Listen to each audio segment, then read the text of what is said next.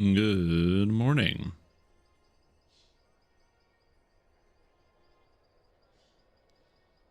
What's happening?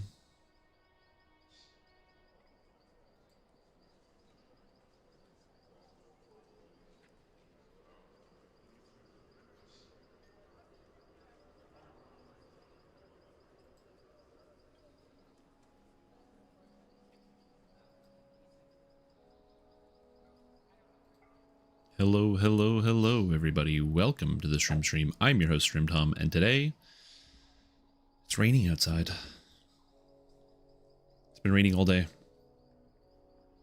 I wish I could give you like a more interesting YouTube title or Twitch title, but it's raining. This kind of is what it is. You guys like it when it rains outside? Some people do.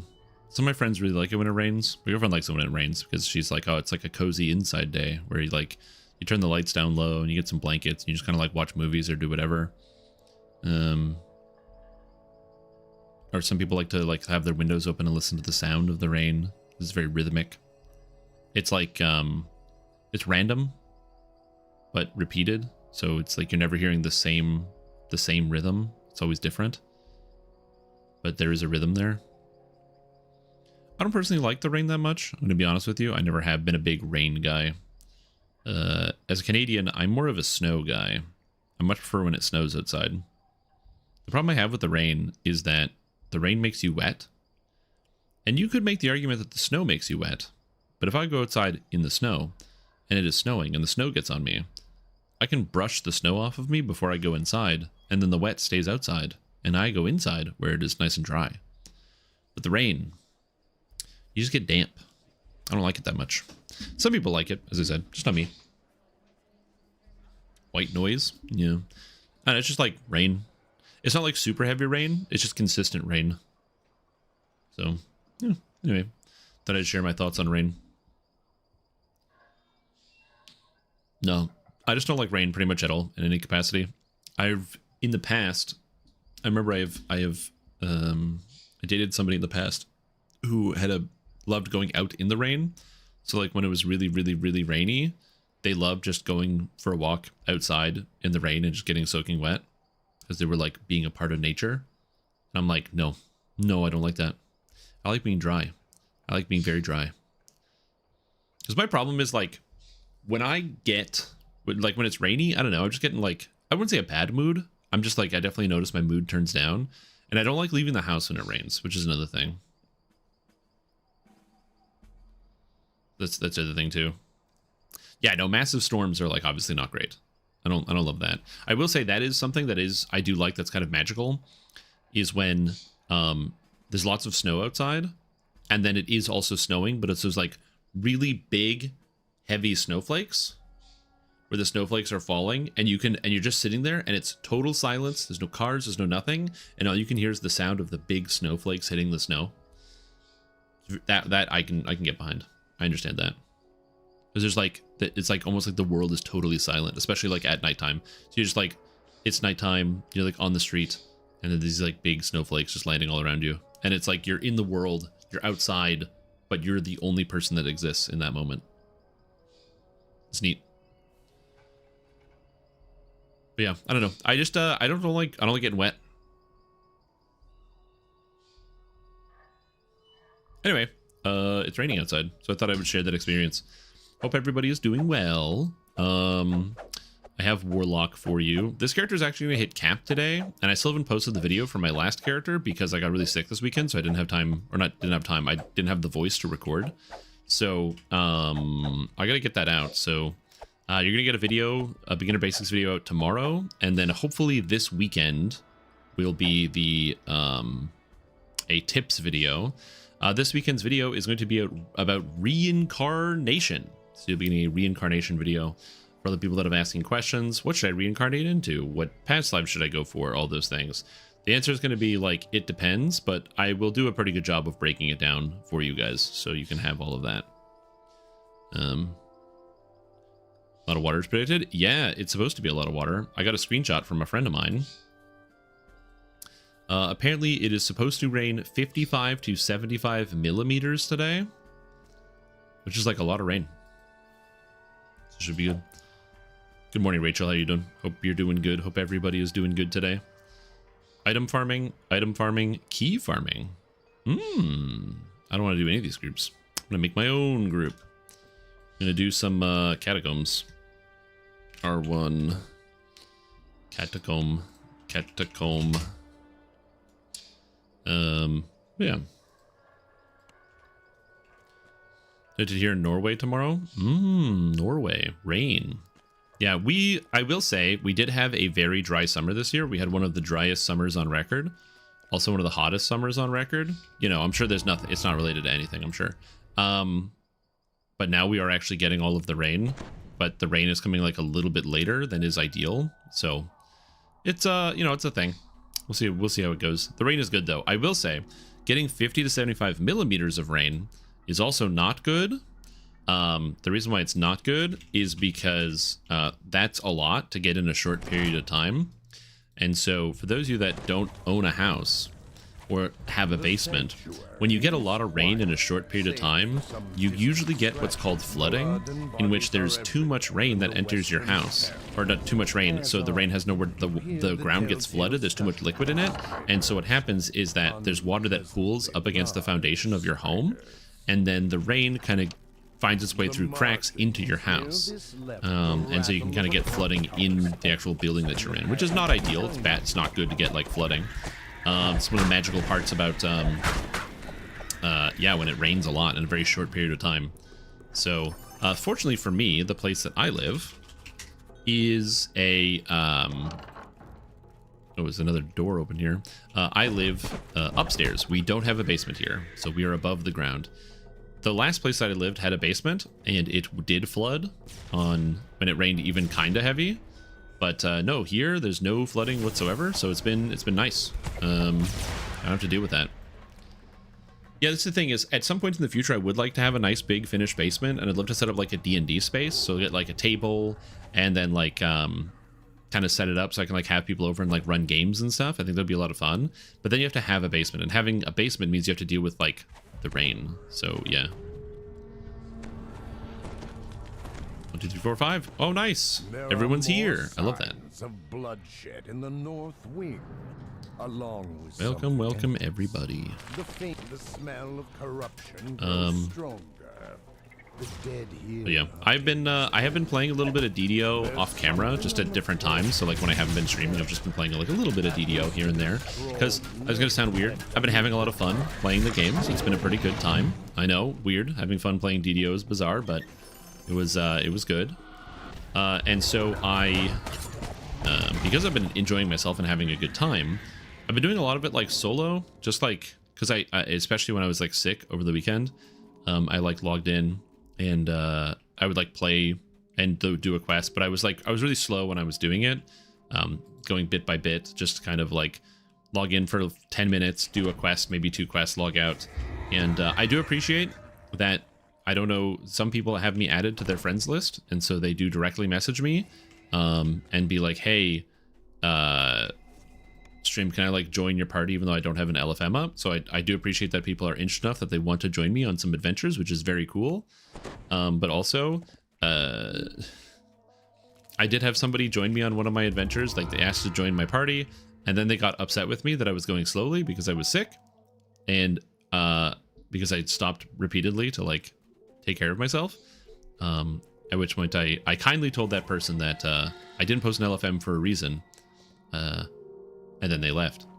So I apologize if I disappointed somebody when they joined my party, when I was just taking time and not grouping, and then they asked to join my group and then got disappointed. I've said it before, and I will say it again. Never meet your heroes, folks. They will disappoint you. Dead rumble throughout the sanctuary. Their numbers must be growing. Something Hi stream, Brian here. Why is abbreviation such a long word? That's an extremely good question. I don't know why abbreviation is such a long word, but it's really funny that you brought that up. I've never thought about this. For me, I just find it really funny.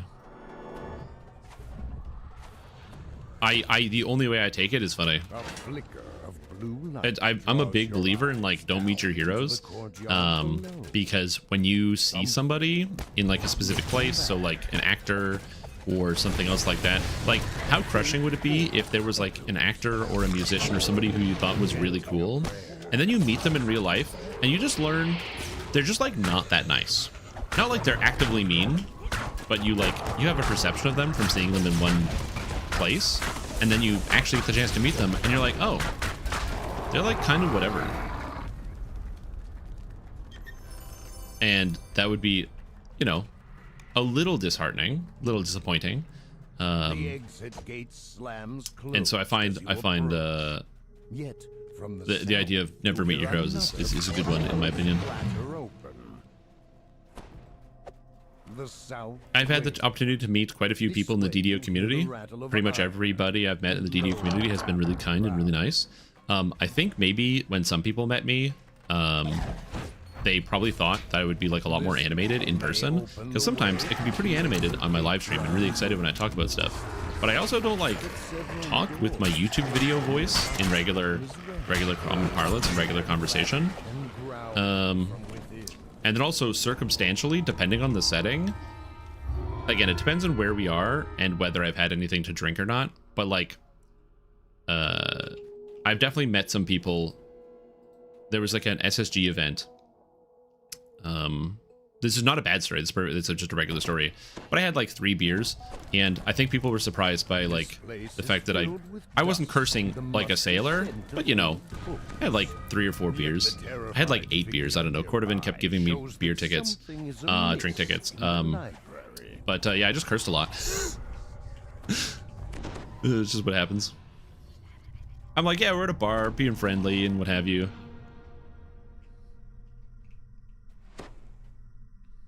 And when I say cursed a lot, I just mean more than I am doing right now, which is I am not currently cursing at all. That's just kind of funny. Met Brandon Fletcher's just apathetic and be crushed. Yeah. Scientific word for fear of very long words is hippopotamonstro-esquipedaliophobia. Oh my god, that's too much. It's overwhelming. I swear not take everything personally. True, yeah. I agree. But like I said, I can't blame people for having like a perception about something and then wanting to see that thing be true. Because I don't think I'm a bad person. I've met a lot of people in the DDO community and had a lot of really good experiences with a lot of different people. My barometer is that when I went the last time I was in the United States, went to PAX, and one of the viewers of the stream, Ipsum, lived near the area, and so he was like, hey man, if you're gonna be coming to the city, like, you know, you can stay with me if you want instead of having to get a hotel. And you might say, Strimtom, isn't it a bad idea to like go stay with a viewer? And my thought process was like, either A, I would save a bunch of money on, well, no matter what, I'm always going to save a bunch of money on staying somewhere because I don't have to spend any money to like get a hotel. But also, if I do end up getting like totally murdered, then like I'd have a good story, you know, or if like, let's say I got like kidnapped or something, I'd have like an interesting story that would happen, which would be kind of cool. And if I did end up getting murdered, then I wouldn't have to worry about it. I'd just be gone. So I was like, the opportunity costs seem pretty low. Like if I end up dead, I'm dead, so who cares? And if I don't end up dead, I get a cool story. Either I get like kidnapped and then I get broken out by some like secret agency and part of a plot. Again, I thought it was only upside. But it was nice. I got to meet a whole bunch of people, and it was good opportunity. Don't do that, by the way. Don't do what I did. Bad idea. Generally.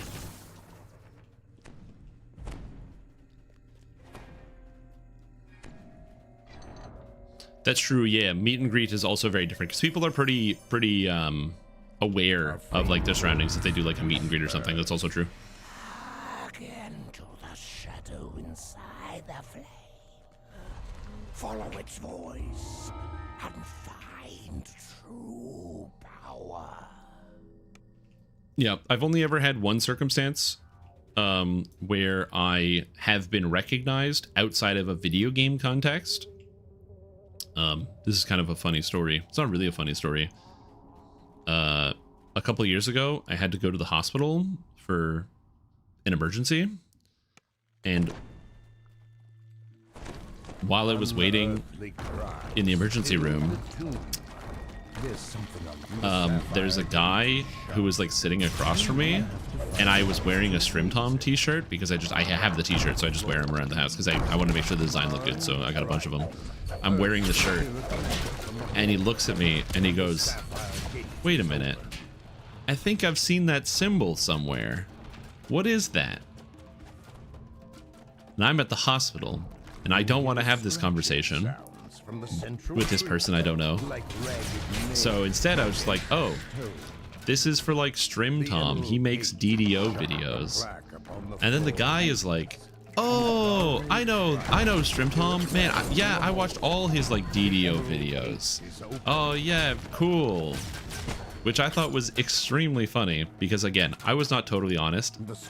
I am Strim Tom. I just didn't tell him that because I'm like, I don't want to have this I don't want to have a meet and greet in the hospital.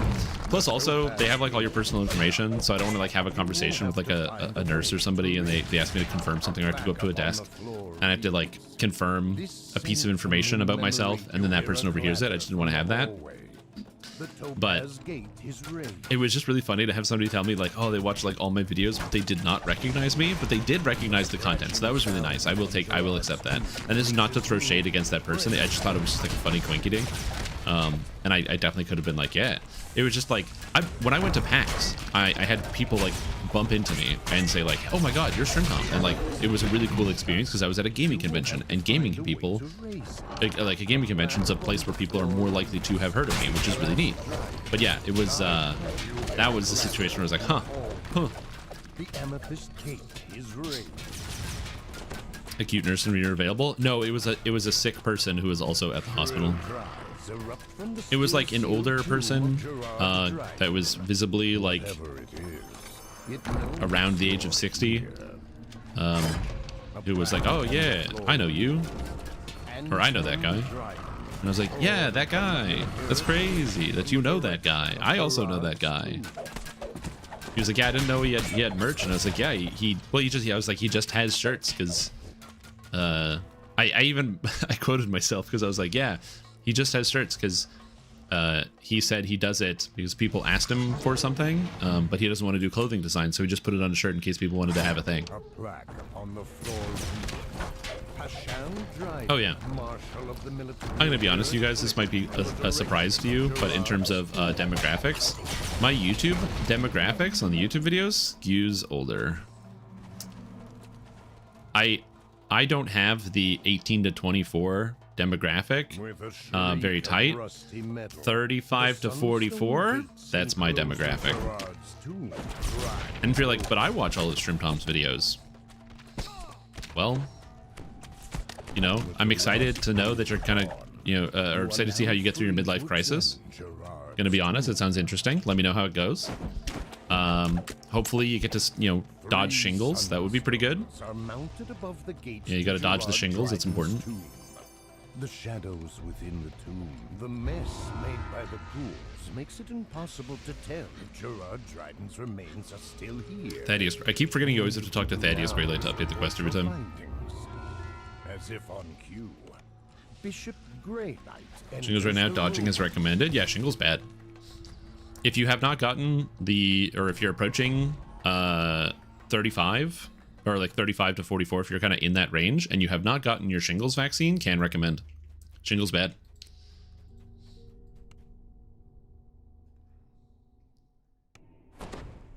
Yeah. One of my parents got shingles, and it basically like, let's just say agonizing is not the word I would use to describe it, because I feel like there's got to be a stronger word. Yeah.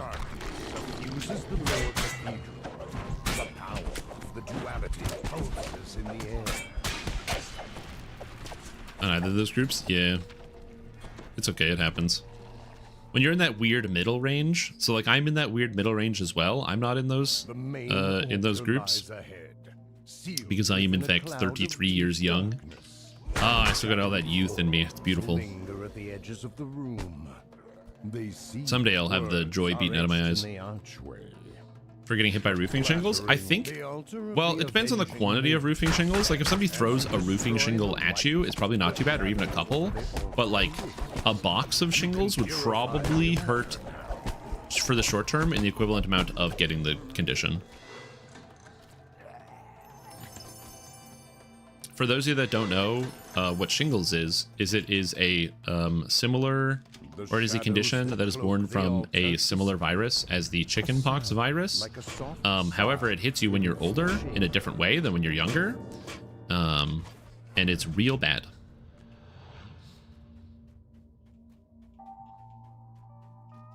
So having chickenpox when you are younger, for many, not for everyone, but for many, does help inoculate you from the getting shingles when you are older, but not always.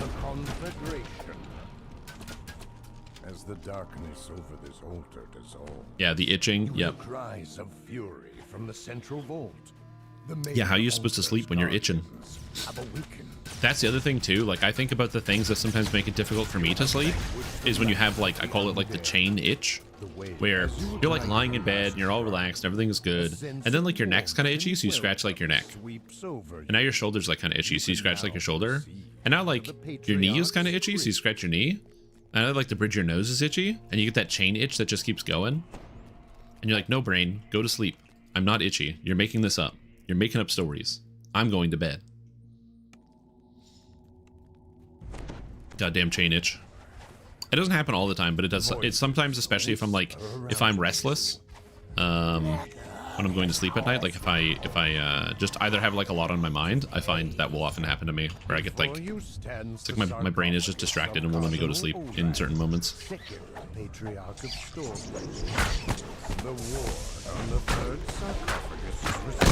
Whoa, shit. Hey, Shrim. Help a casual scrub understand. Why do we take Burning Hands and Acid Spray since we get, as an SLA, and Acid gets negative level because of Air Savant? So the reason is because Acid Spray is still good at level 1, and Shocking Grasp is not very good in comparison to Acid Spray. So you take Burning Hands and Acid Spray because you spend points, you spend more points in the fire tree first to give you some early AoE so you can cast more spells, and then you eventually want to change out from Acid Spray. You swap, well actually you want to swap out both spells, but eventually you swap out of Acid Spray. But you can choose to do another thing. You were right, you do take a level penalty on Acid Spray, but it's for being able to go Burning Hands, Acid Spray, Burning Hands, Acid Spray is like just with the 2 keys on your keyboard like this is really, really good for the early levels. And you take the fire stuff first. Beyond the gates ahead of you. Succor is at hand. So that would be why. Good question though.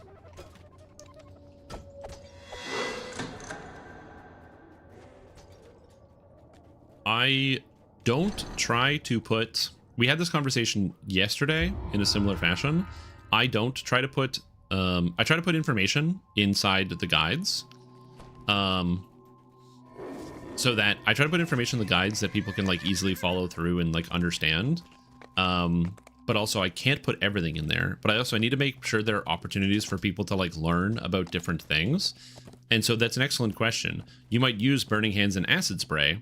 And then as you are doing Burning Hands and Acid Spray and you're going through the game because you take it, you're casting the spells, you might read in Air Savant, but I'm losing levels on this, which will then prompt you, so do I want this? And then you get the chance to learn about spell swapping and about how to kind of optimize and utilize your spells. So it kind of serves double purpose of both being a good early level spell and a learning opportunity for the interactions of different spells and what you can change.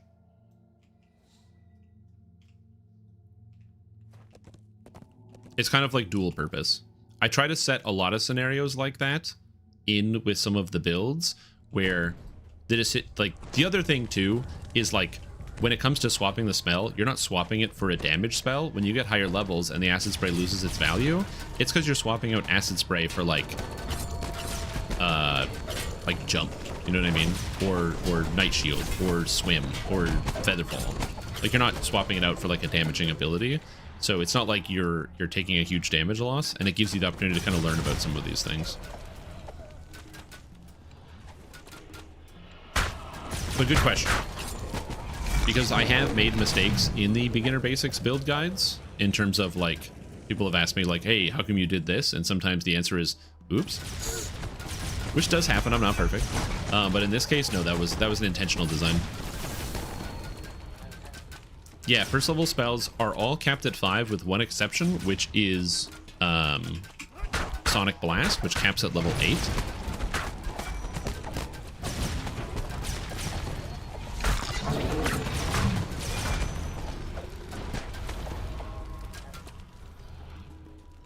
So yeah. Yeah, good question, and I'm glad that kind of came up.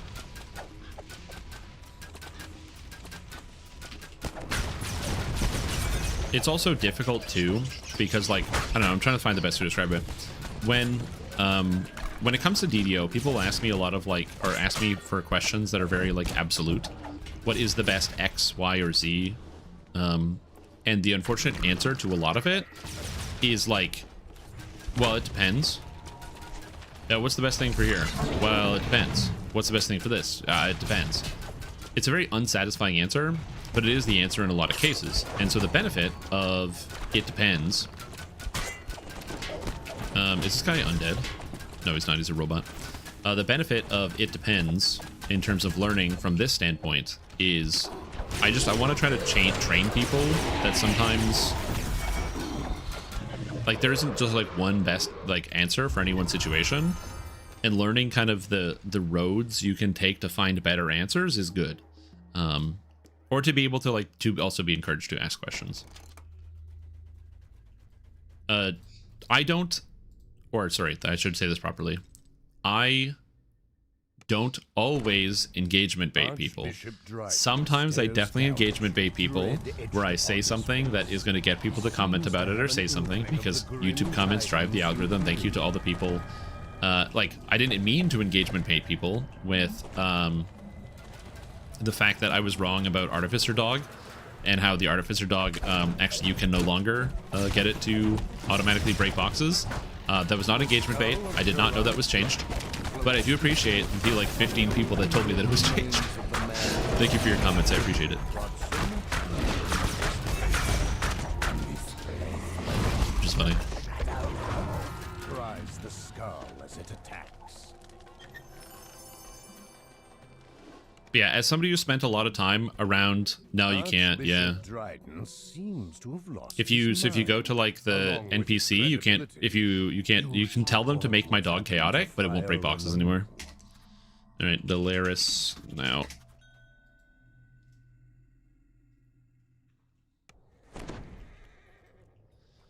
Also, so might be like, wait, you're doing Delaris? Yeah, Epic Delaris actually has really good XP. I need more chai. How are you doing? How's it going? I don't have any chai, but I do have coffee.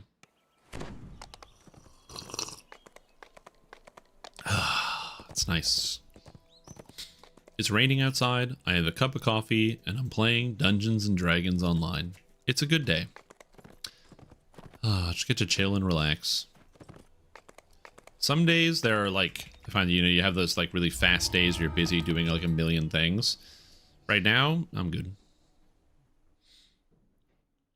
The 40 spooky skeletons after finishing the quest? No. Oh, we could. That's so many though. It just takes so long. So they actually don't do this anymore, but the skeletons used to be immune to damage unless it was good from the good weapons. Now it's actually just a damage reduction effect, so you can actually bypass it if you just hit them hard enough. But they used to have total immunity to wet damage that wasn't from good sources, so you'd need to bring a weapon like that. Yeah. No, I'm doing good. I'm having a really good day today. I'm enjoying myself. Like I said, I got my cup of coffee. I'm just chilling. The tomb opens up into a larger space. The underground structure. Anyone not have jump? Bigger than the surface entrance. I think you have jump. I think everybody has jump. Just in case, I'm gonna hit the people with jump. You got jump. You're a wizard. This guy is a ranger, so they should have jump. But just in case, I'm gonna jump them. Does the bard have jump? The bard should have the jump skill. What the fuck is this? Oh, they're inquisitive. I didn't realize this bard was a crossbow user, Stormsinger Wizard Artificer. That's cool. I like didn't notice. I just want to make sure everybody had jump so they can just jump across the water. It saves you from fighting a whole bunch of monsters.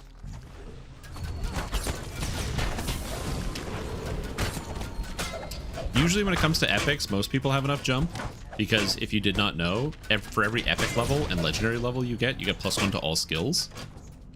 So it kind of gives you a whole bunch of extra skills. So like my jump is currently 57, which is not bad. If a dark partner is playing as undead, takes the wrong pact and cannot get negative energy burst, how can they heal themselves besides wands and scrolls? Can they respec their pact? Okay, so the answer is you can respec your pact. No. Okay. Unfortunately, a dark bargainer cannot respec their pact. And one of the reasons they can't is not because they can't technically ever respec it. The issue is it has combined feats. So, for example, when you get, if I go to like my warlock feats, right? I have like all of these feats. These are extra feats that I can't change if I change one of them.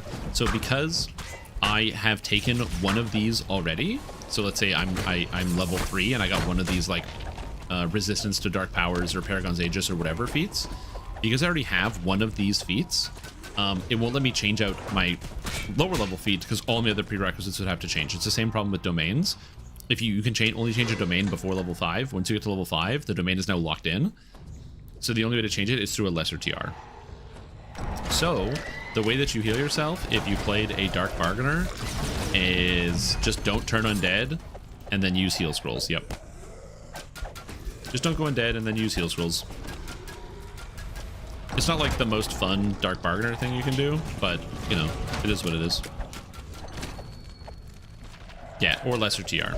Lesser TR can fix it, and you can throw the pact back on, but unfortunately you can't just the feat swap will not fix it.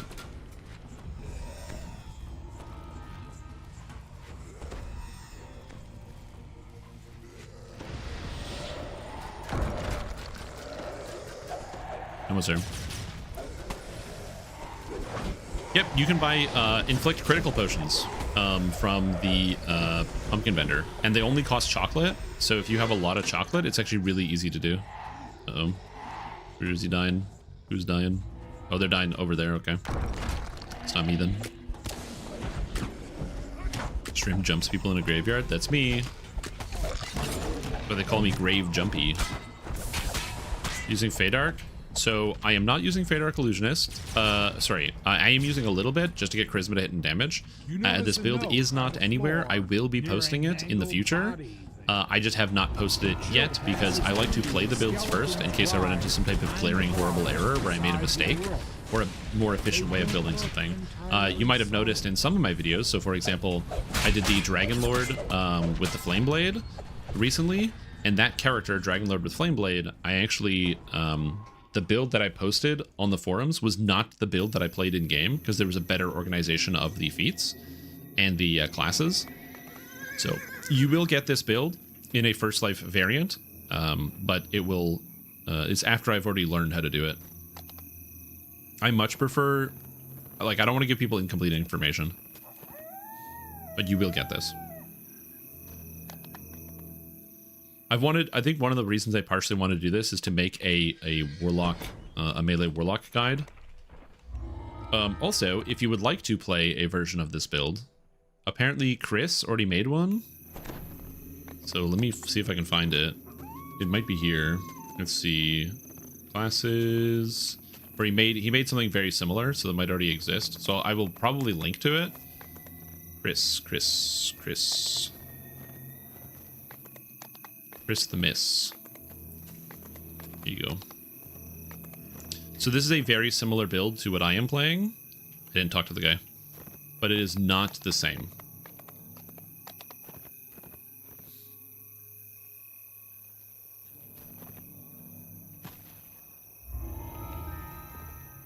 Chris's build is dual wielding, whereas mine is not. And...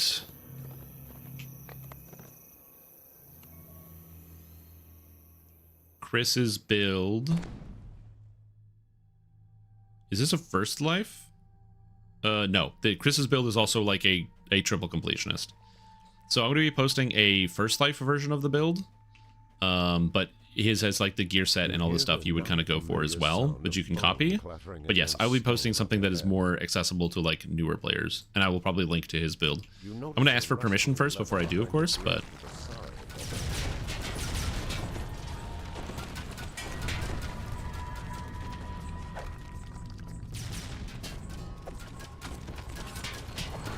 So just going to figure out how to workshop that? Yes. The Paladin build...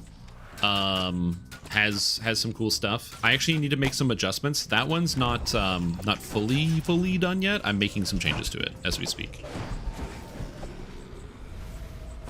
And the older dual dagger full warlock build, which you think is overall better? This one for sure. The reason why I think this build is better is I think that Dark Bargainer is just better.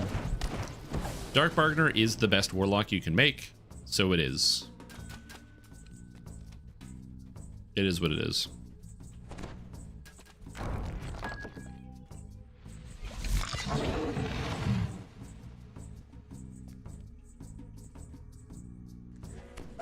Oh, did they already do this? Did they do the reverse section? Whoa. Yeah, Dark Bargainer is just better warlock.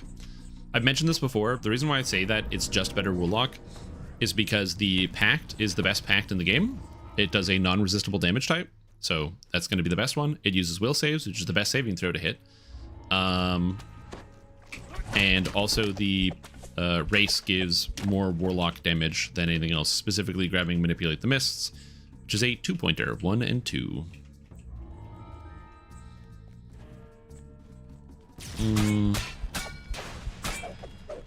Well, there's just other issues that warlocks kind of run into. So I don't think they need to buff all of the pacts. If I had to pick the pacts that they do need to adjust, I think they should buff the Sonic Pact somehow. I don't know how. So the Fey Pact. And I think they should buff the Abyss Pact. The reason why I think they should buff the Sonic Pact is because it's like kind of the best and the worst one, in the sense that it does sonic damage, which is basically impossible to resist, but it's a reflex save, which means evasion really screws up your character. And a lot of the secondary stuff you get along with it kind of sucks. Again, there are some good elements with it, like the no save stun, which is kind of nice. But it just doesn't do exactly what you wanted it to do out of a Warlock Pact, and I feel like it could take a look over at some point just to add some juice to it. And then when it comes to the Abyss Pact, the problem is this pact, the Dark Powers, is a better Abyss Pact. It doesn't give you the form, but you already get the undead form because you're a Dampier, and it gets better spells. Like better negative healing spells. So it's just better than Abyss, which makes me think that I don't know why Abyss is even in the game when this exists.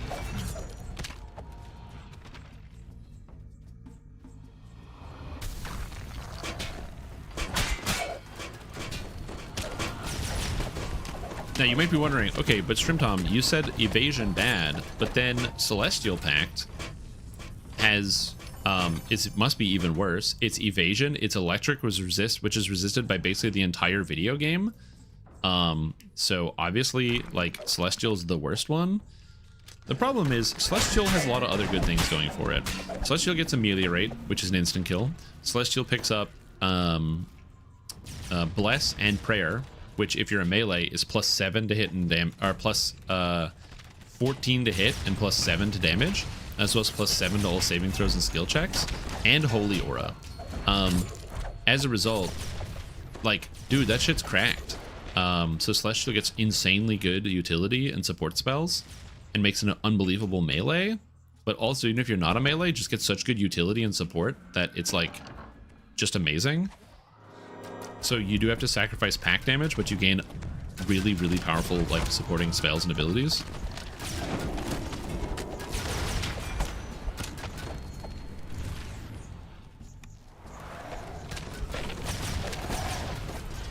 undead that healed for 100 each blast? Yeah.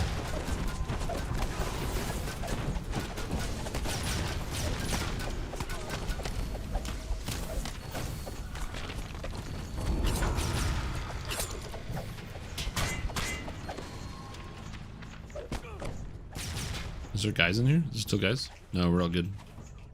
Oh god, D-door. But I want my treasure chest.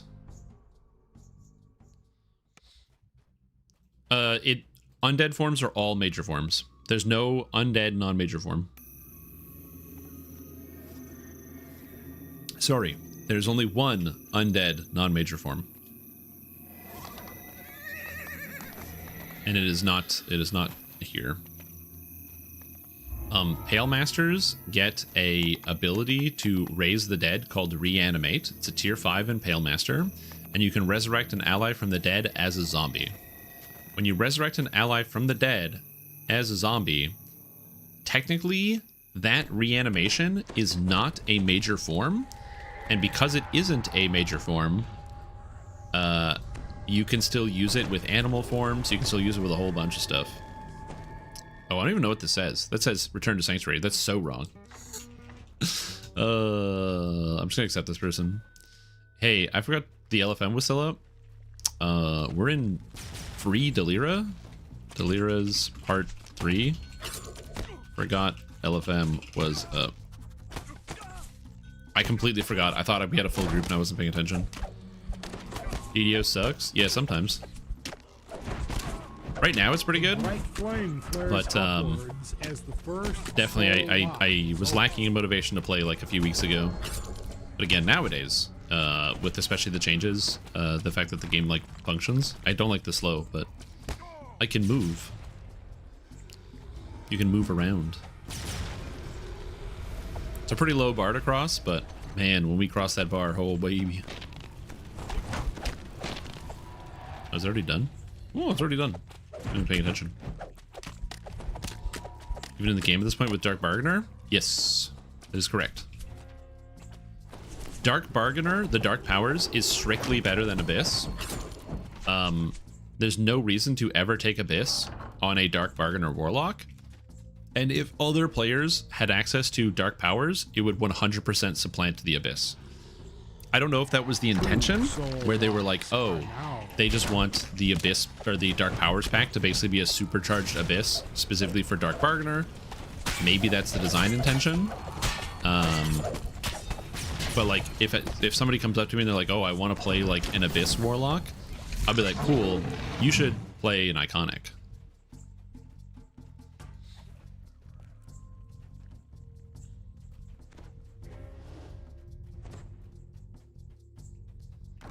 Abyss is free to play and the Dark Bargainer makes you spend money. So the counter argument to that is that the Abyss was added in a future update for Warlock that was free. Like Warlock didn't launch with the Abyss Pact. Warlock only launched with Fae, Fiend, and Great Old One. And it was a free update that added Celestial, Abyss, and Carcerai Storm. And Carcerai Storm and Celestial are both extremely good. And Abyss is cool and also has been used in some builds. For example, on Hardcore League, many players would play Abyss Warlock because it grants you basically all the benefits of being undead, but due to bugs, you actually don't have the negatives, like taking extra damage from light. That doesn't happen to Abyss Warlocks. They just, it's programmed wrong, so that doesn't happen. So you get like a lot of benefits and a lot of fortification, which is really good on Hardcore League when you want to make sure you're not getting crit and instantly getting killed.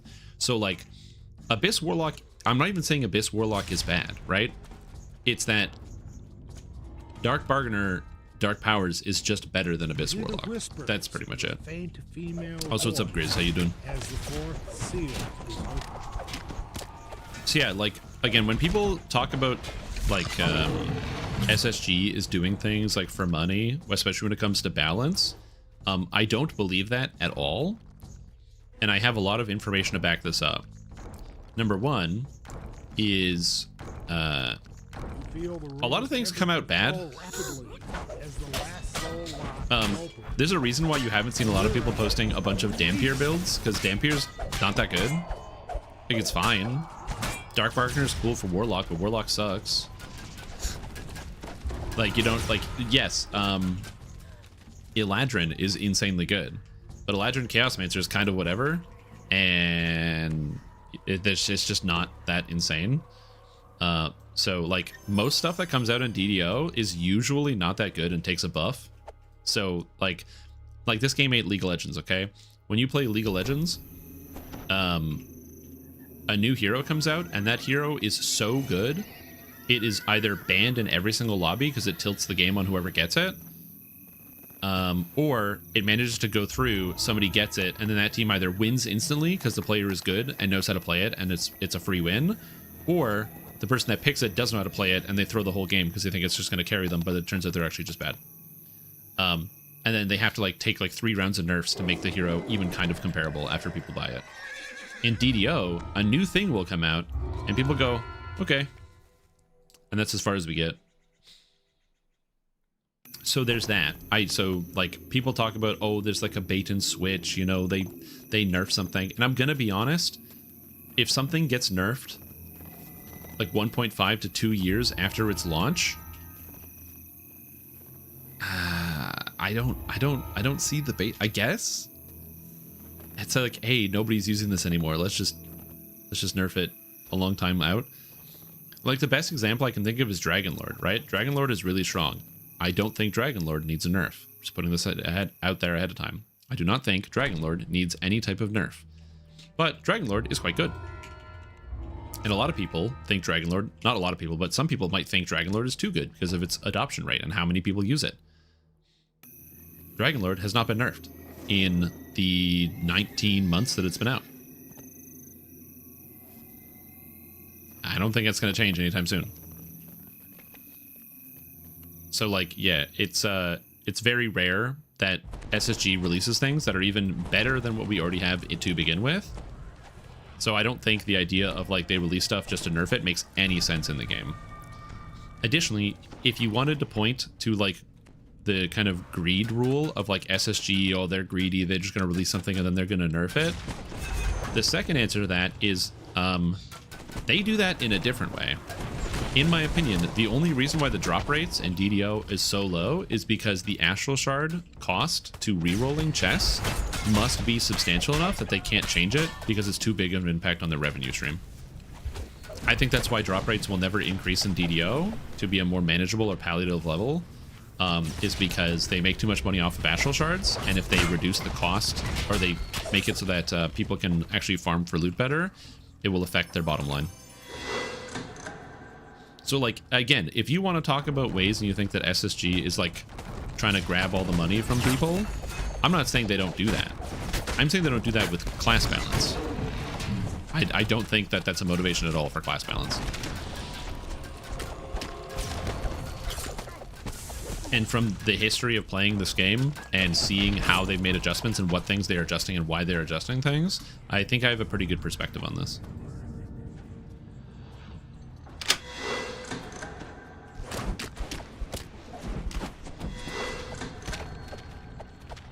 So yeah. Again, I'm not saying that I'm a genius, I know everything, but, you know, I am a genius and I know everything, so please listen to me. Thank you. Find like you've enjoyed Quick Cutter for 2 years and something evil happens to it, it's nonsensical to get conspiratorial about? Oh, dude, 100%. Well, okay, so SSG does also have a history of double overcorrection is what I'm going to call it.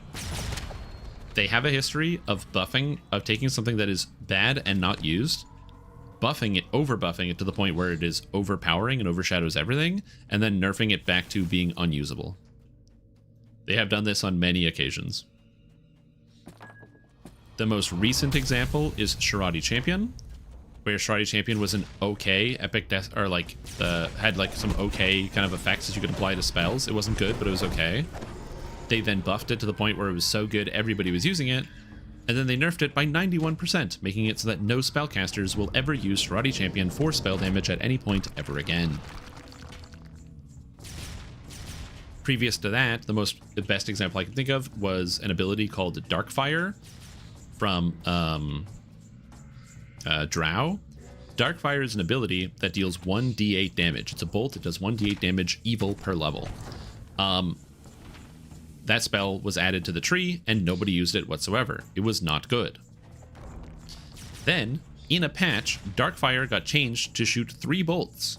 So now it went 1, 2, 3, effectively doing 3d8 damage per level for one single patch. And it was pretty good. People TR'd so they could use Darkfire. It was cool. The next patch, I'm not talking about major patch, like major number. I'm talking like 42.2 to 42.3. They re-nerfed Darkfire. And it went back to being an ability nobody used. And for the record, a unnerfed Darkfire at 3d8 damage from in Drow would be unusable. Unusable right now. It completely worthless. Will they ever unnerf Darkfire? Or like return Darkfire to its sync, or I would say glory days, but it was more like glory hours? Probably not. But it'd be cool to see.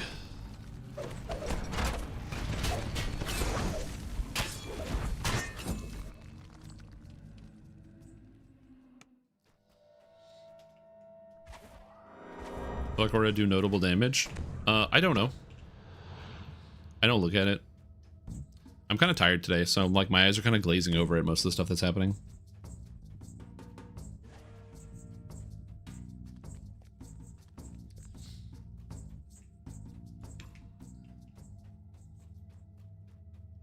So yeah.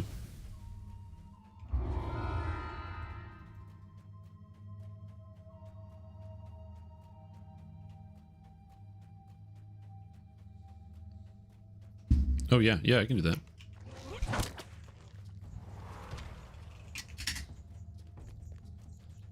Been a tough day? No, I'm just tired. I mentioned it's raining outside. When it's like raining, my energy levels go down. Like my mood, it just goes down. Some people really love the rain. They get like motivated by it. It's like the, you know, you look at like those, was it like that video, like the lo-fi beats to hip-hop, lo-fi hip-hop beats to relax / study to. And there's like the picture of the girl who's like raining outside or whatever. I am not like that. Some people are like, yeah, it's cozy, I'm gonna cuddle up, and I'm just like, oh, it's raining outside? It's raining outside.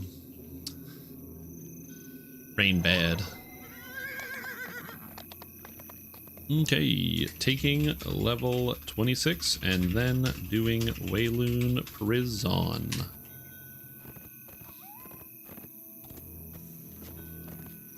Oh, people left my party.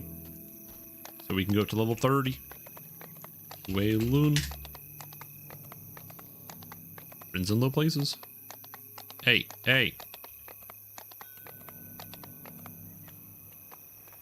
Take care.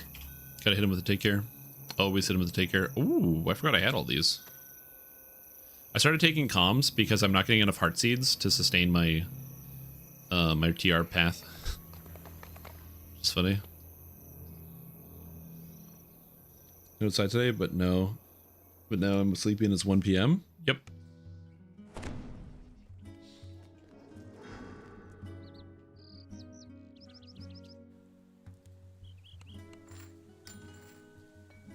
Like I said, literally nothing is wrong. I'm not in a bad mood or anything. I'm feeling pretty good. I'm just like low energy. Some days I get really animated and I get excited about stuff. That's why I have like my cup of coffee, I have a glass of water, I'm chilling, we're chatting about stuff.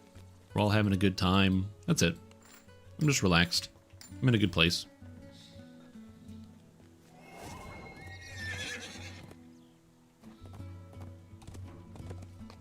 Sometimes you want to get up and like just start screaming from the rooftops and be super high energy. I think that's also one of the hard parts about like streaming, and one of the things that like I've tried to explain to people about like what is like challenging about live streaming sometimes is that if live streaming is your job, just like any amount of entertainment, if I'm not in a great mood, I still have to throw on the camera and start doing stuff. Like that's just how it works. And so it's just like, depending on the job that you have, you might have like a way in your job to like hide away and like escape from that. So like if you are, you know, you work in an office, if you might have to like go to a meeting, but then other than that, you can just like kind of put your head down and like work on a thing, or just like work in silence in a lot of cases. But when you have like either a public facing job or when you have to talk to people all the time, yeah, tractors, yeah, true, tractors can get you.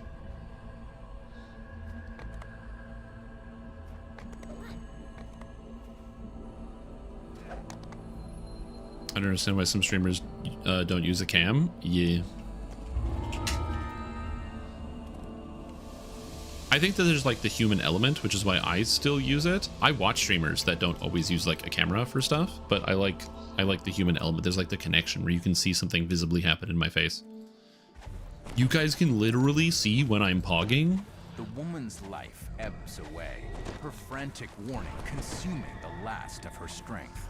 If you act now, you may be able to prevent further massacres at Shrimp Tom, when we're asking about build choices, I don't understand the liquid power cold in beginner alchemist. Is this basically only for vein freeze? So it is only for vein freeze, but also bear in mind the liquid power. So alchemist is kind of funny. The cores, right? The liquid power that gives you bonus caster levels basically doesn't matter. Because most alchemist spells cap out at 10 or 15. So they don't really scale into epics at all. So as a result, doing damage at a higher level is totally irrelevant. Okay, how much damage is the aura? So realistically, if you don't want to take liquid power cold, you can just take whatever you want. It doesn't really matter. Like you get, I believe it's level 10 is when you get access to 4th level spells. It's either 9 or 10. And you get Vein Freeze, which caps out at 15. So like, yeah, you can get 1 extra caster level. But like by the time you're 15, you're already capped. You also have to take like the Pyrite Mastery or the Pyrite Spell Focus Mastery feat. Which also gives you like an extra +1. So you're going to get closer to the cap anyway. Realistically, those enhancements are awful, and it doesn't matter which one you pick. So you can kind of just go with whatever. Go with whatever your heart thinks is the right answer. I know that's a very unsatisfactory answer to be like, yeah, man, do whatever. But yeah, man, do whatever. The Elder thanks you for protecting the camp. You get crit damage, dear? No, liquid power. That's the cores of it will help you gain entrance to the alchemist, the bombardier tree. It's just +1 caster level with an individual spell type. We're not talking about the feats. It's not epic spell power cold. No, it's because it literally doesn't matter. Spell levels is really important for some spellcasters because they can be ones that scale up. You can get a lot of extra spell levels, but most alchemist levels cap at 10 or 15. So I said it's just one of those scenarios where it just kind of doesn't matter. May be of use in reaching Harvest Hall. Shouts come from both ends of the camp. It's a two-pronged assault.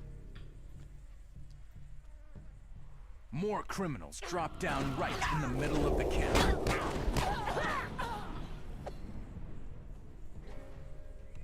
Hey, what's up, Kevin? How you doing?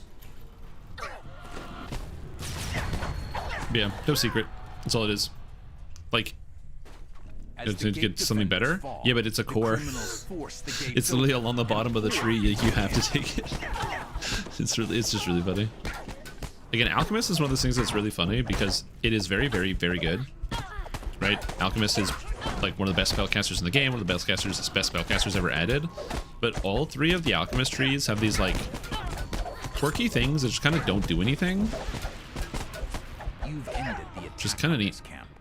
The grateful natives take down the barricade, so you can proceed. Is it the least played class? Yes, Alchemist is the least played class, and it is arguably like top 3 in the game.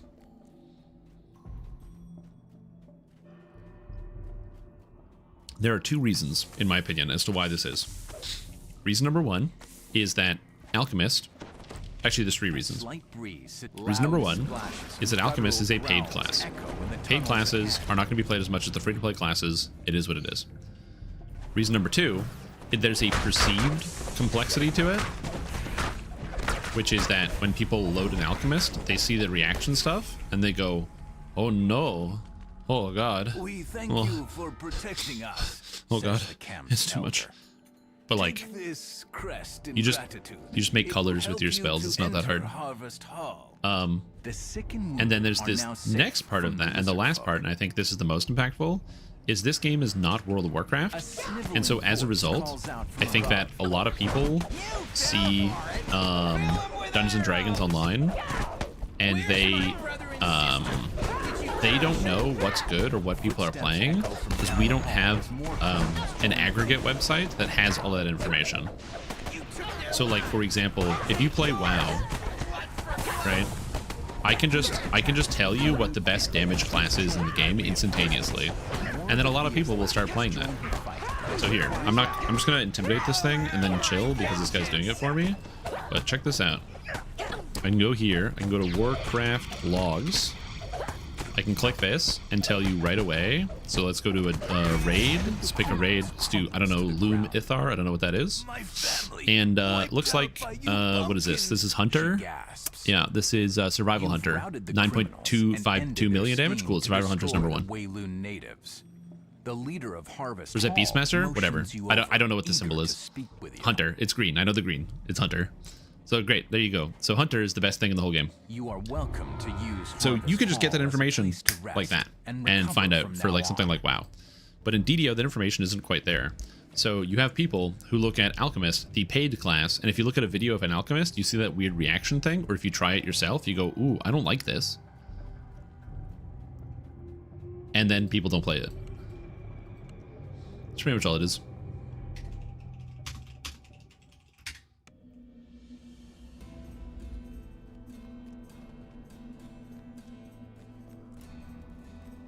That's my opinion as to why I think Alchemist is the least popular class. Those three things combined.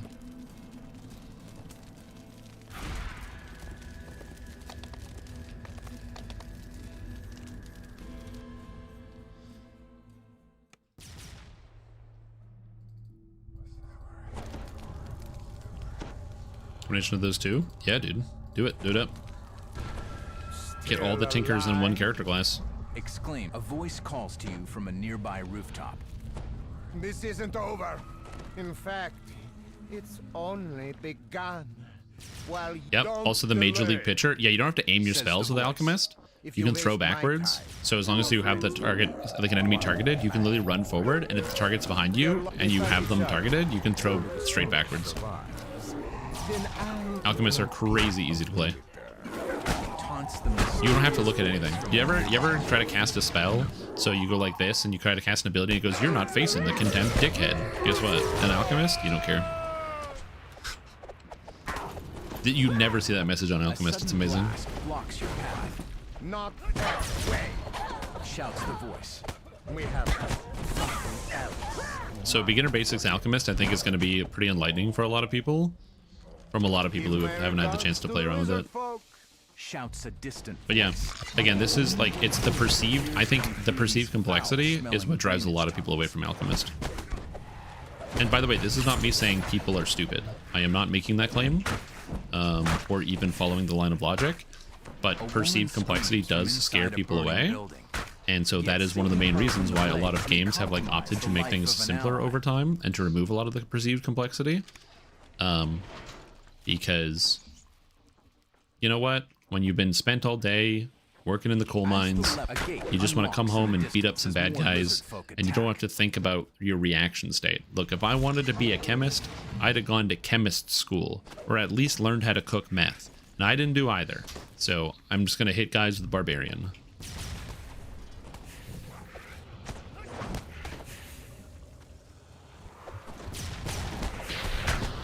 And watch low ceilings? Yeah, but then you can just get accelerate and ignore the low ceilings. The voice taunts you from somewhere quite close.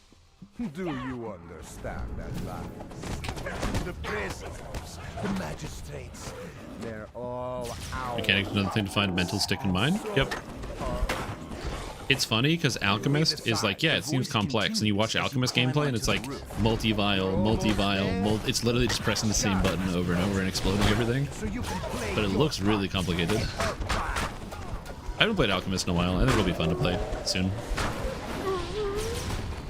The problem is I have to convince myself every time I play Alchemist to not just like do Bombardier Alchemist, because that shit's broken and it's so easy. And it like skews your perception of reality. Because you hit level 12, you take Multivile, and then you just press it and everything explodes. And you're like, oh yeah, right, that's good. As you reach the rooftop, the voice calls out once again. That's the good shit. At long last. Ladders hit the rooftop, and the priest's minions swarm up. Divine, I must have faith. My spirit weakens. To help even the odds.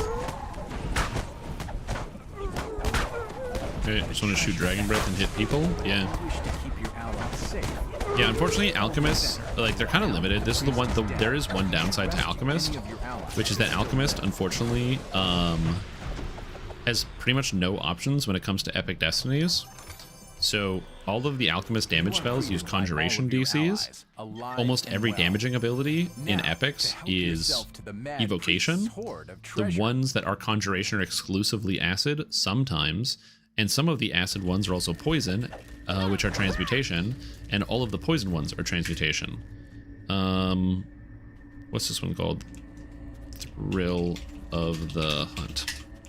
So what I mean by that is, like, let's say you're playing like Fire Alchemist. There are no fire abilities that use Conjuration in epics. If you play Poison Alchemist, all poison is transmutation, and Alchemist gets Conjuration for its poison spells. So you can't even use any of the poison abilities. Now, to be fair, the poison abilities in epics are bad. Okay. But still, you can't use them. So that's kind of a bit of a problem. Alchemist and a lot of other casters have as well, is that spells are kind of limited. Basically, if you want to do damage in epics, play Evocation. All other options are bad. The Cold Magic Strike scales with Evocation. Endanger our mission. Your kind will never understand. Responds the Shadar Kai.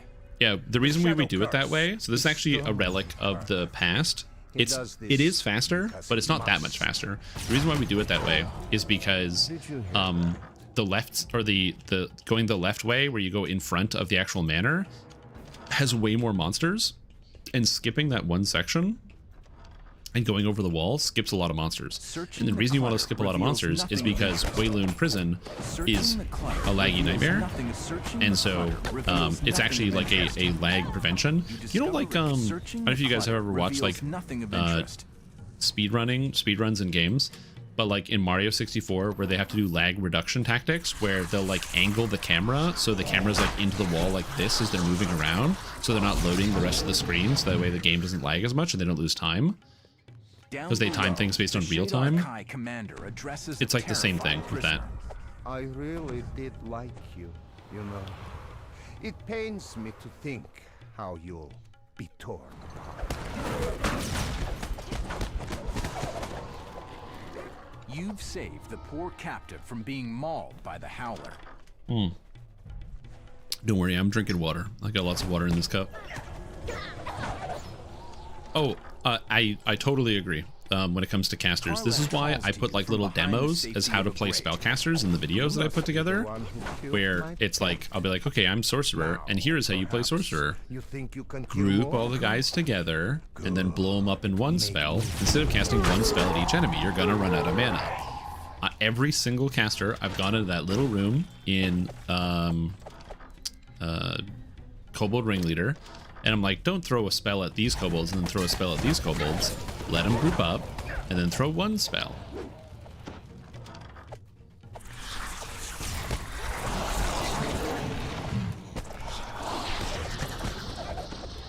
Hold on, does it say that on the wiki? The wiki is not always wrong either. Like, I could be very incorrect about this one. You thought you Magus saw one of the Eclipse. Move.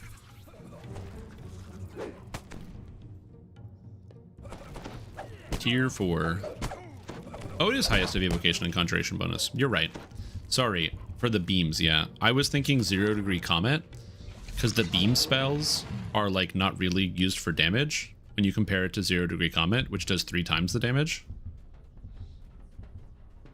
How much do you reckon Mr. Nor will be discounted? Going by previous track records, I imagine Mr. Nor will be off by 20% for Black Friday. Count it.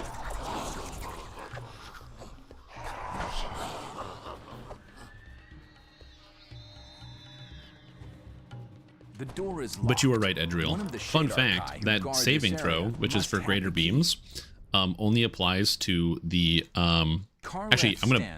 This is another reason why I didn't know this. So, greater beams, Moonlance, the target must make a will save or be frozen, and Gloomsphere must make a will save or be paralyzed. Did you know that there is no saving throw? And if you have that ability, it always paralyzes or freezes? Oh, I love DDO. You guys ever played DDO before? Yeah, it's just a bug. Oh no.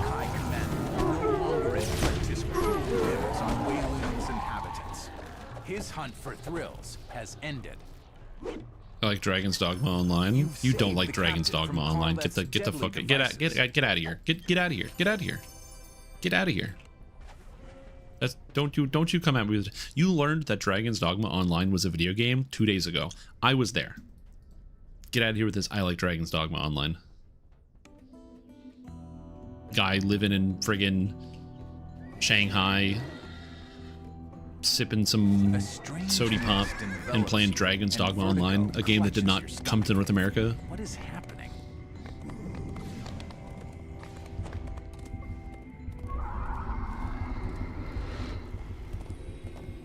The world around you has changed. It's become a shadow of Weilun, where the Famed streets MMO are Dragon's all Dogma over Online? and No. Darkness almost feels alive. There's like a Dragon's Dogma Online private server where they like translated a bunch of stuff in English. It's not perfect, but you can play the game.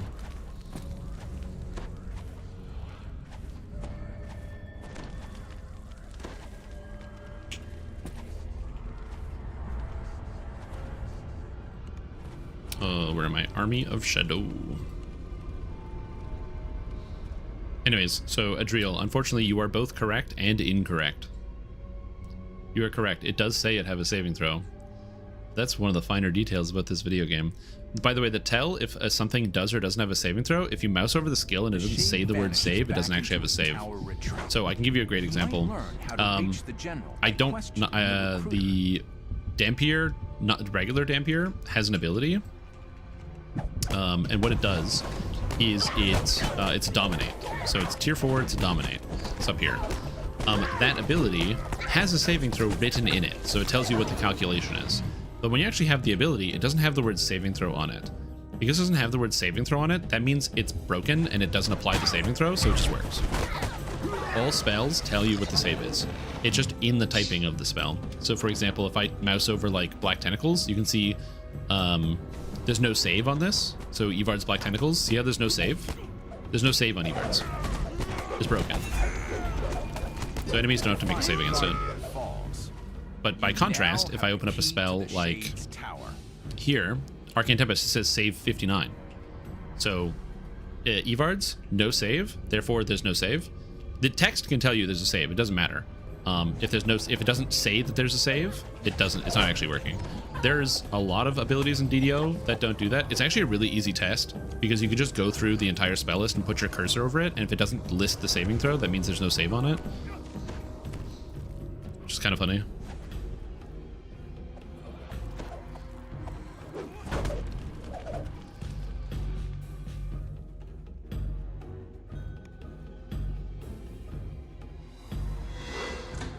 Metamagic with Black Tentacles? You can.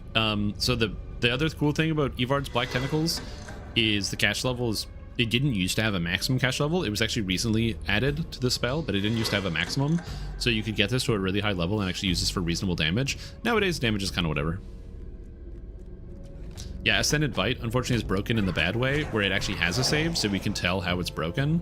So Ascended Bite from Dampier, also Dampier, a Dark Bargainer, the save is wrong, so I can show you. Dampier Bite. I hope this gets fixed. It's been like 6 months, so we'll see if it ever gets fixed. I don't know. But the bite is Will 17, you're like, will 17, but the effect here says 16 plus highest of strength, dex, con, plus stunning, plus necromancy.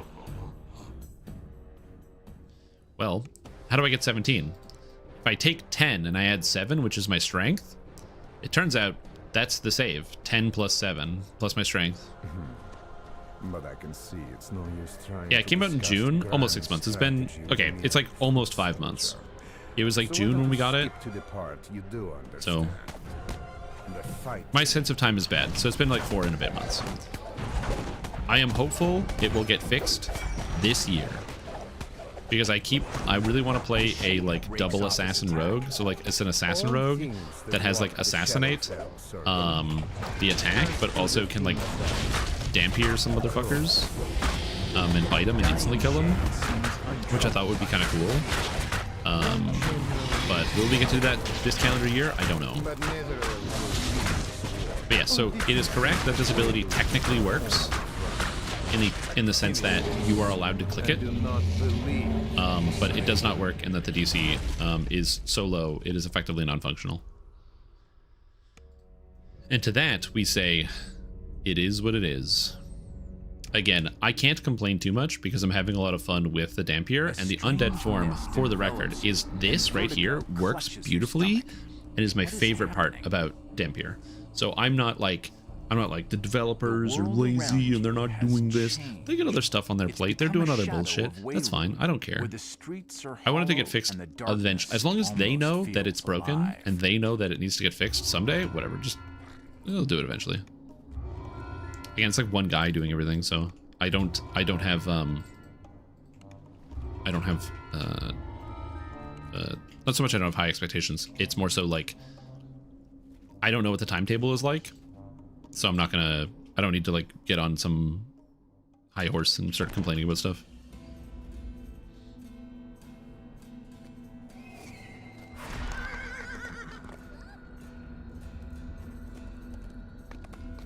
The world around you. No, it's SSG systems designer Steelstar. He's basically the only person doing any like balance or any changes like that.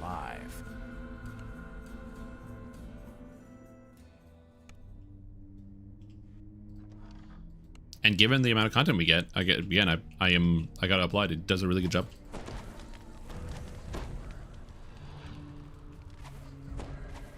So like I said, I don't have much to complain about. As a DDO player, I'm pretty good. The door here has been sealed off with bricks.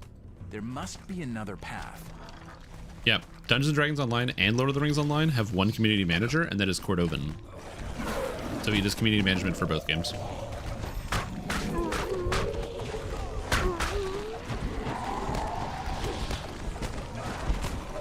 He is also way more lax than I would be. If I was community manager of the DDO forum, or the community manager and manager of the DDO forums, I would ban so many motherfuckers. A nearby shadow ward resonates with magic. You should gather any more you find.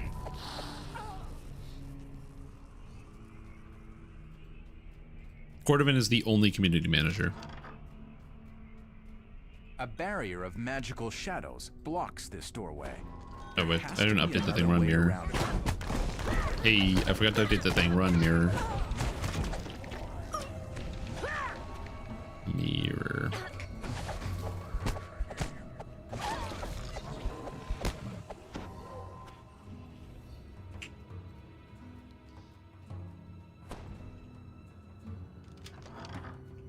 Yep, Sentient Jewel of Tibid. That's Cordovan, community manager.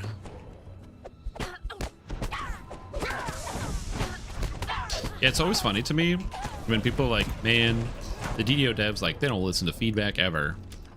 And you can just look at the difference in terms of, like, especially, like, items or different designs between, like, Lamanias. As you can see the direct influence and feedback from the developers, you can just go through and see all the lines and items that they've changed.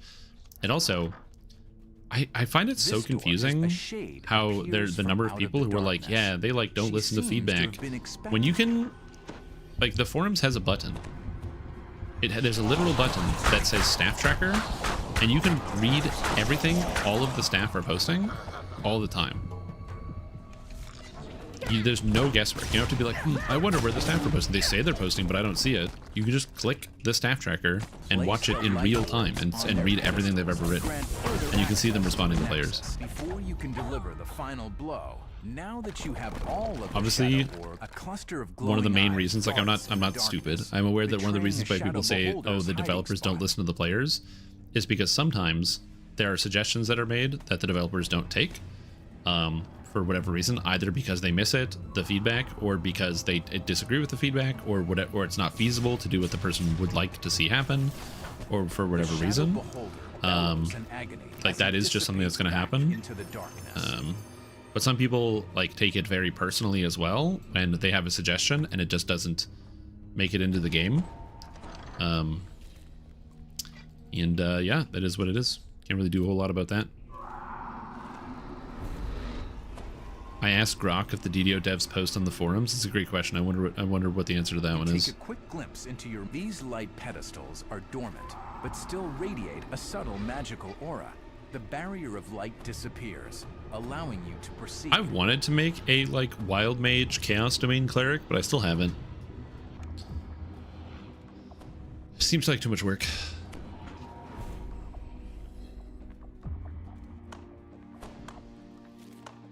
Well played. The Shade applauds. So it feels like they're not listening. Like, why do we still get snagged on ladders? 20-year-old video game. I actually have an answer to that one. I shall force him to watch. So, one of the times I went to Boston, I got the chance to meet with some of the SSG crew, and after like I got to see like the offices, take a tour, meet a bunch of people. We then went out to a bar and had some drinks. And it was nice. So I got to like shoot the shit in a very relaxed setting with some of the developers. And I sat next to one of the DDO developers, Torque, who had been working at DDO for a very long time. And he still works there, works on some stuff. Good guy, smart guy. So I sat there and I was like, so Torque, come on, what's the deal with the ladder bug? And he was quiet for a moment. And he just said, if you ever work in video games, don't put ladders in. I was like, got it. I understand. It's probably just some like physics nonsense. Because DDO has a really cool physics engine, but it has some, I'm gonna call them quirks. In terms of how the game handles physics. So I wouldn't be surprised if that's the issue. And before people say, yes, but Strim, I have played X video game that has ladders in it, and those ladders work. Some games use ladders as cutscenes, where you get up to ladder, you press a button, and then your character cutscenes the ladder. And then other games, especially like first-person shooter games that have ladders, they use like a magnetism effect, where when you get onto the ladder, your character is magnetically applied to the ladder, so you can't see physically what's happening with your character. So they can just like attach you to the ladder and then move your character up and down like this axle, which is not like how the ladders happen in like in DDO. But yeah, doing more. Yeah, it is Storm Horns time. So like on the one hand, you can listen to me making a bunch of excuses for the developers, being like, yeah, they didn't fix it because making games is hard, man. But that's not what I'm trying to say. It's more so, it sounds like it's complicated, and it is interesting that, you know, they're aware of some of the problems and with the physics. For me personally, I just don't care. That's it. I have no other answer. I just really don't care.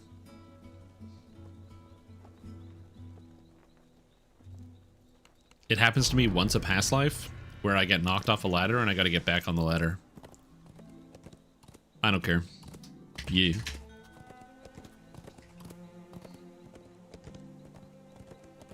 Group cap is like 32. No, 31. Like, I just don't care. It's like some things, again, some people will be like, hey, Strim, what do you think about this? Or you should tell the developers to change this. And for me, I'm just like, why? I don't personally think that this is important, so I'm not going to do it. I don't mind helping elevate ideas if they're things that I personally think is important. Oh, I don't care. I'll let other people care about that stuff.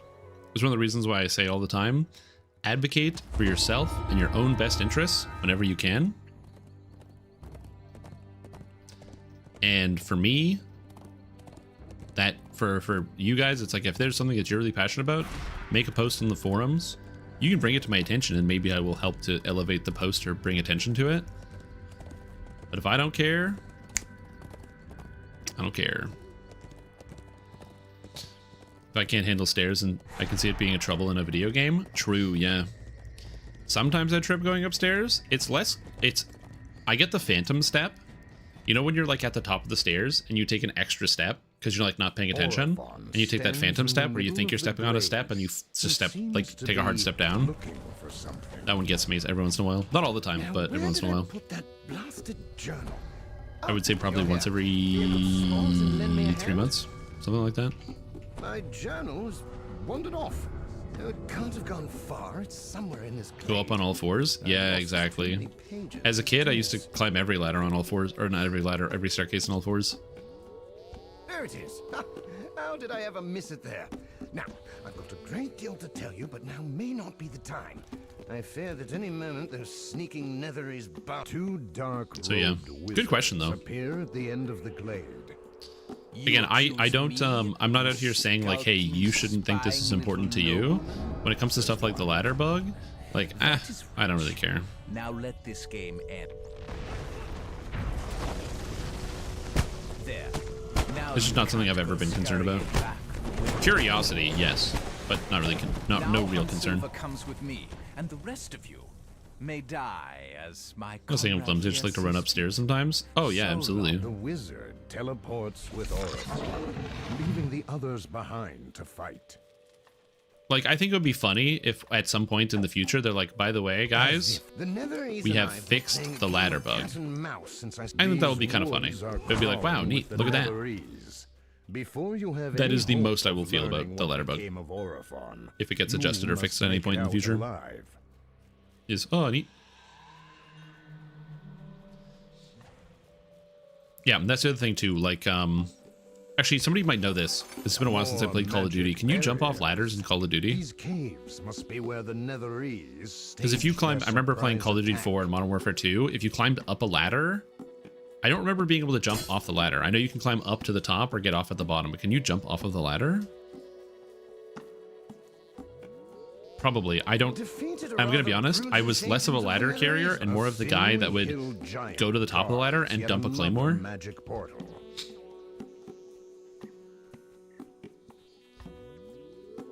I went the wrong way. I'm blind. I'm lost. I'm talking about ladders.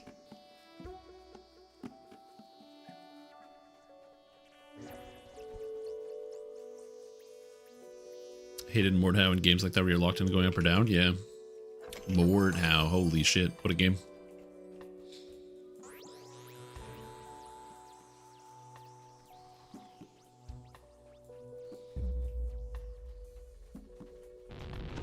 Jumping onto all ladders. It's a reflex. Yeah, it's all about the angle that you hit it. If you hit it like on a weird corner, it gets you sometimes.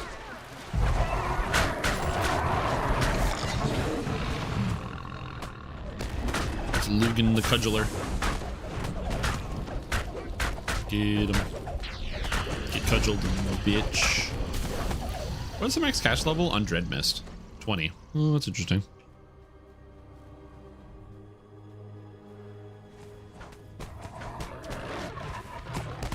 Oh, 1, 2, 3, 4, 5. I think we're missing somebody. Only count 5 in the group. If I shared the quests, share the quests. With these damned papers. They were magically concealed, of course. I shall attend to it later. Yo, Kylos, welcome back to the stream team for 13 months. Appreciate the support. It's been a fantastic day. Glad to have you here. Hope everything is going well with you, and hope where you are, it's either raining and you enjoy the sound of rain pitter-pattering across your rooftop, or it's not raining because rain sucks, and I don't want it to be raining. Still, Isn't it a little I am more than 1 here. year? My I mean, it is first also 1 year and a bit. An army of giants It is raining? Yeah, I don't like the rain. wizard sharks We've talked about this before. stands in Other people like the rain. barring your way. You. Oh, I only read what Twitch says. I don't have the mental fortitude to be able to manage how long each person has been subscribed and to have that info kept up here. I know a couple people and how long they've been subscribed, but for the most part, it's really hard to keep all that information in my head. Bribes and threats must the Nether It's a genuine challenge. How strong are those bonds? The magic orbs I do my best to try to remember information about the individual users that come in here and chat about different things. But also, I have a little bit of a trick, which is that I use the chat program in Chatterino, and Chatterino lets me immediately view people's message history.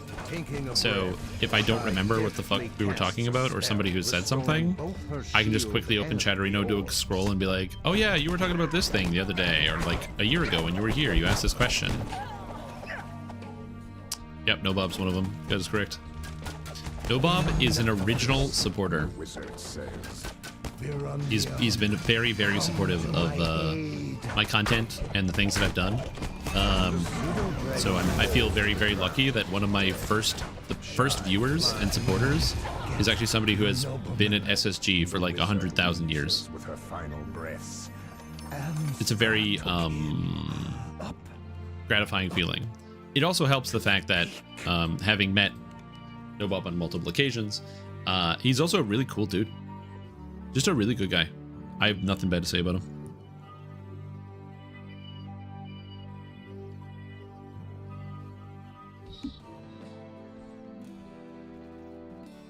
That's not... Wait, is that true? Hold on. I wouldn't say bad to say, but he... every time we've like hung out in person, he has always brought me to like excellent restaurants, like places where it's like, yo, come to this hole in the wall, where it's like literally a hole in the wall, and it's like some of the best food I've ever had in my life. And I don't have that skill to be able to distinguish and find these places, and I'm very jealous of that skill. It's a very important skill. It's very good. So I wouldn't say that's a bad thing, though. That's a good thing. Some people just know how to find quality. I don't. I eat like Taco Bell. Hey, what's up, S Green? How you doing?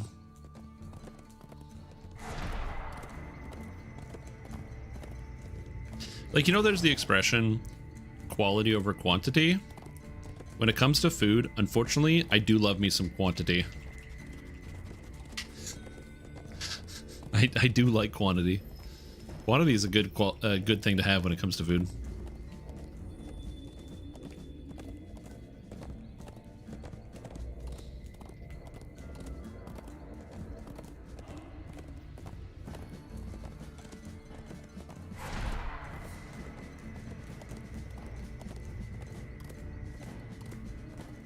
Everybody's here, we're good. Have the today and Friday off? Ooh, that's exciting. Any particular reason? Or are you like horribly sick? Knolls snipe down from the edge of the cliff. A threat. Chinese food used to be the strat for that. So the trick I have found is you can actually still get Chinese food for cheap. You just make it.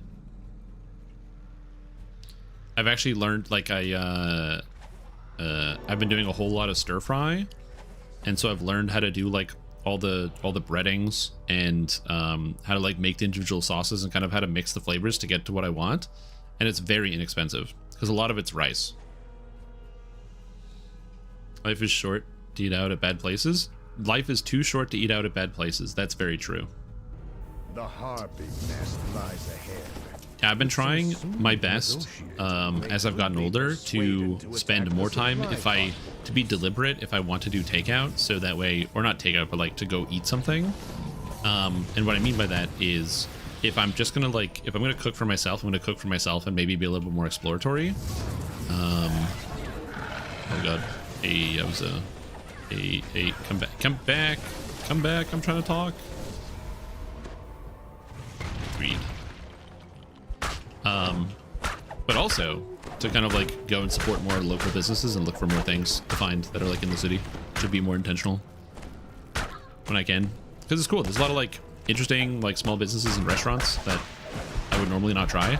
I will say a great life hack for doing this, if you like are too lazy to actually go to a physical place and be like, let's go to eat here, get one of the food eating apps, your Uber Eats or your Skip the Dishes or whatever.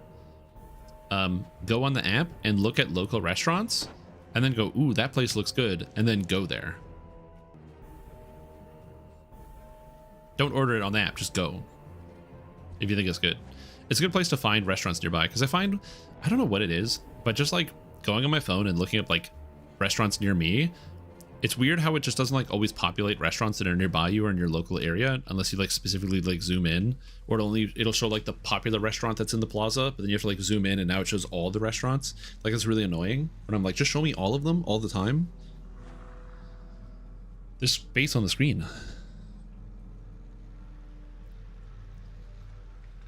Yo, what's up, Balanian? How you doing?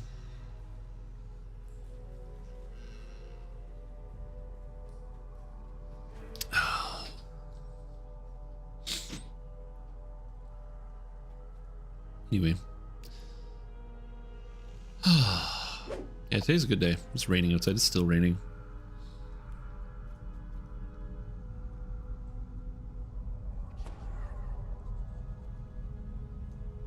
Eating shrimps and watching some guy playing game. Dude, I can't eat shrimp. I unfortunately am terribly allergic. I learned that I was terribly allergic at a restaurant. So that was exciting, but yeah. So I don't do any shellfish whatsoever.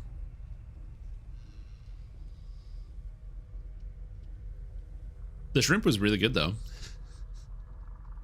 We were at this like Cajun restaurant, and there was like 8 different types of shrimp appetizers, and it was for like a bachelor party. So the guy was like, yeah, we'll just order them all and share it around the table. So we had this like big platter of all these different shrimp. Yeah, that was a good time. Food allergies are bad. It's funny because it's the only food allergy I have. I can eat pretty much anything else other than shellfish, so I have to avoid shellfish. Which most of the time, I would say that generally, it's an easy accommodation. Not always. So depending on the restaurant you go to, they might have to like use a different pan or use a different thing. But in a lot of cases, it's not too bad of an accommodation.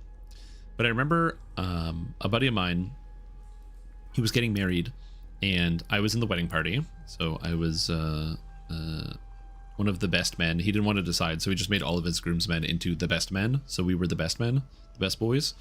And so we went to this like family-oriented event where they rented out this table at this like really nice restaurant, really upscale. So, you know, I made sure I dressed to the nines, was very respectful and all that, no cursing, because his whole family was there, and it was a really cool time. It was really nice. But we had to put in our food orders like ahead of time, because it came out they were serving like a table of 30, so it all has to kind of come at one go, because they basically rented out the whole restaurant. So we, we sit down, and I get my food brought out to me.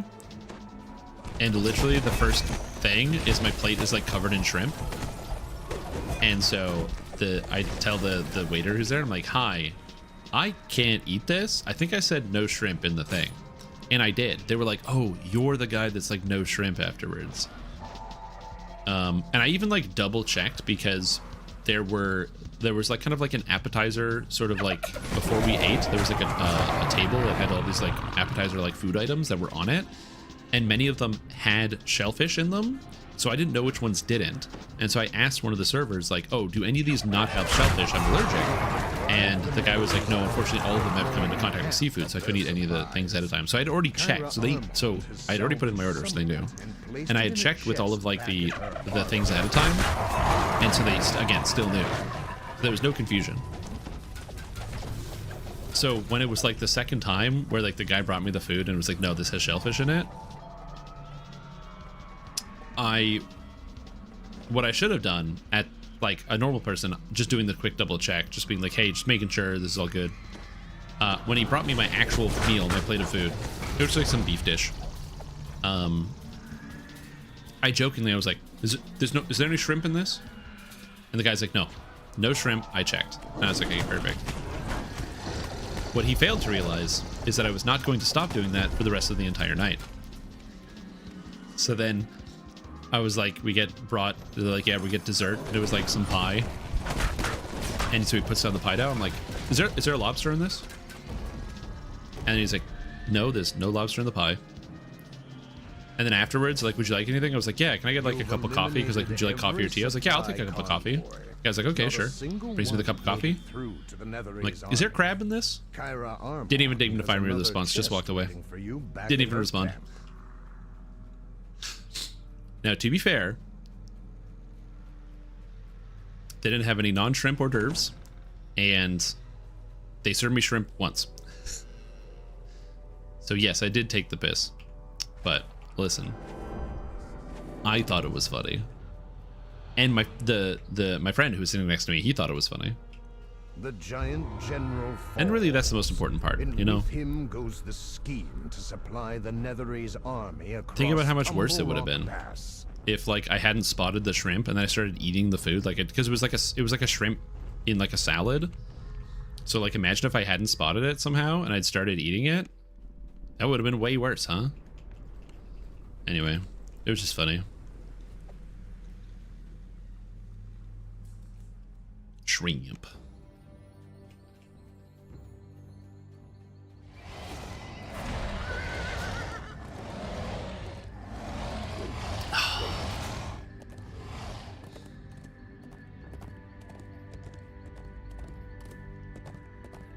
I don't think there's any other adjustments I would make to this character.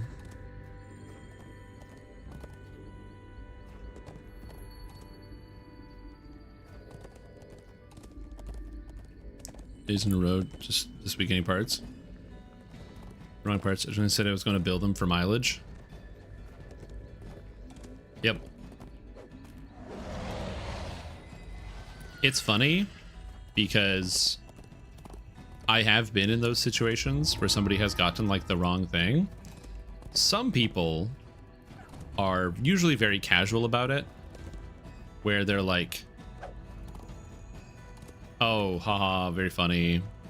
Or like, it's like, oh, there's a mistake here. And they're like, oh, it's whatever. It's not a big deal. Because they're like, I had to come into town anyway. I had to do a thing.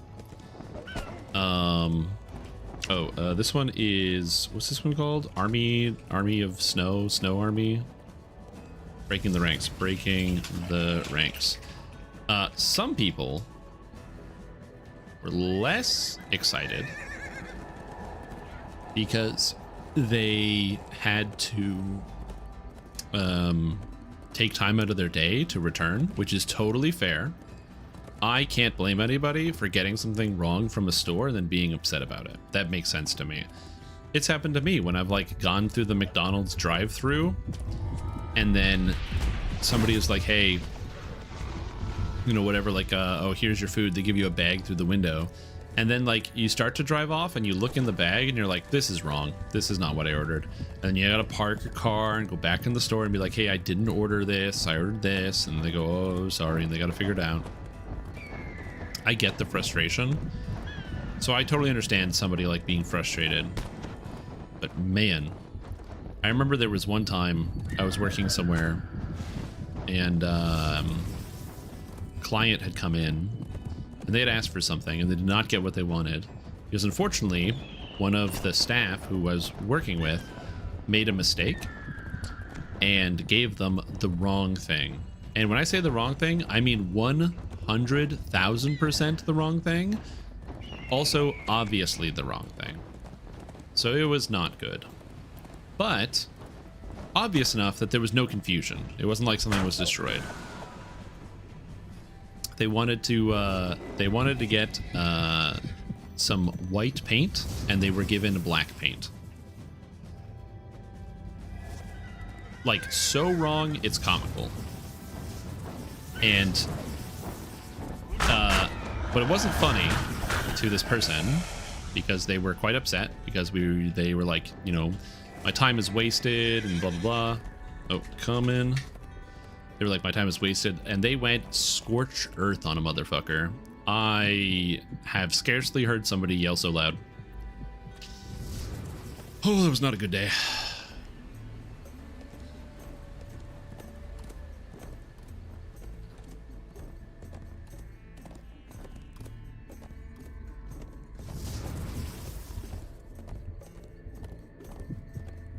Good times.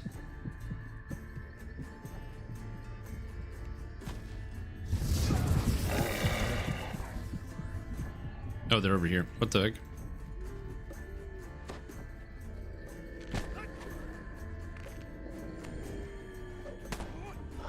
Get out of here, wolf. How much I actually go just eat it? Too much hassle to change it? Yeah, again, I think it depends on the circumstance. And what it is. Yeah, like imagine if you go in for a part and then you get the wrong part. If it's still a part you needed, it's fine. But if you need a specific part and you get a part for a device you can actually use, or you can't use, yeah, like again, I don't expect people to just like eat costs. When it's low income or low cost stuff, I don't terribly mind. But yeah, was I fighting with a scroll? I was scrolling to raise a guy, so I had a scroll in my hand, and I was, in terms of fighting, I was like, my aura killed him. That's the nice part, is like if let's say the game lags out, right, and I can't do anything. With this character, it's not a big deal, because anything around me is going to die to the aura, and the aura is going to keep me alive. The combination of the aura ticking for my constitution, so it's going to give me 98 temp HP, on top of the, I'm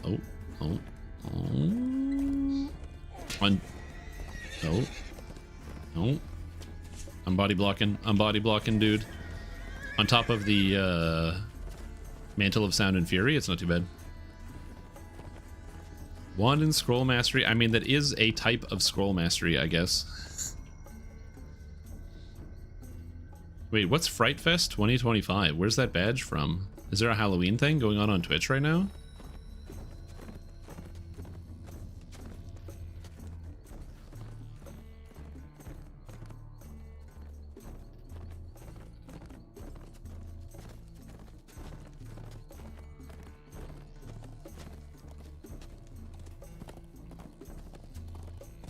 A pop-up saying I earned it, but not how? Well, good job, Bobby. I'm proud of you. Proud of you for taking the time and learning it and earning it, you know? Good job.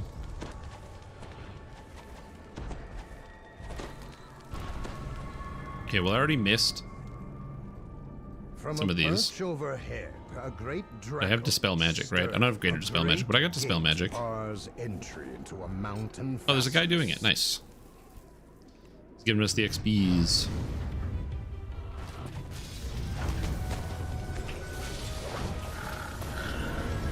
Oh, but I can get this one. Spell Ward. One of the nice things about being a sorcerer is dispelling spell wards, because you cast Dispel Magic so much faster. The overpowering stench of hill giants walks out. Also, I usually go to the Hill Giant section first, because then you can get the spell wards out of the Hill Giant section, so the melees can get in there.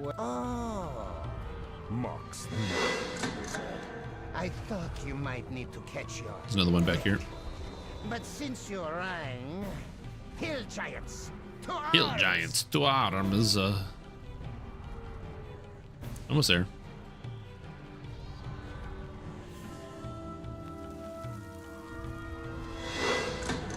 Cool. So in terms of Enlightened Spirit, I went 24 points. I wanted the Aura. I wanted the Aura of Menace, because it's -2 on everything, basically, for enemies. And -2 on enemy saving throws means it's really nice for me to just be here, because it reduces enemy saving throws, so it's good for, like, my allies. Also, 3 seconds on the Aura. I also picked up Brilliance, because I wanted the Constitution score temp HP, because it's just nice to have.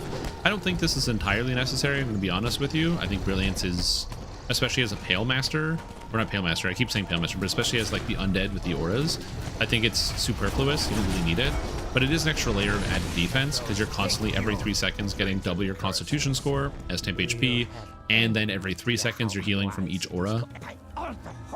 So you do end up getting a lot of good stuff. So 24 points is where I went with this one. You could go more, but you don't really gain a whole lot from it, and it seems like just unnecessary. So one of the things I always find kind of weird is that Enlightened Spirit gets access to Displacement, which is bizarre because Warlocks just get that as a spell. It seems unnecessary, but you know, whatever, it is what it is. My own hands dirty if I must. Come, my Shadar Kai. We fight!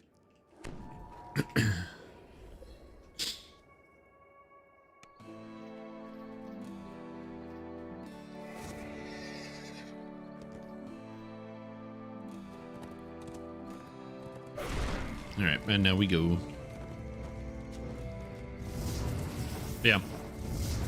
You don't really need that much more. I think the issue with Enlightened Spirit is that this summon stuff is bad. And that's a problem. This displacement is bad, so you end up with like a lot of points you don't want to take in the tree. And then Shining Through is good. Beacon is okay. And then Spirit Blast is also okay. Spirit Blast could probably scale with 150% spell power at this point to make it a lot better, but it doesn't. So Enlightened Spirits is kind of in a weird place. It is a bit weak. I would say all of the Warlock trees are a bit weak in compared to like modern tree scalings. They basically nerfed Enlightened Spirit a long time ago, specifically because it was just being used by everybody. And they never really undid it, so...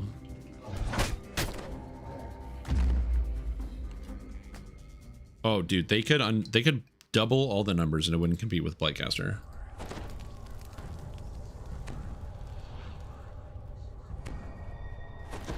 It would feel really good, though.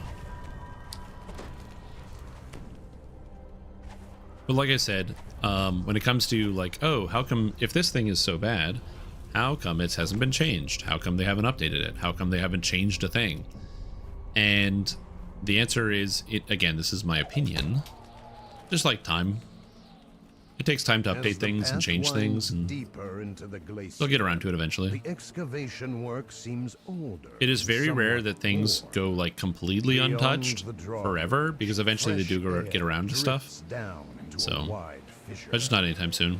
The other thing too that I also find like difficult when it comes to evaluating the balance changes when it comes to DDO is like there's so many things to combine and readjust and change that, like, as a player, sure, T5 Enlightened Spirit is bad, so I'm not going to be playing a T5 Enlightened Spirit for like a while until they change it.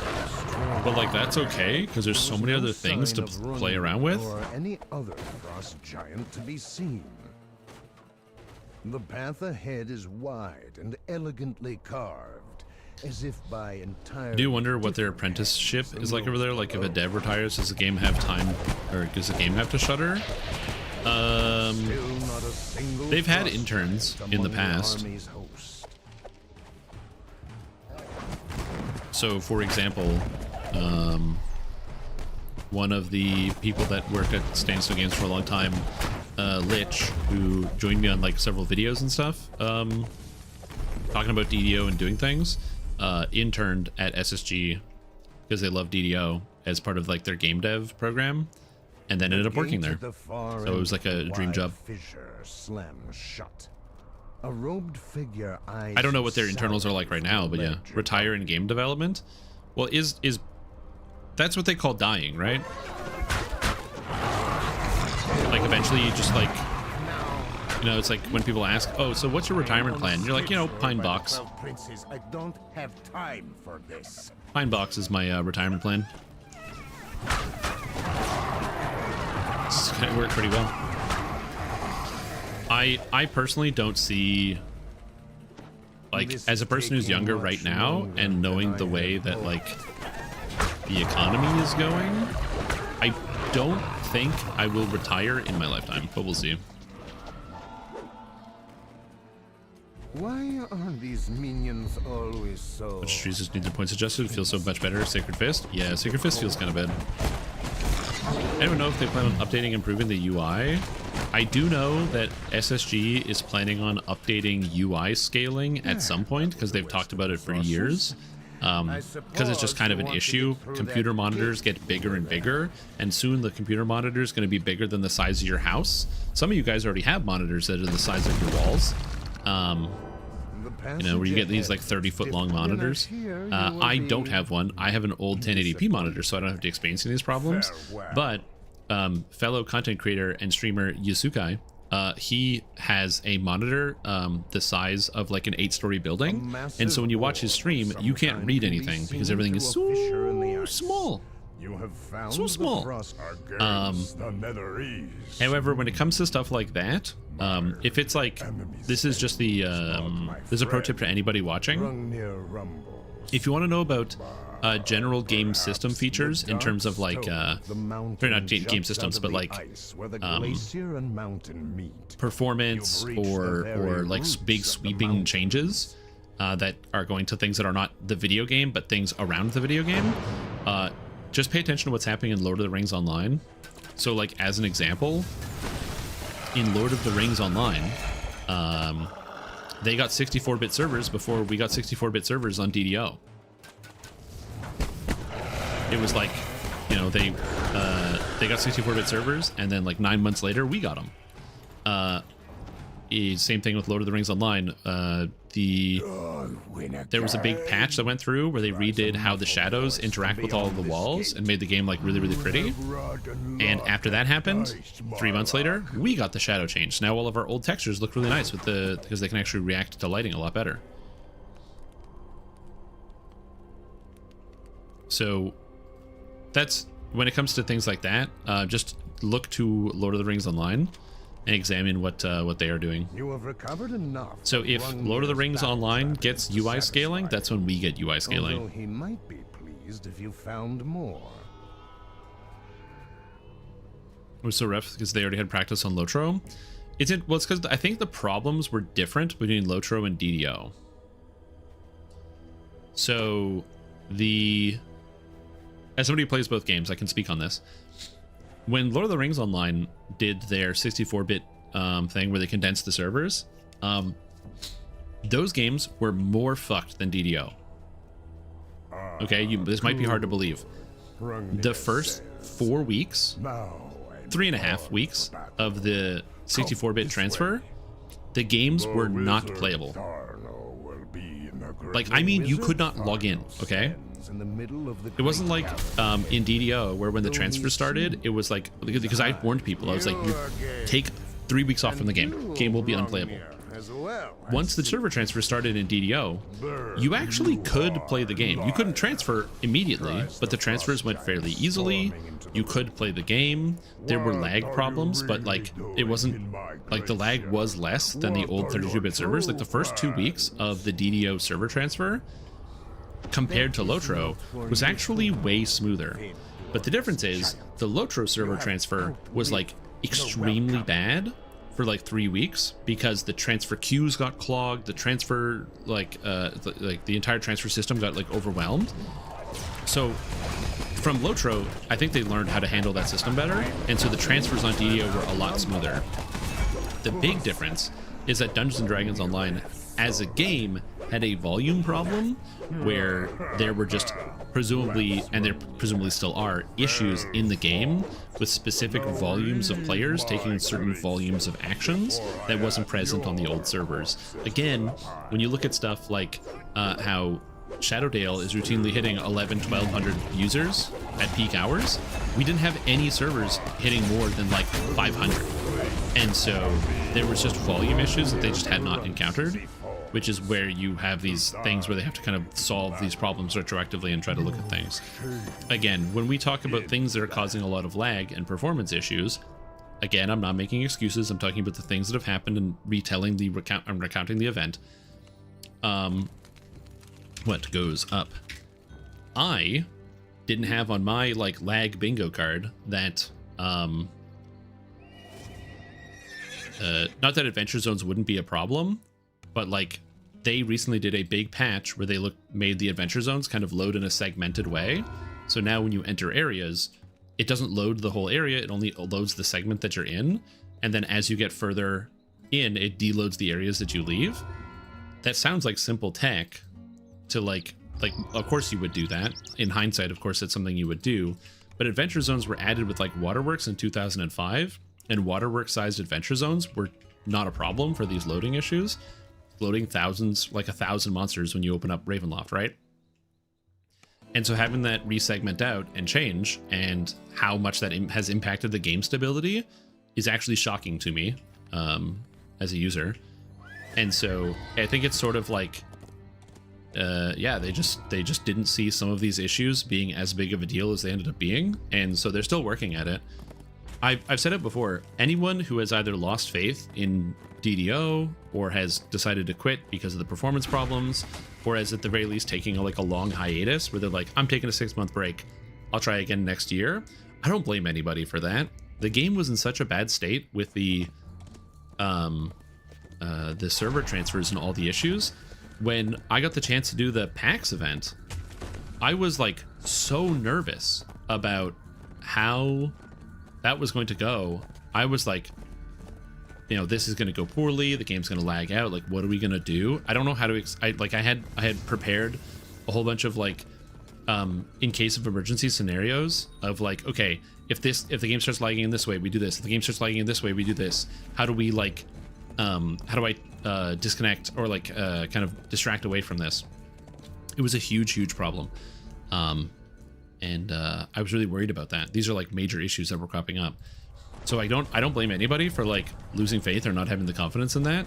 Because I do wish these solutions had come sooner for sure. And so that's why right now I can speak so positively about the improvements, is because as somebody who was playing the whole time, who didn't stop playing against my better judgment, the game is already in a much better state. And I hope that, especially the most recent patch, was like an actual, just solid, it was just a win. It was a good patch. They made some good changes. It was just a win. And I hope that the engineers or the people that are working on these problems can have that as an opportunity to like take a deep breath and go, okay, we found something that has worked, or like we've made a positive impact on people. The players can feel some good. I mean, the work is not done, right? There's more to be done. I've also started noticing something that many other people have noticed, which is that airships get really fucky-wucky sometimes now. I've noticed this happening a lot to myself and to some other people. Like last night, I was playing at around like 1 in the morning, and I was on the airship, and I got stuck for like 3 minutes. So that there are still some weird stuff with airships that's going on. I don't know what's going on, but there's some weird airship stuff. But still, as I said, this most recent match was like a big win in general. Do you think I can play DDO on a Potato PC? Yes, you can, for sure. As DDO is a old video game that kind of looks like a PlayStation 2 game, yes, you can.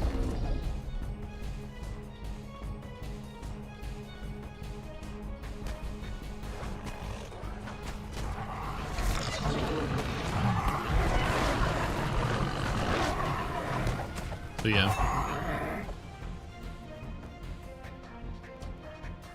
Some of the Lotros would have made the most money total, but DDO made the most money per person, so if you're the Lotro, get quality of life and whatnot faster than DDO. Yeah, I think that there's just more money that goes into Lotro, and then the games are not the same, but they're built in a similar enough capacity that like engine changes and stuff can go from one to the next.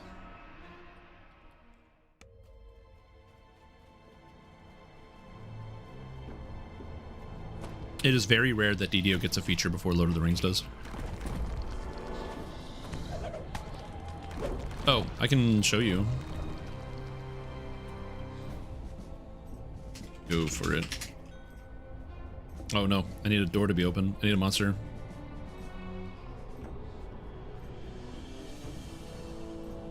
Somebody's gonna open a door here. They'll open a door and I'll get to fight these guys. A game off a USB drive? Yeah, you can run DDO off a thumb drive. Okay, so Aura is doing like 700 damage, I want to say, per tick. And Quick Cutter is adding 700 from just the bleed, not even the melee attack. So each button press of Quick Cutters is about 10 aura ticks.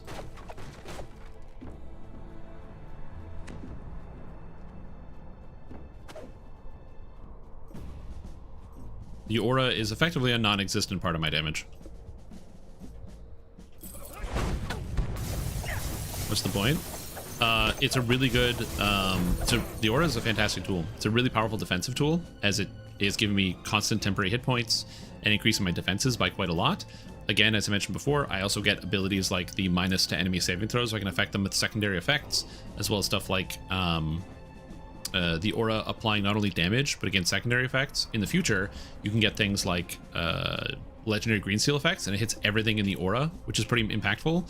So let's say I'm sitting next to this guy, and my aura goes off and it hits him. If I hit the guys in front of me, but not the guys over here, I'm applying debuffs to everything, which is really impactful. Endgame debuffing is a really important element of it. And then on top of that, the aura counts as all spell types, and so it procs Daunting Roar, which is a paralyzed with no save, which is really, really valuable, because paralyzed with no save means the enemies don't save and they get paralyzed every time. Which is just really good defensively. It's also a 6-second fear, which is the minimum duration in R10. So in R10s, this is a 6-second stun that works 1/4 of the time. So if I hit like 8 guys, it's all going to do the same. So you're going to get a big paralyze, which is nice. As was mentioned, you also get an ability called Arcane Warrior in epics. At level 28, at level 28, Arcane Warrior makes it so that when you deal damage with a spell, it increases your melee and range power. And if you do damage with melee, it increases your spell power. As a result, by having this aura passively ticking and dealing damage to enemies, it effectively gives me 20 melee power, which is also quite powerful. So yeah, it's defensive. I have a lot of tools. And on top of that, it also lets me be a warlock, right? So warlock gives me access to the self-healing, the death auras I get access to. I get access to Evard's Black Tentacles, which is a crowd control effect that has no saving throw on it, which is very, very powerful and potent. So yeah, I have a lot of stuff. A lot of tools from Warlock. The aura is just one part of it. It's all about the package. Hi Shrimtom, I really want to get into DDO, but too overwhelming with all the past life epic feats stuff. As a free-to-play player, what should I do? Just level to 20, then reset to 1 a bunch? Thanks. I can actually answer this question for you, Twisted Little One. So fun fact, I will be putting out my personal guide to reincarnation tomorrow, so that is a video that you will be able to get Saturday. However, you don't want to wait. You came here to ask me this question right now. In my opinion, I think that the most important thing is you need to pick something that is fun, okay? So depending on the type of player that you are. I am the type of person that I like making new characters all the time and trying out all sorts of different builds. It's the reason why I'm very bad at finishing like RPGs, because instead of finishing the RPG, what if I just made a new character with a different character build and like played it again instead of finishing the game? Again, huge issue. And so I often do that. DDO gives me the ability to just reset my character to level 1, which then allows me to play another build without having to make a new character all the time. So for me, I like the reincarnating stuff because I just find it fun. I play this build, and then it lasts me for a little over a week, and then I get bored of it, and then I reset my character to 1 and I do it again. For me, that's like the most impactful thing, is the fun element of it. Other players that I know are really big into the end game. They like to get to their character to the maximum level, and then try to max out their character in that way. Part of that is the reincarnation process, which is where you reset your character and you like play again and again. With the reincarnation process, the best methods are either, number 1, to know what you want to do and to look for specific reincarnations that will help you with that. So like, let's say you want to be a damage spellcaster. You want to cast damage spells that do damage. Most damage spellcasters are evocation spellcasters, that's the school, and sorcerers give bonuses to evocation. So if you like doing damage as a spellcaster, a lot of people will grind out their sorcerer lives because their sorcerer lives will give them more evocation power. Similarly, some like wizard is also good for powering up those things. In general, the past lives that you earn are going to be good for that type of character. So if you like play fighter and then you think fighter is cool, if you reincarnate as a fighter, you get more hit chance, which is good for fighting. So a lot of times the past lives end up getting pretty straightforward. But whether you should go and farm out a bunch of past lives, in my opinion, is not as important as a new player. I think the most important thing is to like find a character build or a character class that you find fun and play around with it, because you can make that decision later. You can just decide when you want to, if you want to reset. You can go, oh, do I want to reincarnate, set my character back to 1 and get a bunch of bonus stats? Or do I want to leave my character at the level cap and do the raids and do all sorts of other stuff? It's not a decision you have to like rush into or something you need to even know about before you get started, really, in my opinion. Hopefully that helps, but if you have any specific questions, I'd be happy to answer some of your specific questions. Giants, angry bellows issue from beyond. Yes, and as was noted by Draconian Progeny, you also don't need to have like the past lives. I try my best when I host new character builds now to always include a version of the build that has no past lives on it, and then the version that I'm specifically running. Not because the past lives are mandatory, but just like if somebody wants to try to copy the thing that I did in the video that they saw with their own 2 eyes, I want to have that information for them. And if somebody says, oh, that looks cool, how do I do that? I try to make that for them. There are some exceptions to this, obviously. Last week, I posted a build guide for a Flame Blade build, and that requires a Druid past life, but not because it's like necessary from the sense of like the build is good and you have to get the past lives, but like you physically need the past life to do the thing. So if you want to do the meme, if you want to, let your memes be reality, then you need the past life. When I reset my character, it lets me choose a new race. Yeah, it lets you choose everything. When you reset back to level 1, you get to change every single thing about your character except for your character name, and you get to start over. That's one of the things I really like about it, is like I can play fighter, and then I finish fighter and I go, cool, that was fun. Now what I want to play. And then you play wizard and you're like, cool, that was fun. Now what I want to play. And you're like, I want to play ranger. Cool. I want to be Legolas. And you just change it up every time. In fact, you reset your character every time. But this is where it gets a little involved, Twisted Little Ones, is that you can also not just reincarnate and gain bonuses based on your class. So for example, if I reincarnate, I'm going to be reincarnating as a warlock because that's my main class. But on top of that, you'd also reincarnate based on your race and get a race benefit instead.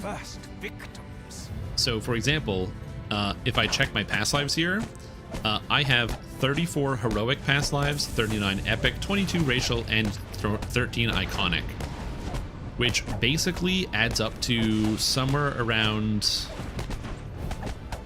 I want to say 60-ish past lives that I've ground out on this character. As in, I have started at level 1, leveled up to max, and started again about 60 times on just this character.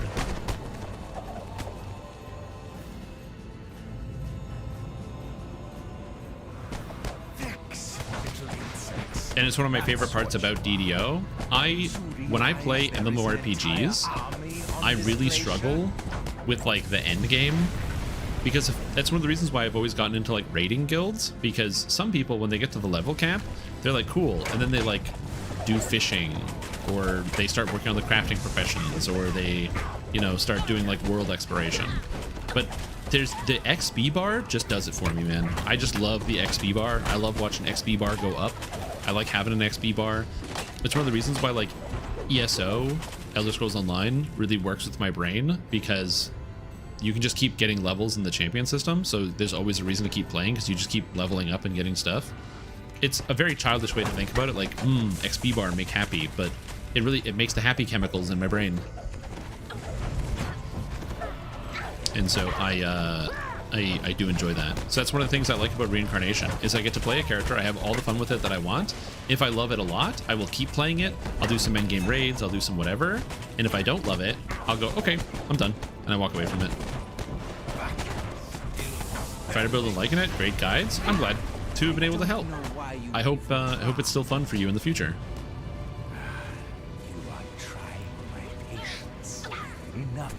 And like I said, if you ever have any questions, feel free to always, either if you see a video, that you can leave a comment on the video being like, hey, Stram, question and I will get back to you if I'm awake. If I'm asleep, you gotta wait till I wake up. That is what it is. Or if I happen to be live streaming here on Twitch, you can just whip it into Twitch. And I will answer your question as quickly as I can. I'll deal with you myself. How about here? Oh, hey, what's up, Amscar? Also, apologize for the purple flashbang, but I don't turn off this effect and you can't make me. You're not allowed to sleep? I don't sleep that often, I'm gonna be honest with you. I could keep this I go to bed at like 4 and I get up at 9 every day. This has gone far enough. Do I need to come down there and finish you Turn off that myself? effect? Yes.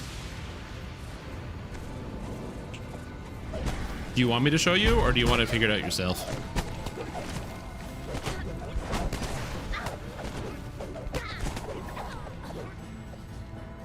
Just come in here and go into the options and start flicking everything on and off. Be like, you said it's gonna turn it off. Imscar was there. Imscar is there. The way that you do it, by the way, options, advanced graphics. This is only for advanced users. If you're a novice graphics, look away. Close your eyes, kids. Go into advanced graphics, scroll, video post effects. Turn this bad boy off, and now it doesn't turn purple. And you just turn it back on afterwards. No, I got lightning bolted. No.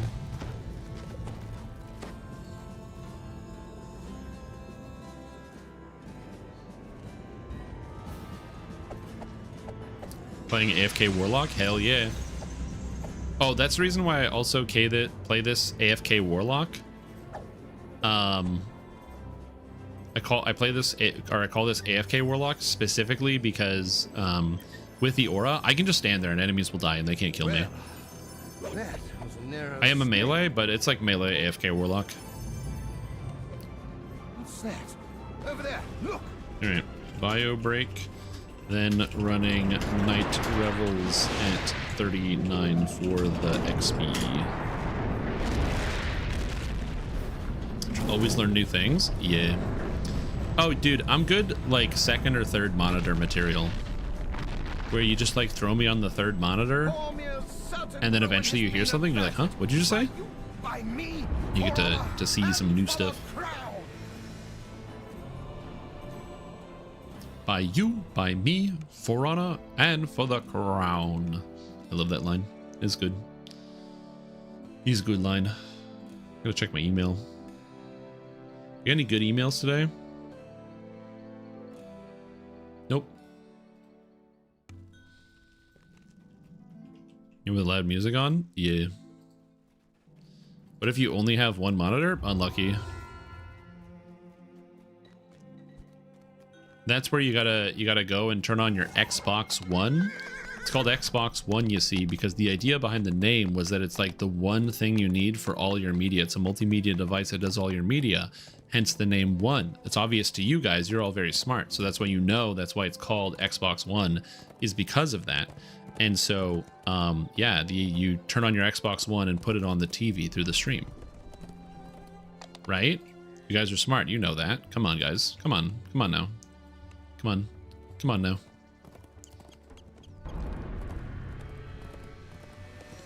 Is Zorfon just Frog from Chrono Trigger? Yes, he is.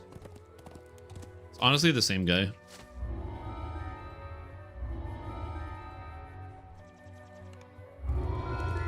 What if you don't have an X-Bone? I reiterate what I said before. Unlucky. I don't know what you do at that point. For me, when it comes to the monitor situation, is I started with one monitor. But then I got two monitors because it's just helpful, and especially once I started streaming, like you kind of need two monitors to stream. Streaming with one I did start streaming with one monitor. I had chat on my phone, so I'd have my phone propped up so I could read chat, and I was streaming with just the one monitor. Then I got two monitors. The real step up is when I got three monitors. Bro, the 3 monitor setup is so good. I can't go back. I can't. It's too good.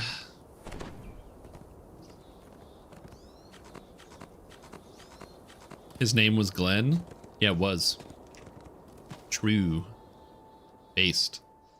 The city of Stormreach is abuzz with the What news server? that I a play ship on has arrived to Thrain. ferry passengers Or as to the text-to-speech Sharn, bot city in the of chat power. says, The Trana. ship's captain seeks heroes looking for a grand adventure Thrain. in the clouds. Speak to Captain Alban Dranmore in the Stormreach harbor. Unfortunately, one Set for sail for Sharn. shenaniganry. Shenaniganry? Too hard. Shenaniganry. Why did I walk to House Tarasco instead of teleporting?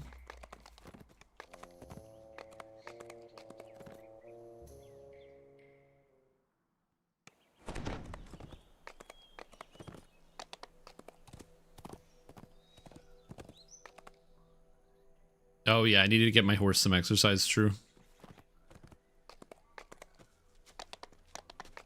Yeah, can't argue with that.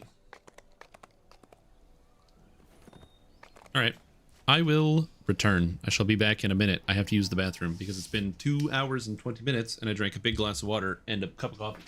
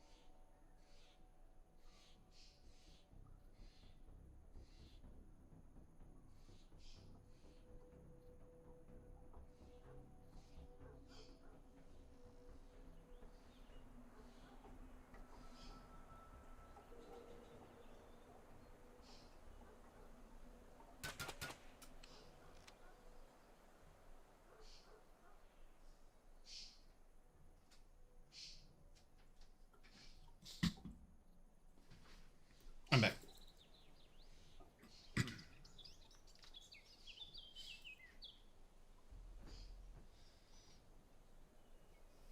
Thinking autopilot? Yeah, true. I do be autopiloting. Back. Gonna open the LFM for a few minutes before we start. All right. Advertise. Whoops. It just says R1. Night Revels 39 for XP. Have we decided on your next life? The next life I was going to do was going to be solo guided playthrough, Artificer.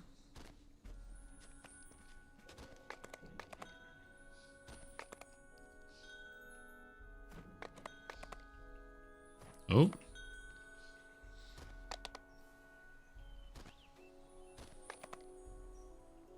Welcome.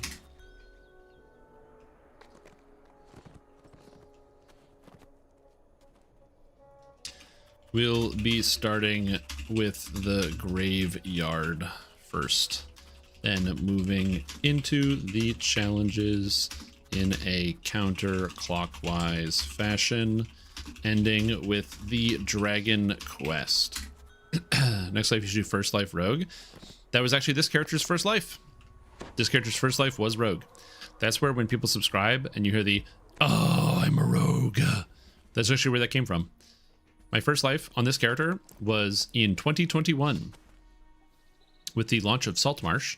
The Secrets of the Saltmarsh expansion is where there was a buff to Shader Kai, and I decided to make a new character since I hit Racial Completionist.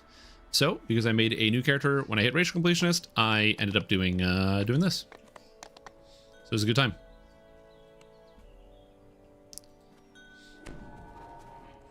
I spring attacked past the gate. I didn't even know you could do that. Sick. Stay safe. Welcome. Oh, welcome.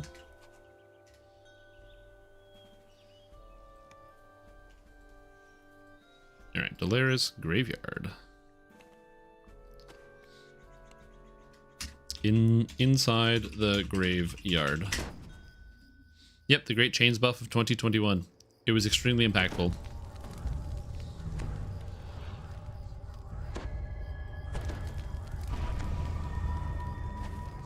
During the Night Revels, the plane of Maybar becomes coterminous with this corner of Storm. And then instead of quests, the first time bonus for Night Revels is really good because, specifically, the way that Night Revels works is it gives you XP based on the level. So I'm level 28, but I'm doing it at level 39. Because I'm doing it at level 39, I'm getting about 140 to 180,000 XP per quest. And these are really fast.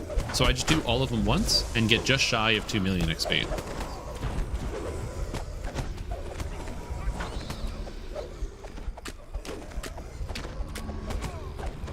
Grinding them is not good XP, but the first run on each character is pretty good XP. Specifically, if you are at the highest level. Can you choose that grind if you have a higher level friend to carry you? If you are level 20, yes. Yeah. So if you are not level 20, you will receive 0 XP as a power leveling penalty. So you can, if you're level 20, you can get your level 34 friend and be like, "Yo, friend, come and do this thing for me," and your friend can show up and carry your ass through all of it and give you all the XP, and there's no penalty whatsoever. But if you are unfortunately level 19, that doesn't work. Yeah, you don't get any materials either. This is just for XP. The dense fog dissipates atop the hill next to Dolera's tomb. A fearsome form emerges from the mist.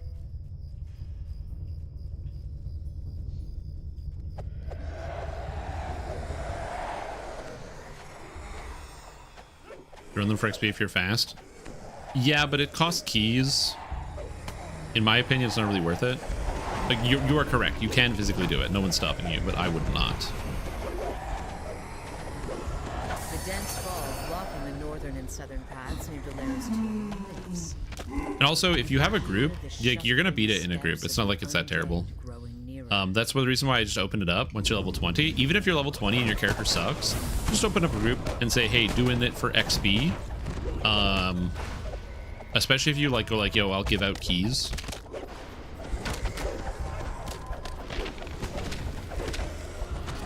But again, from a first time perspective, the XP is ginormous. So for me, Night Revels is basically free Epic Pass lives because you get all of the extra XP from doing this. It's really exciting.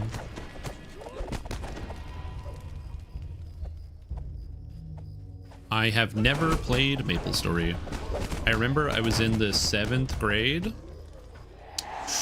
Might have been the 8th grade. I was in the 7th grade, and I went over to a buddy's house, and he showed me MapleStory because he had played it, and I was like, ooh, I don't like the graphics of this video game, and I never played it. I don't mind side-scrollers, or even like 2D graphics. As a big side-scroller player myself, I love side-scrollers. And even like more papery style graphics, where like it looks like the character's moving on hinges, I don't really mind. Where like it's like imagine like a piece of, or like a paper doll, where like it's just a bunch of hinges, like hole punch hinges to move like the limbs. I don't mind that terribly. I just find there's something about the visuals that I really don't like about MapleStory. So I never played it. I didn't even like go on the website. I just watched him look at it, do it, and I was like, I don't like it, and then never got there. Which again, I like 2D graphics, and as somebody who has played like a fair number of like side scrollers, love me some Paper Mario.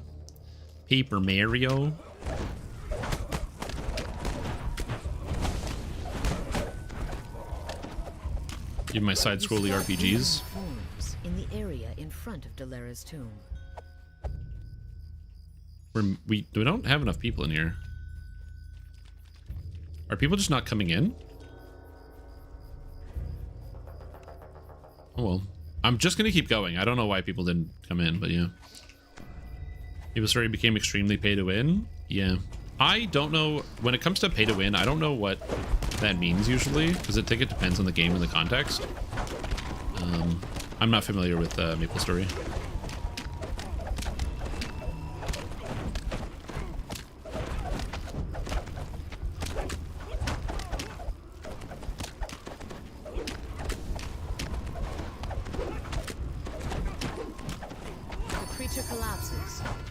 Like, the reason why I say that, so that was 151,000 XP for 5 minutes, and this is one of the longer ones.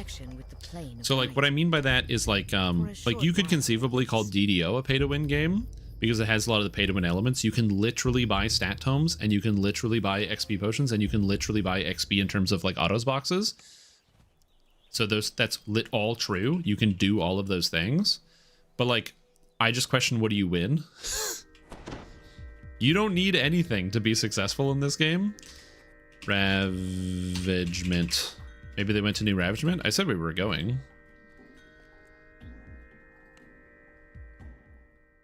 So like you can buy all of those things, but like as Hardcore has shown, you can do all of the content without any of those things, and most of what you need is gear. So I personally don't think of DDO as a video game that has that is a pay-to-win video game, because I don't know what you win when you pay, but it has every pay-to-win element you could ever imagine. And so for some people, that might be too overwhelming for them to be like, to ever want to play Dungeons & Dragons Online, because you can literally go to the DDO store and buy a +8 stat tome. But like, you can also do everything in the game on a First Life character.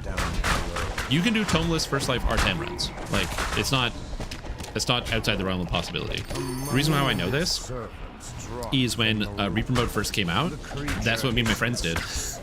We made brand new characters way back in the day, and then ran through the game and did a bunch of R10s on First Lifers.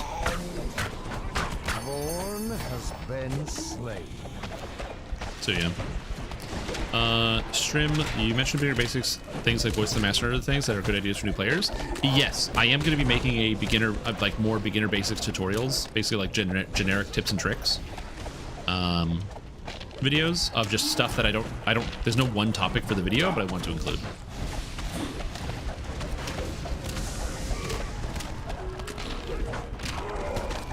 So yeah, good issue, Tom. What class are you playing today? This is Warlock. I'm playing as the Warlock class. This is a melee Warlock using the Enlightened Spirit tree as well as the Vistani Knife Fighter to do some melee Warlock action. It's fun. Yeah, even people could buy the strongest gear. You need to change your gear, it always breaks, you need protection kind of deal. Oh, so is it a thing, just to clarify, is it a thing where like in the game you could go, you open up a shop, an in-game shop, and pay with real money? Like you could open a shop in-game, pay with real money, and just have the best equipment that you could possibly equip in the game. I'm just curious about what that means. Pay to win in PvE games? Yeah, I don't really care either. The only time it matters is if the elements of pay to win, in the sense of like, if progression is gated behind paying for stuff or is made intentionally slow to the point where the game isn't fun anymore. That's where it becomes an issue. It didn't affect me at all that others paid for progress. Well, that's basically it, right? Like, similarly, I didn't stop playing because Lost Ark has, like, people call Lost Ark very pay to win. It may be. I don't know. I stopped playing Lost Ark because I just get overwhelmed by the dailies. They have too many things that show up on screen, being like, hey, did you do this today? Did you do this today? And I literally got, like, overwhelmed, where I was like, okay, take a minute, breathe deep. I can speed your progress in the game. Why would I not? Why would I pay to not play the game I bought? Exactly. Maybe they didn't read Maple Story if I'm wrong. Had PvP and leaderboards. Yeah, if you can buy gear and out PvP people, that's a thing. Again, this is not me saying that you guys aren't correct in what you're saying. I'm just trying to understand, that's all. Shields versus traps, favorite turn-ins. Dude, favorite turn-ins? I don't even do. New videos, excellent resource. Glad to help you, Papa Chulo. Glad to help you. Don't worry, there's more, and there's more coming. More noob videos to help people come out of the noob trenches and hit the even playing field with everybody else.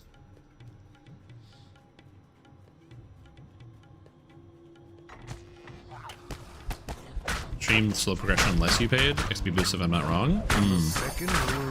I guess the real question I have there is just, is the game fun in general? Right? Because again, I know this is maybe like the one head take of like, yeah, but if the game is fun, who cares if like the progress is slow? But that is unfortunately like genuinely my question there. Like, I don't use XP potions in DDO.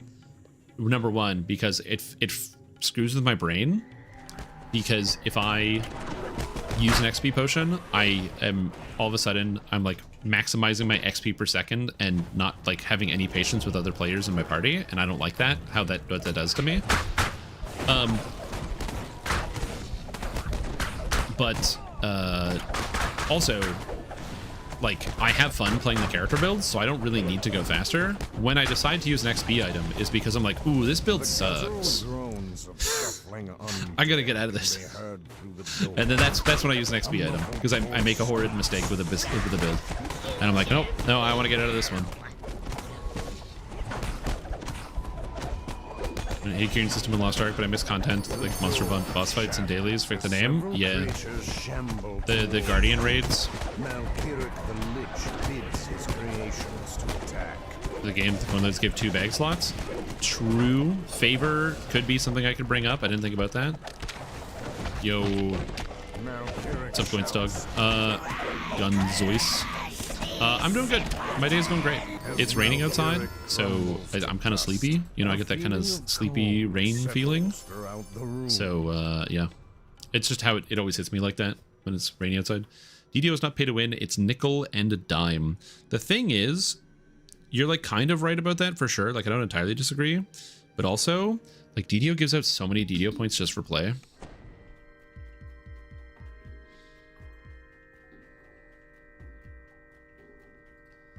The Sneech and the Leech.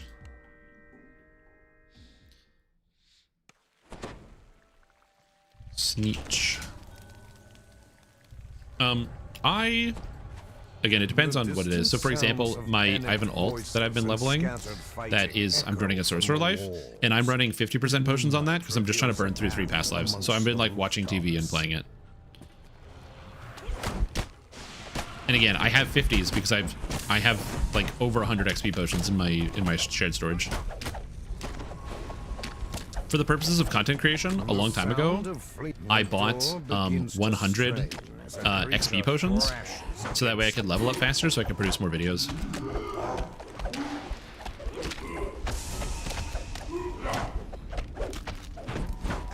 It's something that past Stream Tom did. The mummy collapses into a pile of scattered bandages and fetid dust. And like 85% of the content over the years? Yep. Yeah, a lot of people are free to play, especially or like free to play variations because of all the free quest coupons. SSGB supply pots now that you are a partner? No.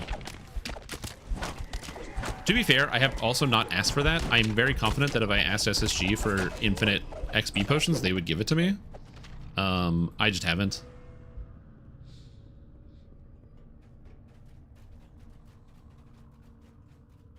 The door opens. In the distance, you can see a lever, which seems to control the next gate.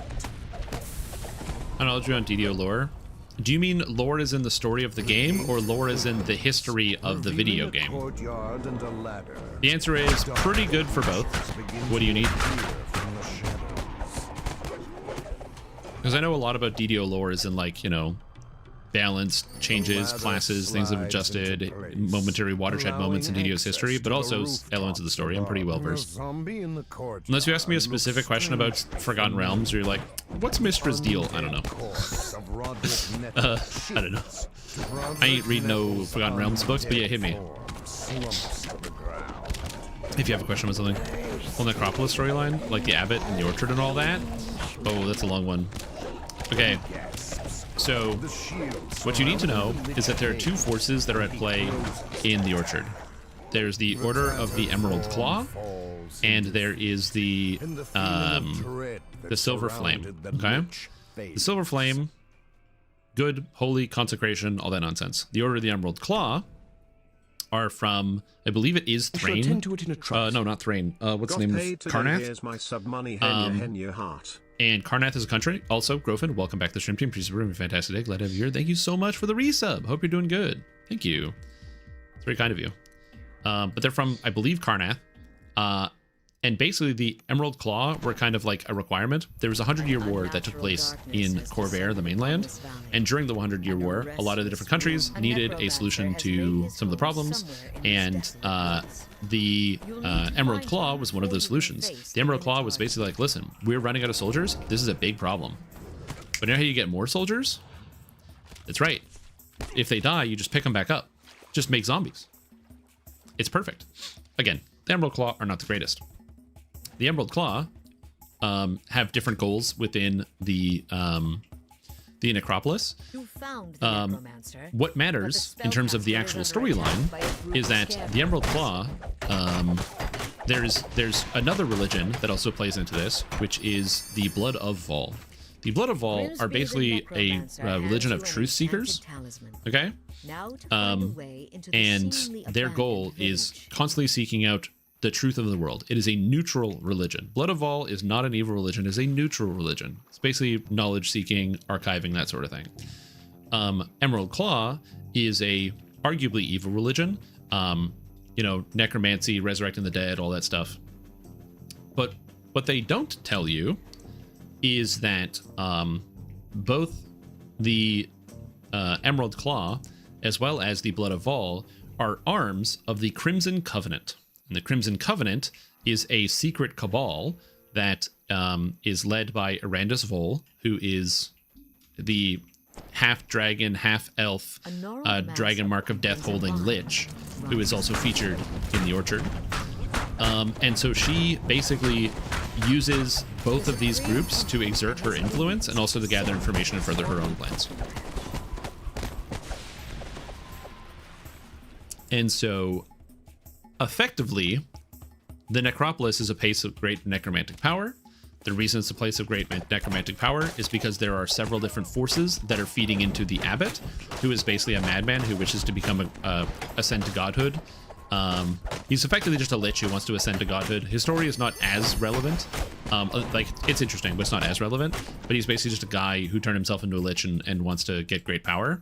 And so when we stop the Abbot from ascending to godhood in the Ascension Chamber, which is a good thing, we needed to do that.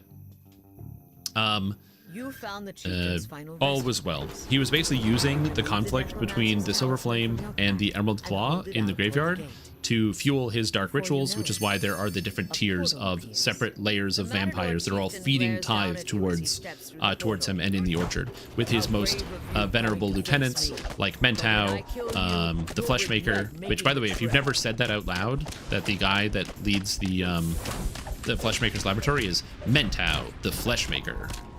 By the way, that is in fact a late 90s, early 2000s Mentos reference. It is that. But all of his lieutenants, so the High Priest of the Temple of Vol, everybody else, the Doomsphere, all that, they basically all feed tithe up to him, and then he attempts to use their collective power to ascend to godhood.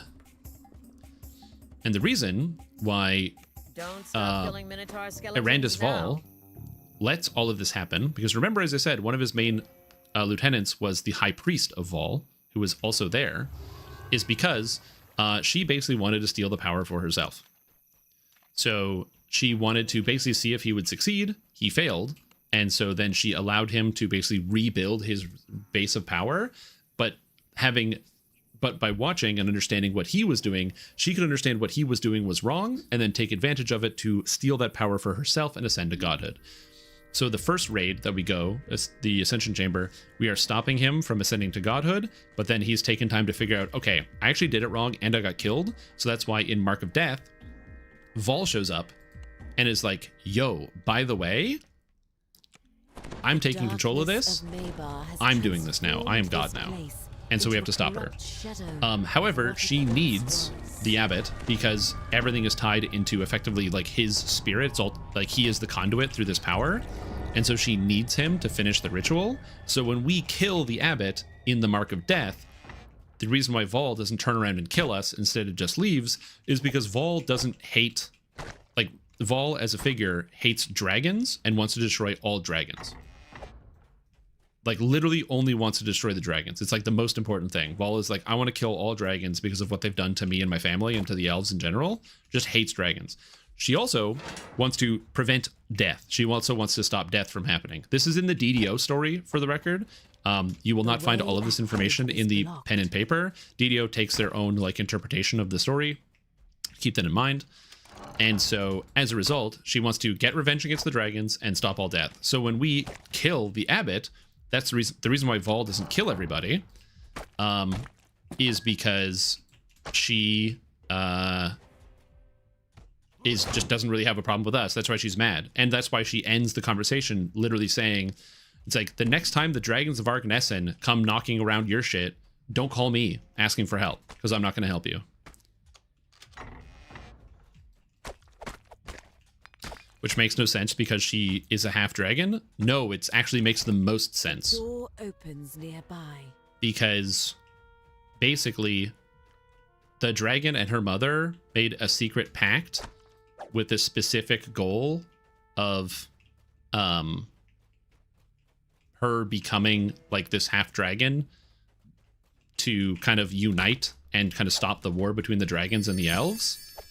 But effectively they were betrayed, and she had to be hidden away in like secrecy. The dragons, like I think it was like the elves killed her mother, and the dragons shunned her entirely.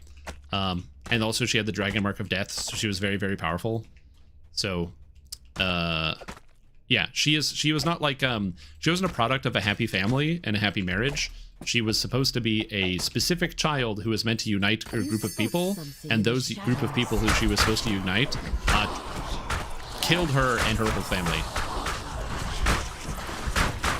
for being monsters and abominations. As it turns out, when the dragons and the elves were at war, being a half-elf, half-dragon made everybody mad.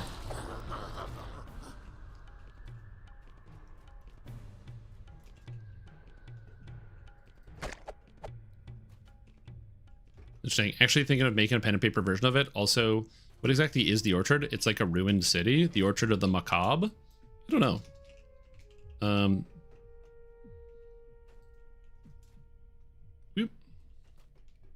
I actually don't know what the Orchard is. It's just like a big place. Something about this area seems strange. So yeah, that's an oversimplification. If you would like to get the whole story, you can read it on the wiki. There's like the Epic Orchard has all the notes, or you can, oh yeah, that was the other thing too. She was also turned into a lich by her mother.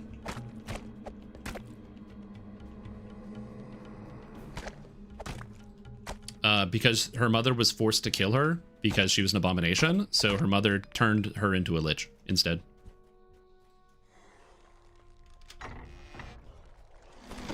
As I said, you can just go through and listen to the audiobooks. It's not good stuff. It's not good. It's a bad story. Like, not a bad story as in like the story is poorly written, but it's like it's not a happy, good feely video or story. Yeah, it's a bad story.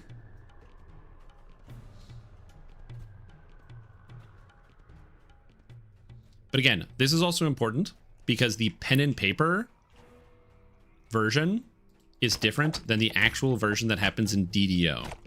The reason is because in DDO, Dungeons & Dragons Online takes their own interpretation of the story of Eberron. And the reason why that is because that's kind of the point of the Eberron story. So Keith Baker, who is the writer of Eberron, leaves a lot of events in the campaign indeterminate as to their cause and their reasons for why things happen. So he will say this thing did happen. Why did it happen? Was it these people? Did these people do this? Was it this person? This person? And so it's very much a circumstance of like it's open to interpretation. So you as Dungeon Master can kind of choose what you think the reason is and write your own story around it. In fact, Keith Baker, Keith with a K, has his own canon version of Eberron, canon with a K, which is his version of the story, but he also recognizes that he sets the events up in such a way you can decide who the villains are, who the good guys are, who's whatever, when you are writing it. So it gives you like a framework.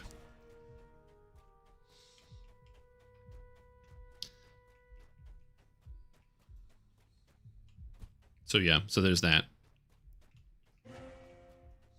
So for example, in DDO, Dungeons and Dragons Online, Arandis Vol is like comparable to like a demigod in terms of strength, close to it. Didn't care for the concept of alignment in the setting. Also true, yeah. Whereas in pen and paper, she is not. Similarly with the Lord of Blades in pen and paper is like a guy. But in the Eberron, in DDO, he is like a Warforged. They describe him as a Warforged god multiple times. And so technically speaking, Vol could be appeased and made to want to kill everyone. What?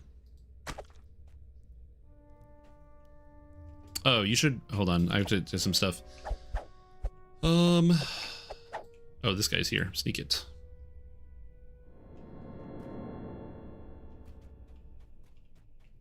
Oh, somebody was like, you should make lore videos. I just want to also point this out. This is really important. So I don't ever plan on making any type of DDO lore video. There's a big reason for that. I watch lore videos. I like watching the lore YouTube videos, okay? I watch the lore YouTube videos. I don't make the YouTube videos. I watch them. So if you have not, if you're like, wow, this is an interesting story. If you want, study the lore and make the video. That's cool. Yeah, for example, as I mentioned last week, there's a Path of Exile content creator called Kitten Cat Noodle who makes these awesome Path of Exile videos that go into huge depth and detail and takes all these different pieces of information and sources and puts them all together for easy viewing. Big fan of people that do that. I like those types of stories. I don't make those stories.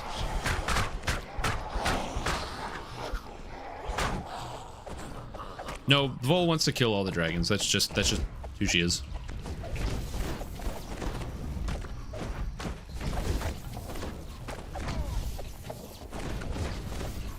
Yeah, so there's like lots of people that make good videos. I'm not gonna do that.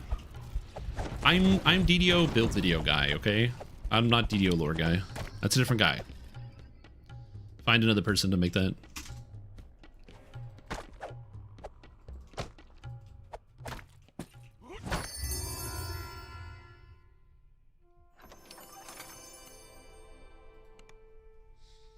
She can be fixed? I don't think you have to fix anything about Vol.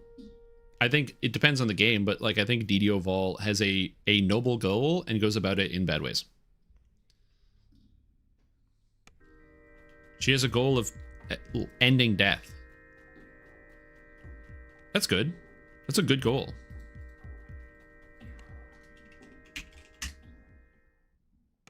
She does it by having a shadow council that has influence all over Eberron that then also controls 2 religions to continue to hold power over people.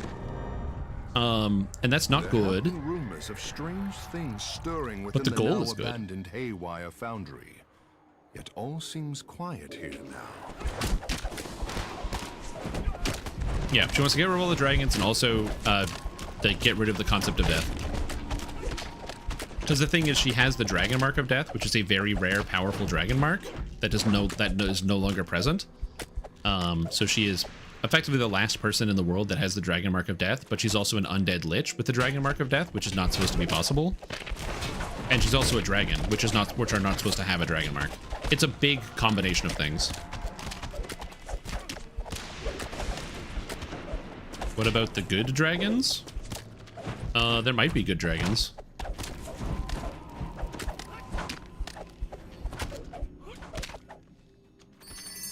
But she wants to kill them all. That is correct.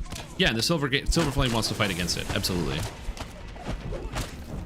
The Silver Flame and the Emerald Claw heavily disagree. Again, the Emerald Claw control and use undead, and the Silver Flame purge the undead.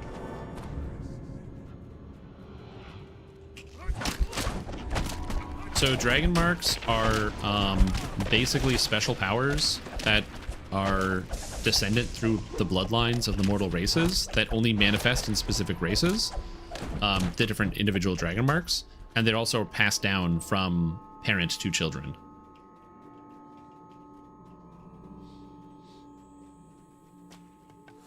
So basically, if you have a dragon mark that paints you as a noble and as a part of a dragon marked house, not everybody has a dragon mark, and if your parents don't have a dragon mark, you can't get a dragon mark. Well, that's not entirely true. There is one way to get a dragon mark, even if your parents don't have a dragon mark, and that is the form of the aberrant dragon mark. And an aberrant dragon mark is basically those who have dragon marks manifest, either because it's somewhere in their ancestry, but their parents didn't have it, like a recessive gene, basically, or parents where one has a dragon mark and one doesn't, or some people maybe try to mix a dragon mark. And an aberrant dragon mark is really horrible. It's basically like, unlike regular dragon marks, which are these cool glowy tattoos on your body, aberrant dragon marks are like horribly painful. It's basically like a brand on your skin that's constantly burning you and causing horrible problems. People with aberrant dragon marks constantly have like mental stability issues, and like it's basically chases them their entire life. Which is one of the reasons why the House of Tharashk exists as the Tharashk House, which you might remember from no, sorry, not Tharashk, House Tarkanan. House Tarkanan is the host of aberrant dragon marks, and you might remember House Tarkanan as there are several Tarkanan characters and members of House Tarkanan featured in Sharn. Like, it's just like shingles. Yes, exactly.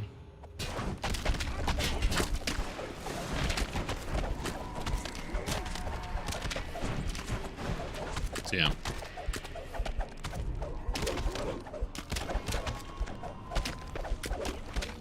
So, yeah. British dragon marks are a little more powerful in DDO. A couple of them are cool. Yeah, I would like to see at some point, let's say if we get a new Eberron expansion, it would be kind of cool if part of the Eberron expansion, they kind of like did a once over of all of the dragon marks at the same time as like part of that holistic expansion. So have like a theme of the story related to dragon marks, so maybe it's related around a dragon mark house, and then also all of the dragon marks get updated at the same time. Something like that would be kind of cool. What if you just cut the mark off? Sometimes they cover your entire body. Fun fact, there's actually a dragon mark called the Sibries dragon mark So there's a lesser dragon mark, the dragon mark, and a greater dragon mark.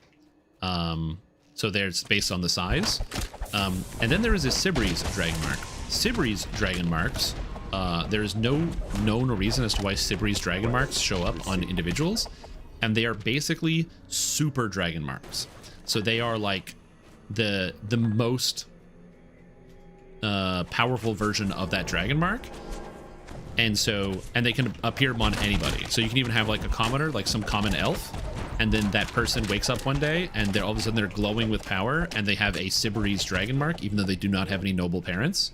And the Sibri's dragon mark grants them a huge amount of power, as well as like physical power, as well as political power, because they're basically immediately elevated to noble status. However, people with Sibri's dragon marks often have to deal with like entering into nobility, because they are now, it's basically mandatory that they do so because they are representative of the house, which causes political problems between them and other members of the pre-existing members of the house, as well as for people that don't want it. Because not everybody wants to be part of a noble family.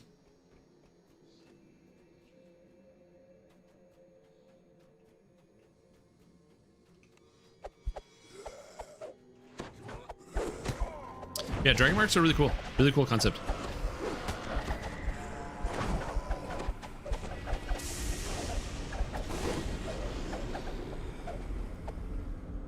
So, yeah. A spectral form materializes nearby. A chill of fright What runs house? down your spine as it approaches. Our house in the middle of the street.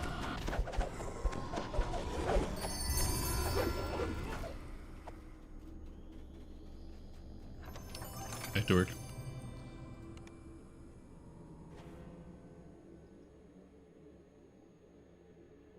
If I were doing a Dragon Mark Universal tree, yeah, I like the idea of a Dragon Mark Universal tree. That'd be kind of cool. A street in the street? Why is the house there? Tornado? Yeah. It's getting pretty wild out there. Lord's March.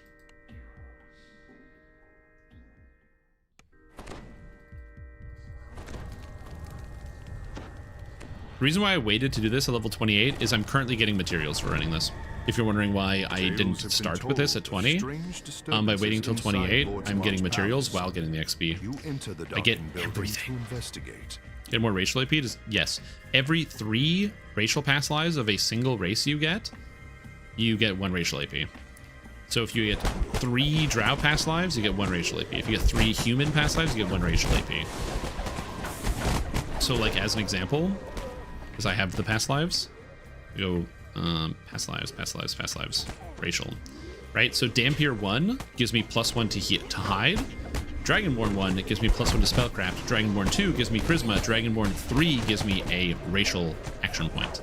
So you need to have more. If you want to make racial action points, you need 3 past lives of a single race. If I get Dampier 1, Drow 1, and Eladrin 1, I have 0 racial AP. So keep that in mind.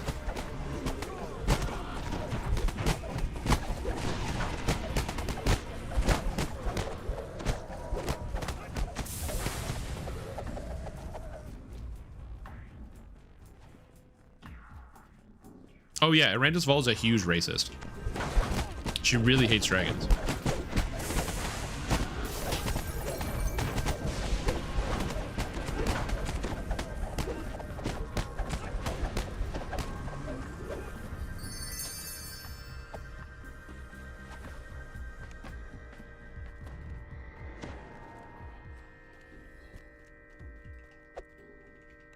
Alright, where are we going? This way?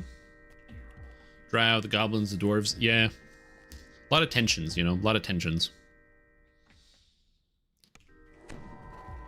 Lovely just gave more racial AP, just like becoming a paragon of dwarves because you made it to 20 or whatever. Yeah. But you get more. I think there's 18 or 19 points available. Something like that in the game available right now.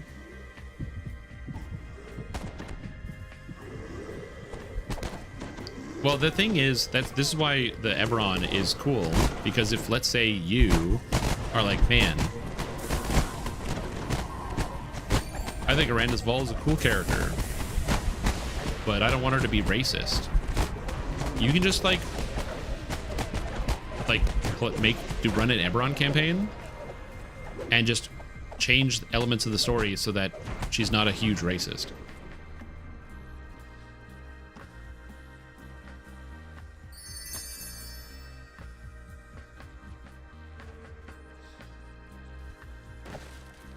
That's one of my favorite parts about D&D is it's at the end of the day, it's your story. You're the one who's doing it. Some people get really caught up in like official canons, but when you're sitting around the table, like, and you're doing D&D, you, the dungeon master, are holding on to obviously some things. You'll tell your players if something is different or different than they would expect it, especially if people are really knowledgeable about a setting. But at the end of the day, like when you're playing the campaign, is the kitchen table D&D that you're playing going to be canon to like the story? No, bro, it didn't make it into a book. What build would you personally consider fastest in terms of solo leveling, going from 1 to 34 alone as a single character? For me, probably Sorcerer or Warlock. It's 19. It's choosing who gets to be racist. Yeah, exactly.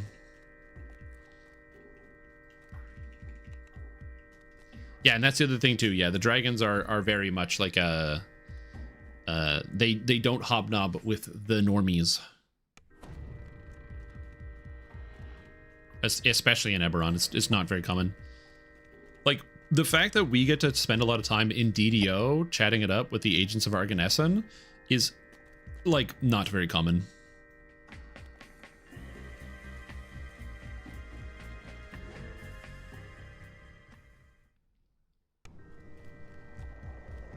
Yeah, also the reason why I specifically said Sorcerer or Warlock is because it depends on how I'm feeling. Like, one of the benefits of Sorcerer is that it levels up really, really fast and is very, very powerful. But on the flip side of that, you have the issue of you have to deal with healing eventually, and that gets kind of annoying and tedious. So right now I have a Dampier Sorcerer, so I can just be undead and heal myself, and it gets rid of all of that. But man, dude, using 300 heal scrolls while leveling is really annoying.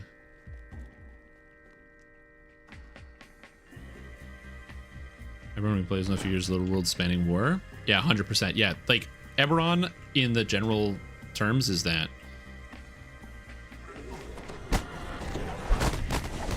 Oh yeah, Rachel, but what you're missing is the campaign setting of Eberron. Eberron is very different than a lot of other campaign settings. No one is saying that in all terms dragons are good or dragons are evil, or any group is good or any group is evil. It's just in one campaign setting, you'll have characters in a different way. So for the best example I can give you is that in pen and paper, you have silver, like the chromatic dragons tend to be good, and the chromatic dragons tend to be evil, and the metallic dragons tend to be good. In Eberron, that is not how it works. It's all up to the individual dragon. So like you can have bad silver dragons and good blue dragons in Eberron that do individual things.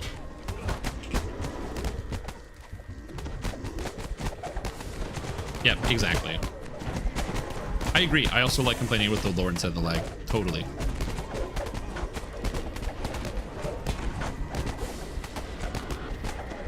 Yes.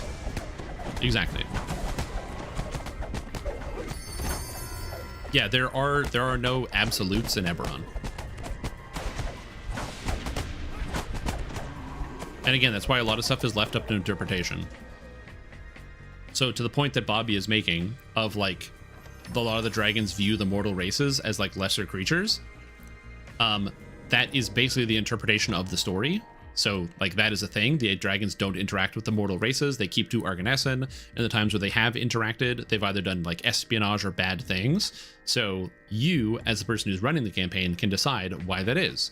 You can be like, maybe there's internal like turmoil. Maybe there's like a tyrannical government or like organization in Arganessen that is like forcing dragons to do a certain thing. Maybe there's you know, an outside force that's controlling it. If you want to say, oh, dragons, a lot of dragons actually want to do good things that they can't. But that's just the story in Eberron as a baseline, and you get to make up the justification for why these things might be part or not part. I'm not absolute. Enjoy. Piercing chill permeates the air. Am I planning on Into the streaming Lord's PoE tomorrow? marching band Hell after yeah, we're hours. planning on streaming PoE tomorrow.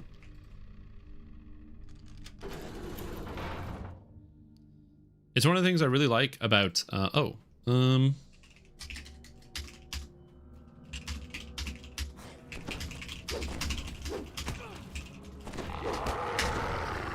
god.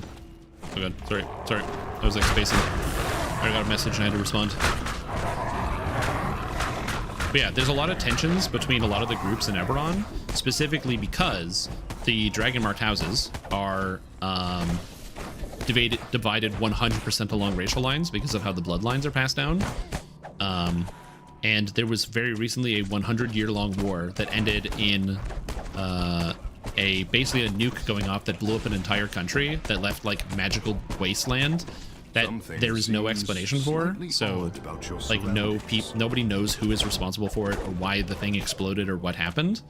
So you get to right there, but also a lot of the individual nations where the war was fought are like basically in shambles because of the economic toll that it took on them. But the people that aren't in shambles are the dragon-marked houses, who largely funded and financiered every single aspect inside of the war, which causes a lot of tension to have been brewing.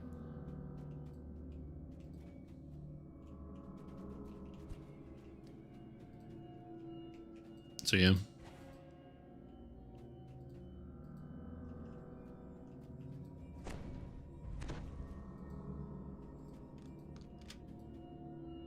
Okay, there's no things here.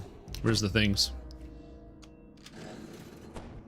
One of the two inspirations for the setting is the noir genre. Tells us to not think about alignment and base things that are morally gray. Yeah. A shadowy shape. It's not like good and lurks evil. in It's the people that are distance. making decisions and doing things. And why are they doing these things? We get another Pillars of Eternity game. I never played Pillars of Eternity because I only know one person that played it, and they told me, or then they never finished it, so I don't know much about them. Take my eyeballs elsewhere to get the Twitch drops? No, it'll be here. Yeah, like that's the best part about this type of storytelling, is that you can kind of like make a change yourself and be like, actually, I think it would work out like this, and like write something else. What kind of jobs did I apply for today? Begins to glow. What job did I apply for today? I applied for a job as like a hard to describe. There was like a kind of like a setup position, basically, doing like nothing but laboratory setup. So it's like part-time, and then so you only work like mornings or evenings. I'm so washed. I'm washed up. I'm so washed. 2, 3.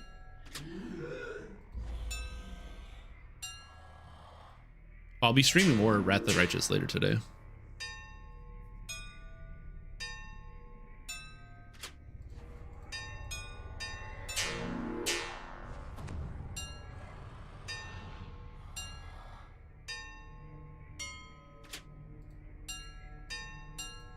The magical ward on a door has been removed. Oh, whoops. I didn't actually read the text. I've never talked to this guy. Did I hear water? Yeah, Wrath of the Righteous. The undead creature goes limp. Okay, we got the perfect Bones pumpkin. clatter to the ground. We didn't find either of the creepy dolls, and I don't know where they are. This man is completely showered at this point. Correct, I am completely showered. I've washed so much. I don't even know what's in this room. Are they in this room? How does this work? Do you have to find the dolls for the 5 stars or no? I've only ever done this with finding the 5 stars. I washed my makeup off, true.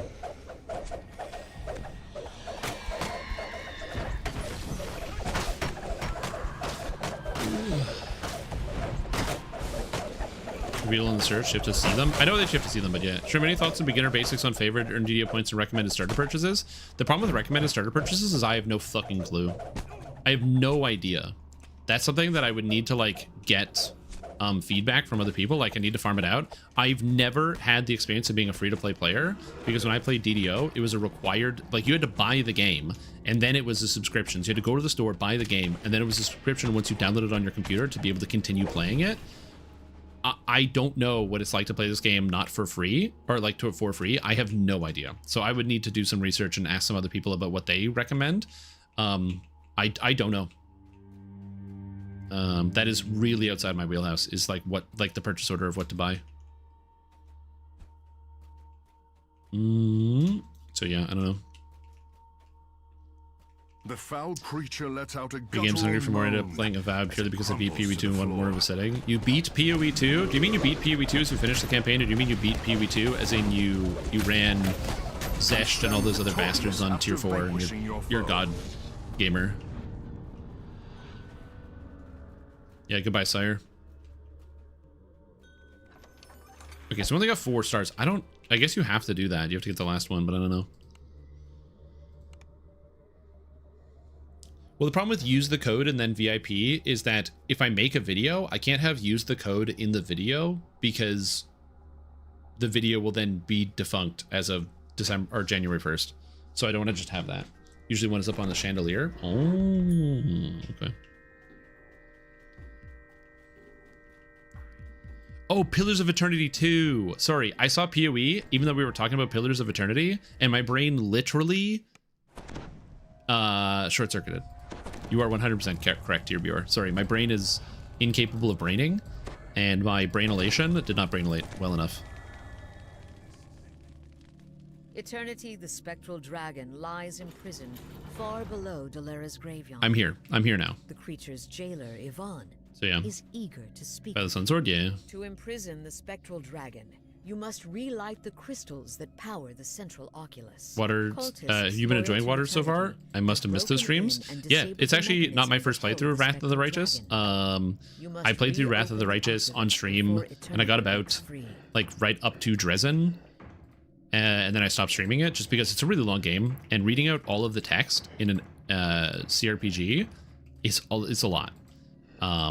It is a lot to just sit here and read out. It's really hard on the voice.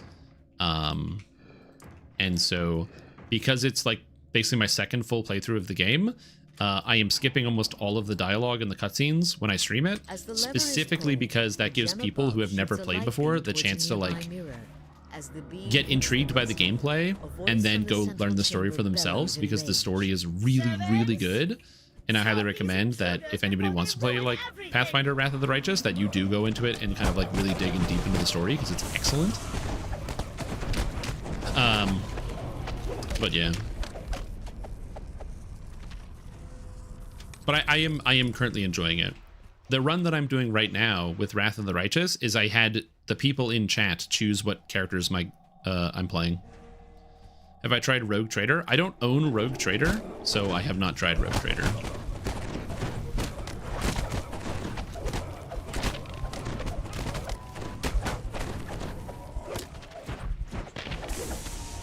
Video games are expensive, man. I'm unemployed.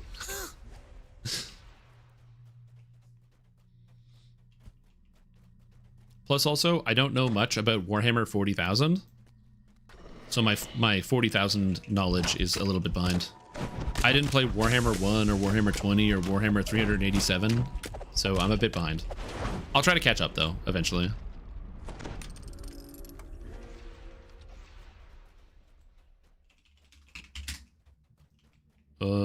What's broken? Why is this broken? Yes, I've been finding sometimes these things are just like weirdly like broken.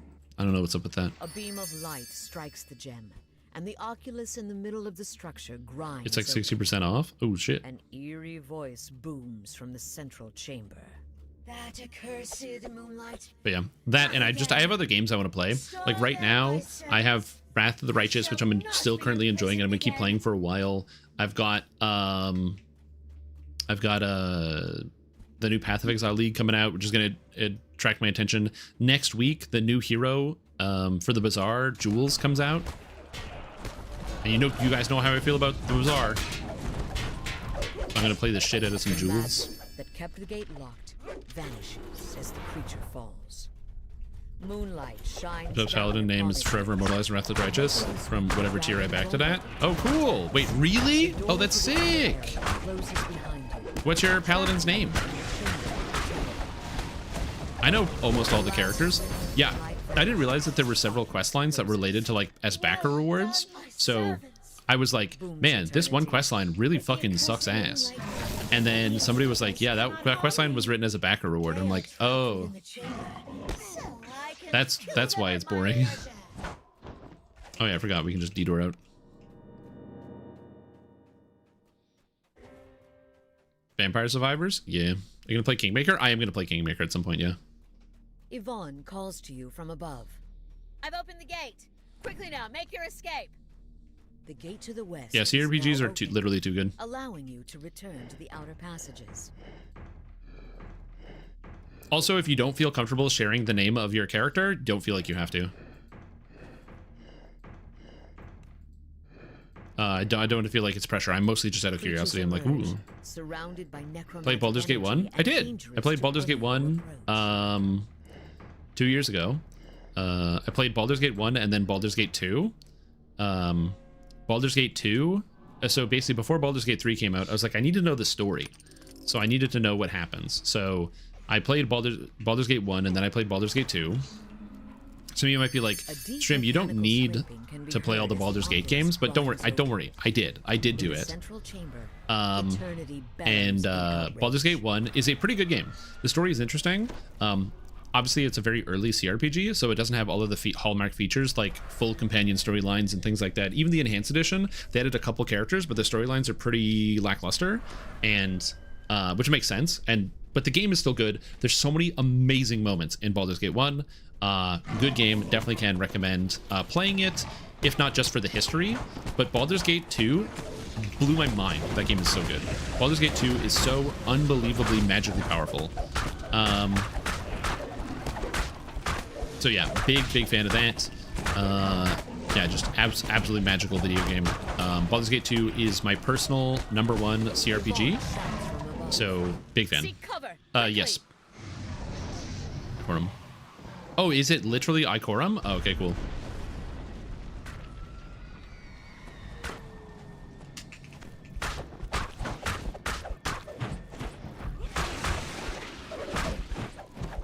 Or Ikorum.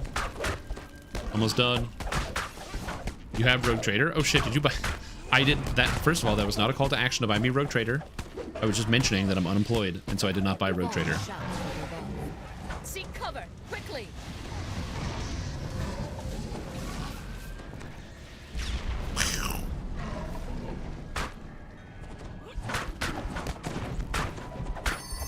Eternity bows in defeat, bathed in the moonlight. The spectral dragon freezes in place as her magical binding. And that's level cap. And that's level cap, baby. I left a nice gift message. All right.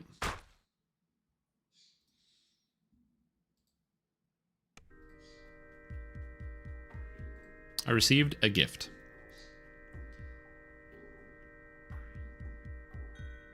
Rogue Trader, more like Rogue Grifter. Get out of here. I ain't grifting. I have not played Planescape Torment.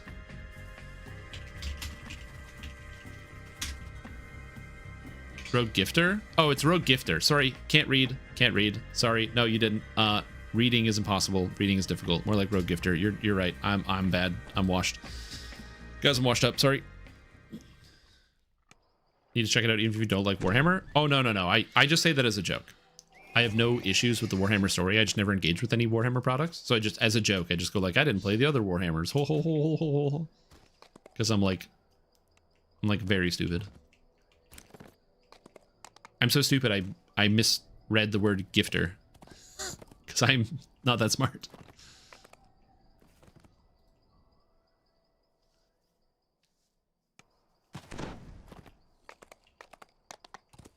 See, triggered by fan message? True. Yeah, the problem is, like, who has 7,000 hours to play another CRPG? You know what I'm saying?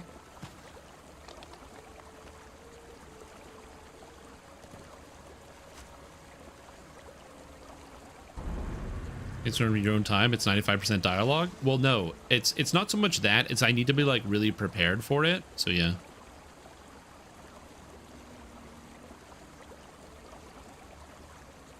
I just need to be prepared for it. What do I want here? You probably need eerie aim for hitting people. And then for your imbue. Imbue dice are good, but it's not going to be as good as straight up melee. So my brain immediately goes astral plane. Arborea is also good. You don't get any melee power base, and it gives me everything I want. I think I'm going to go with Arborea. I think it's the best one here. It's either Arborea or, not astral, sorry, Arborea or ethereal, and I don't know which one would be better. I think it is ethereal. We grab Harbinger of Chaos. This Harbinger of Chaos is good. No, I'm not taking Limbo. Go away.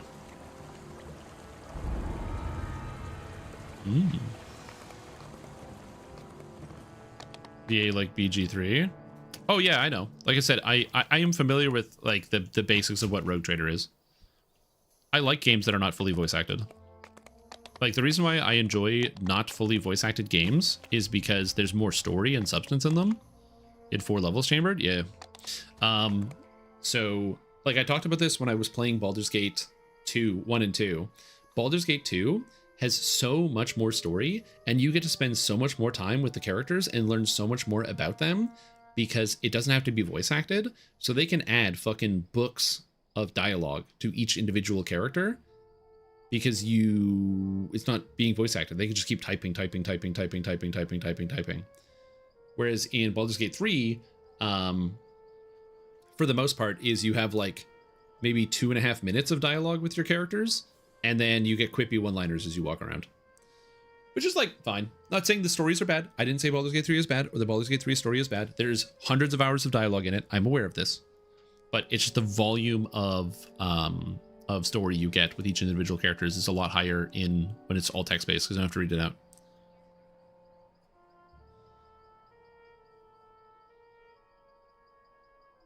So yeah.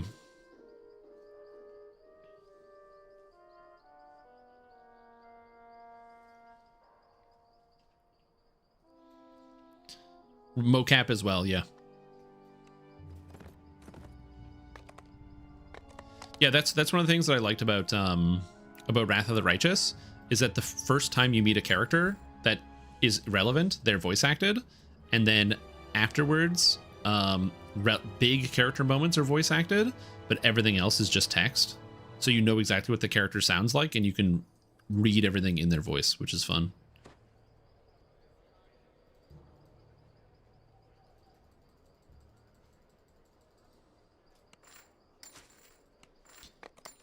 And then they attempt to sleep with you. Also correct, yeah. The story of BG3 is probably its weakest part. I don't think that's true. I think the story of Baldur's Gate 3 is extremely good. There's a lot of really interesting elements. I think there are things I don't like about the story, but I wouldn't say that the story is its weakest element.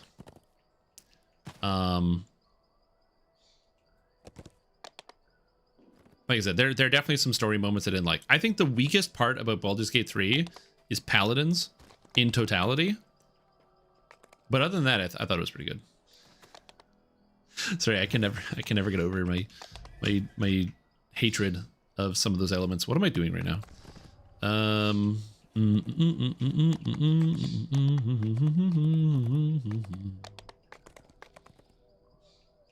Yeah, you can tell. Well, I think that's also a big part of it. Is the same thing that happens in a lot of games.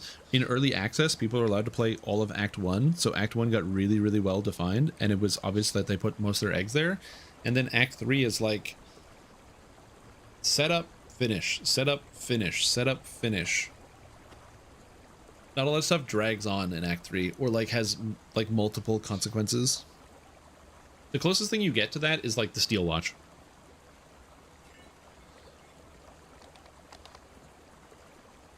At almost Act 2.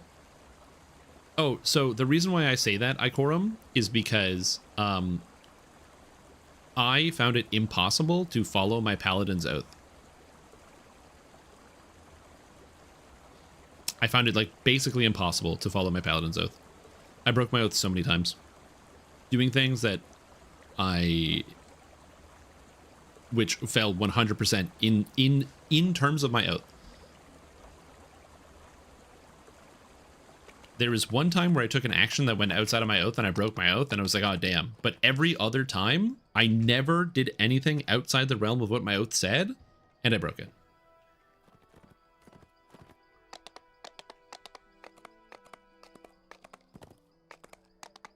Yeah, they should 100% have an option in the game that like highlights it and says, this will break your oath if you click it. And some people might be like, yeah, but StreamTom, come on now. That's like, you're really kind of babying it, you know? It's like, are you really going to treat it like you can't figure this out? Which is the thing, my character is a paladin. They've been doing this their whole life. They know when something is going to break their oath, when something is going to break the rules. I don't know. I didn't swear it. I didn't go to school or like find a tree in the forest and get here from a god that tells me to do a thing. Okay? I don't have a stone tablet in my pocket that I've been trying to follow. I'm just a person playing the game.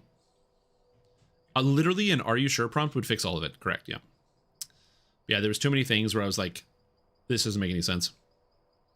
And it was very, very aggravating. Like, I agree that the Oathbreaker Paladin is an option for many, but I didn't want to play an Oathbreaker Paladin. I was trying not to break my oath.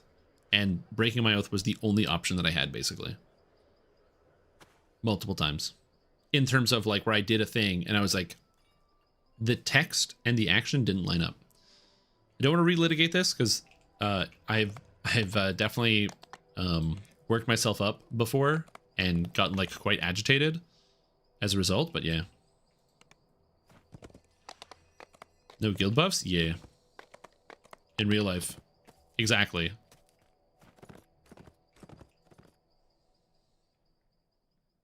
That's the main problem.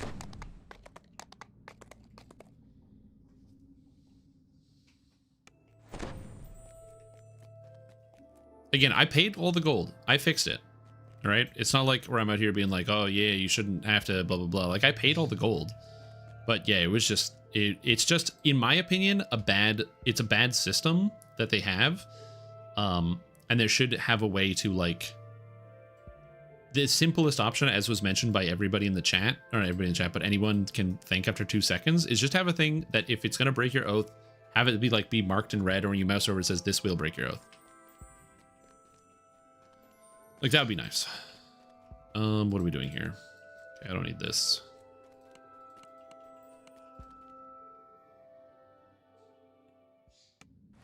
Advantage called Common Sense. I've never played Vampire the Masquerade.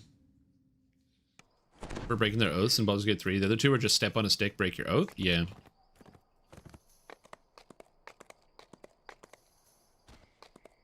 Paying any vendor pisses me off in Electrum. Yeah. It's too video gamey? Yep. Oh man, stuff like that. Yeah.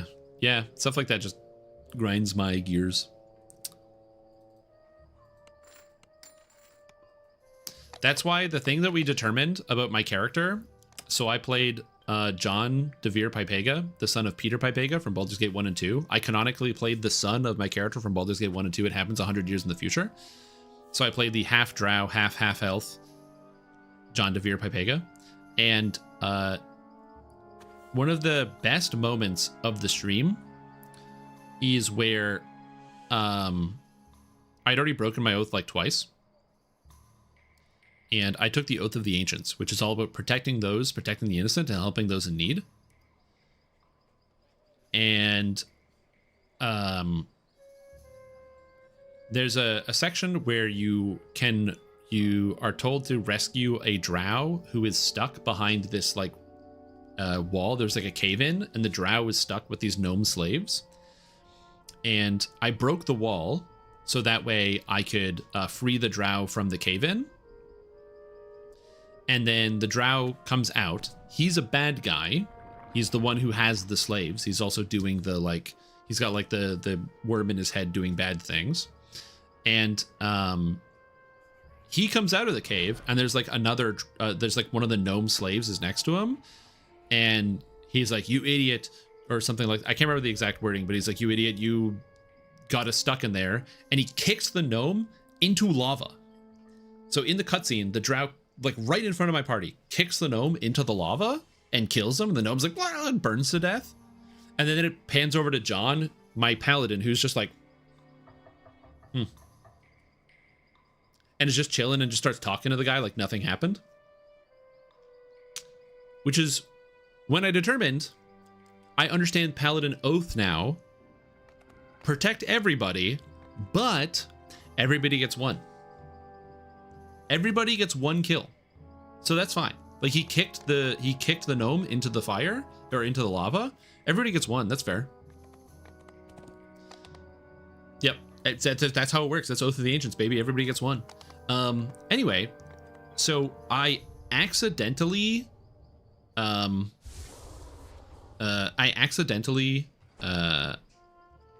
knocked the drow unconscious during the fight that came after that, because I'm like, I gotta kill this guy.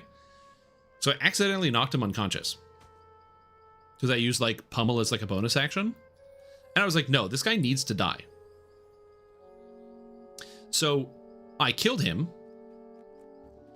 and by killing an unconscious person, I broke my oath. So if I just killed him without taking the bonus action, it would have been fine. But because I knocked him out and then I killed him, I broke my oath. I went apoplectic. I was shouting at the computer. I lost my mind. I turned off the stream. I was so pissed off. I'm like, this is the dumbest fucking video game ever made by the, I was like, this video game is the dumbest thing ever made by the dumbest fucking monkeys I've ever seen. I was like, second graders could come up with better story reasons. Oh my God. I lost my mind. You been crafting Lamortia stuff yet? I'm not sure if I asked you. No, I have not been. I've just been gathering materials.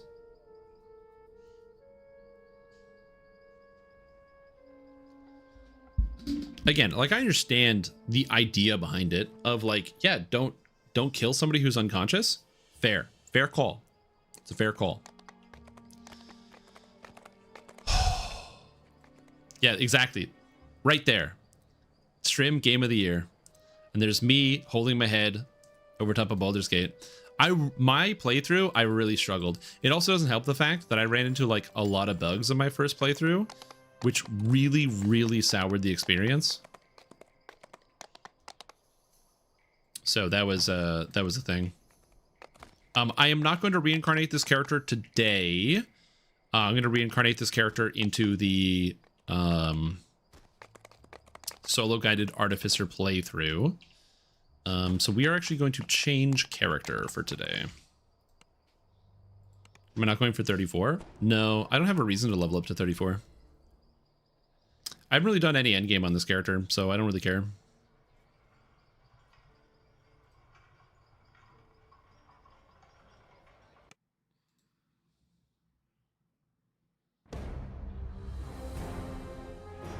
The cutoff is 30. Legendary XP stays. So you don't ever have to, like, my character can go to 32 always, because once I get to 30, because I'm already level 32, I can just bump up to 32. So for example, this character here, my paladin, is level 34. So when I hit 30, I can just automatically take 31, 32, 33, and 34. Legendary XP doesn't reset. What exactly is solo guided playthrough? So it's something I've done on my YouTube channel before. I basically play through the entire game as a solo character using a build designed for free players with the goal of showing how to get through the entire game solo and how to manage certain things. So like, as an example, I did it with my fighter the first time, and I did that so that way, because people ask questions, how do I get through traps? How do I know which quests to do? What's a good quest path? How do you do this? And it was an opportunity for me to basically show how to play through the entire game and add a lot of tricks that people might not know in an easy capacity.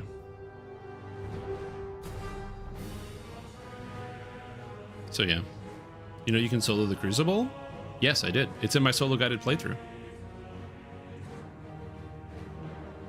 I solo the Crucible every time.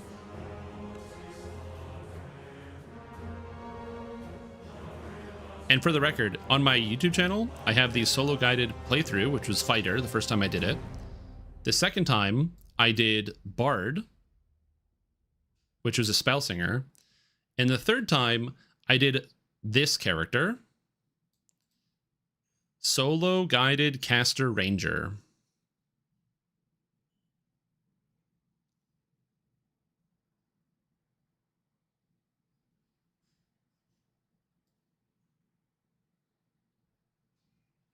Where I played Spellcaster Ranger through the entire game solo. This character sucks, by the way, and I was still able to do it. Also, all of the solo guided stuff was done on hardcore as well, so that way I could prove that all my strategies and methods work.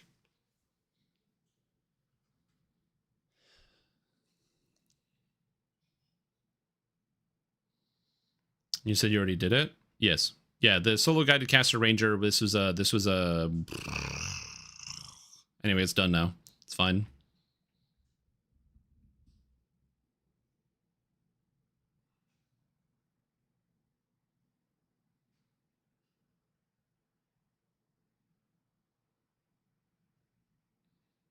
Anyway. Should you make a character from zero? Yeah, I'm going to be making a new character for that. I'll be making a new artificer character.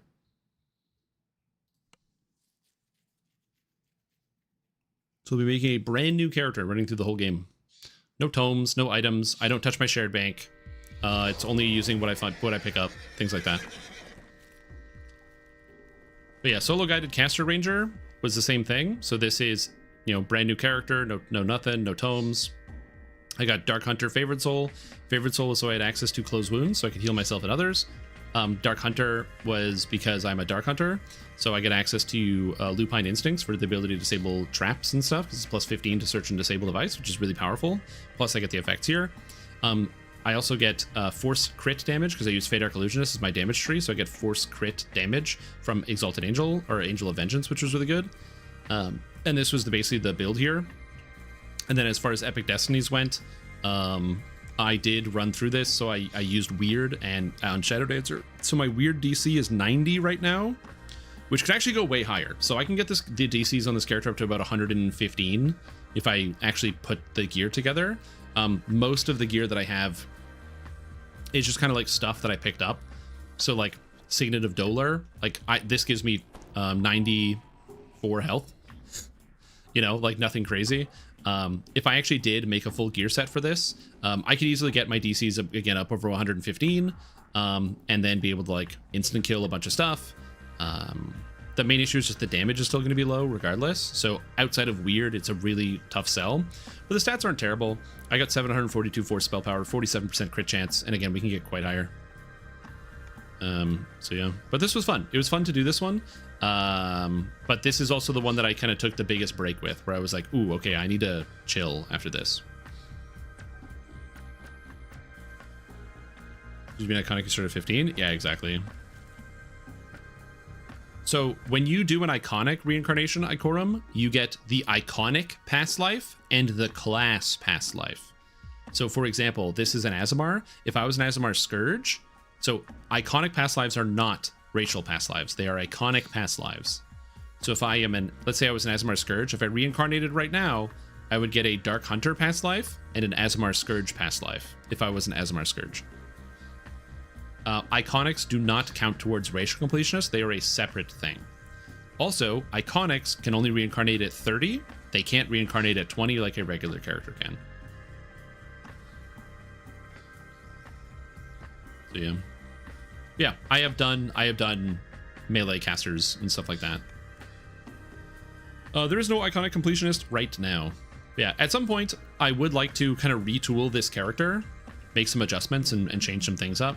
I was kind of hoping that eventually they would buff Fey Dark Illusionist, and then I would just do a lesser TR and fix some of the things on this character, and keep it Dark Hunter Favored Soul and join groups. But they didn't buff it.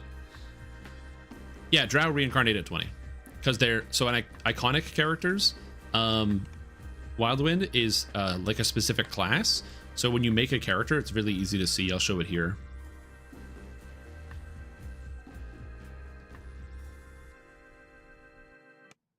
All right. Whoop. So when I make a character, iconic is a separate category. So like not even race, like iconic is the thing, and then you pick your iconic class, and now you get to start from here. So it's a totally separate thing. So if you would know if you're an iconic because you start at level 15 and you have one of these crazy ass outfits that are specific to the iconic classes or the iconic races, which is why they're a separate type of TR. These guys start at level 15. I don't know why this has swords when the Aasimar Scourge is a mace using Aasimar, but whatever.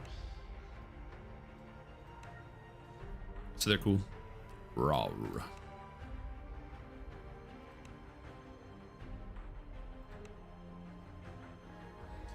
Why does Shifter get +2 dex and get strength? And why they did such dirt for Shifter lovers? Shifter is a really good race, especially the Wild Hunt Shifter that gets wisdom from their rage, as well as the ability to cast spells while raging, which makes them quite good.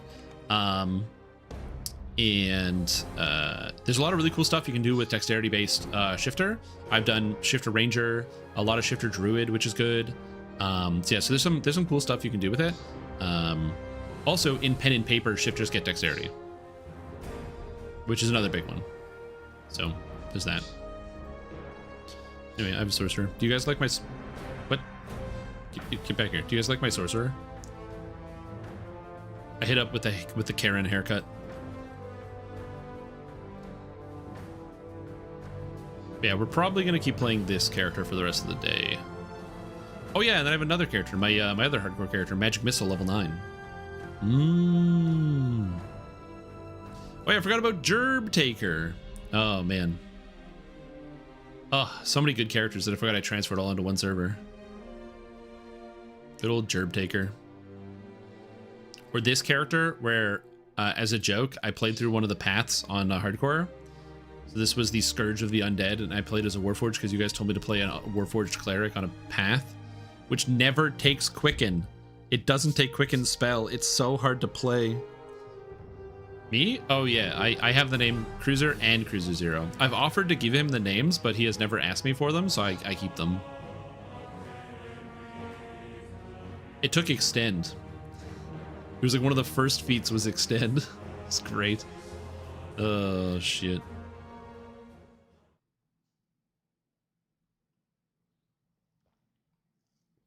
Yes.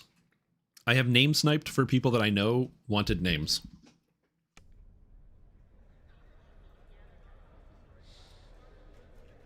But no, this is my other character. This is Stream. So this is the one that is a racial or was a racial completionist. I need 3 more. 3 more past lives for racial completionist, and then I'll have everything I want, but not yet. Were you in the Guild Legion of Zendrick? Never. Do you know item text simplified? Oh, I'll show you. Options. UI. Show. And you're looking for show detailed descriptions in examination. So if I turn this option on, then it shows like the whole description of an item. So if I mouse over something, you see like the whole descriptions. But I've been playing this game for 100,000 generations. I don't need to read all of this text. I know what Radiance 59 does. So if I turn it off, boop, Radiance 59, Radiance Lore 9. Again, I just know what this does. Some people have told me that when I've done examinations of items in my like the beginner basics videos, that I need to like have all this text here. But if it's relevant and I'm talking about it, I mouse over it so the text is visible.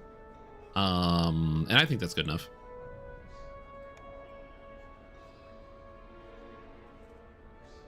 No, that's not me. I was never this person.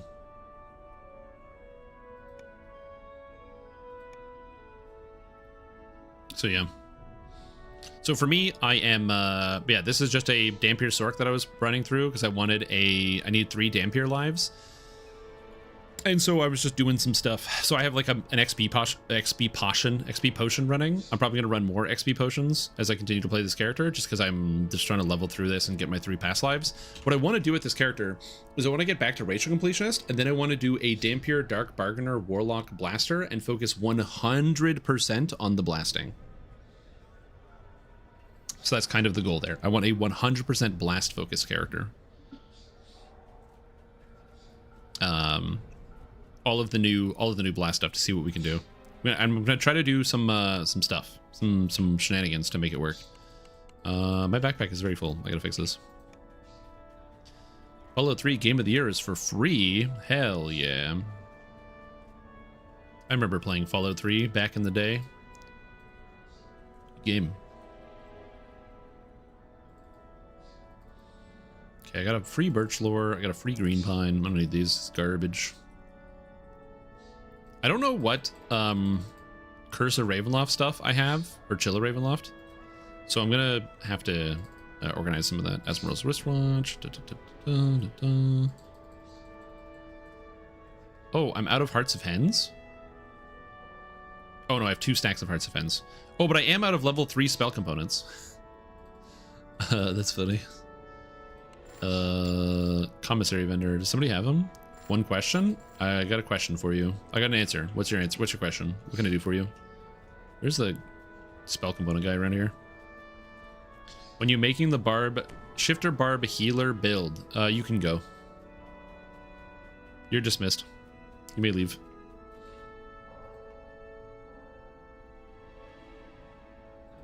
No more questions at this time.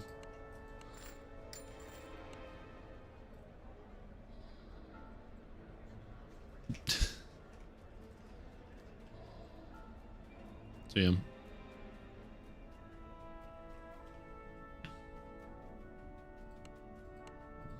Yeah, I've just been chugging pots.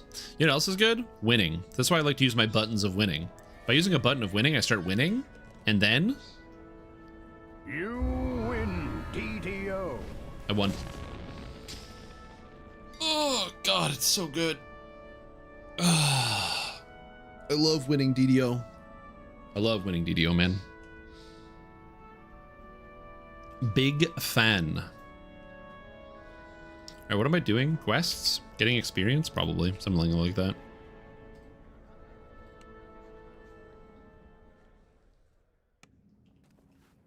Still waiting on a shifter build guide? I will get to it eventually. It's just the nature of I do largely like a new build every like 2 weeks. So doing a new character build every 2 weeks means I'm only putting out like at most 26 unique character builds a year. So like, you know, it just takes time.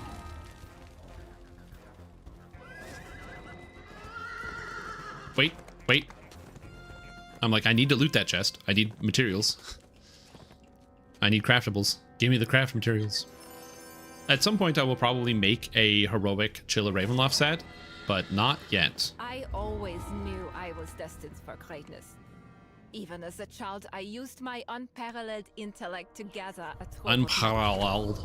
This is where goods of all kinds are delivered. Do I have to talk to this guy? University. I don't remember. Perhaps the foreman. Oh yeah, you do. White dead bodies being brought here. The foreman says the bodies are being delivered to the Institute of Revivification Studies. Chiller Raft is so expensive. It's 40 bones, baby. 40 bones. Ask him about it. The scientists warn you away in no uncertain terms. How is this one alive? Get out of here. That's fair. Again, it will be available for DDO points come, I believe, February. So if you're somebody who usually buys the packs with DDO points, February is your time.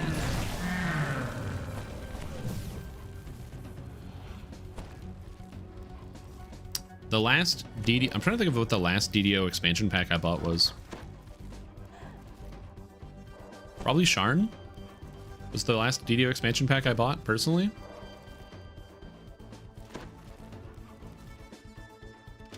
I don't know what the next expansion is going to be. It's a good question. Success! Crows the scientist next to the operating table. Now then, let's observe. Yeah, excellent question. I am not sure. Does this guy take lightning damage? You bet he does. This hot intruder.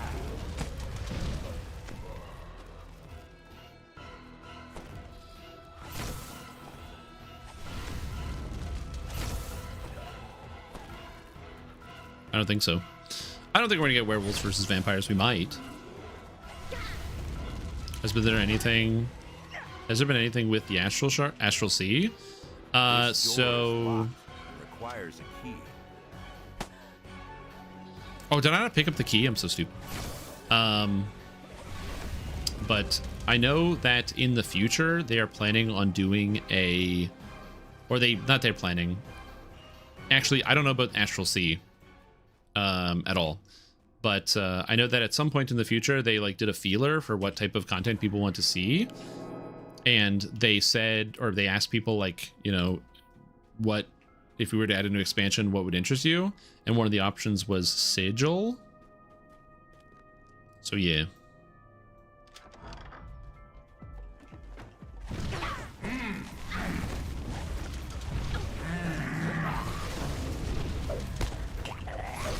Eat lightning damage. Sigil rhymes with wiggle. It can, yes. Unless you say it wrong, then it doesn't, which is unfortunate.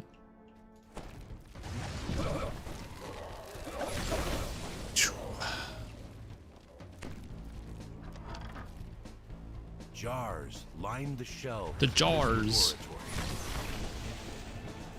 I went on a nap. You're on a new character. What did I miss? Oh, I swapped to my sorcerer that I've been leveling in secret because my character hit level cap and I don't currently want to TR. The reason why I don't want to TR is even though I'm not going to be using that character for like the solo guided artificer playthrough, I specifically don't want to TR because I don't want to like start a character and then leave it for several months. So I'm just playing something that I already have, so that way I don't have to worry about like TRing and then having to go back.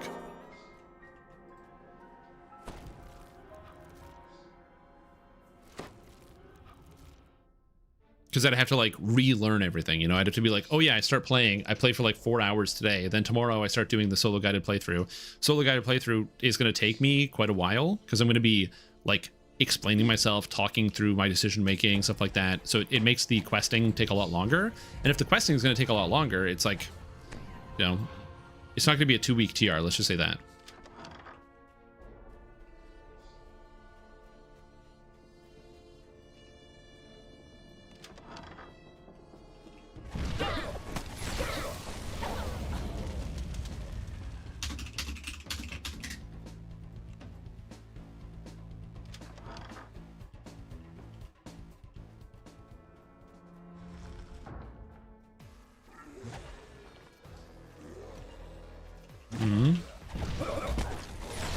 Oh, is this like the GIF thing?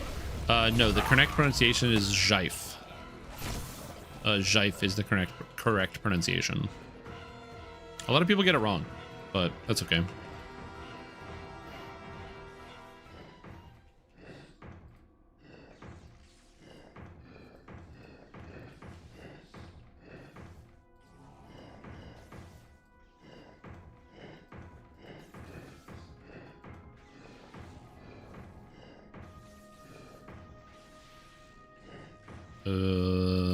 Hold on. Ooh. It's raining here in Buffalo also. Hell yeah, there you go. Good old Buffalo rain. Well, maybe not good old Buffalo rain, but yeah. Alright, and now we do this room. Zap. Zap. Zap. Zap. Hopefully it's not too much. Turns to snow soon. Yeah, it used to turn to snow pretty soon for us too. Like when I was a kid, I remember on multiple Halloweens, like it used to snow. But now, 20 years later, or almost 30 years later, it only starts to snow in like late December. It's funny how that's just some random thing that just suddenly happens all of a sudden.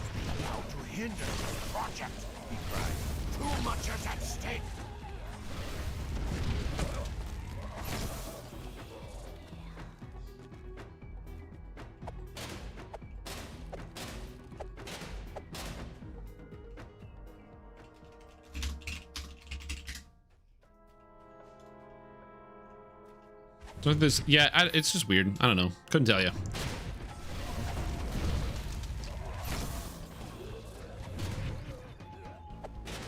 Werewolves or shifters are minor lycanthropes. So they are lycanthropes, but they're like minor lycanthropes. Always keep that in mind.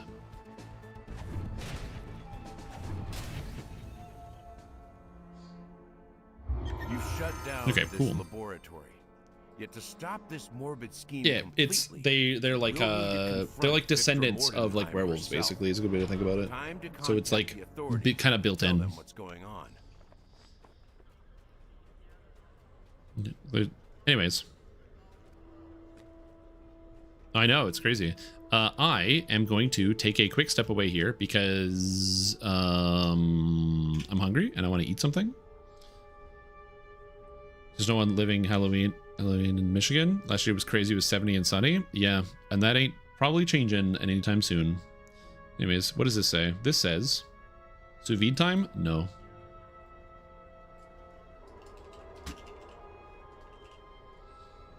Food snack time. So I'm going to take a quick step away from keyboard here. I'm going to leave the info up, so in case you're curious about what I'm playing, it'll be here, visible in front of your face, and I shall return. Is up sous videing right now? No sous vide at the moment. Anyway, I will be back in a little bit. I'm just going to go quickly grab a bite. I shall return very shortly.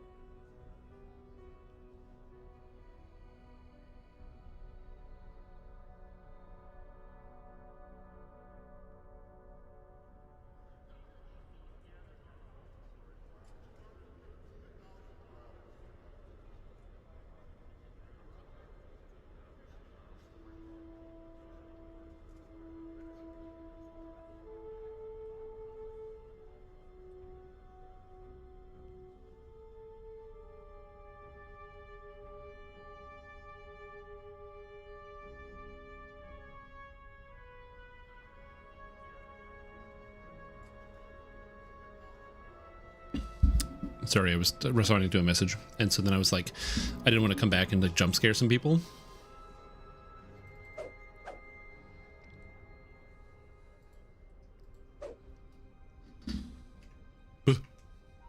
Halloween.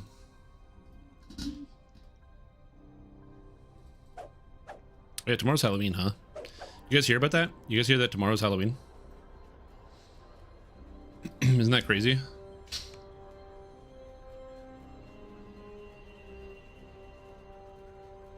That's tomorrow. That's tomorrow. Not today. Where is Sorcerer Trainer?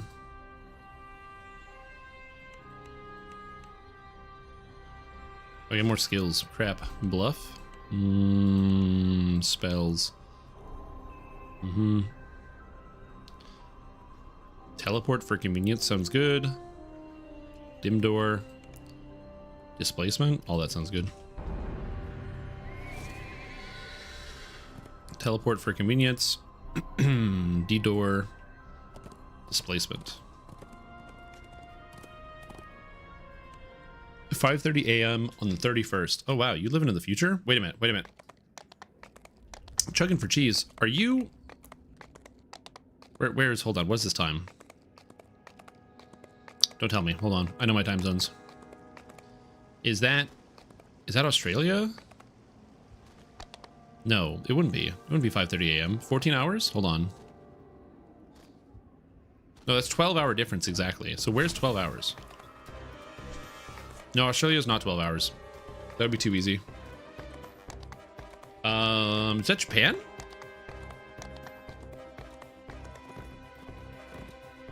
Aussie West? Oh, it's AEW. Ugh. West. Australia West. Is it AEW? I was thinking it was Western Australia, but I was like, no, maybe it's not Western Australia. Yes, because a long-time member of the stream and also a member of my guild is in Eastern Australia. So I was like, it's like 15 hours. So when I saw 12, I got confused for a moment, and I needed to recalculate. Snowdrifts fill the cages and block doorways. A pack of strange creatures bursts into the courtyard, shouting for food. I am a psychopath that thinks that there should only be one time zone. Judging by the tools scattered about, you found So that's my personal opinion. will come in handy when faced with a snowdrift. Like, I think that we should only have one time zone.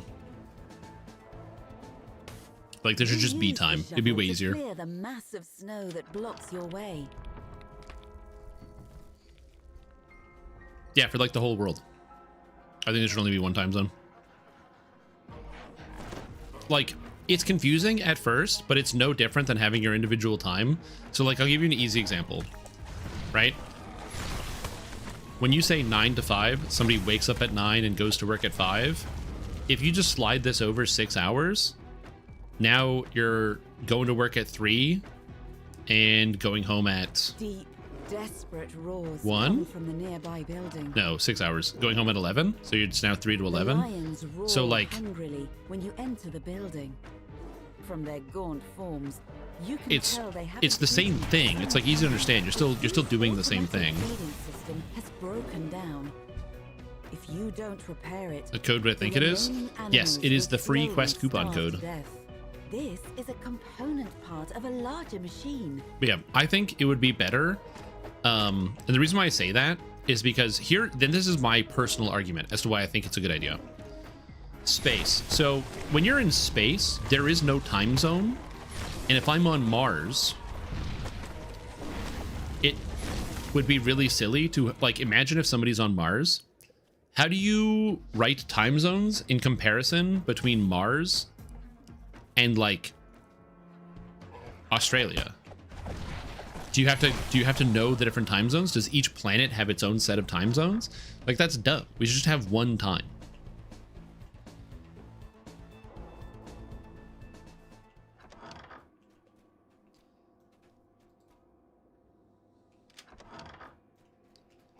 So anyway, just have one time. If there's one absolute time that moves forward, it's all good.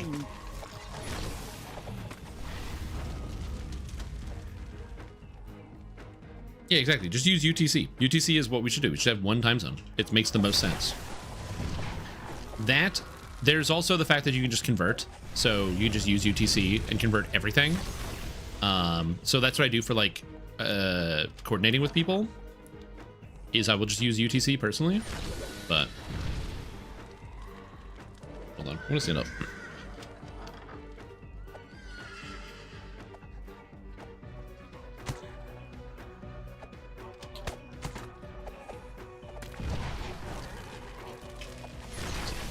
I have the desire, the urge to stand.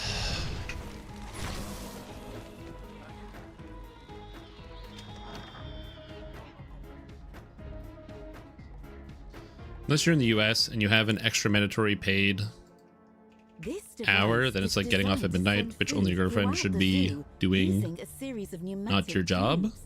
I don't know what you're talking about. No, but like again, if there's like mandatory time off, again, it's not like, oh, there's a difference or like a weird change of like, oh, suddenly like we have to get rid of the rules of when people aren't working. All of those things stay in place. You just change what the number is. The zoo's animals will be safe now. A bizarre form drops down from the air vent, attracted by the sound of the Is it the second coming of our free-to-play savior during lockdown times? No. They've done, this is the fourth time they've ran the coupon. It's like the second coming if it's the fourth coming. The slow process of rebuilding can begin. Like it is what you're thinking it is, where the code GATHERYOURPARTY2025 gives you access to all of the quest packs except for the most recent one, Tavern Tales. So you have everything up to Tavern Tales, which came out earlier this year. But yeah, it's close. Dude, there's supposed to be a creature in here and I've never seen it.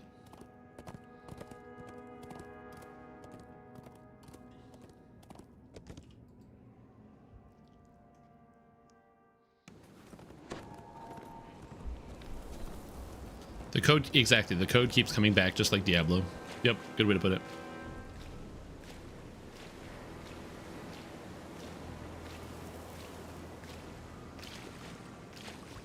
Hell yeah, dude. So yeah, if you wanna play with your Pathfinder group, now is a good time because it's free.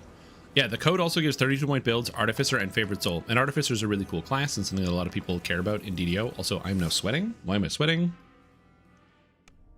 You enter the quiet foyer of Schloss Mordenheim. I don't know why I'm suddenly very warm. I think it's because it's warmer higher up in the room. Mordenheim surely waits inside, but whether she's aware of your plans is unknown. Elise beckons. There are no bugs in it. In the code, there are no bugs. There's still lots of bugs in DDO. At the top of the castle. Just don't worry about that. She doesn't spend much time anywhere else. The lobby is littered with electric machinery and what must be deliveries for Dr. Nordenheim. There's a conspicuous elevator in the center of the room. Oh, it's over here. You investigate the elevator. Power has been cut from all levels, aside from the entrance floor. You'll need There's no bugs in DDO? Oh shit, my bad. Yeah, sorry. The guys, there's no bugs in DDO. Nothing. No bugs. Are propped up against this wall. A yellow crystal between them matches the one above the door nearby. Both wheels click into place, and the yellow crystal lights up. Yeah, it's like you know when you're playing like a stealth shooter or something, and there's like some guard, and you like shoot him in the back of the head, and they're like, "Oh god, that hurt," and they look around, and then they're like, "Huh, must have been the wind." It's like that. Must have been your PC.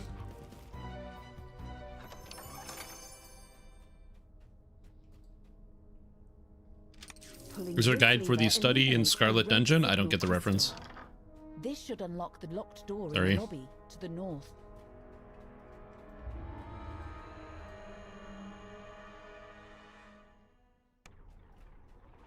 Beetles? Oh yeah, there's lots of bugs in DDO, like bug type creatures, absolutely.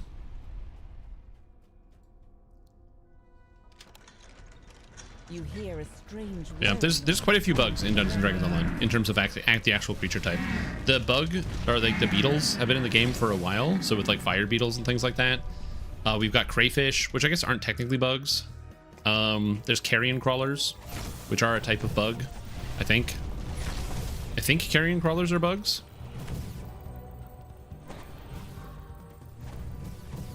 I think carrion crawlers are bugs.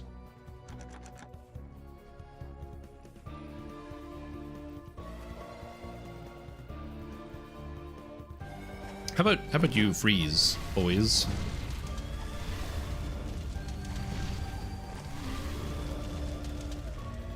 How do I think I have to trigger the alarm upstairs. There goes your league start. What happened?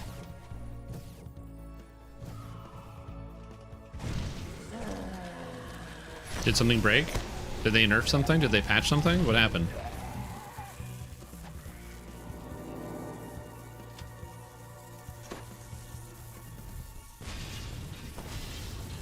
Myriapede? I don't know what a myriapede is.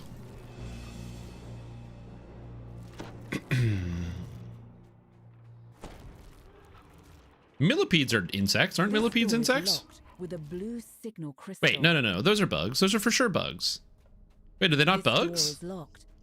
They're non-insect arthropods? I don't know, man. Kind of looks like a bug. You can see another door down the hall. Inside this room, of all the things a massive creature that are bugs, I'm feeling it. Struggling by the brain implanted into the creature's head.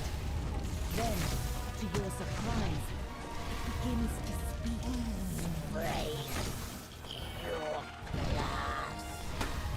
These insects have wings and millipedes do not have wings? Yeah, but like, don't they? These are the questions we need to ask. Could this be the Baron? DDO content? No, I am playing the Path of Exile League on League Start. It attacks. Access to this level from the stairwell is locked. The door requires an Very iron incorrect. key. I'm 100% going to be doing Path of Exile League Start tomorrow. Yeah, my wrists are unhappy with this decision. They don't like it. They would like it if I didn't do that, but it's unfortunate for them. Oop, wrong way. Oh, wrong way. God damn it. It's Breach 2. This new league is Breach 2. They're continuing the story of Breach directly and revamping all of Breach. So it's going to have the stuff you like about Breach, which is killing monsters in a circle, adding some new stuff, new boss fights, new areas, new uniques to collect, a whole new crafting system, new endgame.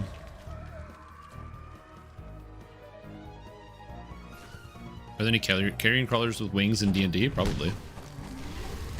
Look, listen, you guys can come at me with your taxonomy and being correct to the fact that millipedes aren't bugs, but I can come at you with the fact that I can conceptualize that and rationalize that they don't fall into the category of a bug, which is correct. But like, if I see a centipede, you know, like there's those house centipedes.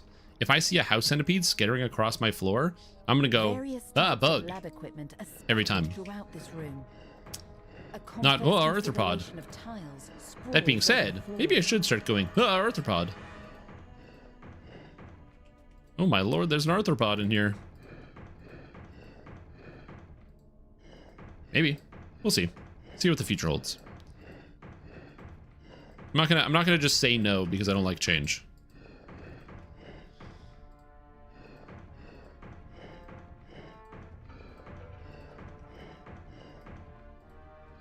Tile puzzle. We're getting there. I still remember when there was like the PAX showcase. There's like one of the guys that was like the promo guys that was on stage who was like running the event, and he was like, dude, watch the trailer, and he saw the puzzle. He's like, oh cool, look at that big puzzle. Oh, and that's coming in the new expansion. Oh cool. And I was like, yep, new tile puzzle in the new expansion. And then of course we go to Korthos Island and literally they get it with the tile puzzle.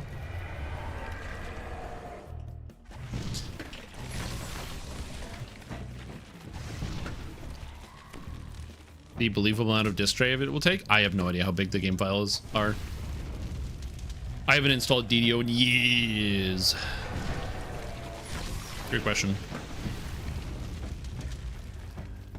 This key will unlock a door in the 17.7 gigabytes. There you go. Yeah, unfortunately, it's just something I do not know the answer to. Continue your exploration. Nope, not this way. This way. I have the key now. Yeah, you don't have to download the high resolution textures.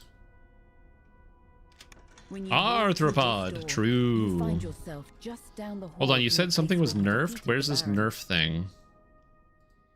You use the iron key to unlock the New gems and changed gems. It leads to the living so, okay, so maybe I'm missing something and I don't understand, but Nero, I don't know if you're still here. I don't know if you can concisely put it into Twitch chat, or maybe it's not a good place for that.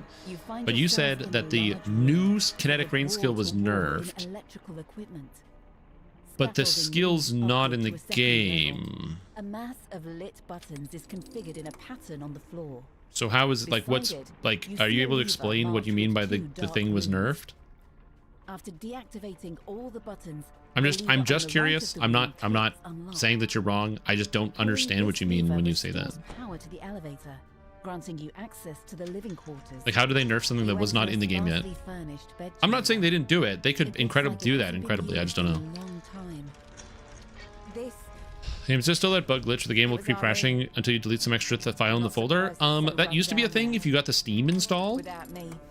But yeah, I haven't heard of that in years, and I currently use the Steam install. Level 20. Oh, so from 150, 150, it's now impact rain is 135, 135 instead. Oh, so it's 15%. Marked with an orange signal crystal to the east. You encounter a curious creature when you enter this room. It's a green bear with what seems to be a gas tank on its back. The bear seems to be guarding the lever against the wall, the one that grants you access. I have to. I don't understand. So I'm going to look here. The bear lunges toward you. This skill, kinetic rain. Oh, kinetic rain of impact. Oh, kinetic rain and then kinetic rain of impact. Oh, it's 25. Oh, so this is going to be that you have to use kinetic rain of impact instead of just kinetic rain then, if you want to have it do the large damage automatically.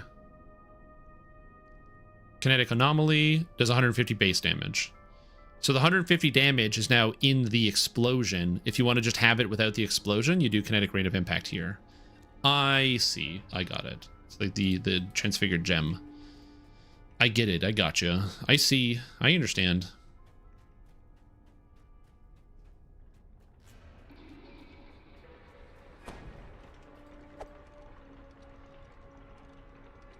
Oh shit. Okay, I'm lost again. Is it this way? Do we go? No, I came in here. I did a thing.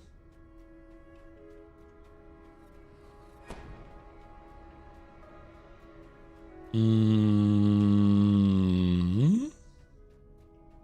didn't pull the lever. That's why. I managed to use legacy DirectX installs from the Steam or installed from the website handles, but Steam sometimes struggles with. Yeah, it makes sense. Unlocked access to the top floor where Dr. Mordenheim waits in well, I'm glad that my starter of choice, I'm probably gonna be doing self-cast Hex Blast, but we'll see. I don't know if self-cast Hex Blast is going to be good at all. You should find the entrance. It might. It's most likely going to be very bad, but we're going to try it and see how it goes. Because I'm just curious to see how powerful or not powerful the skill is. Made it up to the tower at last. Near the back of the room, I have curiosity, man. In an experiment is the woman you've come to confront. Dr. Victra Mordenheim. You know, what I should have done is I should have rested to get my spell points back. So much as a grunt, she returns to her work. Was Hex Blast on there? Elise, you've returned. Wind Burst, Kinetic Instability. Elise steps forward. Which leaves the things on the ground. You know we have to. I assumed things were over between us when you left. With my heart. So wait a minute. Couldn't you just use the new kinetic rain with kinetic instability and leave the anomalies on the ground anyway? As long as this heart beats, Lemorgia will suffer. I feel like you could just do that anyway. And how do you plan to stop it? The heart Hex Blast. Unless you found. Oh, they also buffed Hex Blast of Contradiction. Auerbach, I knew I should have gotten rid of him permanently. I'm sorry, Victra. Neither of us is leaving this room alive. Victra narrows her eyes. Speak for yourself. You know, I've been teaching myself ways to use the cold to my advantage. You will make an excellent test subject. The temperature in the room drops as Dr. Mordenheim attacks. Yeah, I don't know. I'm sure your build is fine. You can try it. See how it works. I'm thinking. Oh, right. Ball of thing immune to... Oh, it's resistant to fire. That's annoying. What do I do here? You've managed to weaken Dr. Mordenheim, but before you can land another blow, she ascends, leaving behind experiments. Why does this thing have so much health?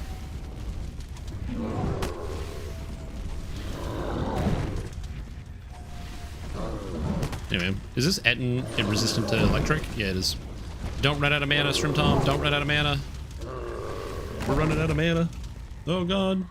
Look, man, I don't have any choices. Oh, magic missile spam? I should have done magic missile spam. That's a good idea. Follow me. You reach the top floor of this tower. Zap. Glares at you. What?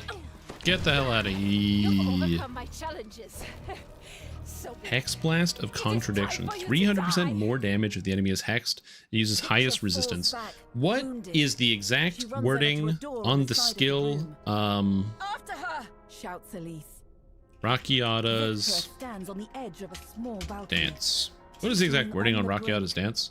Elise, Rockiata's please. dance. The Treat unbreakable heart is enemy everything. monster elemental What resistance even is values the as lasting, inverted. everlasting life of the unbreakable heart? I said it's over, Victra.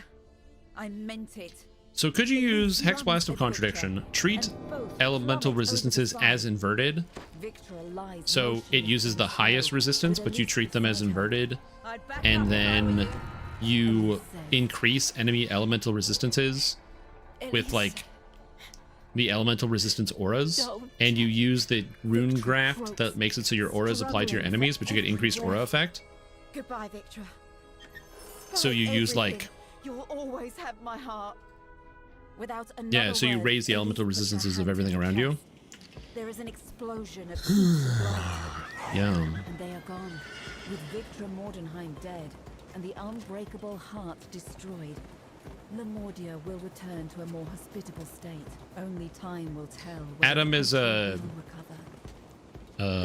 recover. reference to, I'm trying to remember, Adam's like a reference to original Lemordia, I think, The realm's dark past. because it was like Victra Mordenheim is like DDO version of the character, but like it was like Adam Mordenheim or Adam something was like the name of the character, the actual, or like the other character. They like redid the story but made a nod to it. I can't remember the details. Look, guys, I'm not good at the when it comes to the lore, the Plains of Despair, whatever these are called.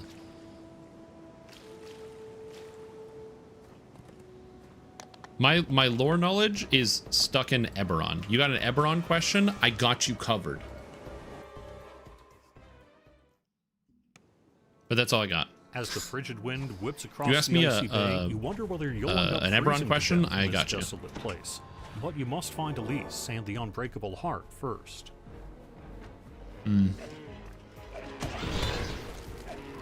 I got Strim the Horror, that built all those boats and servitors to go fishing, and now you just blew up that economy.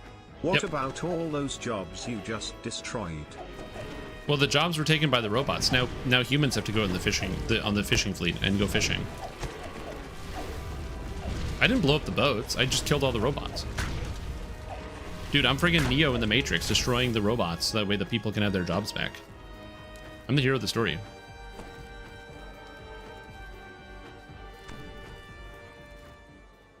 I'm like the guy from Office Space.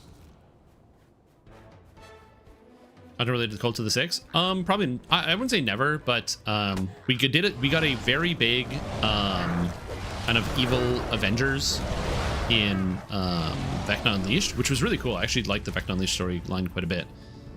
How it's kind of us going around and collecting enemies And be like, hey everybody, how about we all work together? Lies here, half No, buried in the snow, but no clutch in his hand. You basically have to call in a bunch of favors from a bunch of and a cave sealed by classic DDO villains. Scattered throughout the valley. Yes, the Traveler is a member of the Six, and we also had to gather the favor of the other 5 members of the Six in one of the quests.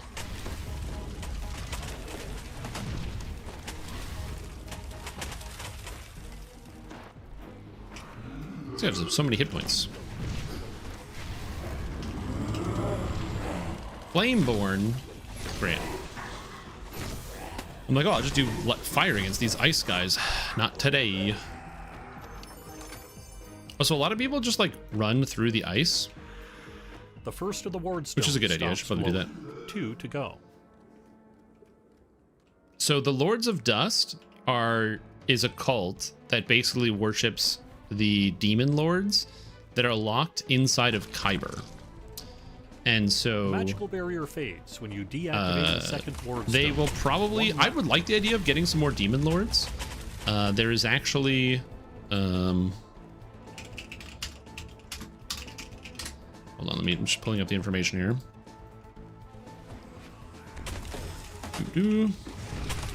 There is a city, there's a place in Eberron called the Demon Wastes, and the Demon Wastes features they haven't nerfed this yet. Forgot. Note to self: the frost wormlings are unbelievably dangerous. There's a place called Ashtakala. And Ashtakala is basically a city in which the Lords of Dust are the de facto rulers of the city. So we could possibly go there at some point.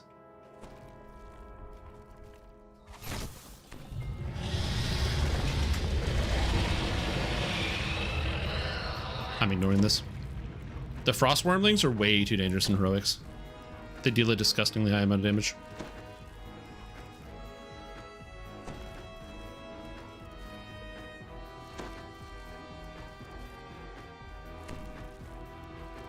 So yeah.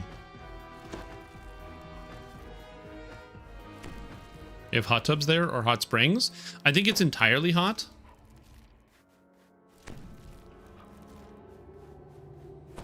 So I think the answer to that question is kind of yes. Swoops down from the skies, intent on making where like into a meal. They do have hot springs, yes. But I think that's just kind of like it is what it is. They can't not have hot springs. It's too hot there. Whee!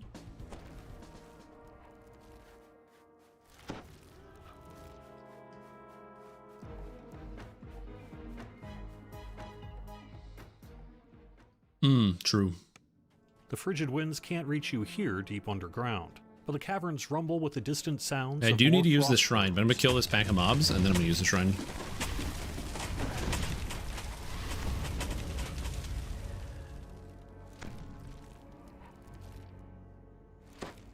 What is spring? Spring is basically this time in which there's this thing that happens in places that isn't Arizona called vegetation. And it starts to grow. Vegetation is like this green, kind of like strand-looking structure that comes out of the ground, and it's alive. They're also commonly called plants. They start to grow during spring.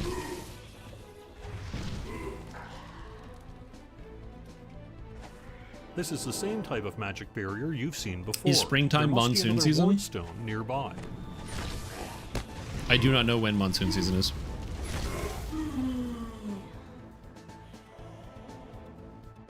People could generate power. It is also that, yeah. Here's July and August. Oh, interesting. I didn't know that. Yeah, we don't have a monsoon season. We used to not have a hurricane season, but then that shit changed. It's like, what are you gonna do?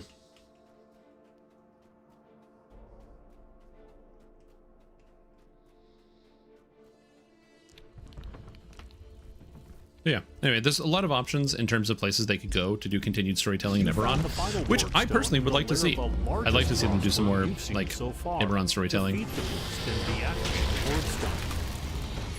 The final crossword has been defeated, allowing you to deal with the final ward stone.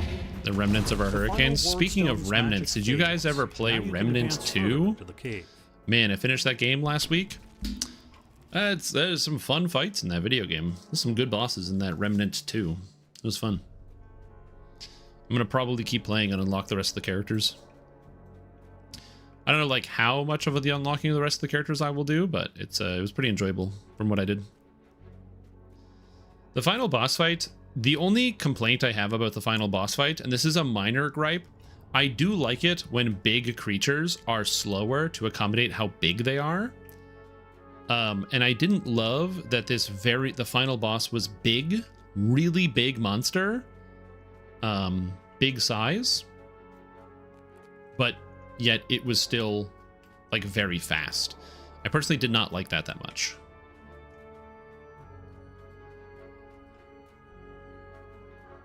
Played an axe thrower? Oh yeah, I did not do that.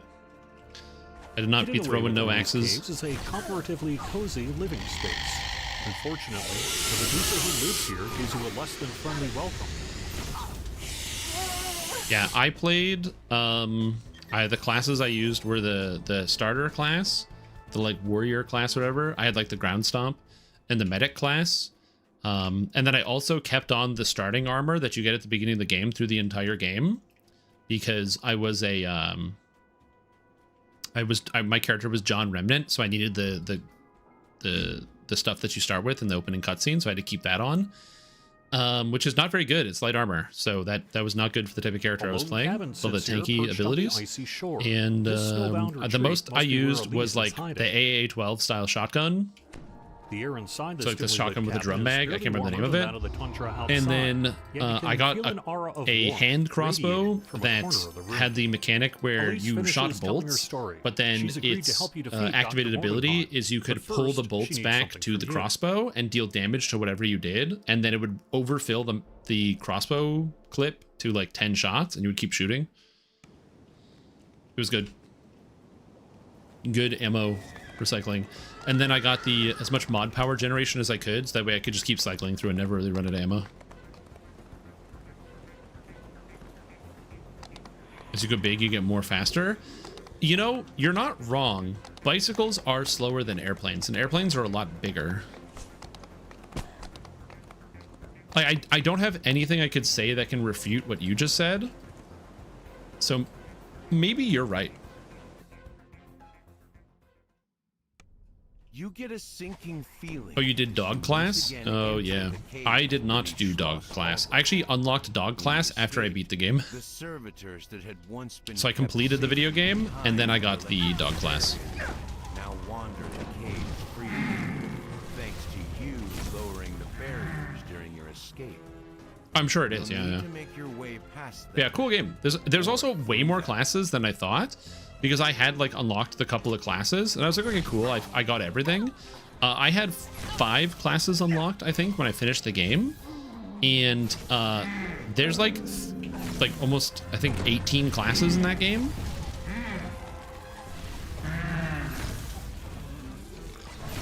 Which I could not believe. I was also playing with Ipsum, who was running, I think, the tank class that I was also running, but he was also running engineer, I think, at the time. Which, again, is a character I did not unlock.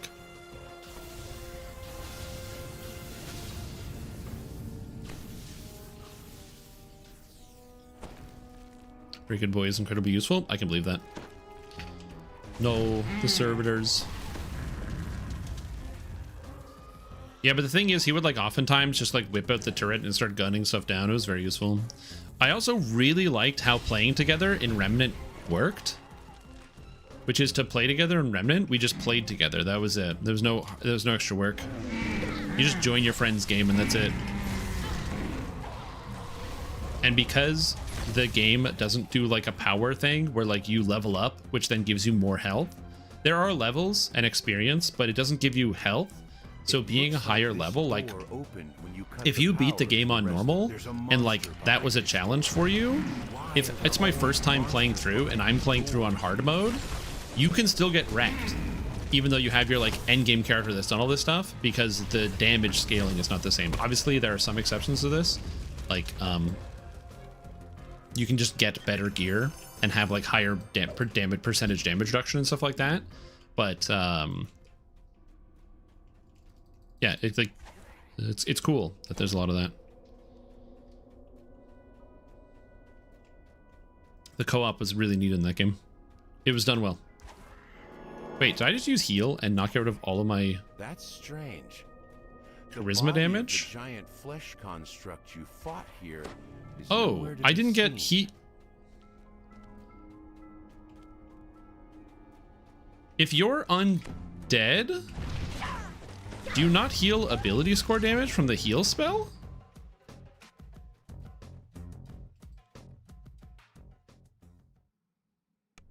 The elevator takes you to the upper floor of Schloss Albrecher. The doors here are boarded up. I and believe sealed, that would be what we call a new save bug. for Yeah. one at the end of the hall. Not expecting that, but okay.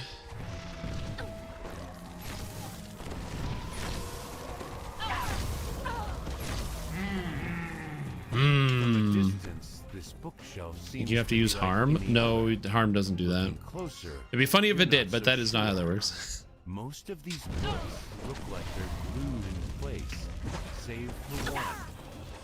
A lot of Muller, royal physician. More like a lot of death to lightning bolts. Know what I'm saying? I hope I have the mana to kill You enter the Baron. room ready We'll see. to confront the Baron in person. At first, But yeah, it appears to be good game. empty. I had a lot of fun playing through Then Remnant you 2. spot a It's mostly laboratory like jar the... containing a brain. I like the fact that there's like multiple paths you can go through and you can get different storylines, which is kind of cool. So I think that the fact that everybody's story is going to be different every time they play through, like the fact that the first time I play through and the first time a friend of mine plays through, we're both going to have different experiences, is a really cool concept for a video game.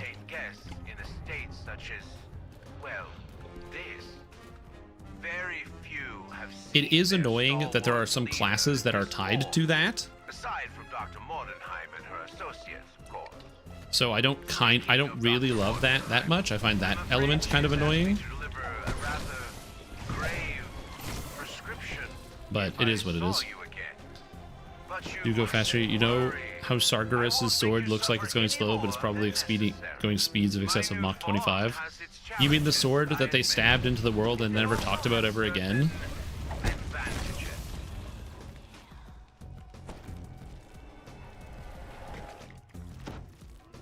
Didn't they do that? What was that movie? It was in one of the Marvel movies. The Immortals or something? Where like one of the character like stabs the planet, or like a giant hand comes out of the planet or whatever. Because it's like the planet is actually a person and its arm starts coming out or something. And then they like never talk about it ever again. I think that was in the Immortals. That was that? Marvel Immortals. Eternals. The movie was Eternals. Yeah, the Eternals. Yeah. Where the end of it, I'm spoiling the whole movie, but basically there's like a guy in the planet, and then the Earth is like an egg, and then the arm is coming out at the end, and they stop it from hatching or something. I don't remember the details. I'm kind of fucking this up. Anyway, it doesn't matter. The movie's really bad. Under the pretext but attending the Baron's reception. they basically make a big deal that there's like this giant arm coming out and it's supposed to be this thing, and like literally it just doesn't come up in any other movie. Your senses are overwhelmed with the sights, sounds. They like have a throwaway comment about it, I think in like in one of the TV shows, where somebody's like, yeah, do you remember that thing? Or it's like on TV in the background where somebody like they show it like happening. To gain an audience. Most of the guests are dressed to the nines. But this Oh shit, woman lag? in a Hello? lab coat and goggles sticks out like a sore thumb. She stands far away from the others, eyeing them with clinical disdain. The vault keeper says trying to remember. that only the Baron's servants were allowed to remove things from the vault. Oddly, he made no mention of the Baron. Dude, I'm like literally reading the plot In summary any on case, Wikipedia, and you only I can't remember convince any of him to this. Give you the documents, Or perhaps Celestial in the new Captain America movie. Plot is countries are trying to harvest resources from the Celestial in the ocean. Oh, was that in the movie? I didn't watch it. I was going to go watch it because Captain America is a fun movie. Captain America Winter Soldier is a great movie. Captain America Civil War is a great movie. So when they made a new one, I really liked the show Falcon and the Winter Soldier. And I was like, shit, they're like setting it up. This is going to be awesome. And then all I heard about Captain America Brave New World is that it is kind of mid. So, yeah. And bear in mind, I am not a very harsh movie critic. I kind of like almost everything that I watch. Like if I pay to watch something, I'm gonna usually take something I enjoy out of it. So like, yeah, I do enjoy most things, but I think Eternals is probably one of the worst movies I've ever watched. And I've seen some bad movies. It's just like confusing and boring, and the main character has no impact on the story. And yeah. Come in and tell me what I can do for you. The servitors are essential. Captain America Brave New World. Amazon is shutting the game down. Yeah, R.I.P. New World. R.I.P. New World. Hopefully, because they know the game is shutting down, somebody finds a way to like finagle the source code so then people can like make their own private servers in the future. Not that I think that the game is good or bad, but that's a good solution to the problem. If people that want to keep playing it can keep playing it. Welcome to another part of my home. A part most of my guests Oh, Eternals looks really cool for sure. This is where I keep some of the things Dr. Mordenheim sends me. Experiments. A good way to think, like an example of why I think the movie The Eternals is very bad, is that they have like I would say reasonably funny comedian Kumail Nanjiani, who's like a pretty funny guy. I do like him. Very funny guy. And his character basically doesn't tell a single joke in the whole movie, or the ones that he does say like really don't land. And I'm like, you have a comedic actor and you don't use them to do comedy. Why did you hire this guy in Eternals? You think they do that on purpose? No, I don't. Again, I think what happened with, if I had to guess what happened with that movie, is there must have been like script rewrites or something that happened partway through, and they just kind of I think, or something like that. I don't know what would have happened with the movie, but there were some problems.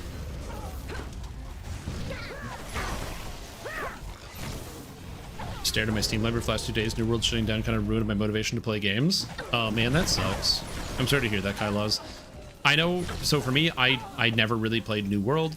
As a person who creates content on Twitch, which is owned by Amazon, I had the opportunity to play in the like early access sort of beta for New World without having to like buy a key. So I had the ability to do that. And I thought the game was fine. I just didn't see anything fundamentally super exciting about it. So I just never got into it. But I did buy New World afterwards. So that way one day I would be able to play it and get to kind of experience the game in full. So I was at some point hoping to go back. It's really disappointing to see that the game is shutting down. The main reason, like, I'm not like some people who are like, haha, game shut down. Like, okay, so hold on. Let me rephrase that. A lot of people like the game. The only reason I am haha game shut down is exclusively because of all of the people who were excited for New World to come out, who were like, New World is going to destroy the video games industry. This game is going to be so good, it's going to change everything. And it wasn't, and it didn't. That's the only time where it's shutting down before all of the MMOs that came before it. That's the only part of me that is haha game shutdown. Outside of that, obviously the animators, the artists, the writers, all the game designers, the people surrounding the, like, inside the game, all the people at the studio, probably a lot of people getting laid off. That sucks. The people that actually genuinely enjoyed it. The thing about MMORPGs is you even if you play them alone, you don't always play them alone. There's usually like you have friends that you play with in the game with, even if it's like casual acquaintances. Like you always see the same people in the same areas of town, that sort of thing. It's really easy to have these like connections with these other people, and so that's really rough to see go. So again, I'm not like excited that the game is shutting down. That sucks. I wanted to try playing New World, knowing that the game is shutting down in 2026 is kind of rough, but it's yeah, it's just unfortunate. And the reason why this stuff happens is it is a victim of the basically the corporate interests, where this it's a game that doesn't really deserve to shut down, in the sense of like it's not losing Amazon any money. And the reason why I'm saying it's not losing Amazon any money is, one, they made so much fucking money off of the sales of the game, and also the most recent update had a really positive showing in terms of like player count. Also, the launch on consoles that was not free also was another big deal. But the problem is, because Amazon is a big giant corporation, they need to make sure they're always making new things and having new projects come out as a way to like show that they share their shareholders that they're making new things and they have new projects on the go all the time. Oh, I'm like lagging as I'm loading this menu. Leg.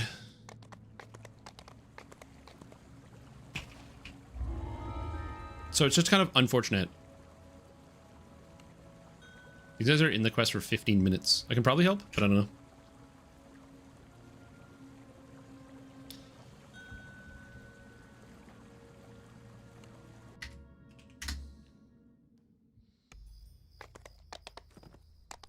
The stone bridge ahead has collapsed into Making money with the markets, yeah. You must finish your journey and as you the next big thing, but still nothing in the last 10 years has come out and hit top 3 played MMOs. Yes.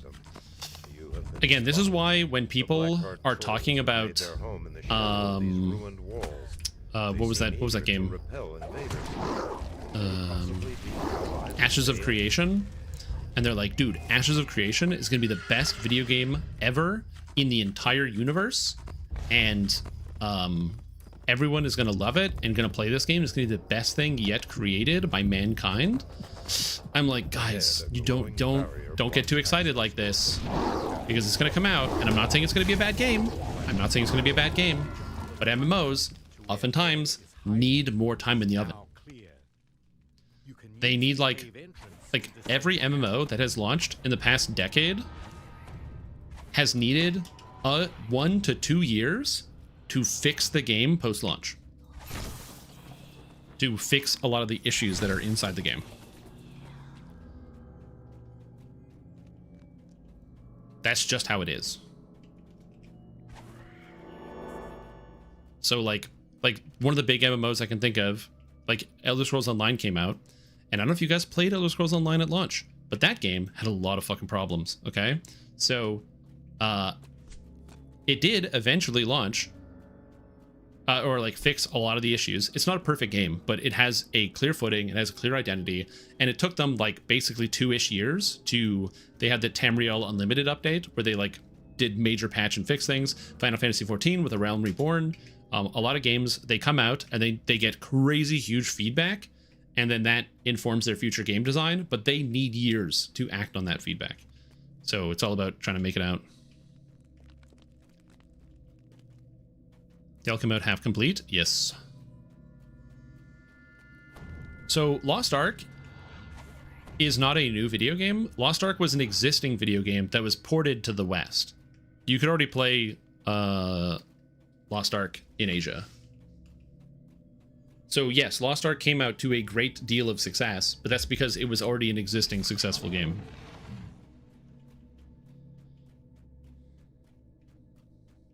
I just recently finished Mist of Ravenloft quest arc. Any recommendations on where I should go next? I'm level 13.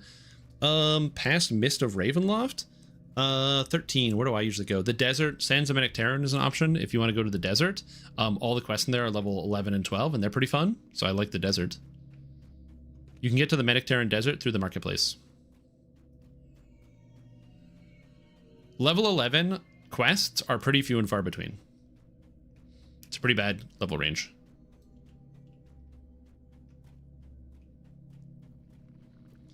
Been talking about a WoW killer since 2007, trying to real weird and people oversell the hell out of games. Yep. Oh yeah, Necro 3 is an option. True. If the next expansion's 11, that would be awesome. Forces have arrayed themselves for a last defense. But yeah, it's either way. It is disappointing, especially considering from the people that I know that played New World, they were like, yeah, this update was like actually good. They were like, yeah, this update was actually a good update. It made the game fun. And I'm like, sick.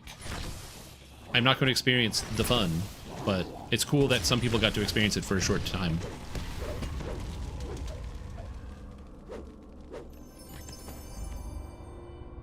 Only getting 1 level from Ravenloft? Yeah, usually Ravenloft gives about 1 level worth of XP.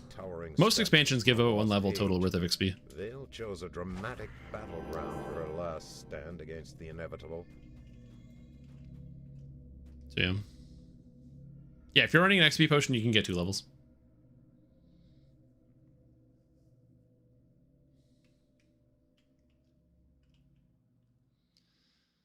But, oh, I'm playing Fire Sorcerer, by the way. My character hit level cap, and I don't want to TR my character right now, so I am just swapping to an alt. Who's just Fire Sorcerer? I'm just leveling for a Dampier life, that's it.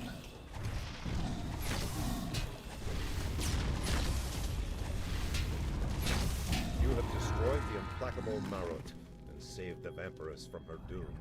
Vale shouts in triumph.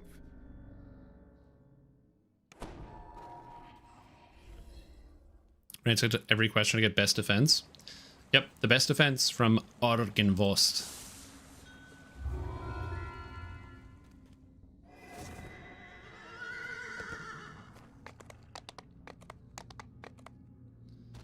Yeah, also double ice expansion, true, that is correct. I feel like that would be maybe not a decision that people want. Orb-bash build? No. It's not going to be an Orb-bash build. But yeah, so like I said, I don't like it when games shut down. But it's... when it comes to online or always online games, I definitely think that it would be a good idea for, at the very least, if they're like, oh, we don't want to manage this game anymore, if they were to just like sell off the game so that another company can take over and continue to manage it. Because again, I'm very confident that New World was making money. The sweltering heat in these tunnels is almost unbearable. Yeah, exactly. Just do what City of Heroes did, where they were like, we don't want to keep making this game, so they shut it down. NCSoft shut the game down like a decade ago.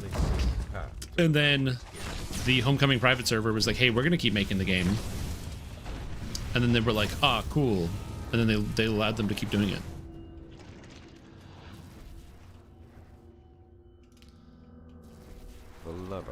Now, I feel bad because like I never got a chance to play WildStar, which was the other NCSoft MMORPG that got shut down. The gate crashed shut. Haywire spared no expense in keeping. Well, it's less so. It depends on if there just needs to be legislation. You hear someone. If Europe does any amount of legislating around that, it's going to change, but all the bets are on Europe. So if you're European and in the chat, come on now. Come on, Europe. Solve all my problems. Thank you. That's right, if European in the chat. Oh.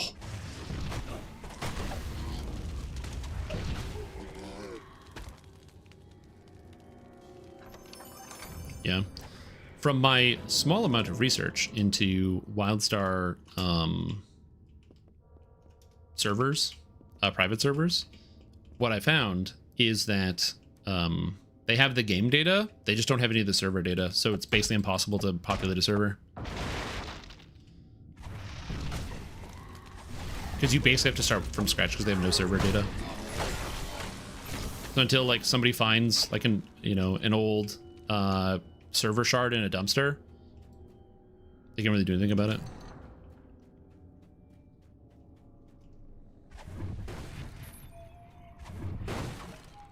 Who knows? Maybe somebody will find an old server shard in a dumpster, and they can be like, whoa, and put it all together.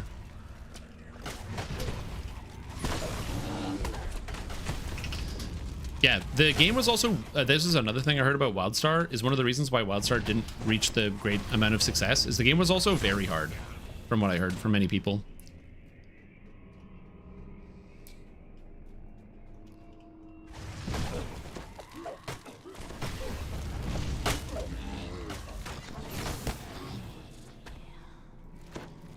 Oh yeah, well 100%, but you also need people who are like capable of doing that thing.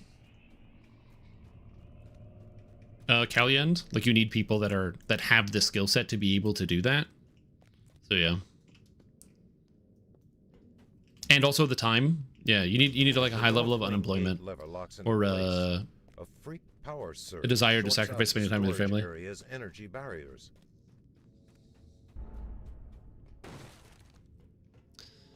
Yeah, the Lord of the Rings MMO getting canceled. I will say it's kind of funny because I remember I was actually streaming Lord of the Rings much more frequently around the Minas Morgul time frame. So when was this? This would have been right around like 2020-ish. Minas Morgul. Man, that was a long time ago. Anyway, when there was the first announcements of the Amazon-based Lord of the Rings MMORPG when they were first talking about it. I still remember a lot of people were like, oh man, do you think it's gonna like destroy Lord of the Rings Online? My answer to that was like, no, because it's just gonna be a different game. Like an MMO that Amazon wants to make is going to be completely 100% different than you're not going to get a traditional MMO. You're not going to get like this with action bars and all that other bullshit. Like they would never ever do this. That's just not going to happen. It is not how the MMO is going to go. That is not how the MMO industry is going to go. What you would get is you would get like Genshin Impact with a Lotro skin over top of it. That's what they would make. But then on top of that, yes, there was also the thing where the guy or like the person who was like the lead or the game director for the new Lord of the Rings MMO was also like publicly talking shit about Lotro, which rubbed some people the wrong way in the Lotro community. Granted, small fries, they're not that big or that important, but you know, it did happen regardless. 17 years at this point. Yep. Again, you need the right people and you need the right information to be able to make something like that. I don't have that information because I'm not a computer programmer. Maybe someday.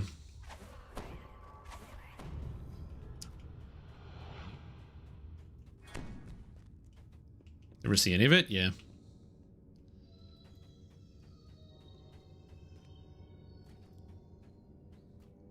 Again, the main issue is that MMOs are like really, really fucking expensive to manufacture and make. Is not something that's easy. So it costs a bunch of monies. Good up that was canceled. Apparently it was good. Yeah, apparently they gave it to like Tony Xbox and he was like, holy shit, and like shit his pants and blasted through the roof because he was so excited.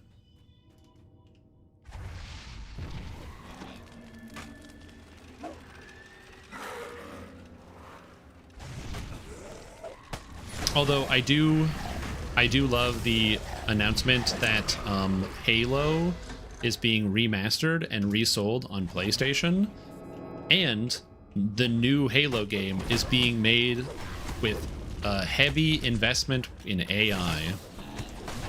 Because people really liked Halo Infinite because of how interesting and unique it was.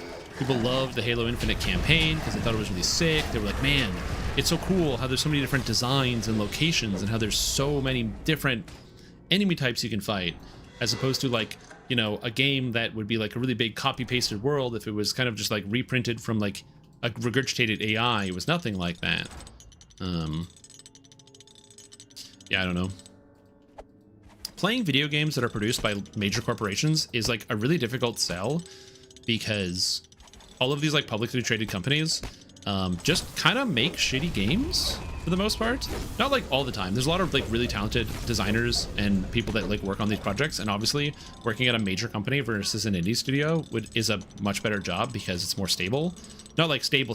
If you work in the video games industry, it's never stable, but like you at least have the opportunity to work on a project for like possibly a long time, unless you're like a short-term contractor. It can look really good on a resume, might be able for like future job opportunities.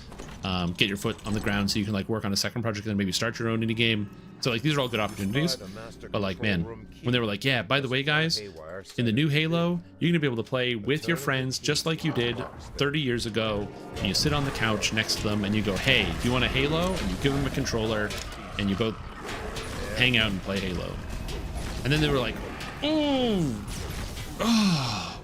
Unfortunately, we don't want that to happen, so it's going to be single player now. Sorry, co-op campaign, we can't, the technology just doesn't exist, you guys. It's just not there. You can't do it. And you might be like, Strim, you're being a little critical, you know, of like the people that make Halo. Like, what if it just wasn't in the budget? And my answer is, it's produced by Microsoft. And they promised it. They could figure it out. It's not that hard.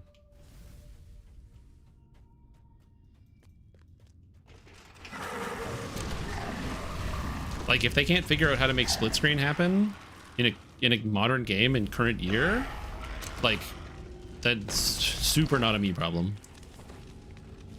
And for the players, but for the shareholders, exactly. But fortunately, the nice thing is there's lots of incredible games. We talked about this earlier today, but like, how many people were excited in chat about the new Vampire Survivor update? That's pretty sick. We talked about Rogue Trader, which I did not own, but apparently it's 60% off, so now I do own it. Thank you, shout out How We Doing. Haywire's voice is heard 4 minutes until I'm a big fan of like The Bazaar and 30XX, both games I've played in the past week. Haywire continues. There's a blast door ahead. Keep running until you reach the exit. Hurry. Solasta 2? Yep. As soon as I see someone reach the exit, I'm gonna count to 20 and seal the blast door. There ain't time for one. Yeah, man. Like, I'm a big fan of, like, there's so many good video games you can play out there that are not like Battlefield 31 or something like that. So it's just cool. There's like a lot of good games out there. So don't feel like it's the end of the world when it comes to gaming, just because, yes. Listen, guys, there will probably never be another good Mass Effect game. But it's okay, because we still had Mass Effect 2. We all got to play Mass Effect 2. Mass Effect 2 was awesome. We all had fun with Mass Effect 2. 3 minutes until self-destruct. And now the new one's probably not going to be good, but that's okay. We still had Mass Effect 2. Game Squad, I've never heard of that.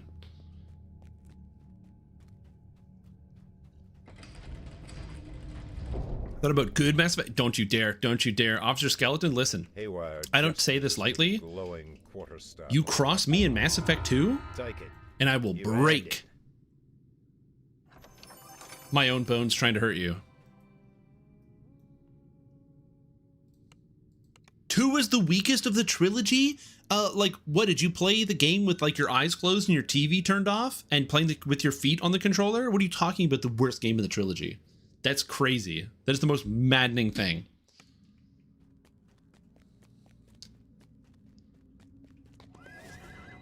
I don't know how to process that statement. Mass Effect 2, the weakest Mass Effect game. That's crazy. That's crazy talk.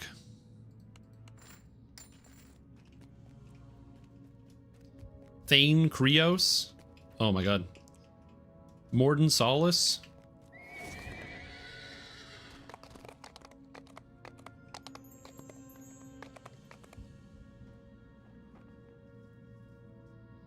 Anyway, do you ever play Arcade? No. So I didn't play Arcade because I heard Arcade was really pay to win. So I didn't play it. I don't know anything about Arcade. Other than, sorry, Arcade is pay to win. And Arcade was the one where you have to like buy land. And then if you're a landowner, you get to do a bunch of stuff. And it's basically just like real life.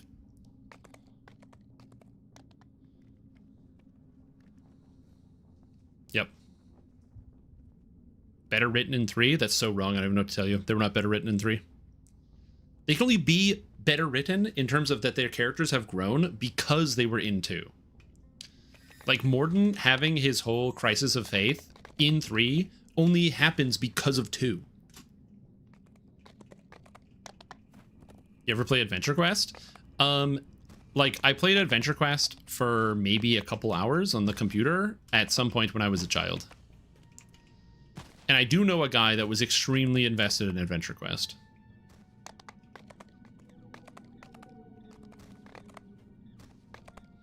I don't know what our group is going, so I'm gonna go thank you, take care, and then I'm gonna leave the party. I don't know what we're doing, so I'm just gonna go. I kind of want to do Red Fen.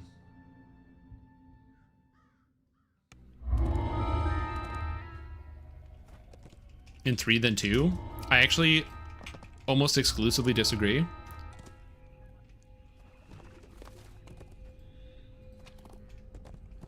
So yeah.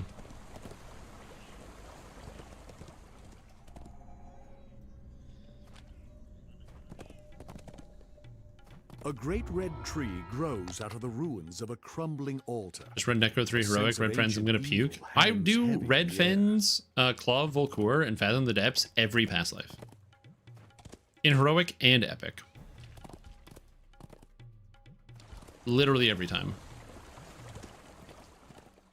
Yeah, I should really make a Shadow Crypt opener, especially considering I can make an alt account right now. Flickering braziers now show that this marks the beginning of the Fire Giant's territory. I could do it. I'm not gonna, but I could do it.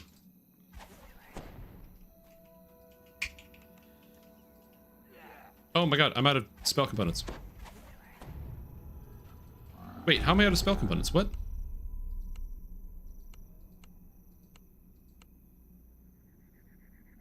Did I sell all my spell components somehow?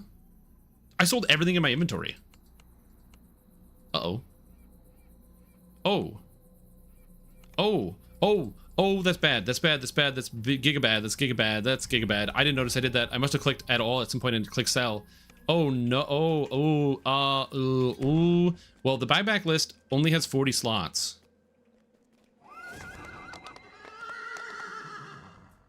Oh.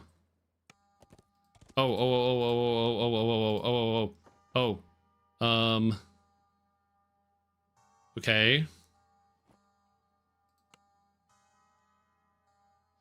Okay, my button of winning is back.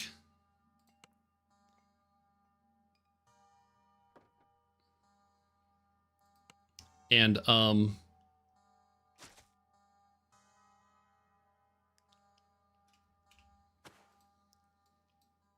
everything else is gone.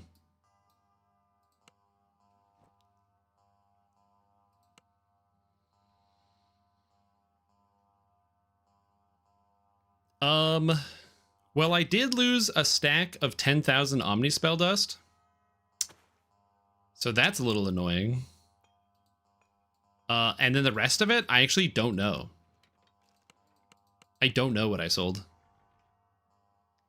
So...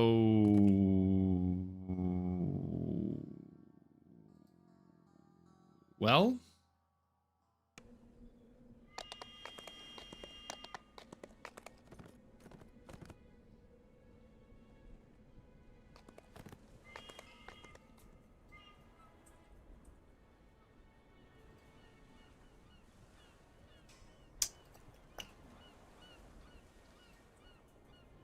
so let's find out where I did that.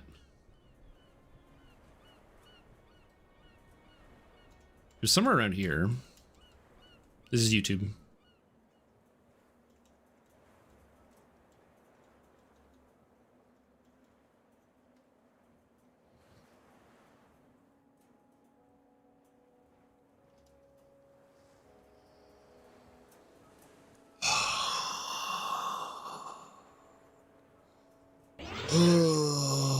You know, I thought I remember a few I was times on the wrong saying menu for to lock sure. items, but I really can't remember. Oh man, dude. Okay, I don't even know. I must have been on the repair menu, and I was talking about Mass Effect. I got triggered by Mass Effect. So let's look here. Okay, so we have 1,000 Omnispell stones. So those are gone. My Greater Teleport scrolls, which I can go frame by frame. The 8,451 Omnispell dust. All my spell components. Oh, I can't even see all of it. It's selling independently. Oh. Oh.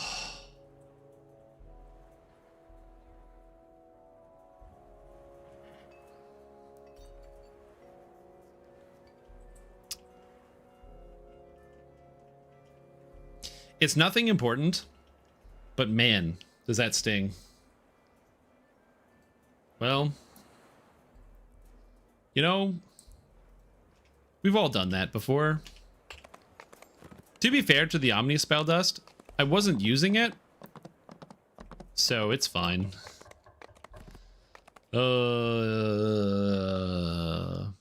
I did get the money, so you're right. That is true. I did get the money. Like, again, I wasn't using the items, so it's all good. It's fine. It's fine. It's fine. It's good. Again, the Omni Spell Dust, I just took it out because I was like, oh, in case I run out of components, I can just have it there. So if I run out mid-quest, it's fine.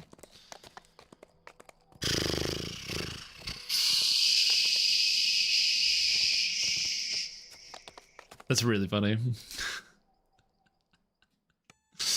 I mean, it's not rage bait. It literally happened. Rage bait would be if I was faking it. That is amazing. I didn't even notice I was doing that. And you know what's funny? I did that so confidently. Okay, nobody else noticed either. There's like what, 20 people in here? There's 96 of you plus YouTube's 32, so that's like 120 people that didn't notice I was doing that to myself. Myself included. By the way, not blaming chat, not blaming chat, not blaming chat. It's me. I sold the things. But I'm like, that happened so fast. I just kind of like wasn't paying attention. And yeah. Sick, dude. The buyback timer is gone. It's full. I've already sold 40 items today.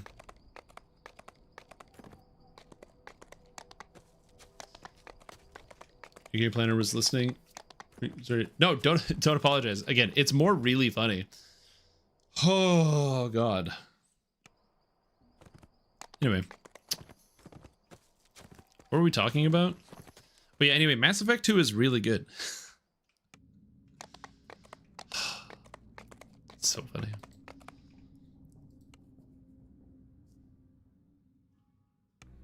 Yeah, but I just don't lock everything.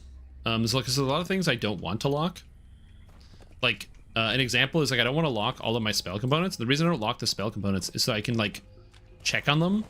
I do have a lot of things locked. Fortunately, I did get my most prized possession, my button of winning back. In fact, just because of that, we're going to use a button of winning because I want to make sure I can cherish what I have while I still have it. So we're going to button of winning. Congratulations, you've won. That's right. I've won. Let's go.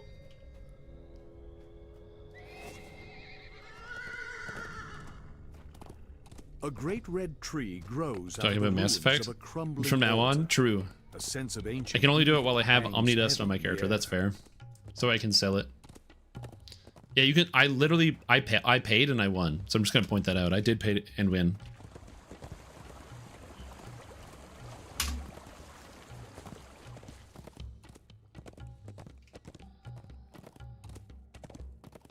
Flickering anyway, it's now fine. Show that this marks the beginning of the fire Cosmetics you're gonna get territory. yet? No, I haven't.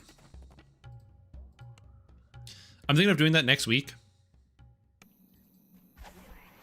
We'll see.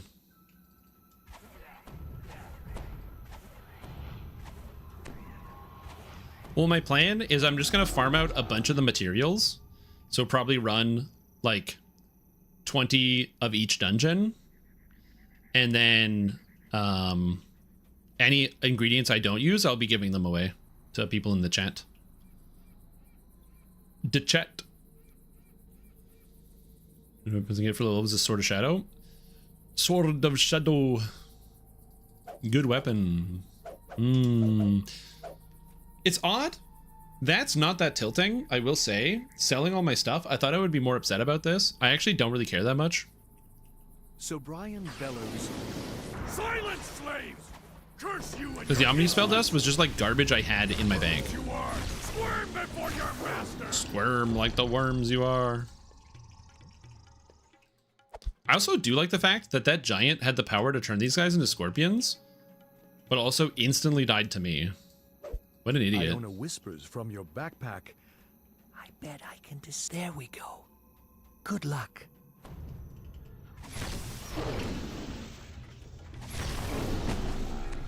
Also, I don't know what is going on today, but I feel like every monster is making their reflex saves. I was doing the Wish, the Quest, and Ravenlaw are in chill. My DCs are 45 on reflex save, and those fucking shadows made every save. It cost me hundreds of mana to be able to kill one. It was crazy. I couldn't believe how much mana I had to spend to kill one shadow. Oh, right, wrong button. Wrong spell.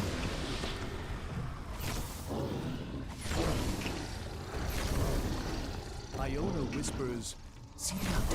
The shadow, yeah, it's the shadows that were in Lamortia. Iona whispers.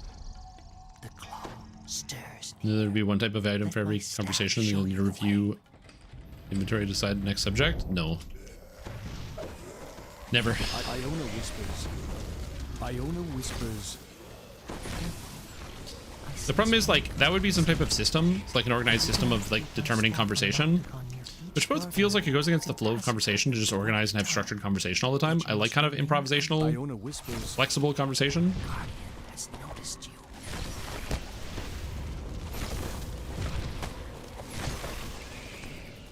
The Guardian has noticed you. I'm breathing into my microphone.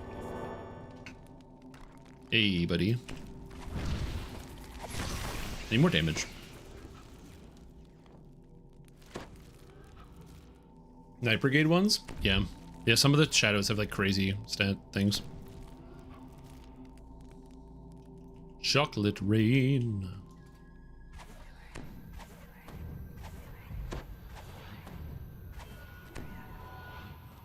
Don't you guys lean away from your mic to breathe? Don't worry, I got your reference. I've been on the computer before. Iona whispers. A roaming scorpion. Iona whispers. Guardian has noticed you. Whoa, this Trim Tom guy used the computer? Yep, that's right. At least once. I'm in my name, sold my things. Yep.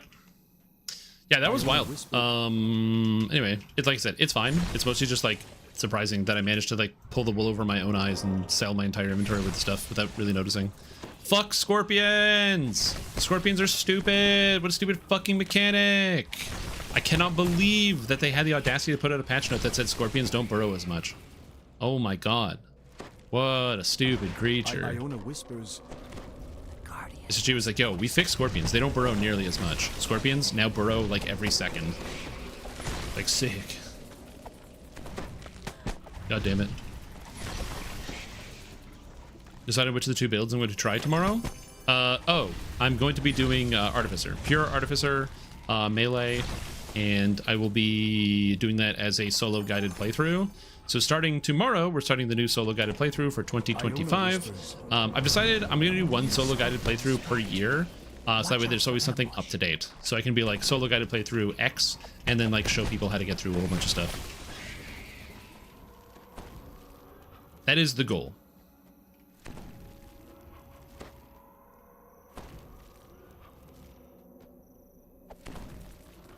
Oh, in Path of Exile.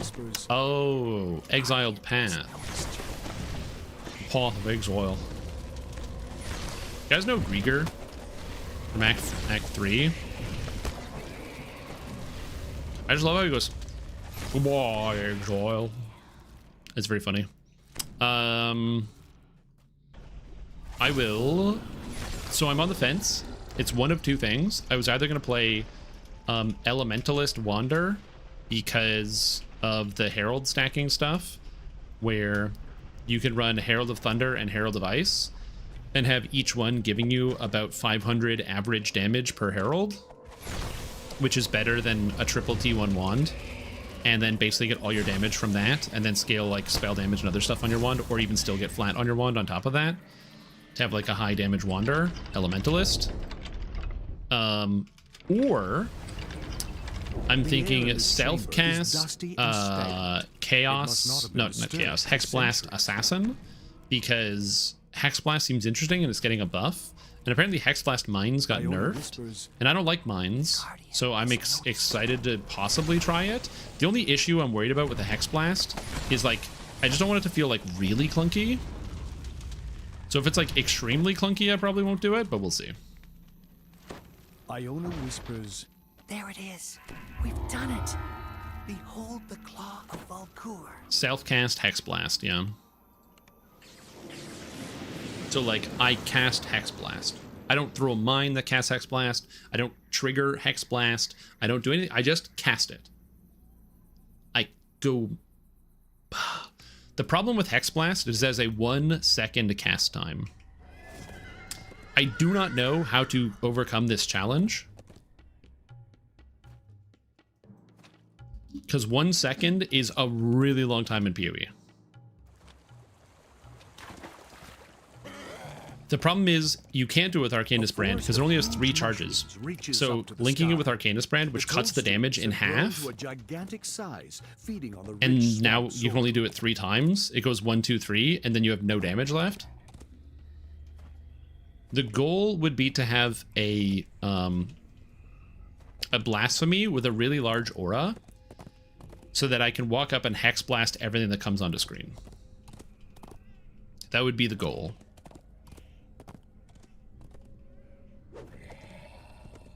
It's either that or go Templar Hex Blast of Contradiction, which is the other option. People are trying to find something inside the ancient structure.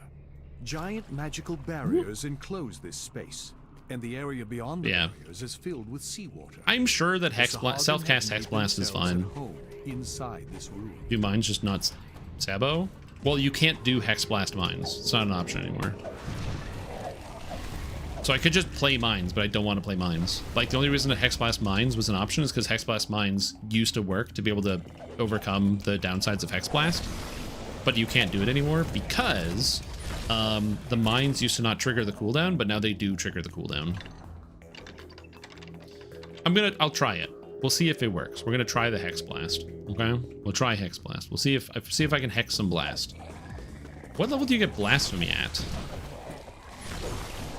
You can't Spell Echo Hex Blast because Hex Blast deals damage by removing a curse. So the first blast does a bunch of damage, and then the other 2 blasts don't do as much damage. The bodies of dead Raven Eye slaves litter the floor. The Sahagin are cruel tasks. Yeah, you use a curse aura. So you use Blasphemy, which is a support gem, which makes it so whatever curse you attach it to becomes an aura around your character. And then that way, if the aura ring is big enough, I can just walk around and then Hex Blast whatever I want. The only downside to Hex Blast is it does only have 3 charges. I don't know how to solve this problem other than increase cooldown recovery, because it does have a 2-second cooldown. But how do I get increased cooldown recovery? I don't know.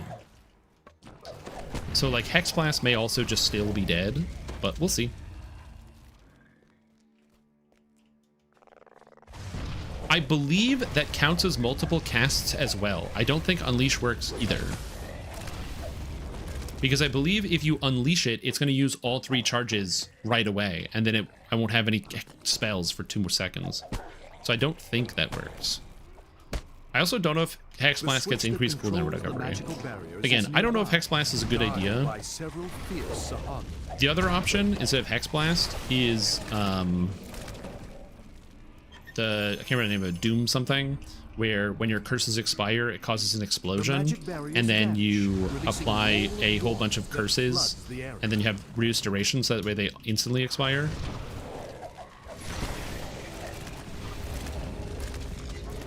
Yeah, I'm gonna look it up later.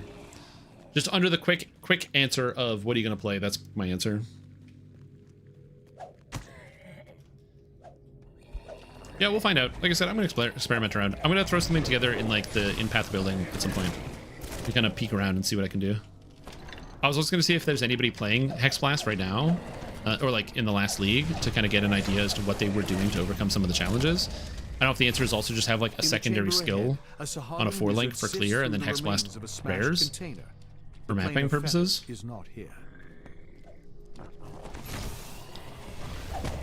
Because like I could just run like Hex Blast plus Soul Rend, and Soul Rend for clear plus Hex Blast for bosses. You have defeated the Sahagin and ended their enslavement of the Raven Eye clan. I don't know. You were unable to retrieve the planar fetter. We're gonna look it up. Sahagin have do some taken research. The magical device back to their underwater base. You know what? Here, let me do this. Teleport to the harbor.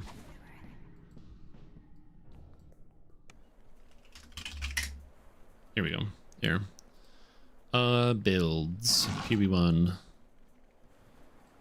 Hex Blast. This is Mercenaries. Hex Blast 0%. Ooh, that's not good. Oh, these are not good numbers. Orbital Laser. In E-Baiter. Orbital Laser is running Greater Spell Echo Hex Blast. So apparently that does work. Apparently you can use Spell Echo. With Sandstorm Visage to apply the crit of 8.4%. And then using this for Greater Spell Echo with Spell Echo, so it gets extra casts. And they're running an Occultist. So like there's something there. Cursed Ground support with Doom Blast. Oh, do they have a Hex Blast gem? Despair. Okay, so they're just it looks like they're hard casting Despair on this build as well. Using Withering Step. Self-cast or auto-casting. This build doesn't seem good. So basically nobody's playing Hex Blast, which is not good. That's not really inspiring. There is Hex Blast of Havoc, which apparently some people were playing. What the fuck? Why is this guy doing 10 million or 9 million damage with this? Oh, it's just using Hex Blast as a vehicle to Energy Blade. What about you?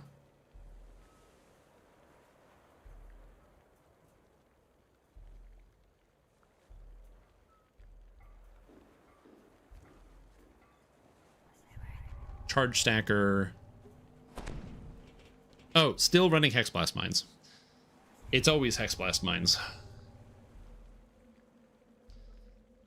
I mean, seems good, I guess. Gotta have Hex Blast Mines. Alright, so yeah, I don't know. Hex Blast dog shit. I mean, it's not inaccurate. Okay, hold on. Is there information about Echo here? Because there's mines. Hexes of choice. Because the big issue is this cooldown time, 2 seconds. And as you level it, it doesn't get increased cooldown recovery. So you can't increase the cooldown recovery of the skill.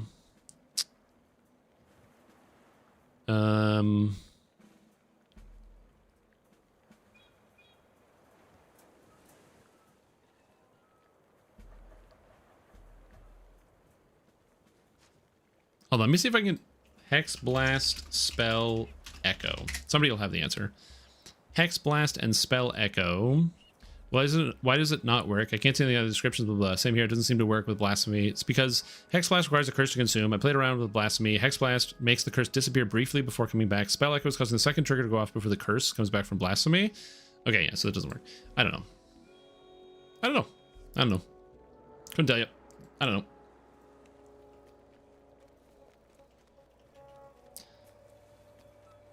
I don't understand how to fix Hex Blast. Someday, maybe, but right now, no.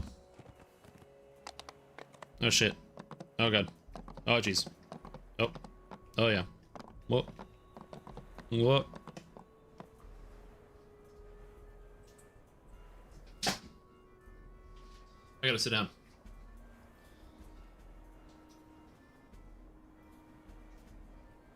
I really gotta adjust the height of this desk. Sweater, go over here. Screw like 2 feet, yep. More evidence that DDO has better customization. There you go, yeah, better customization than Path of Exile. True, based. The issue is exclusively, I don't know how to build it. I don't have the smarts here. So we'll figure it out. I'm gonna solve the problem. Increased cooldown recovery should work. Does Second Wind work?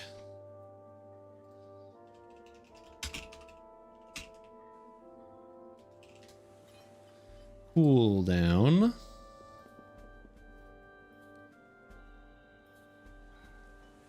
Yeah, sure, whatever. Second Wind has reduced cooldown recovery. Brand recall cooldown, guard skill cooldown, movement skill cooldown, retaliation skill cooldown, stance skill cooldown, tramp cooldown, war cry cooldown.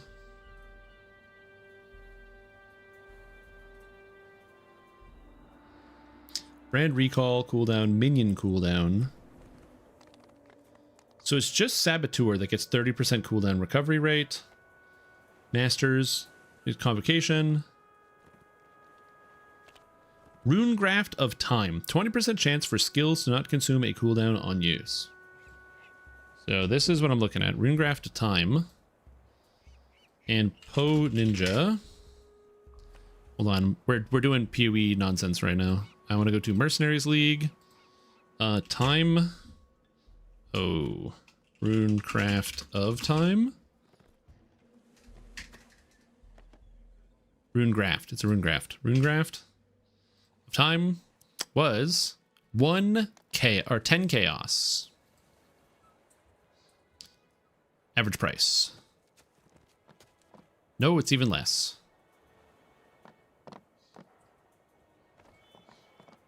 So like anywhere from 1 to 6 chaos. And that gives me a 20% chance to not consume a use. To redo your skills, or is it only through reincarnation? Only through reincarnation. You can't redo your skills, unfortunately. Is this a game or a stock market? It's a video game tracking the price of an item. So I can know, because like if I want to use this item next league, I want to know what the price of it is, so I can plan my build accordingly if I want to trade with other players. And yes, PoE has a totally functional stock market. It's interesting. So like basically what you do is at the end of the first day, so if we go to currencies, you can see the currency exchange rates. At the end of the first day, you want to liquidate all your currencies into high value currencies and then let them grow. So for example, if I play for like 10 hours, or like, let's say you play for 20 hours straight, before you go to sleep, you want to buy as many divine orbs as you can because they're going to be at a lower price. And then you go to sleep for 8 hours. When you wake up, the price of divines will increase. So you can resell your divines or just like kind of stockpile them because the price goes up as far as the league goes. So like as an example here, like you can kind of see the price of divines throughout the league. It only goes up. So if the league launches, this is not high enough. But if the league launches, so we got like divine price crashed to like 140. If divine price went as down as 120, that's actually kind of crazy. But price spiked. You want to like invest if you want. Why people would sell divines early? They don't usually. But so there's this, which is a 20% chance for cooldown recovery. Abyss jewels can get cooldown recovery rate. And I don't know. And then boots, I think, can get cooldown recovery rate. So I can get like maybe 20% cooldown recovery. Yeah, 9 to 12 on a belt. So like there's something we can do here. There's something going on.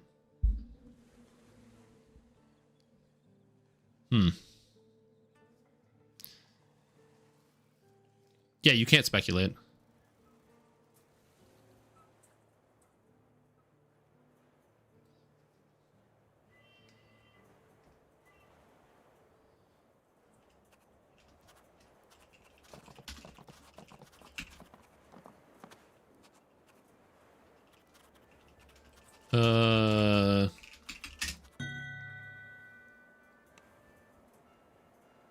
Where? Sorry, I was doing something. I'm leveling up. I need to take a thing.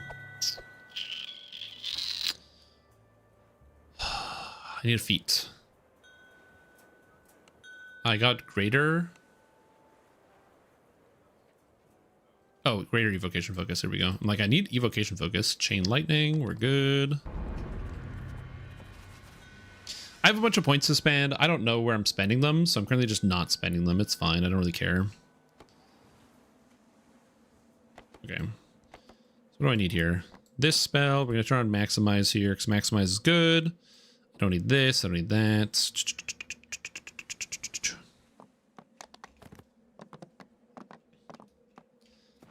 Falconry for sprint boost. I could use falconry for sprint boost. I'm not going to do that. But I could.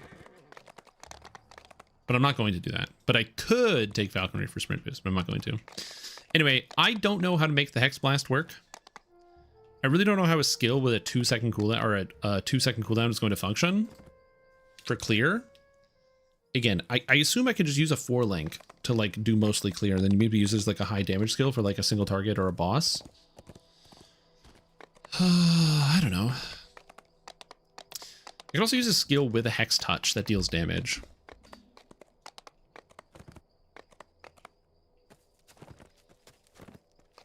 I also don't know how to scale damage on the skill. There's a lot of like things that I don't know how to use. I don't know. We'll think about it. I'll have an answer for you for tomorrow about exactly what I'm going to play. But yeah, it's either wand or the other thing. Although somebody said that there was an adjustment to like the Lycia ascendancy thing. I wouldn't league start with that. I can league start with whatever I want. Yeah, I could do ED Contagion. I don't like Contagion that much. That's the thing.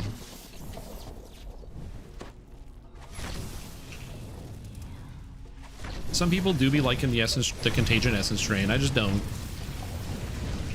Also, I don't know why my chain lightning's not chaining or lightninging.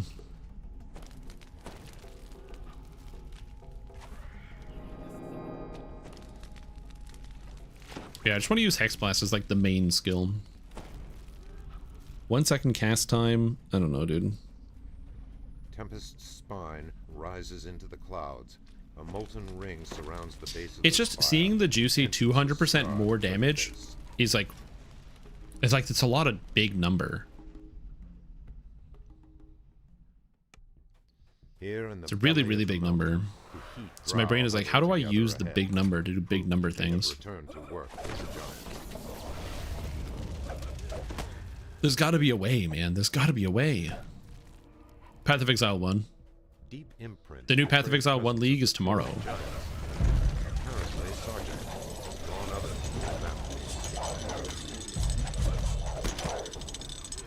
Oh, so if you didn't know this trap here, if you let the blackguards run down the hill, they disable the trap.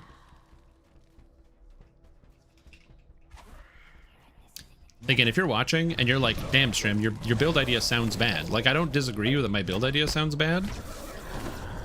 My build idea probably is bad and probably isn't going to work, but also, what if it does work?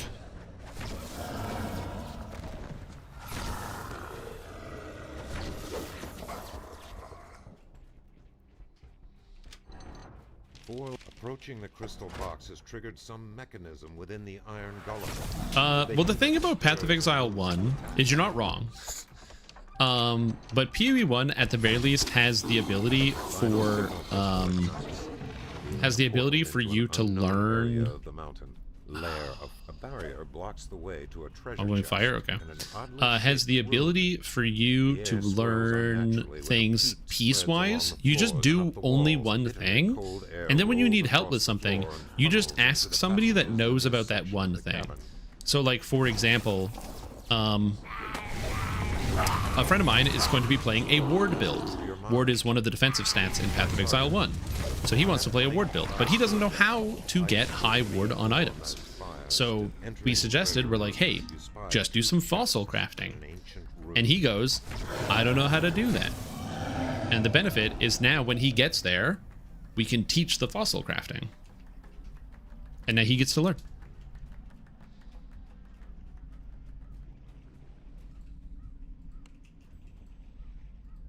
PoE is cool because you can kind of segment the entire game and only know how to do a few things. And when you need to do something else, you just have to like look for other people and ask for help. And there's always like a nerd with a spreadsheet that needs like a supercomputer to process with all the information you need about something. Offers no sign of egress, although yeah, Path of Exile is definitely a game where it's more about the journey. Peering over the edge, it's still good. Dense fossil spamming is still very good. Peering over the edge, for crafting stuff. And the new breach tree is going to also be good for that. No, we're locked out. And Ravenloft with my pigs. Wait, are you playing pick again? hill giants and You probably said that, but my memory sucks, okay? I'm old. resting from their labors. Pitiful state. Drow scorpions and rust monsters guard this room.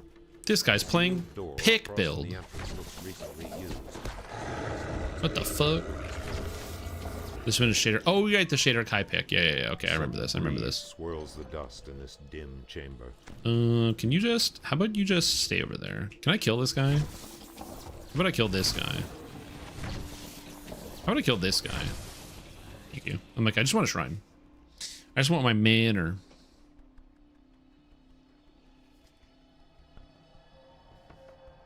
So yeah, so we'll see. I'm not exactly sure what I want to do. Again, the challenge of beating a 2-second cooldown. I also don't know what the AoE is on Hex Blast.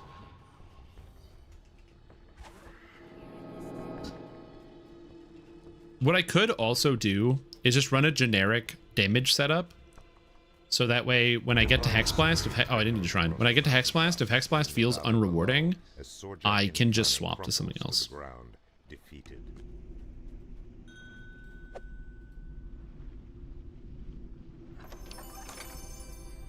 That could be a thing. Why did I loot these chests? What am I doing? Hey Shrimp, this has been talked about, not already, that's fine, no worries. If not, how do you feel about the new expansion raid and raid loot? Okay, short and long. The short is pretty neutral overall, which I know is not that inspiring, but I have a reason for it. I ran the raid the first time on the preview, on the Lemanier preview, and it was fine. It had some problems, but it was also kind of boring. My biggest complaint about the raid is that if you have 12 people in the raid, that's like 8 too many. Not because the damage numbers aren't relevant, but like it just felt like there was just a lot of time where there was nothing to do. Nothing to do as in like you just have to hit the boss. There was no like things spawning that need to be killed. There was no threats coming in from different directions. There wasn't like go into this room and do this thing while this other person does this thing. It was a lot of just like, you know, you just fight the monsters and then it's kind of over. So I found the raid on the first run through pretty disappointing. I did not play Lemania 2, but I've been told by other people that did do Lemania 2 that apparently it was quite good, and that the raid had improved a lot. So if the raid has actually improved a lot and possibly might even continue to improve before it releases, then I think that the raid could be good for the game. Obviously people want the new raid. The first impressions that I had of the raid were very mid. I was not terribly impressed. I tried my best to be as diplomatic as possible when it came to talking about the raid, to just be like, I can't tell you I'm currently excited for it, but maybe it'll be more fun when it actually comes out. I don't know. That being said, the loot, on the other hand, is kind of a mixed bag. I like crafting systems, because they give you the ability to make everything as customizable and flexible. So without a doubt, this raid is going to birth some of the best like gear sets you can make because of the flexibility of a lot of the items. The problem is it's kind of boring. And that is a place that I don't really love. I don't really love the good but boring. Especially since I don't think we've had enough distance from Isle of Dread for another crafting expansion. Like, I kind of hope that we don't get another crafting expansion until, like, level 38 at the earliest. I found that I like the fact that we have a crafting expansion in Lemordia, but I do think that it's kind of like Isle of Dread, then Vecna, then Myth, and then back to a crafting expansion. It's like, That being said, I do like the Lemordia gear better than the Isle of Dread gear. So, kind of 2 craft, 2 slots, I think is a good system. But, yeah. Anyway, that's my personal opinion overall with that. Small, distant voices spring from nowhere. We're so hungry. Find I like how the Dread gear, but hated Vecna. I actually really like the Vecna gear. Here we are. You spot something in the middle of the room. Something small and old Sorry. and forgotten. We're tired. We've been here so Who's your wonderful data point? Thank you. That was my nickname in high school. Take us to a nice place to rest. We're tired. We want to rest now. You found the secret door. It leads down to the basement, where the monster is. Mind the step. It squeaks. Beyond the secret door, a dusty stairwell leads down into darkness. You gently place the Okay, bones inside so the I coffins. decided to just take a quick look because I know that the new Lord of the Rings Online expansion is coming out, and it's on the beta test at the moment, so I wanted to take a quick gander over some of the patch notes to see what's going on. If you're a Lotro player, you might be interested in this. So, with the release of the late Gundabad expansion before Umbar, they did a stat rework so to make it that all of the stats are relevant on every character. Before, every character basically had one main stat and vitality. They changed it so that every character could use the 3 main stats of might, agility, and will. They just gave different contributions to different things, which is how it was when the game first came out. They kind of did a step back, and they also made mana relevant. Mana was just an unimportant stat. Basically, if you were mana drained, you couldn't do anything, but other than that, your mana would always regen back to full in 1 second, so it didn't matter. They decided to walk that back and actually make mana relevant in the game again, and so you had to deal with managing your mana during fights, things like that, trying to get through some of that. And they made it so that the Fate stat, which used to apply crit stats and mana regeneration, increased your mana pool. So if you wanted to get more mana, you could use the Fate stat. The problem is, when people solved their mana regen, they never really needed Fate. The only class that could arguably use Fate as a secondary stat was Runekeeper, because they had a lot of really high mana cost skills. But they actually got Fate as a built-in stat in their trees, so they actually didn't need Fate for anything. Echoes from down the hallway. So no one used Fate. So as of this newest update, Robed apparitions the Fate stat surround contributions the have changed. For all classes except Bjorning's, Fate once again gives more power and power regen, even in combat. For Bjorning's, Fate's max morale contribution has been reduced, but its regen contribution has increased. So Fate is now back to giving mana regen. So sick. We're back, baby. Bjorning. Thick and Hide is multiplicative rather than additive. That's really good. Hearten Hot has an additional pulse. Encouraging Roar Hot tears up. Nature Salve. They're giga buffing Yellow Bear. Oh my lord. Nature Salve radius is now 20 meters. Nature's Mend is a heal of the Fellowship of the target. Yo, Fellowship target healing. Let's go. Bears are back. Piercing Roar is a Fellowship buff rather than a targeted debuff. Piercing Roar cooldown. Piercing Roar now reduces incoming damage. Yo, Bear's got an external. Piercing Roar used to reduce enemy damage by 10%. Now it reduces damage taken by your party by 25%, which is massive. Now Bears have a full cooldown. That's cool. Crippling Roar, now Resounding Roar, makes the buff raid wide. Okay, cool. Very good, very good. Good changes. Champion. Sprint is a much faster movement buff for a shorter cooldown duration, but on a shorter cooldown. Sprint cooldown is 30 seconds. Sprint potency is 50%. Sprint duration is 3 seconds. Sprint is now a 3-second skill.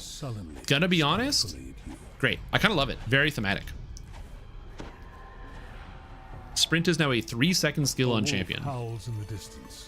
So you press the button, you get giga movement speed for 3 seconds. This course is nearly beyond recognition. In PvP, it is less movement speed and has a longer cooldown, which is good. These are just good ideas. Guardians now gain 10% life in blue. Those are not pebbles. Why do they give 10% life to Guardians? Guardian's the best tank in the game. Whatever. I don't know. I do not know why they just buff Guardian. Literally best tank in the game, but alright. They did buff Bear Tank, so that's fair. Any other changes? Runekeeper. Fulgurite Runestone no longer slows enemies in PvMP. Fuck. People complained about that goddamn runestone for the past 10 years. And they got it. They finally killed it in PvP. It's done. It's over. Basically, Runekeepers had an ability where, this is the Lord of the Rings, they had an ability where you would drop a rock on the ground. And what the rock did is it... oh, there she is.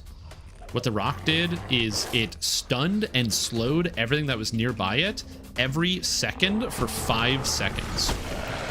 So in normal gameplay, it's whatever, because enemies have like stun immunity. Like if you stun something, it then gets stun immunity for 5 seconds. It's not a big deal. But in PvP, it's a 30-meter range skill that lets you can just go like and drop this rock that stuns and slows everything. Be off already. Show. She says. Oh my lord. It's good that they nerfed it, but man. RAP. Are you talking about DDO? No, I was referencing the new Lord of the Rings Online changes. You poor misguided soul. You thought that they did not know. They're coming. There's an expansion coming very, very soon. I will be streaming the expansion, by the way. So if you're interested, I will be showing off some of it for sure here. Guardians had the smallest health pool of all the tanks. Yeah, Guardians had the smallest health pool, but I thought that was fine. To be fair, they just did a major buff to champion tanking, or chanking as they call it. So yeah.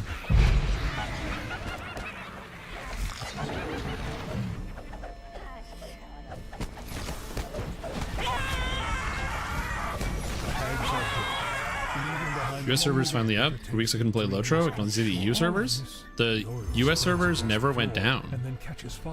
Did they go down for you? It is time to go.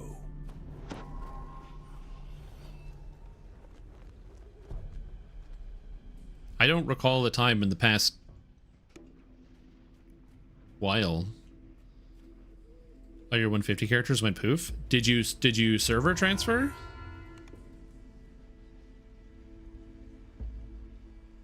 When was the last time?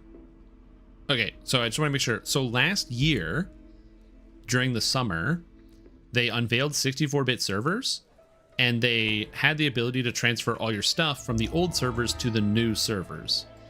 So, I believe you can. I don't know if you can still do that. I'm back after maybe a 5 months break. Okay, so you didn't. So last. Okay, so. Because last year was when they did the server transfers, like last summer,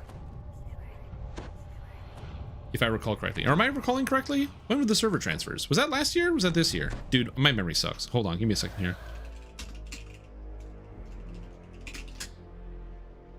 The 64-bit wasn't this summer. Was it? Was it this year?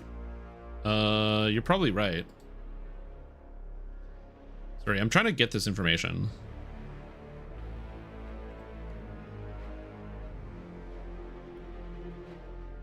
Oh,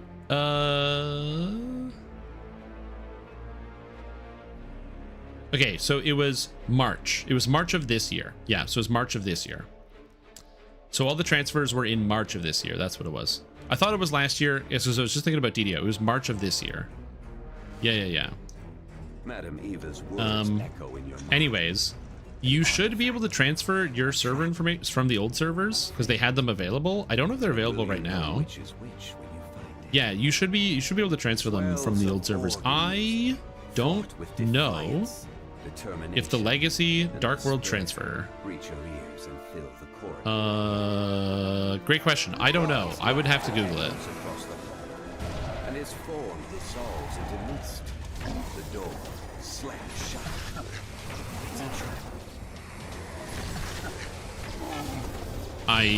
Because I did this such a long time ago, so I don't remember the exact dates of some of this stuff. It's on the list, yeah, because they haven't made it available all the time, so it's only been available some of the time. I don't know. Also, it's going pretty good. It's going pretty good, Poteen. It's going pretty good. Yeah, let me see here. 32-bit transfer Lotro. I don't know if this is available. Oh yes, as of October 9th, they are now available right now. So as of October 9th, you can transfer your characters from the Dark Worlds. The Dark Worlds being the old closed servers that you can no longer play on. So as of October 9th, 2025, you can do that. So you can transfer to the US servers, Sting, Glamdring, or Peregrine, or you can transfer to the EU servers, Grand, Orcrist, and Meriadoc. No problem. Sorry, I got messed up because you're probably right. When you went to check 5 months ago, your characters probably weren't there on the servers. But yeah, you just gotta do the old transfer. Yeah, Sting like the sword. New servers being added?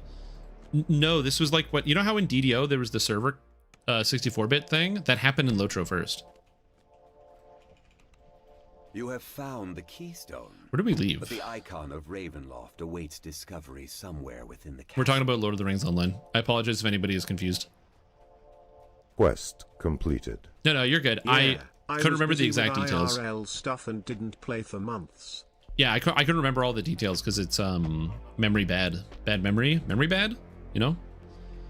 Also, Legion Camp, thanks so much for the resub. Appreciate it. Hope you're doing well. Thank you so much for tuning in and for resubbing to the stream. Glad to have you here. I hope your day is going good. Thanks for the 25 months. I was just fighting my instincts, and I'm like, there's something in here. There's a thought rattling around. Yeah, you do have to transfer your characters to the server of your choice. Yeah, Dragon Roar is amazing, dude. Just stunning everything in the entire game. Ugh. I love stunning everything in the entire game. The Lagmageddon. It was actually worse, but different. Different kind of worse. So in DDO, the transfers happened, and then the game was playable, and it slowly got worse over time, where like the first week it wasn't bad, but after like 2-3 weeks it started to get real bad, and then it just continually got worse. With a flame that seems to give off no heat. Whereas in Lotro, the game was basically unavailable for like 3 weeks.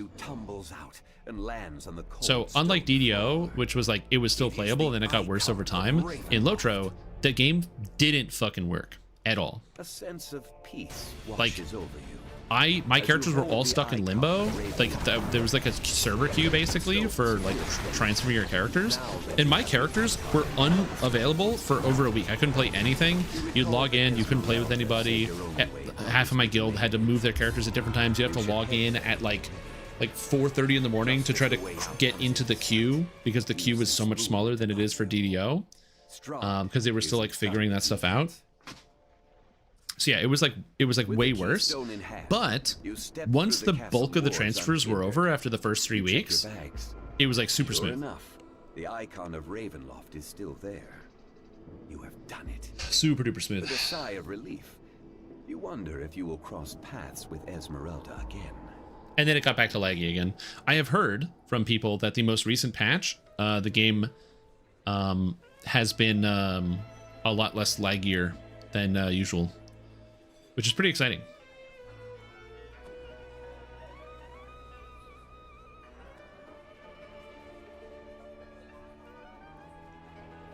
Yo, this guy's clearing Ravensbane on Reaper 4? What the hell?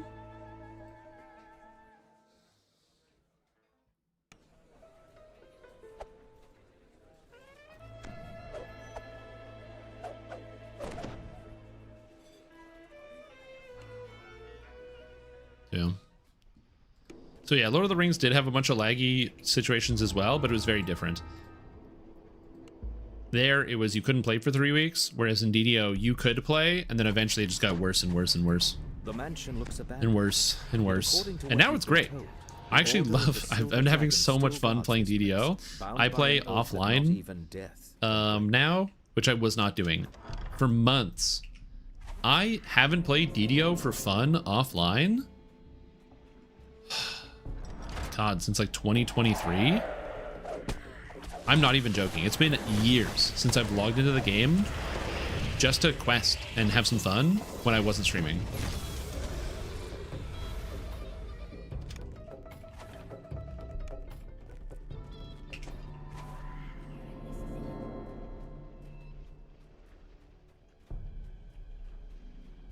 DDO without lag is a totally different experience. I don't know how else to describe it. It's just like, it's literally magic. The Gathering. As I say that, I literally lag going through the door. Very funny game. Very funny. Thank you for just interrupting my point and my thought process immediately. I appreciate that. Get the heck out of here.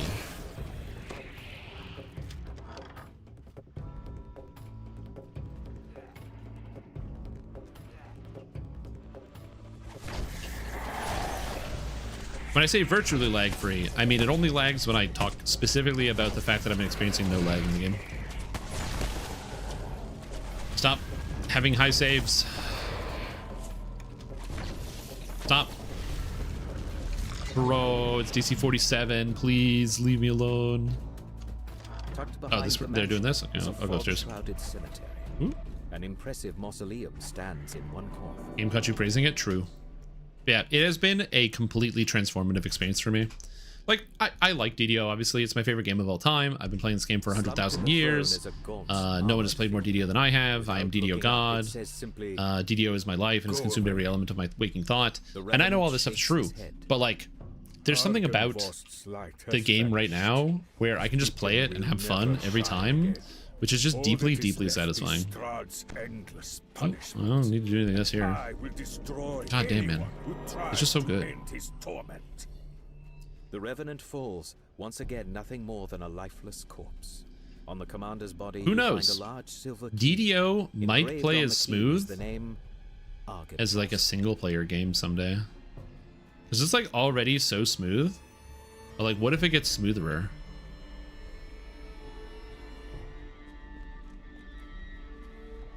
So another point of reference, I used to raid a lot in DDO.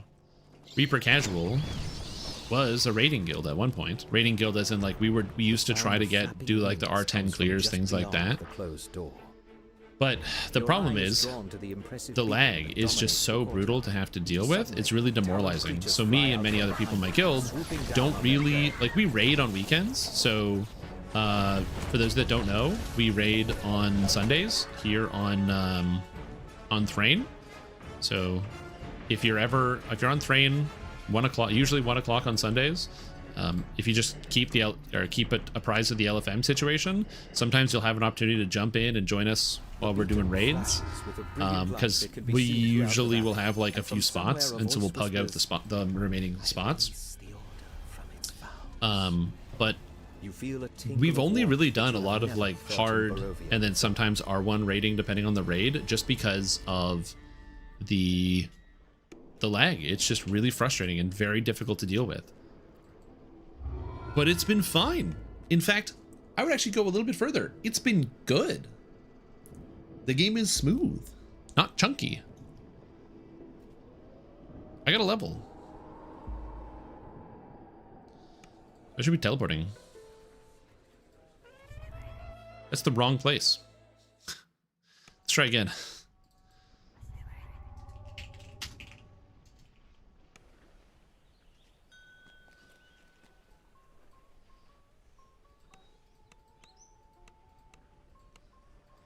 Yeah, it's like really good in a really good way.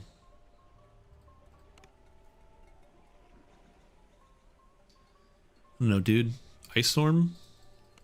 By the edge of the Storm Reach mark, that'll come in handy. A pensive form scans the thronging crowd.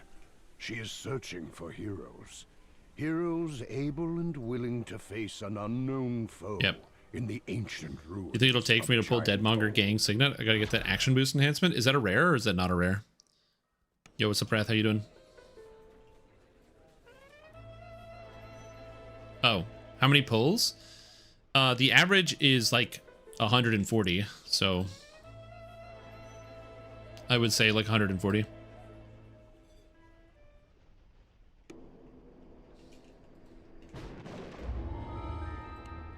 $90°F? God damn, dude. You have returned to Castle Ravenloft, this time uninvited. As promised, the That's some high servants' temps. door was not sealed. A sign that Yeah, it's gonna take at least more than one.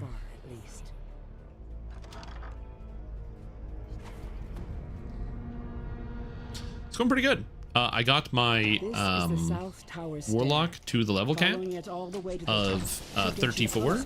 I just fell, and I am now leveling up a sorcerer. This is my previous racial completionist that I have been leveling up off camera because I've just been having fun logging in and playing DDO in the wee hours of the night while watching TV, and it's been nice.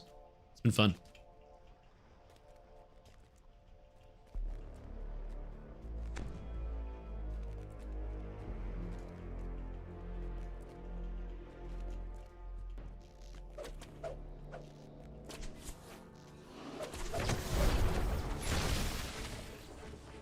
So that's why this character is already higher level.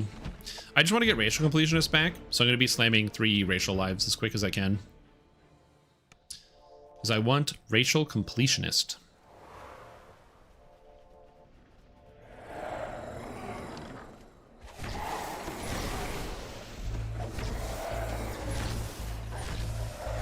Okay, well the monsters don't want me at all.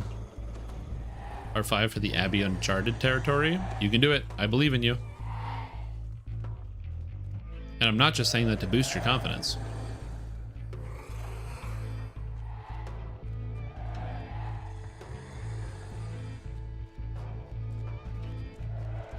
As you come to the door of the witch's den, you recall the password from Vesper's journal. Yeah, I have 205 hours on DDO. Played some previous characters before this one, but that's with Freezer who have never reincarnated. Don't worry about it. It took me like many years to reincarnate the first time. Green eyes shine out at you from the darkness. They regard you with a haughty aloofness that only one creature across the many planes has truly mastered. The cat. The withered forms of 2 hags glare at you from across their cauldron. One of them. Oh, nice. Wish him happy birthday for me. Gestures for you to I didn't know it was his birthday. That's kind of cool. Yeah, I've been kind of streaming all day, so I didn't even notice. We know about What was I gonna say?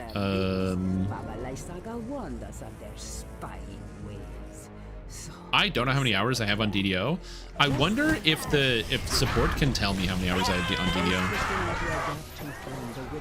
Like if I send in a ticket to support and be like, can you tell me how many hours I've been logged into the game? Soon, all its secrets will be ours. And then It's a great question. I don't know the answer. Right now, if I had to check my hours on DDO, such a little birdie though. should have this over here. I think we need more meat for our pot, don't you? So I installed DDO through Steam just so I can know how many hours I have, and I'm at 392.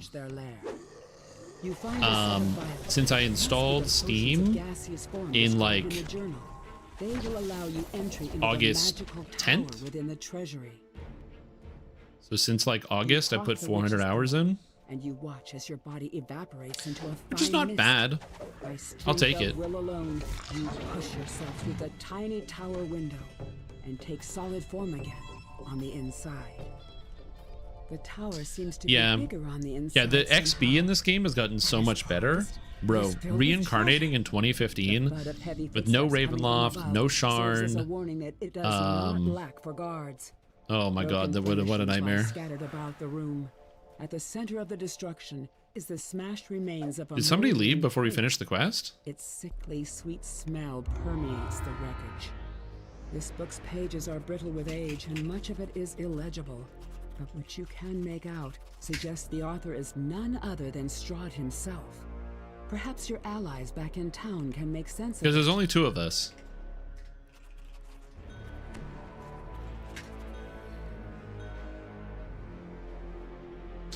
I've been there.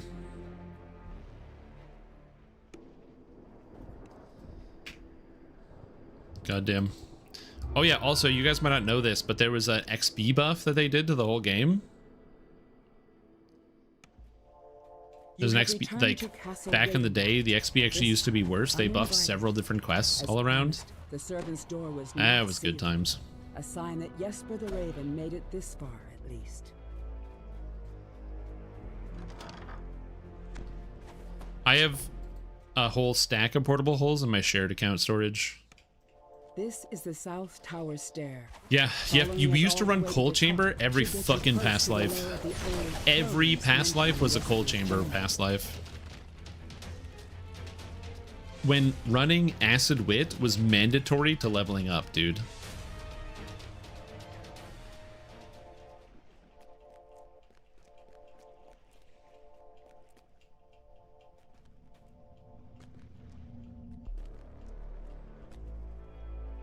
God, running acid wit is like, ugh, I hated acid wit.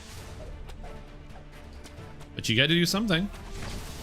Running delirium, or not delirium, the missing chain. Every past life used to be a thing. Before Sharn, you ran missing every time.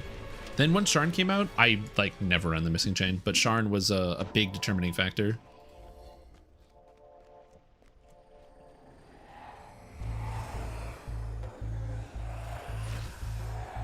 Oh, somebody's already going upstairs. I can come down here. Like, I don't hate the missing chain. I don't think it's a bad quest chain at all. But it's just, you recall the you know, password from Jesper's journal. There's some elements of it I don't like. I don't like beholders. And the wards on the door fade. That, and also the one where you have to fight, basically just like the whole room full of guys that keep spawning in the crates. I just don't really like that one. About the room. At the center of the destruction is the smashed remains of a moldering cake. Its sickly sweet smell. Yeah, that was some wild stuff. Wreckage. The old witch's cackle, then one of them sneers at you. We know about your little birdies. Baba Lysaga warned us of their spying ways. So oh, my neck. Why do I have neck pain? Just like that, in he flew. Face twisting into a gap-toothed grin, the witch continues. Your little bird flatters Requested versions, yeah. So like I said, it's just neat. Soon, all its secrets will be ours, and then we'll feast. Oh, I reported a bug to Matrim on the builder, and he fixed it as of 54 minutes ago. Closed as completed, fixed for next release. Boom. I helped. The cauldron's fiery heat abates. You quaff the witch's brew, and you watch as your body evaporates into a fine mist. By strength of will alone, you push yourself through the tiny tower window and take silent form on the inside. The tower seems Oh, it was just Valorius the Flame Blade. Didn't count as a monk weapon in the builder. So I couldn't recommend using Valorius, the Flame Blade, on the actual Flame Blade build because it fucked up the builder. So that's one of the reasons why if you're like, hey, how come we didn't include Flame Blade as like a required item for the build? It's because you can't, because if you put Flame Blade in, the build goes, oh, this isn't right, and it turns off all the auras, and it turns off the stances, and it disables everything. And I'm like, no, please, come back.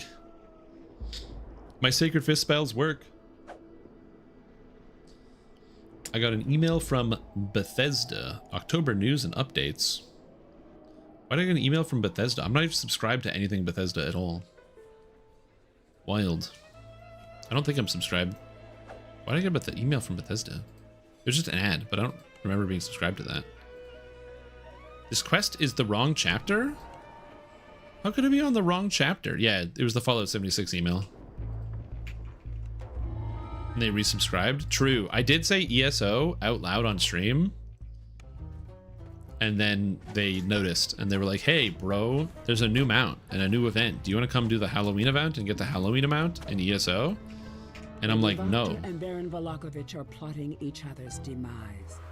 Can you afford to side with the lesser evil? What's Fallout Day? Is that like the launch day of one of the Fallout games? That is. According to Lady Fiona Wachter, This secret passage leads straight to the Baron's manor across the way. Because that is the day the bombs will drop? Oh, good. I mean, I know what Fallout is, so that's like very thematic. But imagine saying that to somebody who like does not know what Fallout the video game series is. I can't damage a blue Abishai.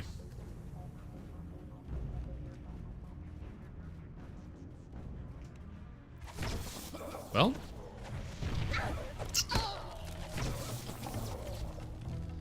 I guess it is what it is.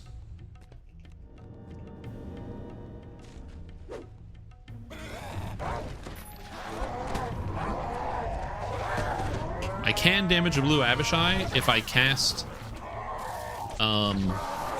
negative energy burst.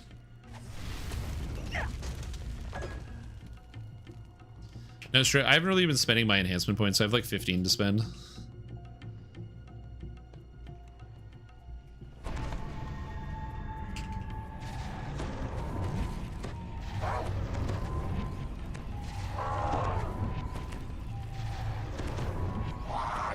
Got it.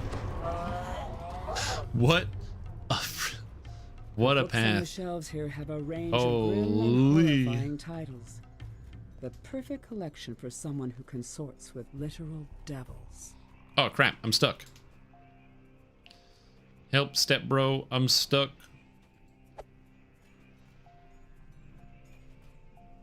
Lady Fiona Wachter smiles confidently. Oh, it's you're as dim as a Spend the sloth points. can. No, you Now, spend the I points. must I don't yield. want to spend the points. have They're a my errand. points. I can do with them what I want. I bid you adieu. Please, scream as loud as you like. What is this Vaporeon emote? No, no, we're not adding the Vaporeon emote. I don't care about what I just said.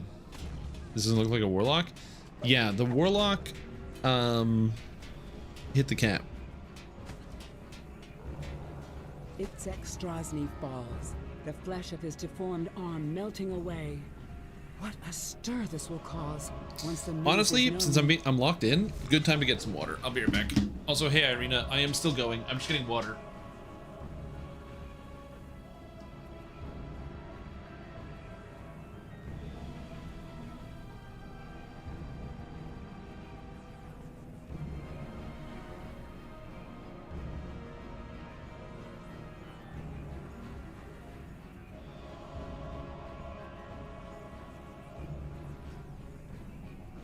I'm back. Anyway, I'm back. What was I saying? Yeah, I'm already 13. I switched characters. Yeah. I didn't reincarnate because the next build I'm going to play is going to be the solo build. So I'm going to be running solo guided melee artificer. And since I'm going to be doing that, I didn't want to... what's the best way to put this? Since I'm going to be doing like a solo guided artificer build, I didn't want to start something new on a character and then leave that character for like 3 weeks and not think about it and then have to like go back to it later. So that's why I'm doing this for now. There's gotta be a way to do this. Anyway, so we're just chilling. We are chilling. Basically, I needed to oh, I have candy. Halloween candy. In this room, where somebody is AFK, there's a thing you stand on, and it opens the door. Also, if he dies, oh shit. So we're kind of in limbo until the person who's AFK comes back, and I don't know when they're going to come back. Well, I will wait.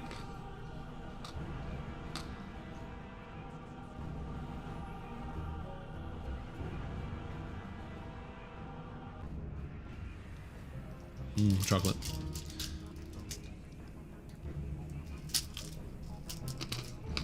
Got some strawberries. Well, it happens. Wait, Alive? Oh. That's good.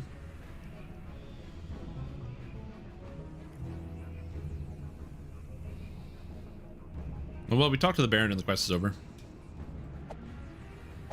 Neg levels are BS. You bet. I hate negative levels. Very unsatisfying mechanic. At least it's not like in pen and paper, where if you don't cure a negative level, it just sticks.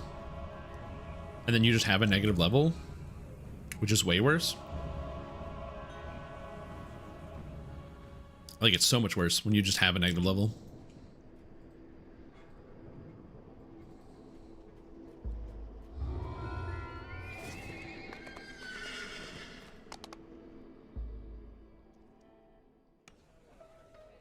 Okay.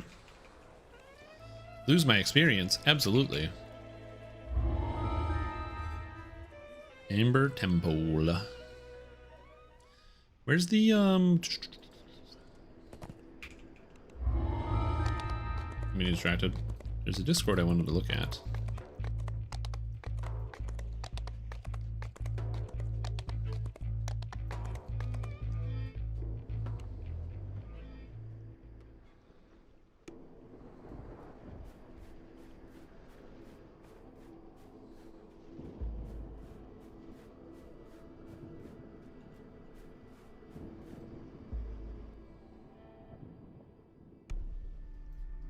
A familiar figure stands, waiting for you and Casimir. Also, the number of times I've done this where I forgot to talk to Casimir at the beginning and I have to go back to talk to Madam Ava. And I forgot to talk to both of them, and then I have to go back to the beginning is so annoying.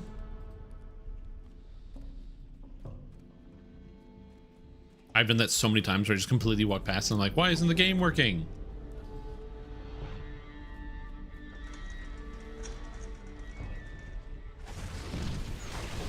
There we go. Whee!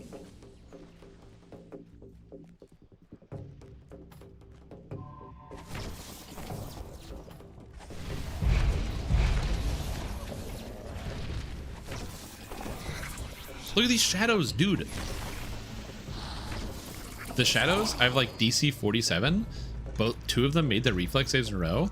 I think there is a bug with the shadows. I don't know exactly where that comes from, but I do think that there's some type of weird bug with the shadows. Where like sometimes they're just like able to make their saves and I feel like they shouldn't. Get mad when I can't start part 3. I also, dude, I do that all the time. I get to, if I'm playing with other people, it's okay because somebody will have the quest, but the number of times where I go up to Wizard of the Wines and I'm like, ah, crap. And I have to go back and hand in the quest. I do the same thing with Argynvost as well. Not Argynvost, but with Invitation to Dinner. Yeah. Vacuum to slurp up the shadows. True.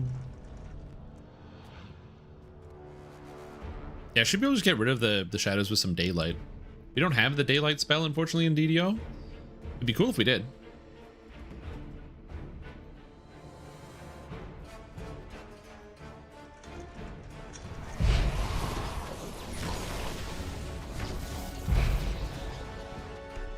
Okay, these guys are immune to something. I think it's acid. He's not immune to death. It's good enough for me. I have one party member.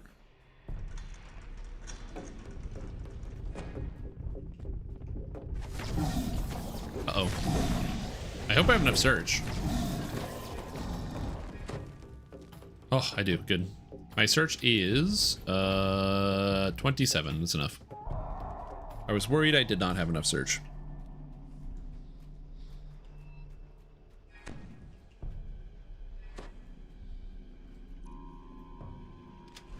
And then we do the old vampire dance.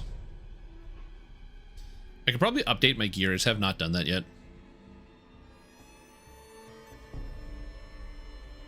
I'm currently still wearing like the Feywild gear. Someday we'll update it, but not today.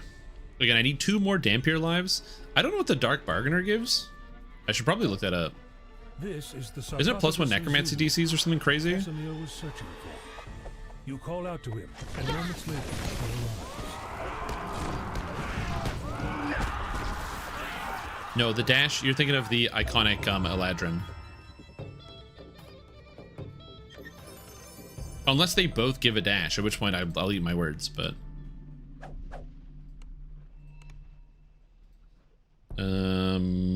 DDO Dark Bargainer.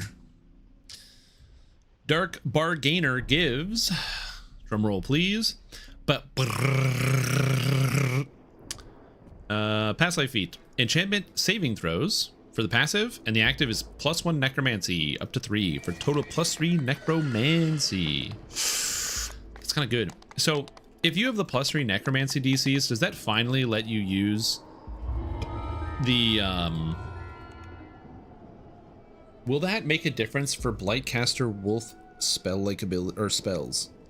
So Blighted Breath and Blighted Charge and Jaws of Doom are all necromancy spells. Will +3 make a difference if you play wisdom based wolf? I know that the answer to that question is no. But I so do wish to live in a world of dreams and illusions.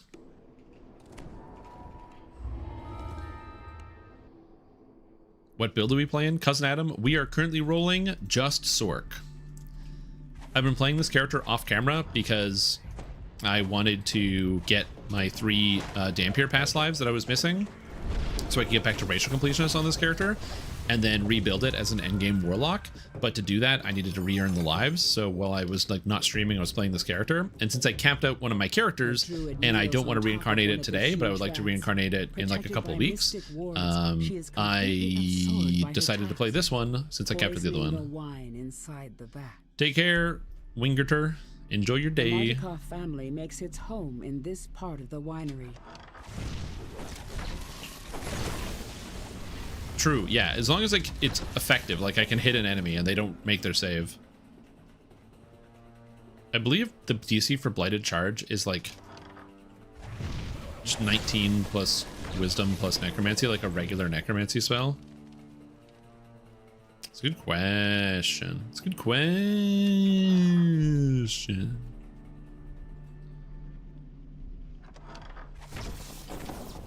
Oh, Irina, I should say, you probably remember this, but you gave me a D20 necklace, which was very cool of you, over a year ago. I gave that to my girlfriend because I don't wear jewelry at all, and she was like getting into D&D at the time. She basically wears it every day. She loves it. And on top of that, she was traveling to like small town East Coast Canada, and she ran into a bunch of people, and they were all very, very thoroughly impressed. And they're like, oh, your necklace is like so cool, I want one. And they were all excited about it. So she got to have a fun time beating some fellow nerds.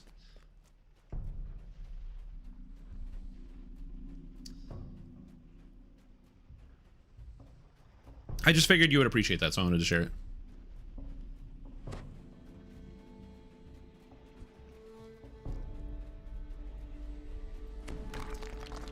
Too much rain over paradise? Yeah, it's pretty much raining all day. All rain, all the time. Now to add the antidote to the large wine vats on the main floor of the winery. Yeah, Irina does. You can buy a necklace. The druid prepares to attack. Why do you insist on dying? She asks. Without their little magic gems, this winery is doomed. Hey! What the fuck? Stop running at the speed of sound in the opposite direction of me. Get the hell back here. Run forward to protect Son of a bitch. Just sprinting the other direction? Like, no. Get back. With the druid poisoner taken care of, you rush to add the antidote to the wine vats. The choking stench of the poison clears and is replaced with a like Sonic. Thanks to you. You know, Sonic, you know, the Hedgehog, you know. Yep. Yeah, you know. Ooh, Monstrous Plant Exterminator 3. I hate the Monstrous Plant. The fact that Monstrous Plant is like a thing you can track. I don't need any monster manual. It's funny because now we can see all the health bars. You don't actually have to complete monster manuals anymore. but I did enjoy just being able to see all the health bars of all the monsters all the time. It's good. For Bow Ranger, Deepwood Stalker or Horizon Walker? If I recall correctly, Deepwood Stalker is better than Horizon Walker for bow damage. Because Deepwood Stalker picks up the extra, like the heavy, basically power attack, but for bows. As well as Deepwood Stalker grabs the extra favored enemy damage, which is really impactful. The reason why Horizon Walker is still good as a splash is you get other useful stuff. For example, the standing still to gain stacks of Archer's Focus means you can start every raid boss fight with max stacks of Archer's Focus by just shuffling back and forth, which is nice. And on top of that, you can still use the mark, as the mark is very useful. And the trance obviously is good because you're playing deck space most likely.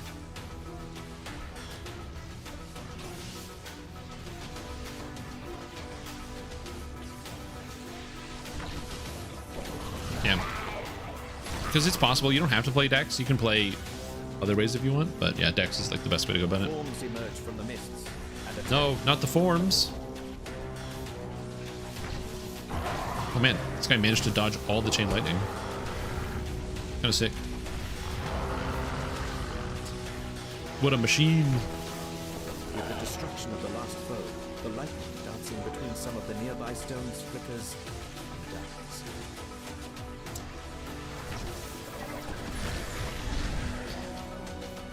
I'm excited for Delayed Blast Fireball. It's such a big damage increase over regular Fireball, and will never cast any other fire-based spells other than that again. I just don't have it yet. I also like the way that chain just kind of snakes around between different targets. Or like I'd kind of like snaked around the outside there. That was cool. There's like, you just watch it like blast its way through the packs. Or it just only hits one fucking guy, whatever. Fine game. It's like I've always wanted to make a character that can effectively use Chain Cure, and I've never gotten there. By the way, glad to hear it, Luigi Camp. Glad to hear it. Hopefully you've been able to find like your guild and the people you used to play with. Like I was there at transfer time, so I was able to continue playing with my guild, but hopefully you were as well. As the last creature falls, a gap opens in the lightning ring. Yeah, it's good news. It is tough. I will say I would be sufficiently shocked if I like logged into the video game and then I looked and all of a sudden my characters were gone. Bro, if I took like a several month break from DDO and I logged in and all my stuff was gone, here's the thing. I'd be pretty upset about that. I mentioned before that I'm not really attached to a lot of things, so like I'm not as attached to my characters as I think other people are. It's the reason why I can easily pick up and just go play on Hardcore League, because I don't need to play the character that I've been playing for the past like 10 years, but I don't want it to go away. I want it to like be something that I can put on the shelf. You know, I can put it on the shelf, I can look at it, I can be like, ooh, look at this character, ooh, look at this, ooh. But I don't need to play it. Like this character, I haven't played in easily over a year. I played this character, the last time I played this character was when Myth Draenor came out, and then I didn't play it for like an entire year.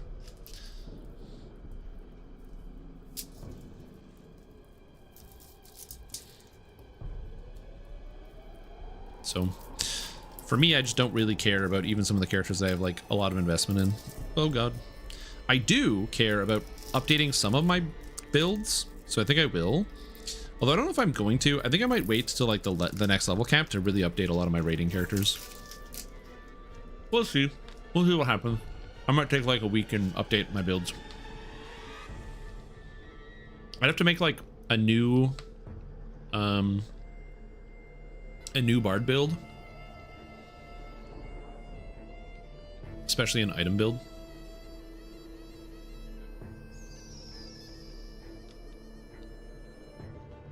Because I could probably get some new stuff. Well, the gear sets are just gonna be a lot of crafting. I have a lot of materials. I've been running tons of the Mr. Ravenloft. Like that, to me, that's not a big deal.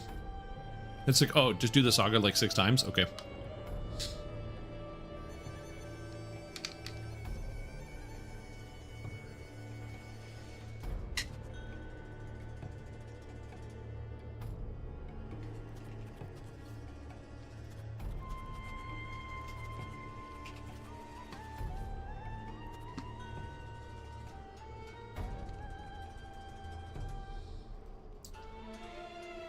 It looks like we were waiting for our last person, but I don't know where they are.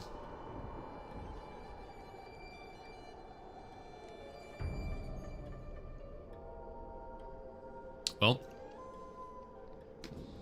my XP potion, dude. Ah! This is why I don't like using XP potions, because my brain gets really squirrely when it comes to XP potions.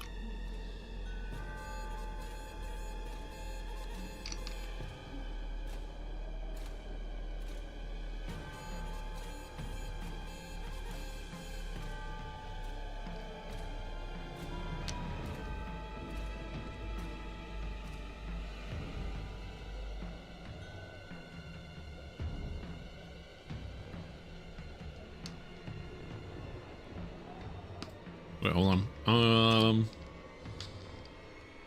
Hex Blast. I'm back and looking up Hex Blast. Okay, so Hex Blast, right? 2-second cooldown, 3 charges, 1-second cast time. Hex Blast of Contradiction, same problem. Regular Hex Blast, 0.6-second cast time. No cooldown. More effectiveness of added damage, but doesn't have the hex scaling. Hex Blast of Havoc is just a single target blasting skill.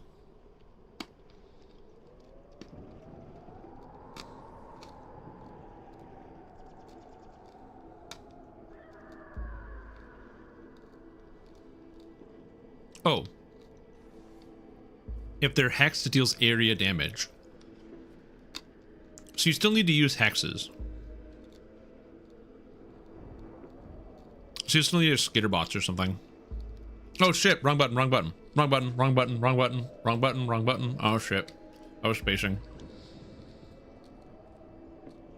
Stream, you think there's a world where DDO Quest should be played at any level?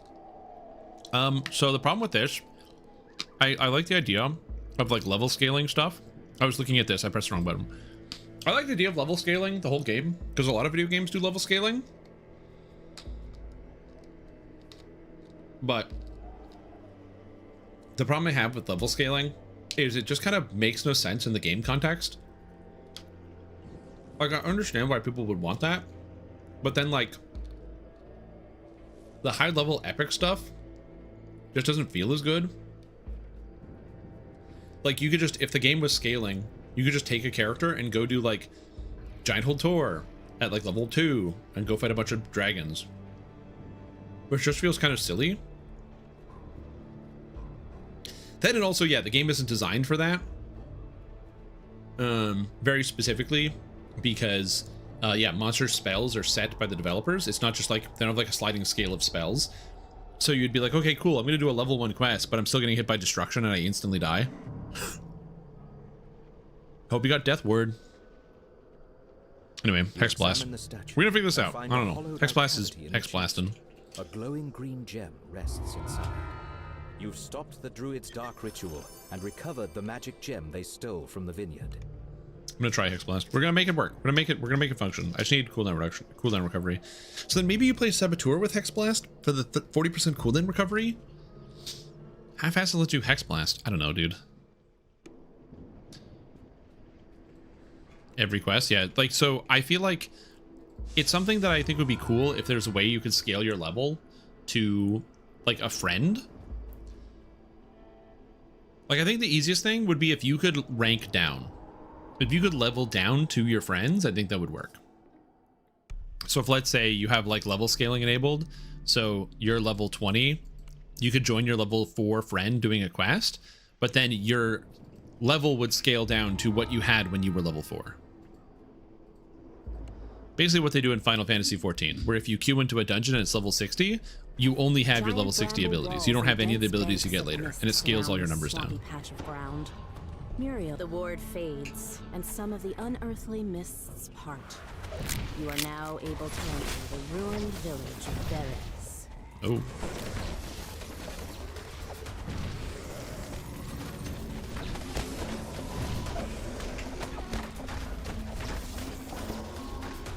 Yep, the game is actually noticeably laggier today. I will say that.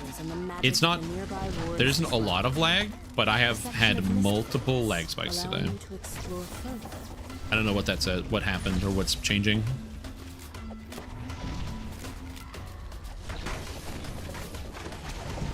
How would you handle XP?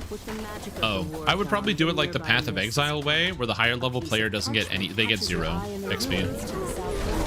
The lower level player gets XP, but the higher level player gets 0. So if you scale your friend down, like from, like let's say you're level 20 and you scale down to your friend who's like level 4, then you can play with them and you can do whatever, but you don't get any XP, only they get XP. Raven flies off.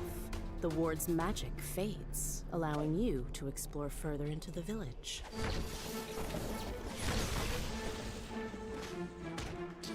Level 2 would be Heroic Borderlands on steroids? Yes. All the Abishai, dude. I think level scaling works in a lot of video games, and I don't think DDO has a system that I can think of that would actually make it function in a way that would make sense. The Raven caws and thanks as it flies. For me personally, I don't see how you would make that a reality in DDO. That being said, video game designers are going to be smarter than me and people that work in video game design. Just because I can't see it doesn't mean it's not something that could exist. Yeah. That's the other thing too, is we already are aware that all of the monsters are hand statted.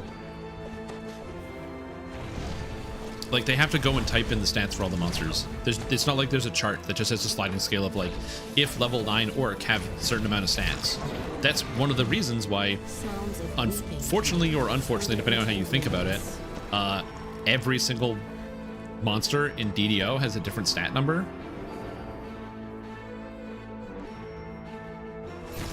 Frantic cawing can be heard from a large clearing past the ruins of the mansion. So, like, yeah. I want the shrine. You wish for shrine. You can now make out a yeah, it's all typed in by hand. So that's why you can go from like the easiest example I can give you is go from the quest where there's smoke, where the orcs have like 100 to 150 health, and then jump into the quests that are right next to it in Home of Memory, where all of the scorpions suddenly have 200 to 250 health. The creature drops a just instantly. Key, because they were designed later, like where their smoke came out for earlier, and the monsters were not designed to be as hard. Or yeah, giant holds in Mithranor. There's humans in both, but the Mithranor creatures are a lot more powerful than the giant hold creatures because of the time at which the game came out. I don't know, like, obviously it would be better if there was like a system that determined the power level of the monsters on like a scale instead of like instead of it having to be hand typed in, because there's a lot of inconsistencies with the power level of monsters the way it's been done currently. So I'm not saying the way that it's done right now is like the best way to do it, but that just happens to be the way that it's been done.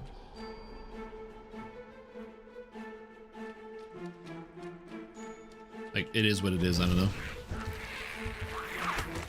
It is what it is.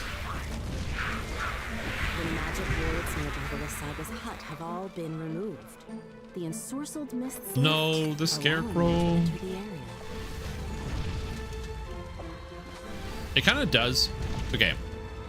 This is like me. I don't want to say pedantic's not the right word, but this is like definitely me being very particular about it. I like that all the monsters are set by hand, because that to me feels very Dungeons and Dragons, where as DM you can just decide to be like, oh, you know what, my Minotaurs, yeah, this one's like a Minotaur fighter berserker, and it's gonna have, I'm gonna add 2 levels of fighter to it, and I'm gonna give it this much extra health and these much extra stats, and just slap it on top. To me, that's very cool and very custom about it, so that every dungeon master can decide whether a certain monster is how strong it is. So I like that. Again, I don't think that is like the intention of the design system. I think the reason why they have to hand type in all the stats for all the monsters is because it's an old game, and that's how they did it back in 2005. But I do think that there's a cool element to it where like the individual designer of a quest gets to choose how tough the monsters are.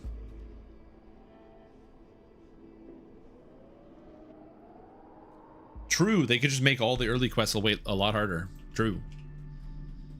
Just double the health in the whole game. When doing an iconic. Sharn at 17. Yep. So I'm trying to figure out, Sploosh, how to play self-cast Assassin Hexblast. At long last, your journey has brought you here. I'm working on it. We're working on something. It's either self-cast Assassin Hexblast or Wand with the new Wand Elementalist with the new busted Lycia node. So we shall see. How's lag been for the last week? I would get 0 to 1 lag spike. That was more than, that was more than 1 second, but less than 5 per day. So what I mean is some days I would have no noticeable lag. Other days I would have like one singular lag spike that was like 2 seconds where nothing was moving, and then it went back to going, and that was it in like 8 hours game time each day. Today I've had like 3 2-second lag spikes today, which is not a lot, but it is more noticeable. Two strange creatures guard the entrance to the Oh wait, where are the beasts? They watch you curiously as you approach. Oh, did I not find the key? Oh, it's over here. I literally got attacked by the beast. I didn't pick it up. 32-bit lag DDO, basically? No. 32-bit was so much worse than this. Door with the key. Door open. See Abbott now. As somebody who played a lot with 32-bit, I'll say it like this. My raiding guild quit raiding because of how bad the lag was. Let this be a refuge of warmth and for a light very long in a time. cold, dark world. And now we raid at primetime hours, and there is no lag. Literally none. Even though right now there are still some lag spikes, in all of my 20 years of playing DDO, this is the best performance I've ever seen in this game. Ever. The dust that covers most of this room shows that it is seldom This is my used. personal opinion. And you can disagree. This is the experience that I've been having with the game. The only places I've noticed that there is still a reasonable amount of lag is the airship. I do not know why. That the air... No, this is better than that perfect day. Silent forms shuffle down the corridor. It's the airship. I don't know why, but the airship still has weird lag on it, which doesn't really matter that much because I don't hang out on the airship, and it doesn't affect my quests, so I don't care. But I have noticed that there's lag on the airship. Keep fireballing.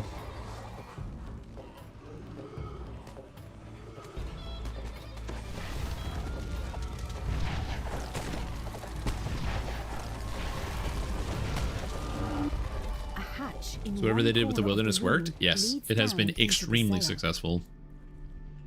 I've said this before. So I have been streaming DDO as a content creator for the past 10 years. I've been playing for much longer, but I've been just making DDO content for the past 10 years. In around 2022 to /2023, I pretty much entirely stopped playing DDO if I wasn't streaming because I just kind of lost the drive to play the game at that point. Like it became work and not that it wasn't fun, but it was work at that point. Now, having come back to play the game and streaming again, I've been streaming since August because I'm still unemployed, RIP.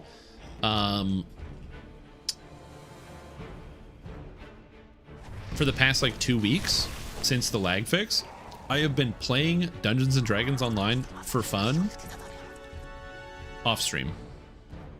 I've just been like logging in to play DDO to have fun again. The lag change is that transformative for me.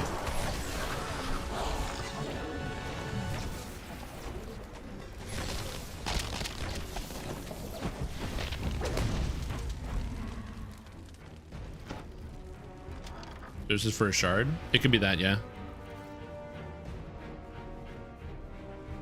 Yeah, I wasn't playing that, but yeah.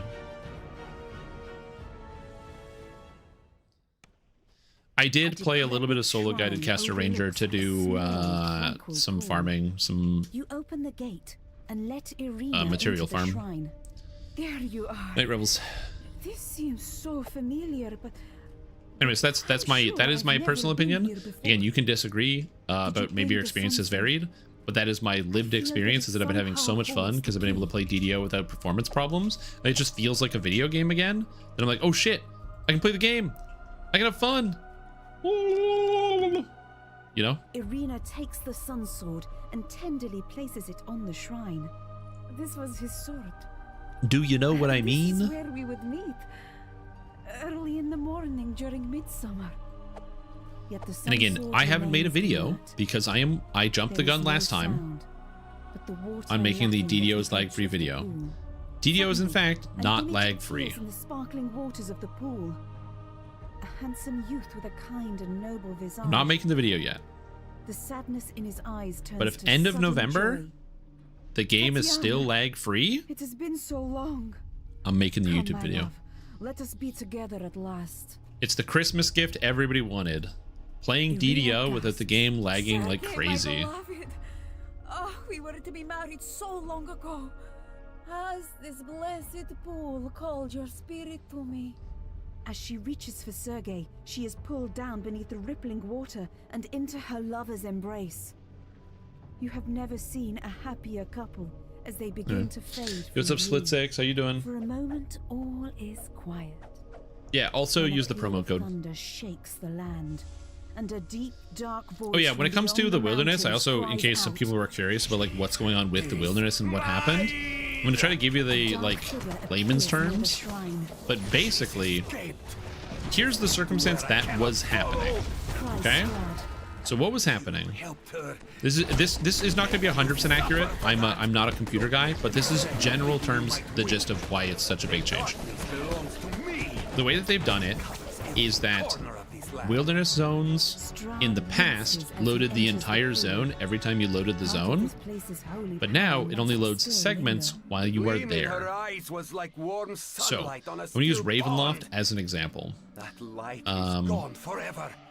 So let me just load up the old Ravenloft. All I see is a mad abyss. This is a waste of my time. All right. You are trapped here, just as I am. Better to leave you alive. I can watch your dreams die slowly. With that, Strahd vanishes. So now, with the hold on, I'm wind. gonna get you an image. For a moment, you despair at being left behind in this dreary, defeated land. Then, without warning, So the sun sword blazes forth with a warm, bright light. this You pick up the sun sword. The is instant you touch Barovia. the hilt of the dazzling weapon, This is a you really realize big that picture. This is the weapon that could slay Strahd. That this My is the my key to paint ending program his is really domain. struggling to render all of this. Starts to grow This is the within map. So Something you had this is what almost Barovia, the land of Barovia, looks like. Okay. So what was happening is when you enter Barovia, right? You would come in here, and you go. I'm gonna get color here. So you go do do do do do do do, and you walk around, and you go to Death House, right? So that's where you want to go. You go into Death House here. You loaded the entire zone and all the monsters. And then you finish Death House. You recall out and you walk all the way over here. You go in the tavern. And then you teleport all the way up to here. When you did that, you loaded the whole zone and all the monsters.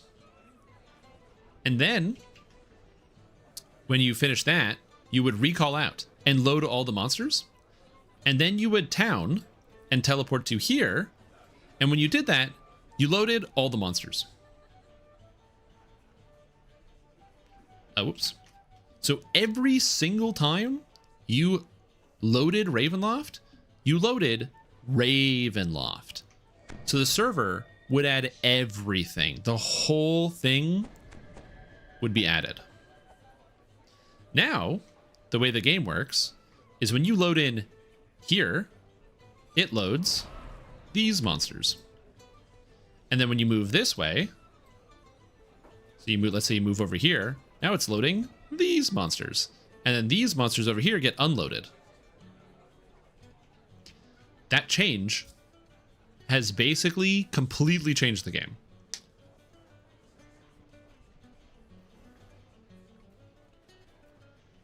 That's it. So again, consider that every time you used to load Ravenloft, you would load 1,000 monsters on the game server. All of them would populate. And then when another guy would load Ravenloft, they would also load 1,000 monsters. And when somebody else loaded Ravenloft, they would also load 1,000 monsters. And by the way, that includes all the big adventure zones. Ravenloft is just the biggest offender because fucking this, it's so big. There's hundreds of millions of monsters in here. But again, that includes everything, right? Yeah, cogs, everything. So now areas deload and reload, which is cool. And that has had major impacts on the rest of the game. Again, it might not seem like it, but consider that every hour there's at least one Ravenloft group on your server, and a Sharn group, and a Mithranor group, and an Isle of Dread group. And anytime, and not just Slayers, I'm talking just people going in and out of quests. Or more. So yeah. Yes, you don't have to reload the map anymore when doing Slayers.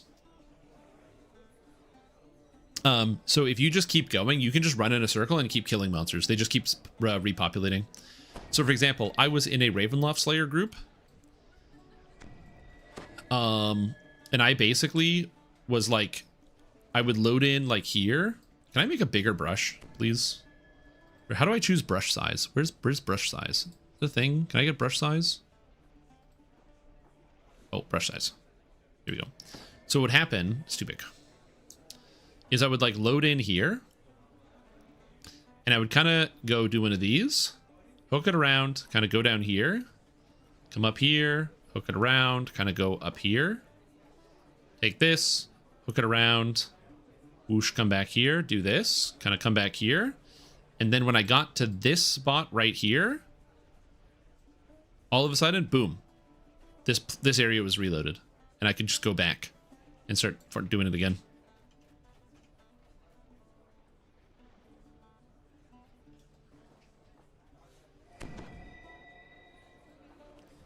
So that's why the change was so impactful.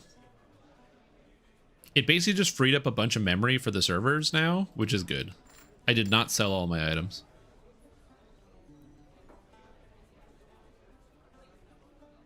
Ravenloft is bigger than a small country, true. What build am I running? This is just pure sorcerer or fire sork. That's it. Nothing special, just fire sork. I didn't spend my enhancement points, don't worry about it. But now I get greater delayed blast fireball, which is cool. Again, currently the only area where I experience lag for the most part is on this thing. The airship is kind of laggy, and I don't know why. But like, it's not in quest, so I don't care. I will not get bothered by lag on the airship. Oh yeah, Gamba. Sure. Let me throw it up. I do have a gold roll. Here you go. Time to waste your points. Time to throw every single point you have away. Do you want to waste your points? Do you want to throw your points away? Please do. Please throw your points away. Let's go.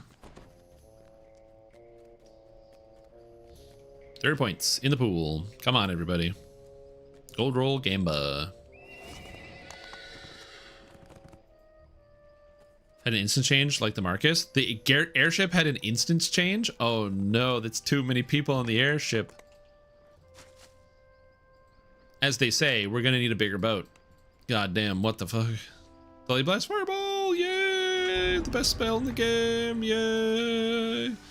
Delayed blast fireball, it's like regular fireball, but better. Oh. Beautiful.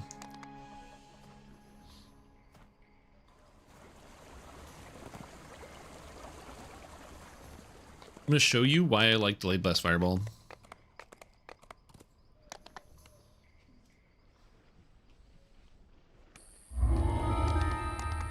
Maximize.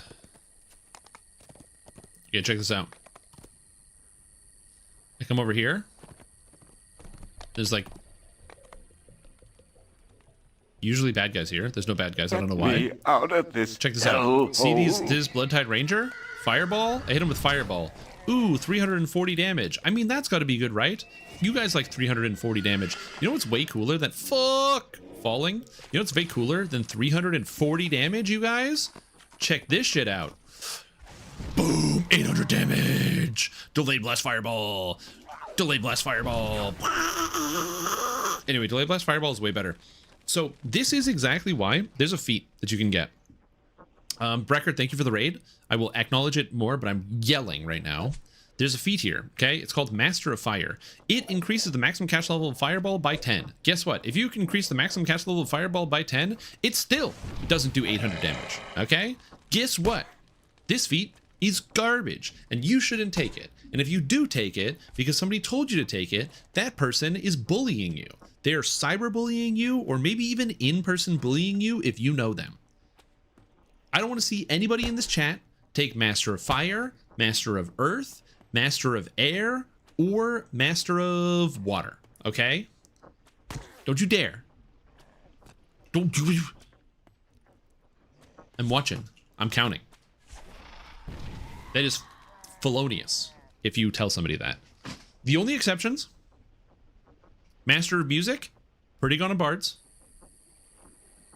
Okay, Master of Music is reasonably good on Bards. Master of Shadow Blades is good if you hate yourself and you play Fate Arc Illusionist. Okay, so if you hate yourself, Master of Shadow Blades.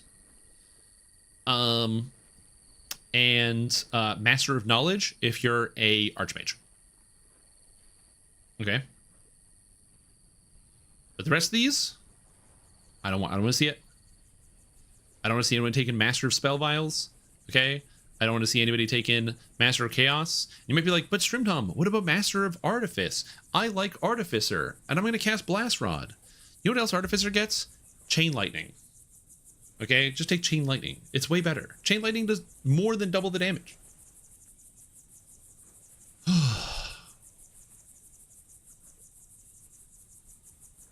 Anyway, I'm yelling.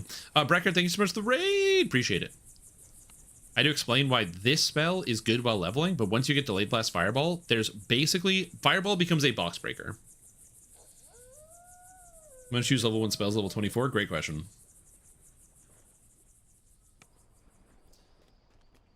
Oh yeah, Master of Thorns. Also if you hate yourself. Good spell. Those spells are terrible.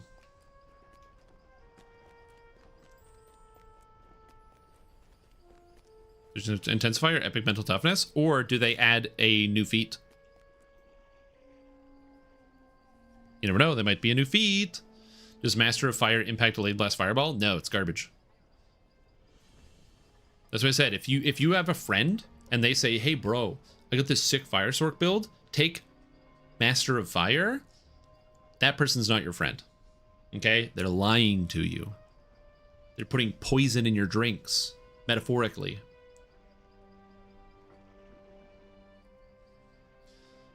Anyways. Yeah, thanks for the raid, boss. Hope you're doing well. Thanks so much for the raid. More I want to do it out of spite. You can do it. Listen, guys, please understand. As somebody who hates themselves a lot, I also do things to make myself feel bad, okay? I also play stupid things. Did you guys see my Flame Blade build video? I also know what it's like to make a bad character that does bad things. Listen, guys, listen. Caster fighter? Yeah, right. I'm going to show you the ultimate caster. You guys remember the classic solo guided caster ranger where I played this character solo on Hardcore League up to level 32? As a ranger spellcaster? It was horrible. But I did it by myself on hardcore.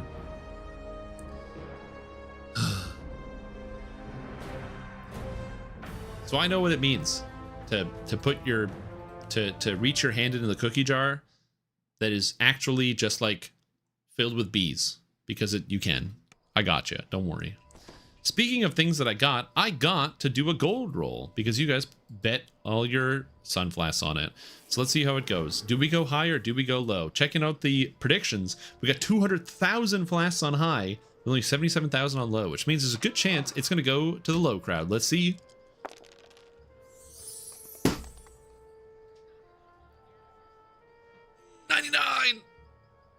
What?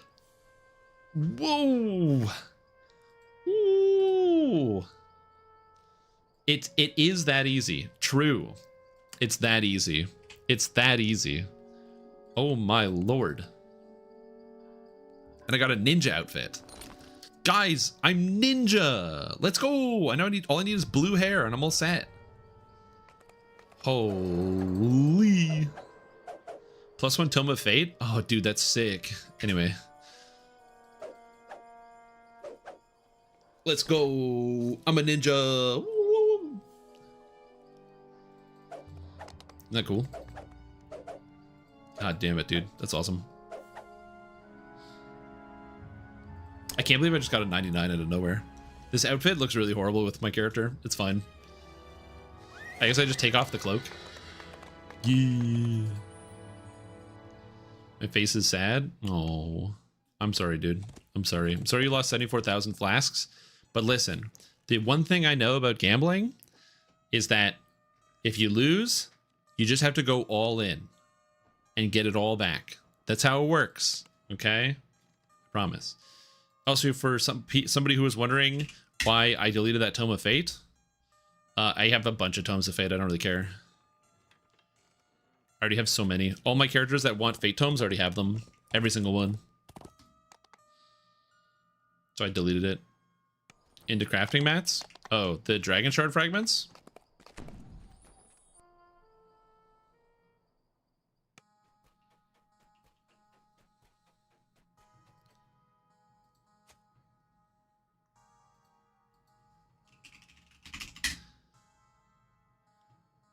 The Purified Eberron Dragon Shard fragments? All 609.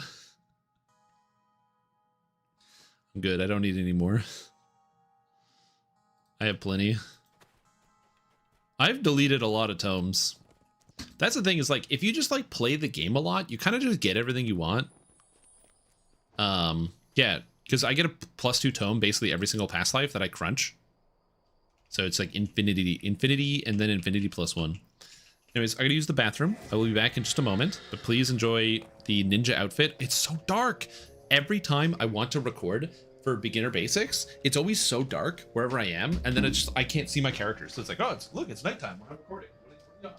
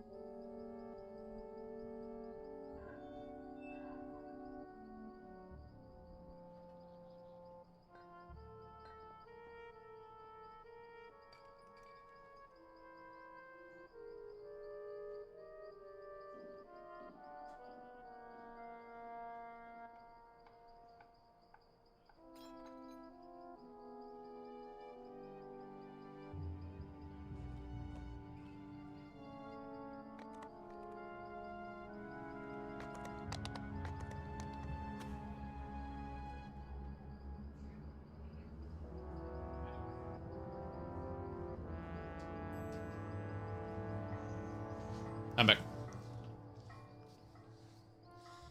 I took slightly longer because I had to stop and chat with my girlfriend for a bit because she's been watching like a bunch of true crime all night, and then she was like, "You're not gonna murder me, right?" And I'm like, "No, not right now."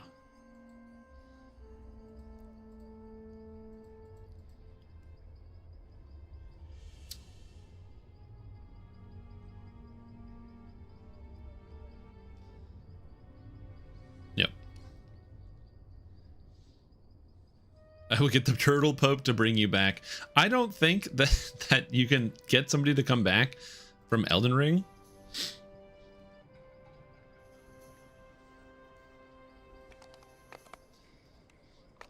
I don't think it's gonna work. I have sick new build. You need to make. I have this sick new build. You need to take Master of Fire. You mean a bad feat for bad people? No. Again, I'm gonna say this one more time because I can. Because I think it's important that you guys learn this, and you should have this information.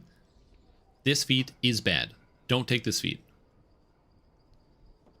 The only exception is if you hate yourself. If you hate yourself and you like causing yourself pain, like if you have an acquired taste for stepping on Legos, take this feat. Okay? If you're like, damn, you know what's good? Like slamming my fist against concrete, then yeah, take it. Wave of poison, a greater wave of poison? Oh my god.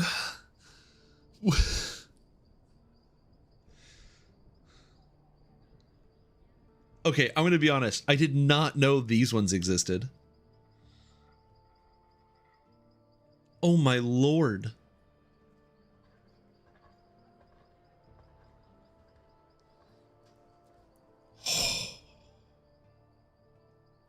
Did they ever plan to make those master feeds usable? Some of them are okay, but I don't know how they fix a lot of them. Ugh. All right, we're gonna look up greater wave of poisons cash level. Cash level. All right, give me a sec. What's wrong with it? Oh, like Master of Fire? So the problem is Master of Fire makes Fireball go up to cash level 20. And at cash level 20, Fireball still only does 60% of the damage of Delayed Blast Fireball. So why would I take a feat to increase the damage of Fireball to be just behind, to be like just a little over half of the damage of Delayed Blast Fireball, when I could take a feat that improves Delayed Blast Fireball and all the rest of my spells? And the argument is, well, if you take Master of Fire, you're casting a lower level spell, so therefore you're saving spell points. The problem is, lower level spell equals more likely to be resisted, and if you heighten it, you're completely getting rid of that difference. And if you cast this lower level spell, if I have to cast this spell 2 times, why don't I just cast this spell 1 time? So yeah, that's the answer. Okay. You guys ready? Biochemist. Wave of Poison. I can't believe these ones have feats. Wave of Poison. Max 10. Greater Wave of Poison. Max 20.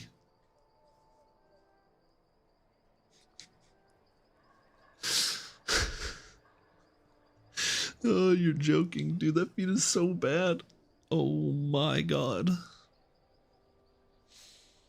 Dude, that feat is so bad.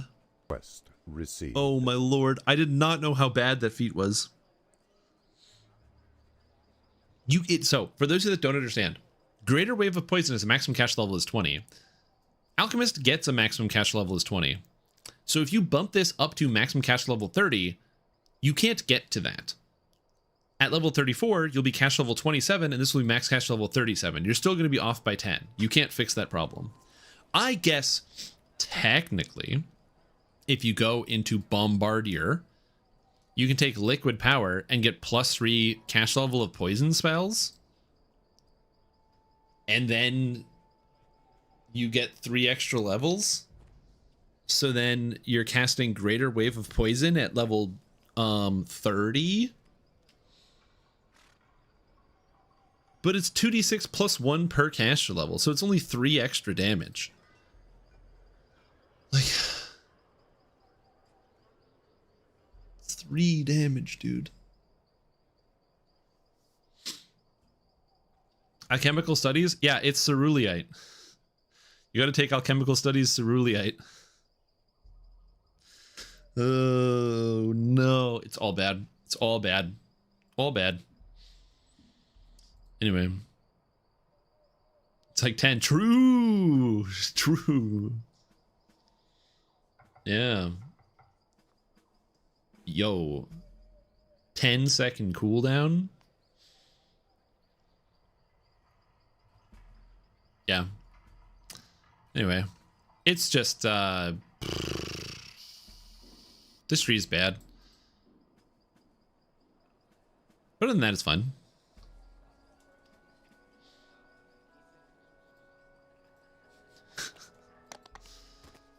Curse of Unstoppable on my con items is super lucky.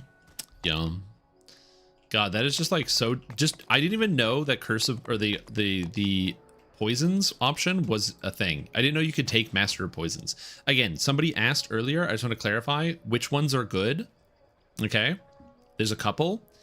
Master of Knowledge is just a unrelated feat. It makes it so when you cast Arcane Bolt or Arcane Blast, you gain spell power and spell crit damage that stacks up to 30 times. Which is basically, are you playing a Archmage Wizard? If yes, this is 90 spell power and 60% spell crit damage. So on Archmage Wizard caster, you take Master of Knowledge. It's a lot of damage. Master of Music is good for bards because you get very, very vocal, which doubles the damage of all of these spells. In epics, which actually I can show you. No, I can't. I'm the wrong character. But you can double the damage of these spells, making it actually good to take this one on a bard, or a, I guess if you want to play Sonic Sork, you could do that, but that's just a bad idea, because you could just cast other spells. But you could do it on a Sonic Sork, but bard is the exception there. And then Master of Spell Vials. If you have nothing else to take, you do cast Elemental Obliteration. So you could take this. It's not good. It's not good. But if they come out with higher levels and we get another epic feat at what? We get another epic feat at 30, 33, 34, 35, 36. We get an epic feat. So if we get an epic feat at 36 and we don't get anything new and you're really strapped for feats on your Alchemist, then like take Spell Vials. But like other than that, I can't recommend it. A Master of Wilds is straight up bad. Master of the Dead is straight up bad. So Greater Death Aura has a cast level of 20. I don't know, dude. Nyax Biting Cold.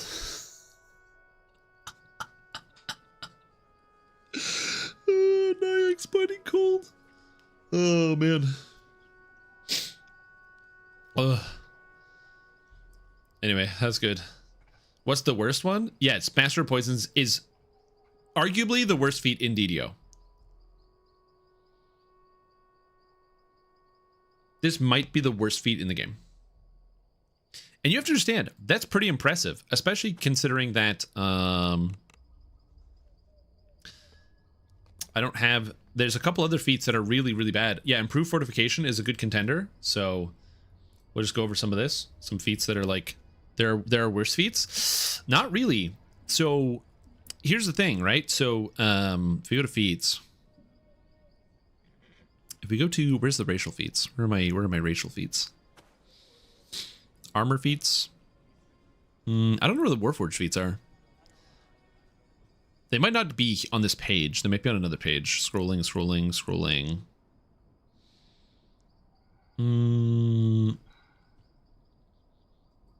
Racial feats? Warforged feats? So this one, you have Improved Fortification. It gives you 100% fortification. In exchange, you become immune to positive energy healing. This one is pretty bad. This is a pretty bad feat. That one is bad. Sap technically does a daze. It does do something.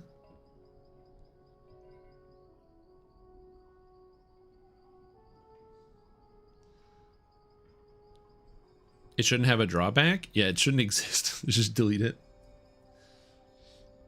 So yeah. Okay, you're right. It does give 140 mana, so that's fair. 140 mana on the epic feat, on that feat, does make it slightly better, because it does give you 140 mana. I did forget about that. The fact that it just gives you 140 mana. It's still pretty bad. Mobile spellcasting is also ridiculously bad. Mobile spellcasting is so bad, they give it for free all over the place, and it's just garbage. I've had this fight with the DDO devs from like, mobile spellcasting is bad. You just make mobile spellcasting so you can cast while moving at full speed. And they're like, what if we didn't though?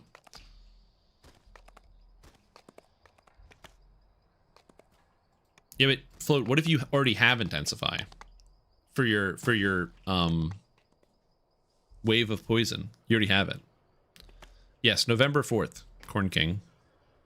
November 4th.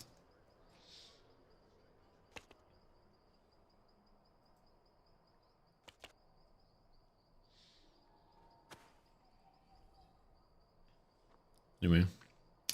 But yeah, pretty bad feat. Shockingly bad. I don't even know how that stuff happens.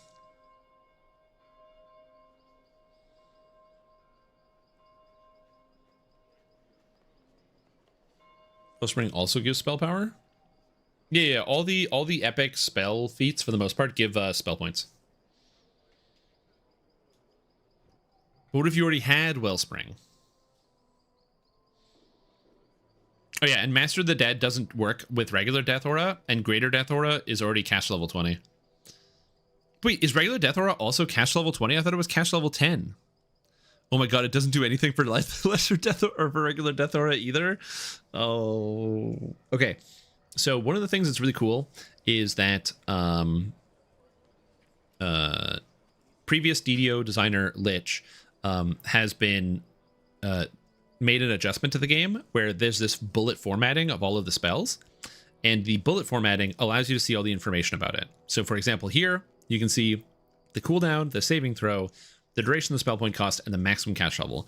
The maximum cash level display is wonderful because before that information was hidden from the player. So a spell would say, let's say Fireball, it would go up to cash level 10, and then now that we can see it, you would mouse over it and it would say cash level 7 or like max cash level 7, and you're like, oh shit, that's not good. And it was like a weird bug. It's also a way you can identify if something doesn't work. For example, Dominate Person. This is from the Dampier tree. Dominate Person's spell-like ability. DC 15 plus highest of Int Wiz Charisma mod plus enchantment bonuses. But if you notice, if I mouse over the ability, it says spell resistance check required, spell-like ability, blah, blah, blah, blah. It tells me the formula, but there's no save. Oddly enough, there's no bullet point for save. And there's no bullet point for save because there is none. This is broken. This ability has no saving throw on it. Contrast it with Threatening Countenance, which has save 37. Monsters can save against Threatening Countenance. They cannot save against Dominate Person. Dominate Person is broken. Similarly, it allows us to easily identify if certain abilities are broken. So Dampiers get Vampiric Bite. Vampiric Bite has a DC of 17. Now, why is the DC there? It shows the DC on it because it applies this effect, which has a DC Ascendant Bite. Ascendant Bite's DC is 16, plus highest of Strength, Con, Int, or Charisma, plus Stunning, plus Enchantment bonuses. So I take my Charisma of 15, plus my other bullshit, and I get 17? Plus 16? Something's wrong here. Why? Well, 17 is equal to 10 plus 7. And if that's what you guessed was 10 plus strength, you'd be right. So thanks to this display, it actually allows us to know when there's bugs with spells or spell-like abilities like this. It's very easy to determine if something is working right or working wrong. No more trying to futz about figuring out the calculation. You can just do the math yourself. Greater Color Spray, 17 plus highest of Stat plus Illusion. So I've got 15 here plus 17 is 32. It says 39. If I have plus 7 Illusion, that is correct. I go to Illusion, I'm plus 7. It adds up to 39 perfectly. Very easy.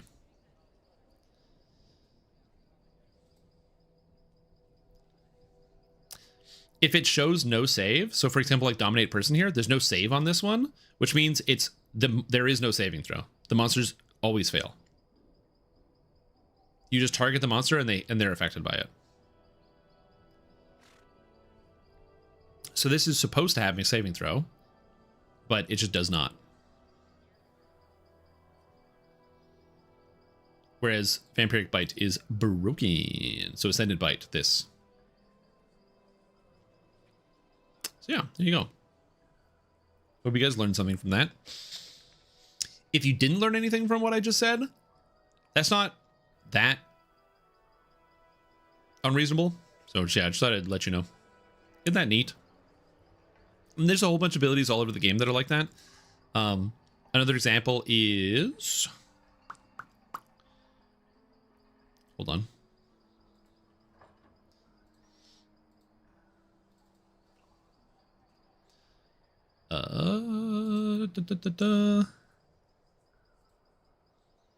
Tabaxi Trailblazer, which is one of the iconics, has wide sweep. Attack enemies who must make a balance check versus this or be tripped.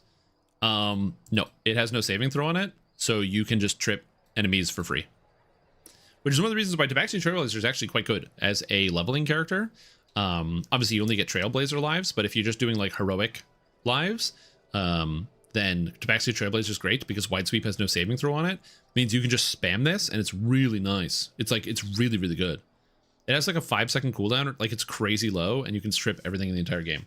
And you might be wondering, why don't people use this ability? This ability is extremely crazy. What's the breakdown of this? So we go to DDO Audit. Okay, we're on DDOaudit.com. Sure, we'll refresh. We're gonna go to the server statistics. I'm gonna look at the distribution of the different races. Okay, so we go to the race distribution, and you'll notice that this ability is a knockdown with no save. It works on every monster in the game except for floating monsters. You can knock down oozes. Who cares? Doesn't matter. If they're touching the floor, they get knocked down. It's not up here. It's not up here. It's not up here. Oh, Tabaxi's down here. Trailblazer, there it is. 1.14% of the population. A no save crowd control that you can use in R10s to keep entire rooms locked down at no cost. Almost every quest in Lemuria has monsters that are touching the floor exclusively. There's like a couple bosses that summon imps and like a couple shadows. Actually, I think you can trip shadows.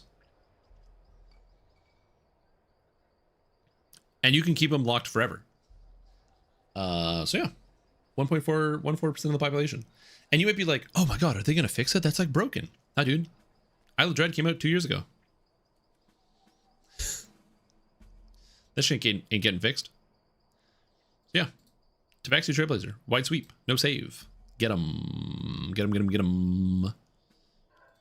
Venom. Yeah, Shader Kai is up here, 2.87%. To be fair, Shader Kai is now the most popular iconic. Just barely beating out Blade Forged.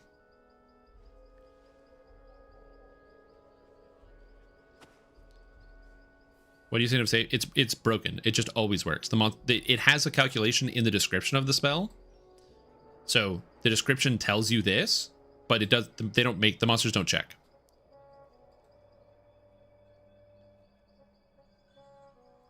Amaze Human is so popular. You know why Human is really popular? Because the most popular character in D&D of all time is, say it with me, Human Fighter. It's the most popular character in D&D.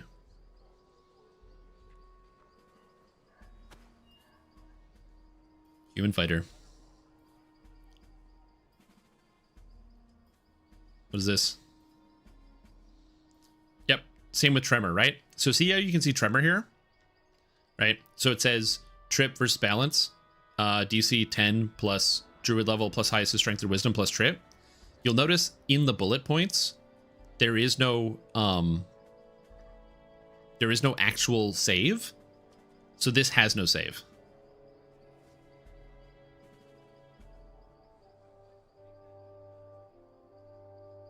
So you can just Tremor people and they can't do anything about it.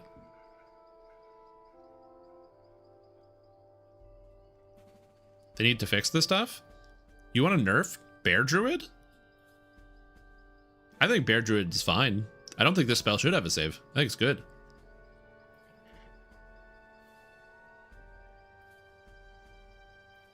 If you want to nerf Bear Druid, I mean, I don't agree with that, but I will let you take it up with the Bear Druids. Oh, because it's like a bug.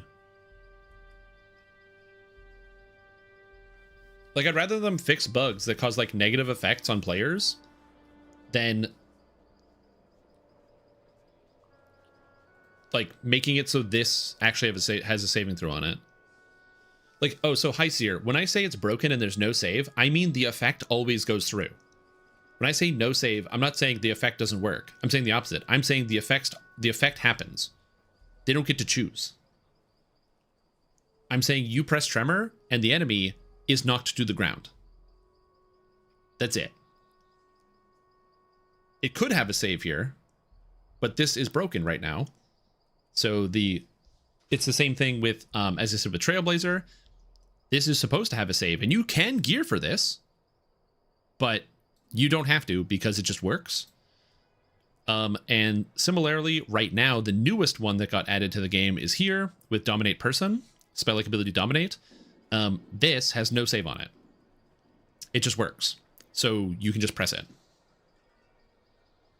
You knock them all down, no save. Yep. Well, you have to hit them, so you need to like roll your hit chance. But as long as you hit, yeah, they go down.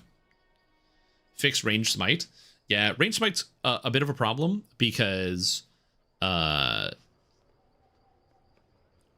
apparently it's like a complicated thing and it doesn't work. But yes, Smite Evil also doesn't work with ranged weapons. It doesn't do anything.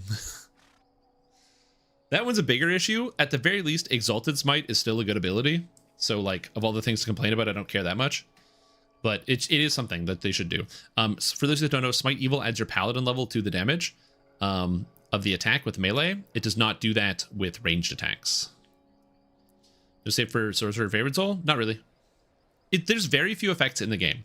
The easiest way to check, though, is just mouse over an ability you know should have a save, and if you don't see a bullet point that says save whatever, that means it works. Or not works, sorry, it is broken and just does the effect. I'm trying to think, is there anything that you can do on a sorcerer that's like busted in that way? Yes. Hold on, it's coming to me. Epic. Hold. It's in here somewhere.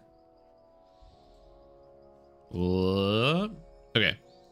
So Magus of the Eclipse, Holy Fireball, says it's supposed to have a reflex save for half damage.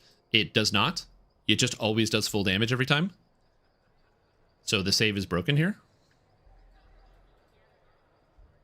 And as was pointed out, Magus of the Eclipse. In Tier 4, you have the upgrade to Moonlance and Gloomspear, which are the epic strikes. The upgrade to Moonlance causes it to freeze enemies if they fail their save, and the upgrade to Gloomspear causes it to paralyze enemies if they fail their save. This is currently broken, so there is no saving throw. So if you hit an enemy with Moonlance and you have this, they just freeze or they just get paralyzed. That's it. Does it do a lot of damage? No.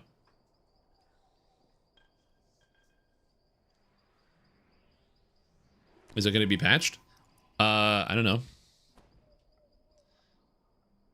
Both of these effects, this Greater Beams effect and the other thing, have been in the game since 2021.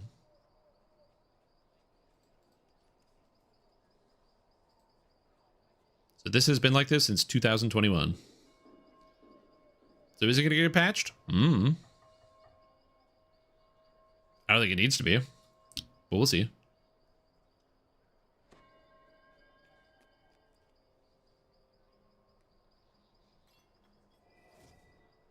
Yeah, it's 2d6s plus 8. It's not a terrible spell. It's fine.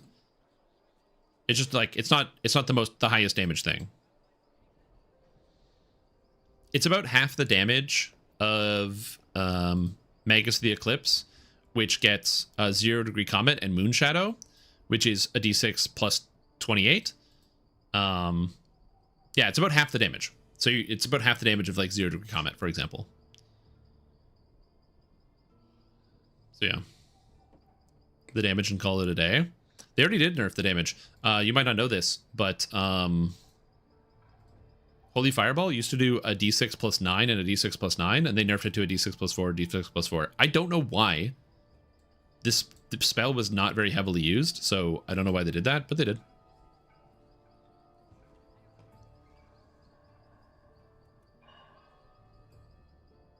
But yeah. Anyway, that's all I can think of right now off the top of my head that has like no saving throw on it that you can play around with.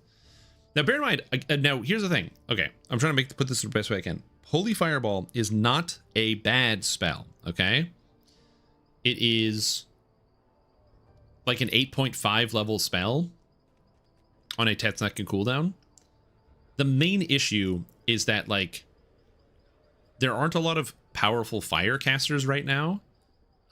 Especially when you look at things like holy casters, like your favorite soul and your cleric aren't doing too hot compared to some of the other things in the game. When we talk about the R10, I want to make sure this is super duper duper clear.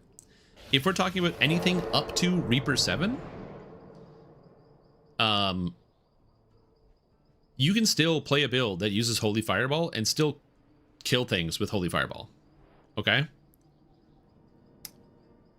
It's when we get above Reaper 7 that you start to slow down a lot. That's the harder part. Anyway.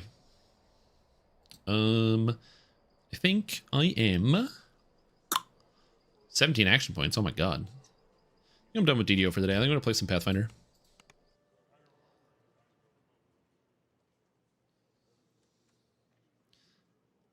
I spent 8 hours on DDO. It's enough.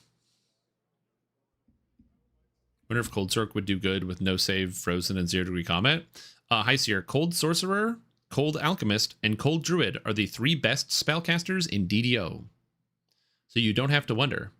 It is one of what we call the big 3.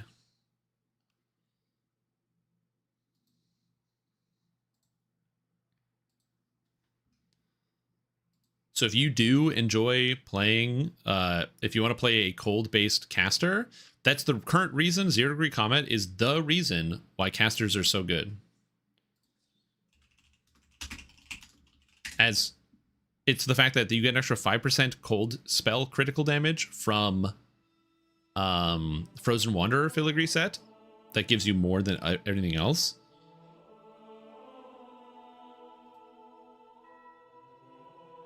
But yeah.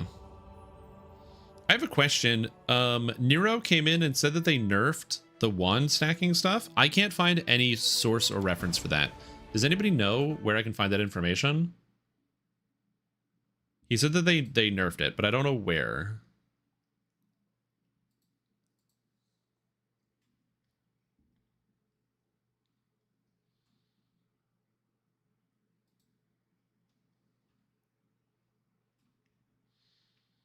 In new R10 content? Well, casters haven't cooked in R10 for like 2 years. But other than that, yes. On PoE website. Thank you. Let's go to the PoE website. Try this page. Launches soon.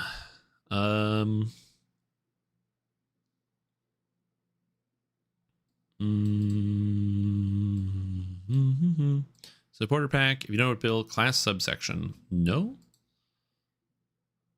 Changed gems. Updated gems. Okay. Is it in the gem section? Kinetic Rain.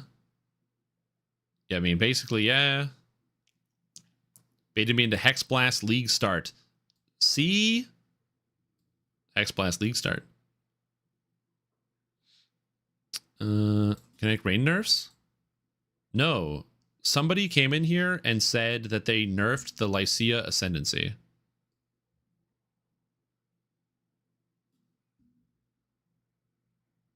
Any reason for Divine casters to be struggling? Divine casters just kind of suck. That's pretty much all it is.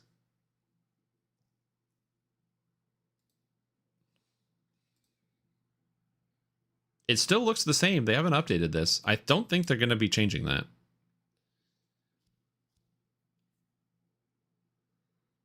Unless I can't find it, I do not know.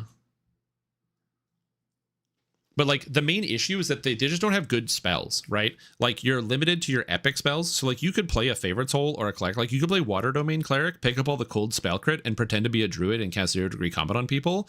but you just don't have the support to go along with it. That's the main issue. Just light and light spells don't have saves. Yeah, but there aren't any good light spells. That's the main problem. It's just like everything you said is correct. There just isn't a spell for it. That's the main problem. And that's a problem that they have not solved. Okay. Well, I'm not sure where that information is. I will try to find it, but if I can't find it, it is what it is. I was looking at the XML compared to what they said the changes were. I don't even know what an XML is. I don't know what you guys are talking about. I don't know.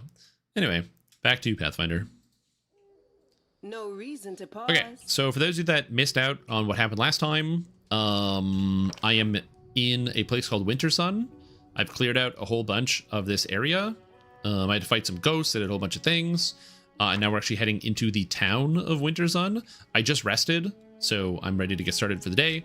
As a quick reminder, my team so far is Gogurt, who is a Sword Saint, Student of War, Duelist, Scaled Fist. Because the idea is to use intelligence to hit and damage, as from this heavy pick here, Death's Constant, which gives me intelligence to hit and damage. As well, I get intelligence to my armor class instead of my dexterity from Student of War. As well, I also get to add my intelligence to my armor class from Duelist and Sword Saint. So my armor class is currently 37, but that number will go up. Scroll Savant, who is like a CC instant killer. Dirge Bard, bow character, so using buffs and what have you. Oracle, I took a level of Lore Master so I could get some extra cool feats, and I will do that for some extra spells as well. So I'm going to take more levels of Lore Master in the future. I have the Shield Bashing, Shield Bearer, War Priest on Sela. And then I have the Psychokineticist here. Where'd I get the photos? Oh, for this? I took a picture of my Azamar in-game because I needed one. So I don't add my intelligence to my charisma, but I do also get to add my charisma to my armor class because I am a scaled fist. So I get to add my charisma to armor class as well. And the other ones, these are the characters in-game. These are just the NPCs you get. This is Nenyo. This is Ember. These are the ones that are in the game. I didn't do anything. I just installed it on my computer.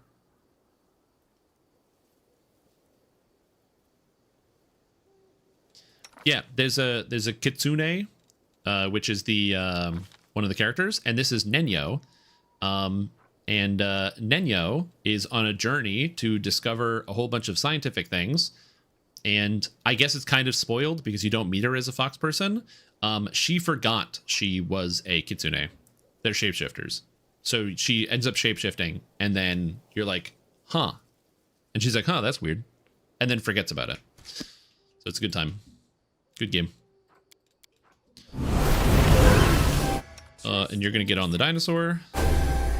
Anyway, we're going to go into Winter Sun. As I mentioned before, I'm going to do my best to... we're going to be playing this game, but I am not going to be showing you any of the dialogue here because I want people to play it and have a good time. So we will be skipping a ton of the story with what's going on.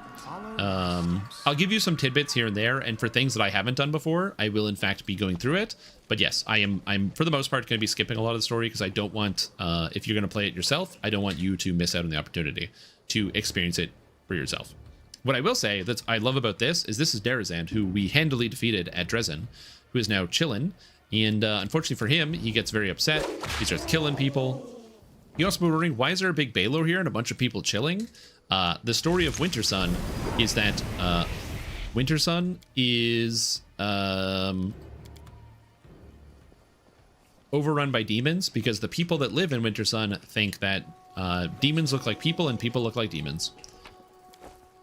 So when people come to their town, they kill them. And when demons come, they're like, oh, look, it's regular people. Curious thoughts on the best scion for legendary feat for a Soric EK Dampier. That depends. What's your spells? What spell school are you focusing on?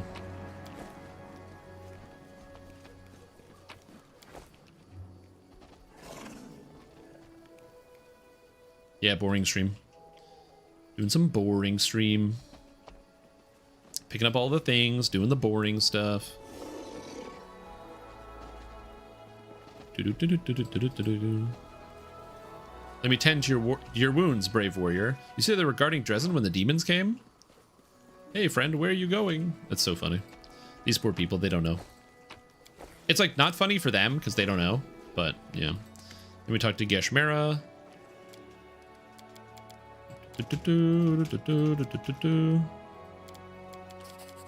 Thank you. Again, I encourage you to do the story. The story in this game is excellent. Absolutely excellent. I have played through this, so I will be at different moments looking or like going through some elements of the story that I have not done, because there's a couple of things I haven't done with some of the characters, and there's a lot of different story lines. So when I get to the specific elements that are new that I have not done before, I will definitely bring them up and talk about them. But I just want to make sure that it's very clear. There's a lot of different ways you can play this game, which is extremely cool. And one of my favorite parts about it is just the fact that there's so many different ways you can play Pathfinder. There's so many different ways, dude. Well, hello there. Ooh. Oh, sword. What the hell is this? Reeking Heart of Arcane. This +3 rapier is affected by a magical effect that gives an enhancement bonus. This increased by +1. And it actually gets an extra +1 because I have an effect. I'm playing the Trickster. And as a Trickster, anytime I find a magical item, it's a +1. This is a +4 rapier that gets upgraded to a +5 when it's enchanted. Interesting. It's kind of neat. Not gonna lie, kind of neat. I do appreciate that every time I find anything, it always has +1 extra stat on it, which is cool. Done. Thank you, Gogurt. Is that a trap? Ooh, treasure. It might Old be a treasure. trap. Shadow Blades and mainly Illusion for Greater Color Spray. If you like Illusion, you're going to stick with Greater Color Spray, then I would definitely recommend that you go with the Fae. Just because getting the extra +4 to DCs is really impactful. If you're focusing, like in the past, I have done enchantment as my main school of focus, and that has been very, very impactful. So I can definitely, especially for casting like Mass Hold and things like that. Okay, so right up here is a fight with Clavicus, Marhavok, a big dragon, and a bunch of other crap. So, because I know there's going to be a big fight, I'm going to You require my unbiased opinion? turn on my Extend Metamagic Rod, cast the spell Haste. So my entire team is hasted. I'm going to cast out all of my short-term buffs. I'm going to save the game. And then I'm going to move forward and start the battle. Cutscene skip. More cutscene skipping. Stop. You're busy inflicting violence on the weak and powerless while someone has destroyed your runestones and replaced them with fakes. Okay. Also, I don't know why it always starts me in turn-based mode or non-turn-based mode now. It didn't used to do that, but now it does that every time. I want to be in turn-based. So they all kind of moved together a little bit. What are we doing here? What is the plan here? We have a dragon to deal with. We got Clavicus. We got Marhavok. What does he do? He's level 19 Blood Rager. He has a lot of spells. There's a lot of spells. And he's level 19 Blood Rager, so those are all his. So he's a level 19 caster. So Dispel Magic's going to be annoying. There's also the dragon Beverach, which has armor class 42 and has 219 health. He has mage armor though, so that's manageable. Is it a spell resistance? 26. And Marhavok is spell resistance 0. Okay. Only will save 14. Okay. And my entire team gets to go before they do.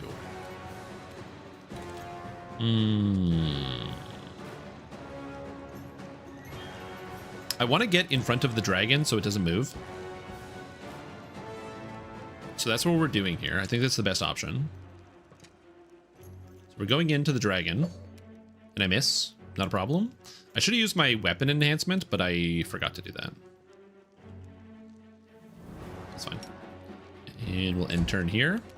So Dayron is his name. That is his name. His name is Dayron. I don't have a lot I can do right now. Like, I have Hellfire Ray and I have Cold Ice Strike, but I'm just out of range. And I don't get to move this turn. So I kind of want to just cast Protection from Evil and then call it a day. And then next turn I'll be able to actually do something. Seela. I kind of want to go onto the dragon as well. Somebody would have missed and saved the enhancement. No, that's not what I've... No. Seela, I'm going to use my shield, Sacred Weapon Shield, to increase my shield stats. And we're going to go in and attack Beverage the dragon. So I get the outflank, so it gives me a higher chance to hit. And I hit on a 4, because Seela's hit chance, I'm plus 34 on flat-footed 38, so that's not too bad. Okay, so now Ember, I don't want to be in line of sight of the dragon. I don't want to get Dragon Breath, because if it Dragon Breaths and hits Bismuth, that'll be really annoying. So I want to go here. We're going to cast Inspire Courage, which will hit everybody. So everybody gets the extra plus. I have plus 3 to hit and damage on my Inspire Courage, and it will increase at level Mythic rank 4, and then also at higher levels, so this is good. And I will also just hit the dragon. The problem with Marhavok is he's got Mage Armor, or Mirror Image, so I don't want to deal with that. So we're just going to hit him, and then call it, and then Nenyo. So I want to cast the spell Phantasmal Web. It's very, very powerful. It's got a DC 29, and he's got a 14 reflex save. That guy's a 10, that guy's a 10, and the dragon's will save is a 17. So I have a pretty good chance to get him. There's also Phantasmal Putrefaction, but we're going to go with Phantasmal Web. And we're going to target it on Marhavok, because he has no spell resistance. Okay, and all of them failed their saves. So because of the web, they are now bound as if they were in webs, so nobody can move. Good. Attack Gogurt. Oh, concealment.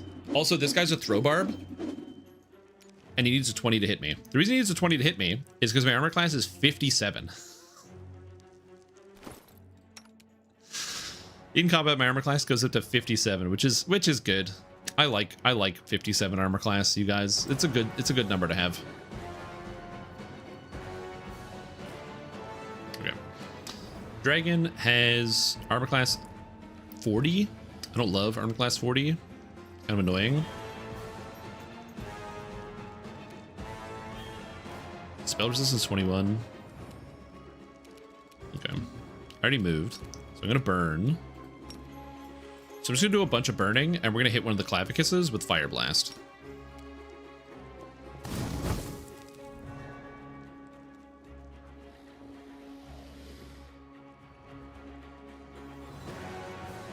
I just do 100 damage a shot? And I can make it free with Gather Power? Low? Okay, they're hasted, but they can't move. Hasted, but they can't move, and now it's Gogurt's time.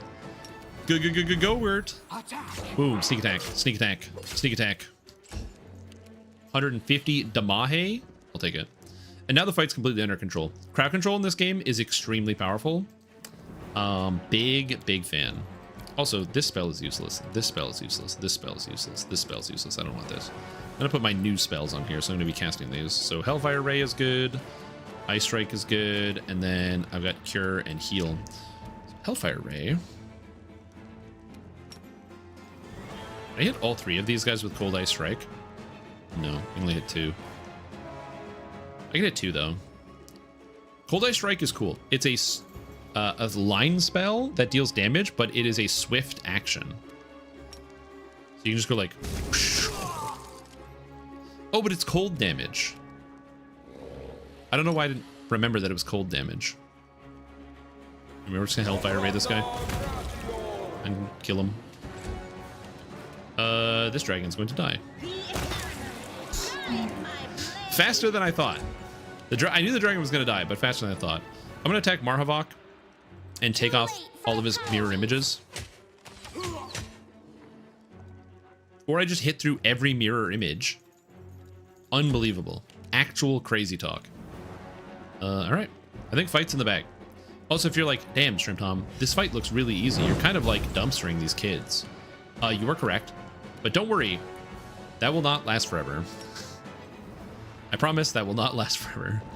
I'm doing a lot of prep to make sure I'm like ready for these fights ahead of time.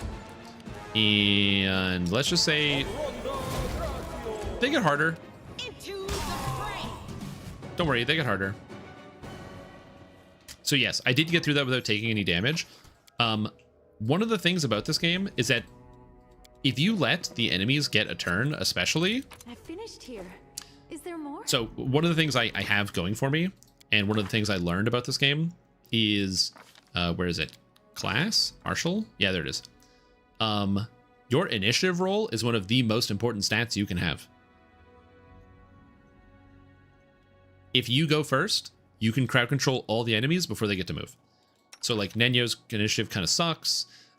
So later on, I will end up taking like improved initiative with a lot of my characters, so I can have high initiative rolls to be able to get in front of people.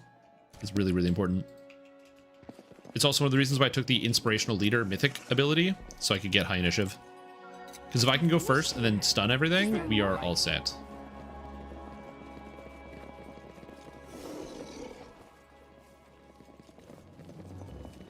But don't worry, there will be lots of fights where things get a little crazy.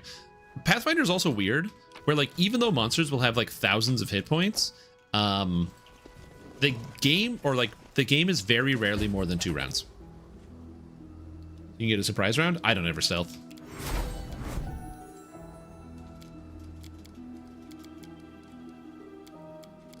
Okay.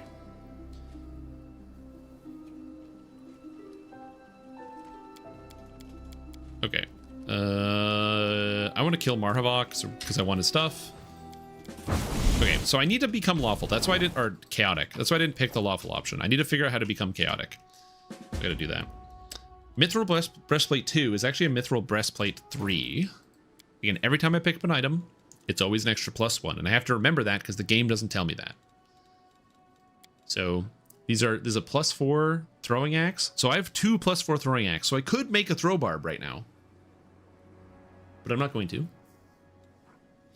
Belt of Giant Strength. This is +5 strength, and I have physical flow. This would give me an extra strength. That brings me up to 30. Cool. Decide to be neutral or chaotic. Well, I started as lawful. To continue the storyline, I have to become at least neutral. Mithril Breastplate +3. I think the Chainmail of Camaraderie is just better, because it gives the extra damage on the outflank. It gives me +4 damage if I'm flanking, which seems better.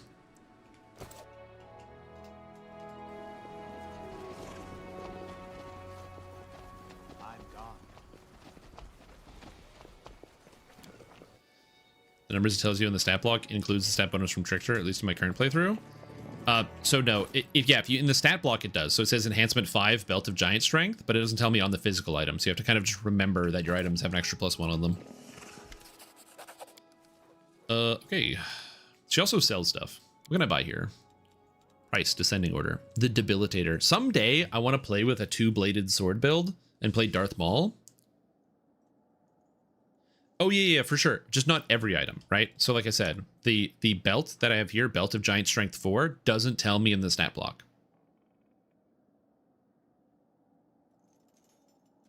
If it's an enhancement bonus on a weapon, it does, because it changes the qualities. So like, easy example is like this breastplate, right? It's called Mithril Plate 2, but it's got Mithril Enhancement 3. Or like this, Fixed Obsession, Enhancement 4, but it says whenever this +3 Keen Throwing Axe. Like it doesn't change the game text, and so because there's no changing for that. Anyway, type in ascending order. I'm just gonna get rid of some garbage. Fang of Malice. I have to return that to the guy. Like I have this quarterstaff that's just, it's a +4 staff, but it's actually a +5 staff, and I'm like, man, you know what I should do? Right, this the Deadly Toll, which is a +5 scythe.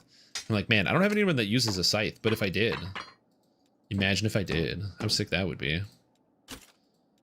Haramaki, I can't use yet. I don't know what I'm going to do with that. Trinity armor. I should probably get rid of like all my old stuff, like the Belt of Giant Strength and all this, just to make sure I know that like 2, 2, 2.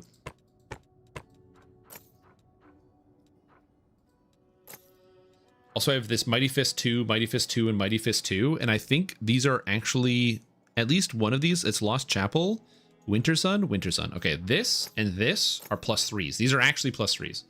Winter Sun, that's a +3 enhancement bonus to natural armor. You have to like mentally keep it in mind. Okay, what can we buy?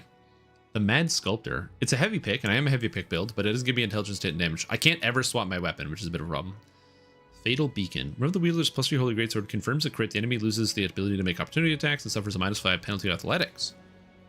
Kind of cool. Heavy Flail. This +3 Cruel Heavy Flail deals a d12 damage instead of a d10 and has piercing bludgeoning damage instead of bludgeoning. It also grants +4 competence bonus to Intimidate. It's kind of cool. Hide of Elemental Carnage. Whenever the wearer of this +4 hide casts a spell with fire. Oh, oracles wear medium armor, don't they? Oh, I can use this. You can use this, can't you? Yo, +1 damage? Oh ho ho ho. Perfect maneuver. These boots grant the wearer +3 CMD, and CMB. Beautiful. I need CMB or CMD and CMB. So in this game, that CMB and CMD, if you've never played Pathfinder, this is basically the stat they use for determining combat tactics. So for example, CMD is your combat maneuver defense, and CMB is your combat maneuver bonus. At first, it seems like it's kind of confusing, but the way tripping works in D&D pen and paper is if you're playing, so at 3.5, you make a trip attack against somebody, so you have to hit them. Then if you hit them, you have to make an attempted trip using your attack roll, which is strength, versus your opponent's either dex or strength based on whatever skill they choose. And then you guys have to roll off, and whoever wins more, then you overpower them and you do the thing. In Pathfinder, CMD is just your armor class against those types of moves, and CMB is your attack against those moves. That's it. It's just a different kind of armor class. Way better system. Infinitely better. I remember the first time I saw CMB and CMD, I was like, whoa, that's kind of weird. I don't know if I like that. And then I read it for like 2 seconds. I was like, oh, actually, I really like that. That's great. Also, what's up, Cozy? How you doing? What's up? Okay, thank you, lady. I have... Oh. And it's green. Anyway, this is relevant. The CMB is relevant because Sela, I'm a shield basher, and whenever I bash with my shield, I automatically make a trip check. What's my base attack bonus right now? The Sela Marshall. Base attack is 9. I need base attack 11. When do I get my next base attack bonus? I'm 12. Oh. So I'm not going to get the improved shield feats until 15? Oh, lordy.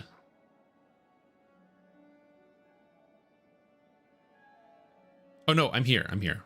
1, 2. Yeah, 3, 15. So at 15, I get all the shield feats. Well, it is what it is. Sometimes it happens.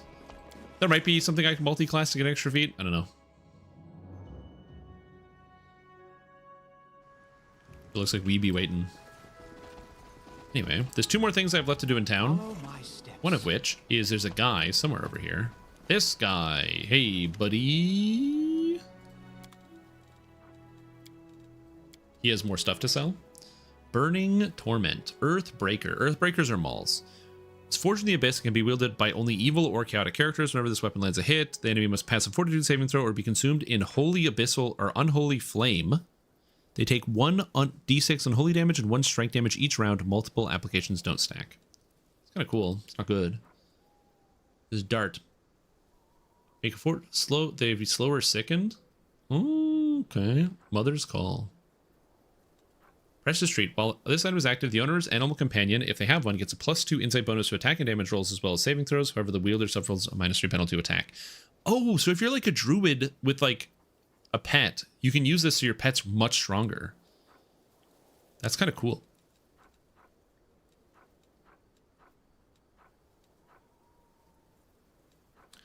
Okay. Do you want to take a $20 bet? You know what? I'll make it spicy. A €20 bet that Kinetic Rain is going to be a meta skill.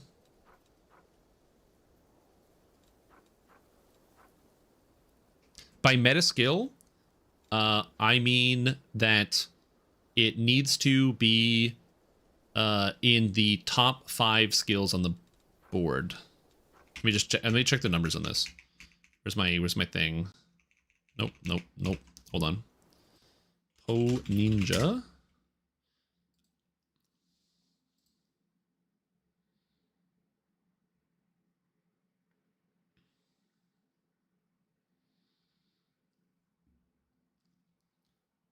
let's go with usage rate above 5%, because that's a lot better to determine. Because 5% is the top 6 skills of the last league. So that's 5, 5, 6, 6, 8, 8.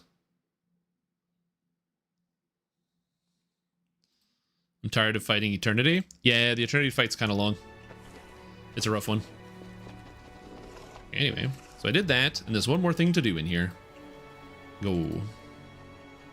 For 1 week, we'll see. All right, you're on. Deal.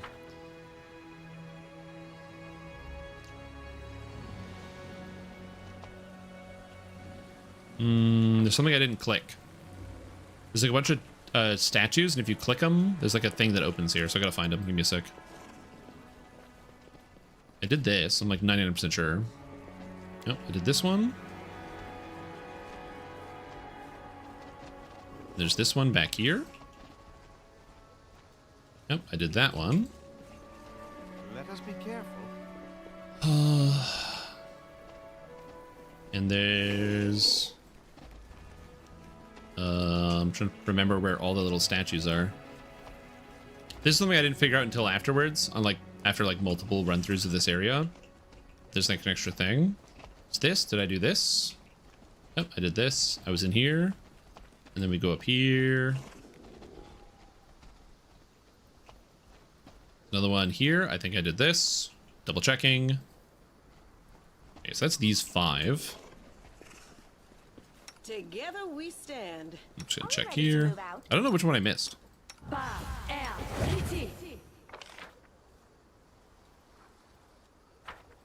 Check this one.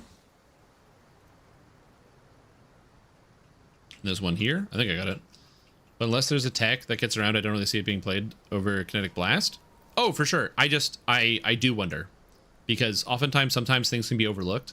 Or it's possible that the damage is still very, very good. I was talking to Nero, and you can still play Kinetic Rain plus the other Kinetic Rain, like the Kinetic Rain transmute skill plus the new support that adds the bubbles, and kind of do like basically rebuild the old skill, which might be good enough, but we'll see. Is it the one at the beginning? Is that the one that I missed? I don't think there's one here, but there might be. I'm trying to remember. What did I miss? I got that one. I got this one.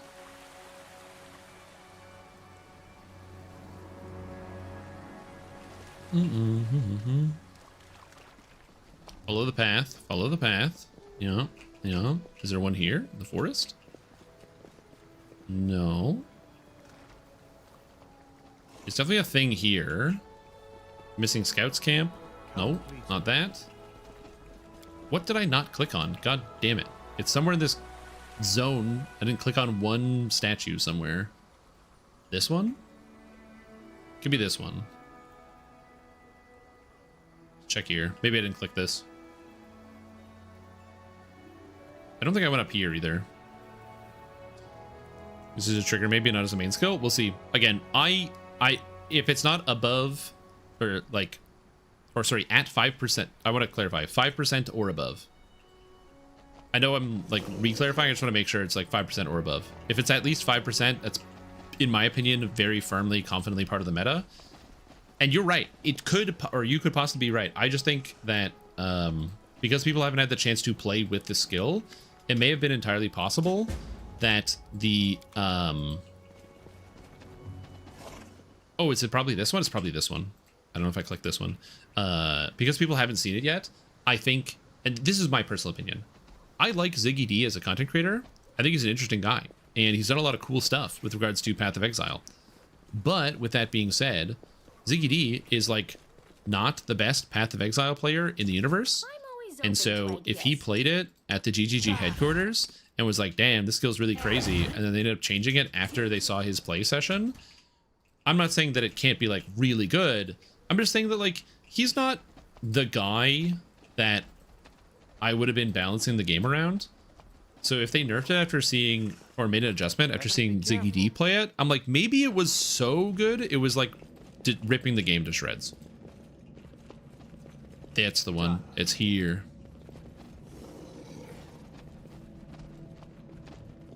Yeah, we'll see.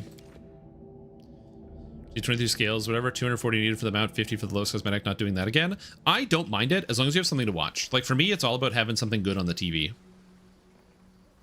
You need something good on the TV.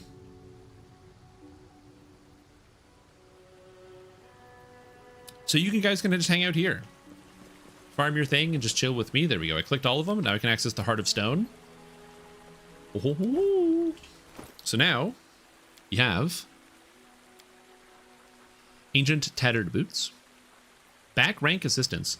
If the wearer of this amulet is wielding a ranged weapon, whenever an ally in a 30-foot radius lands an attack of opportunity, the wearer makes a free ranged attack against the same target.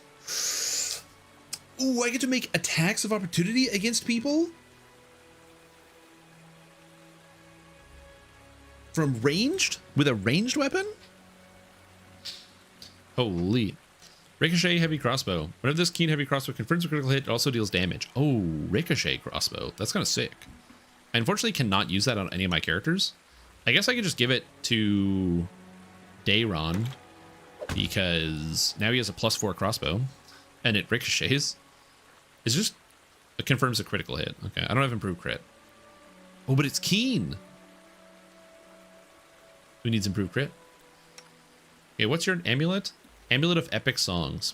+6 rounds of bardic performance, or the ability to make attacks of opportunity. Yeah, I'm going to take this. This amulet makes all ward abilities and spells, those that have the word ward in their names, grant +1 AC and become extended as though using the extend spell feat. I don't think I have a single ward spell. Death Ward. Oh, Death Ward. I have Death Ward.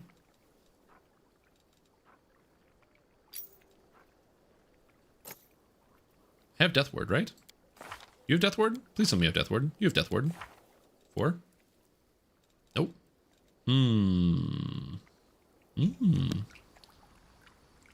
Just trim the nerf fails. Just believe when they said they changed the stacking. It's not that I don't believe you. I asked you where it was, and we didn't find anything.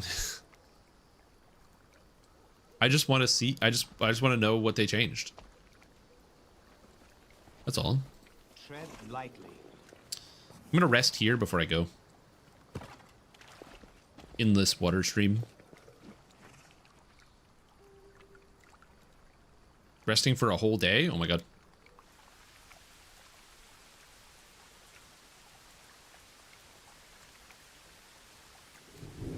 Oh, it's like raining outside.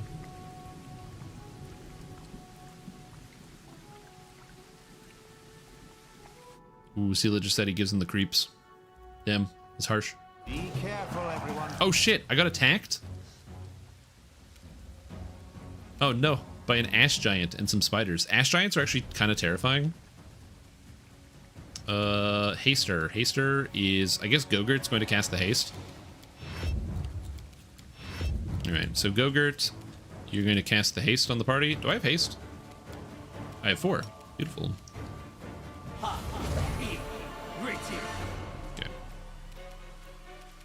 Here we go. Can I just go here? Oh no, I can't. Okay. My burn is 3 out of 5. I mean, I'm already here. I might as well burn 5 out of 5, right? Who am I hitting? Ash Giant? I'm gonna take a 5-foot step, move forward. And now this guy's in range. I must be doing it wrong.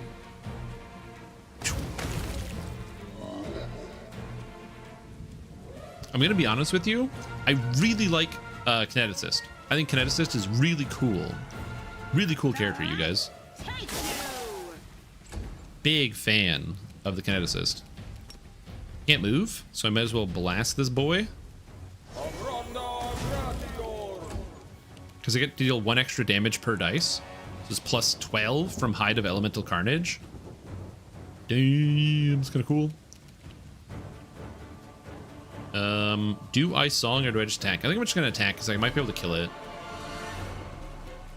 I'll hit you. Yeah, I can. Spider gets 1 round. Goes after Gogurt. Misses like an idiot. Can I Phantasmal Killer a spider? Let's find out. Nope. I had to check. Loot. Eureka. What's Eureka?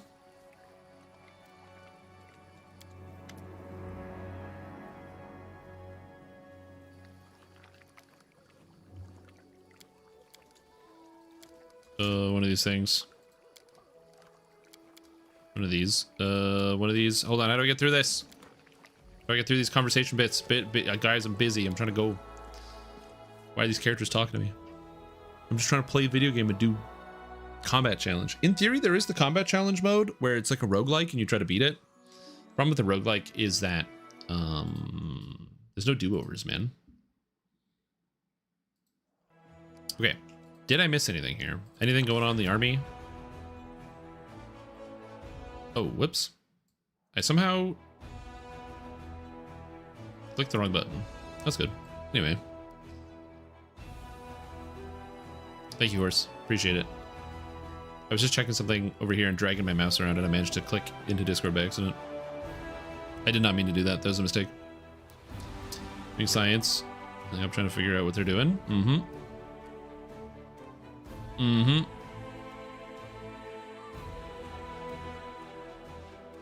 Okay, what am I doing now? I don't have anything to do here. I already did Winter Sun. Can't solve the riddles now. I do have to go to the Molten Scar.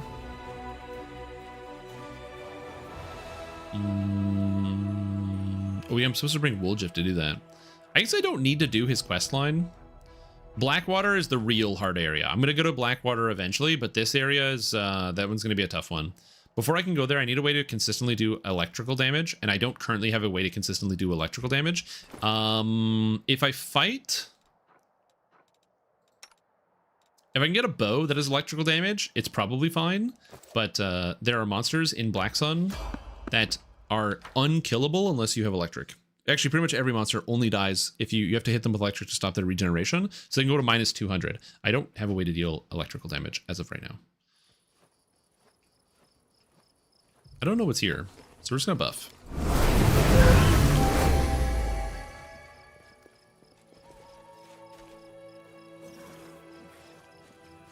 Okay. A bunch of guys.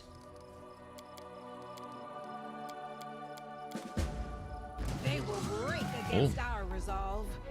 Yeah, and I'll have 40 plus AC. Yeah. It's like a thing. Oh, I didn't mount Bismuth. No. Well, I can do that this turn. Good way to start the game. Dayron. Out of range of my spells. It's very sad. I'm gonna shoot this guy. If I crit, it bounces. If I crit and I roll a 1. I love this video game, Ben. Get him, Go-Gurts. Sneak attack. Go Gadget Seela. Oh, I'm not hasted. I forgot the haste. I probably don't need the haste, honestly. You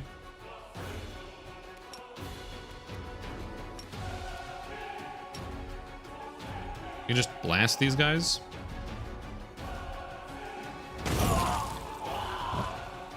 Man, kinetic or kineticist or psychokineticist is really, really good.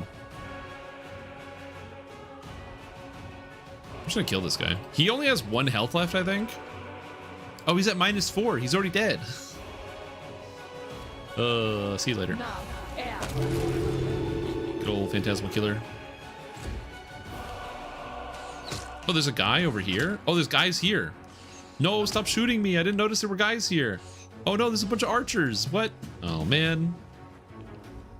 Okay. Well, we're gonna cast the haste on the party. I should be attacking as the bard, but you know, it's whatever.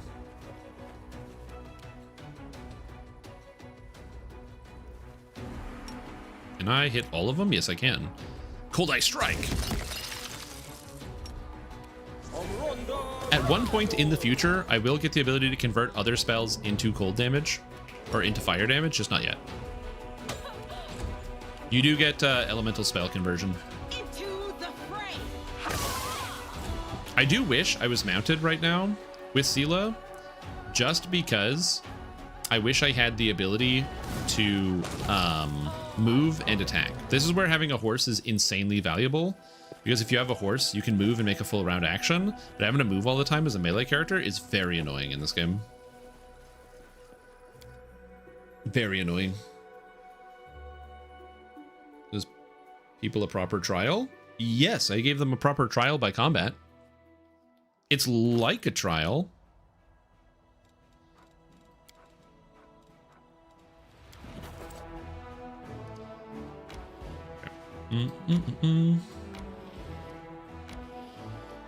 Where are we going? I do want to go to the Molten Scar. I don't know if this connects.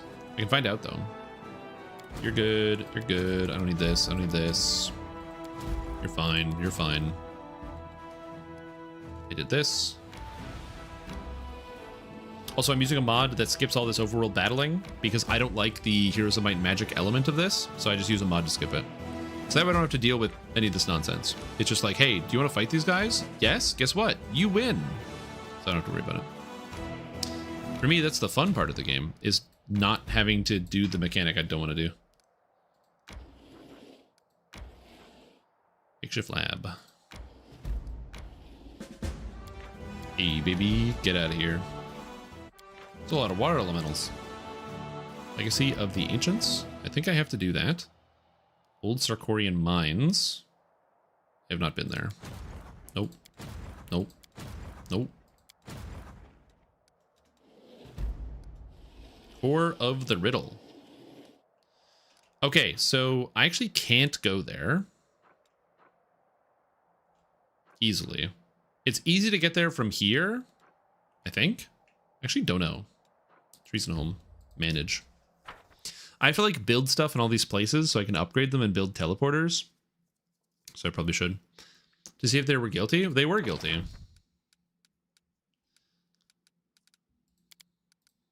Gotta build some buildings. So build a supply center, build an inn. Build a garrison? Sure.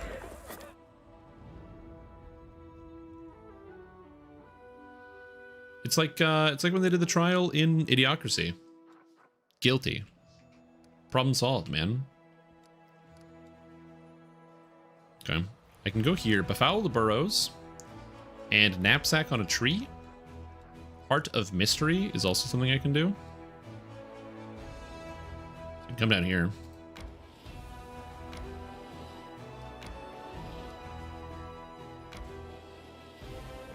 Burn down shack. Oh, it's just reagents. I think. The characters are getting encumbered because they're tired. Alright. Okay, apparently I have nobody on Night Watch. Explains why I got ambushed in the middle of the night.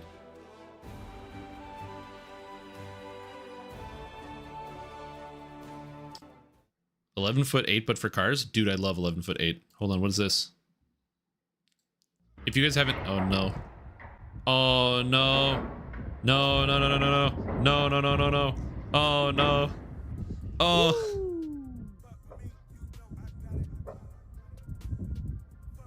That's gonna cost. Oh. How much you think that's gonna cost? Probably.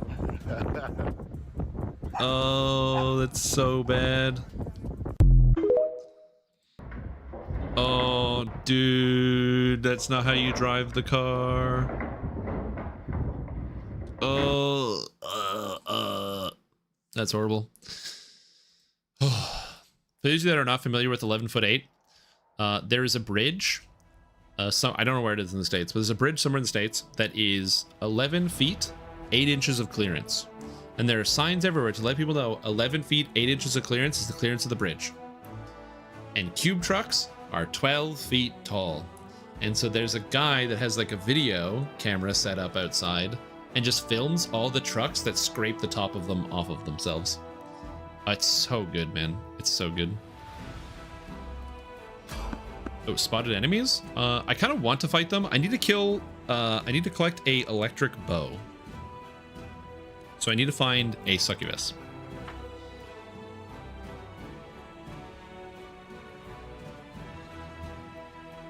One of the things that is nice about Pathfinder is there's no limit to the amount of time you can spend resting. So as long as you're managing the war properly, and I don't like the war element, so I use a mod to skip it. So therefore, I don't have to ever worry about how long I spend doing this activity. Oh, yes, What? So I can just like buff and then rest whenever I feel like it at a different area. In fact, I can actually go turn that on and then we go. Nabasu. 3 Nabasu and a Diracni Devastator. And I get to go first. Wasn't that cool? 182 hit points, spell resistance 20. Okay, I can hit him for sure. So we're gonna burn. We burn 3, which allows me to activate Mental Overflow. Getting +2 additional wisdom. And we're gonna take a step and end my turn.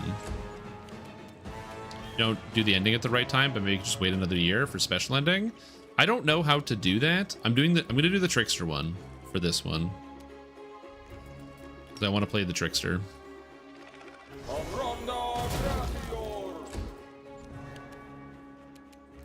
You won't stop us.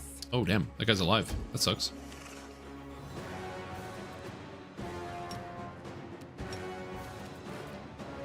Unlucky. Alright, I guess I go here. And then we charge this guy. Get him Go-Gurt. Good job, good job. I get to cast 1 spell. We're gonna Phantasmal... Whoa, that guy's over here. The Grown Nabasu. I can't... Can I hit here? Hold. Hold.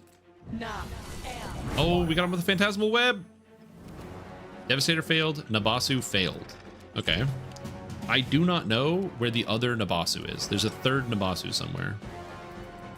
I'm just going to ignore it and pretend it's not a problem. Oh, I also have an ability called Unraveling Infusion, which lets me dispel magic on every blast, which is sick. So I don't need to dispel magic now, but in the future, I can actually just turn this on and add a dispel to all of my attacks, which is amazing.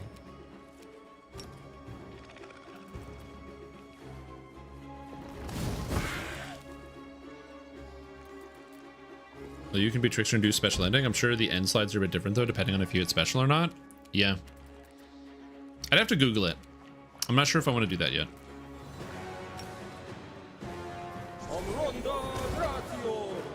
Fails to overcome spell resistance. Wait, critical hit, but I failed the spell resistance check? Oh, I was off by 1. I needed a 5 and I rolled a 4. Damn, that would have been cool. Okay, Grown Nabasu coming in. Drone, everybody made their save. Is this guy in melee range of me? I don't think so. Surrender or else. Well, he's not in melee range anymore. Get him.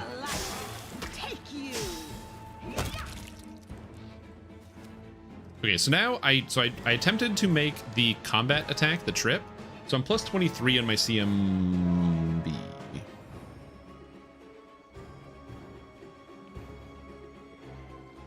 Haste, weapon focus, inspire courage, greater heroism, uplink bash, -5. Where's? How come perfect maneuver didn't factor into this? Where's my +3? Where's perfect maneuver?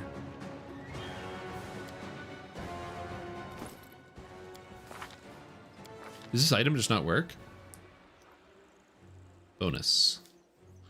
It says I'm plus 26. Special one without, just depends on if you say everything right to the architect. Yeah.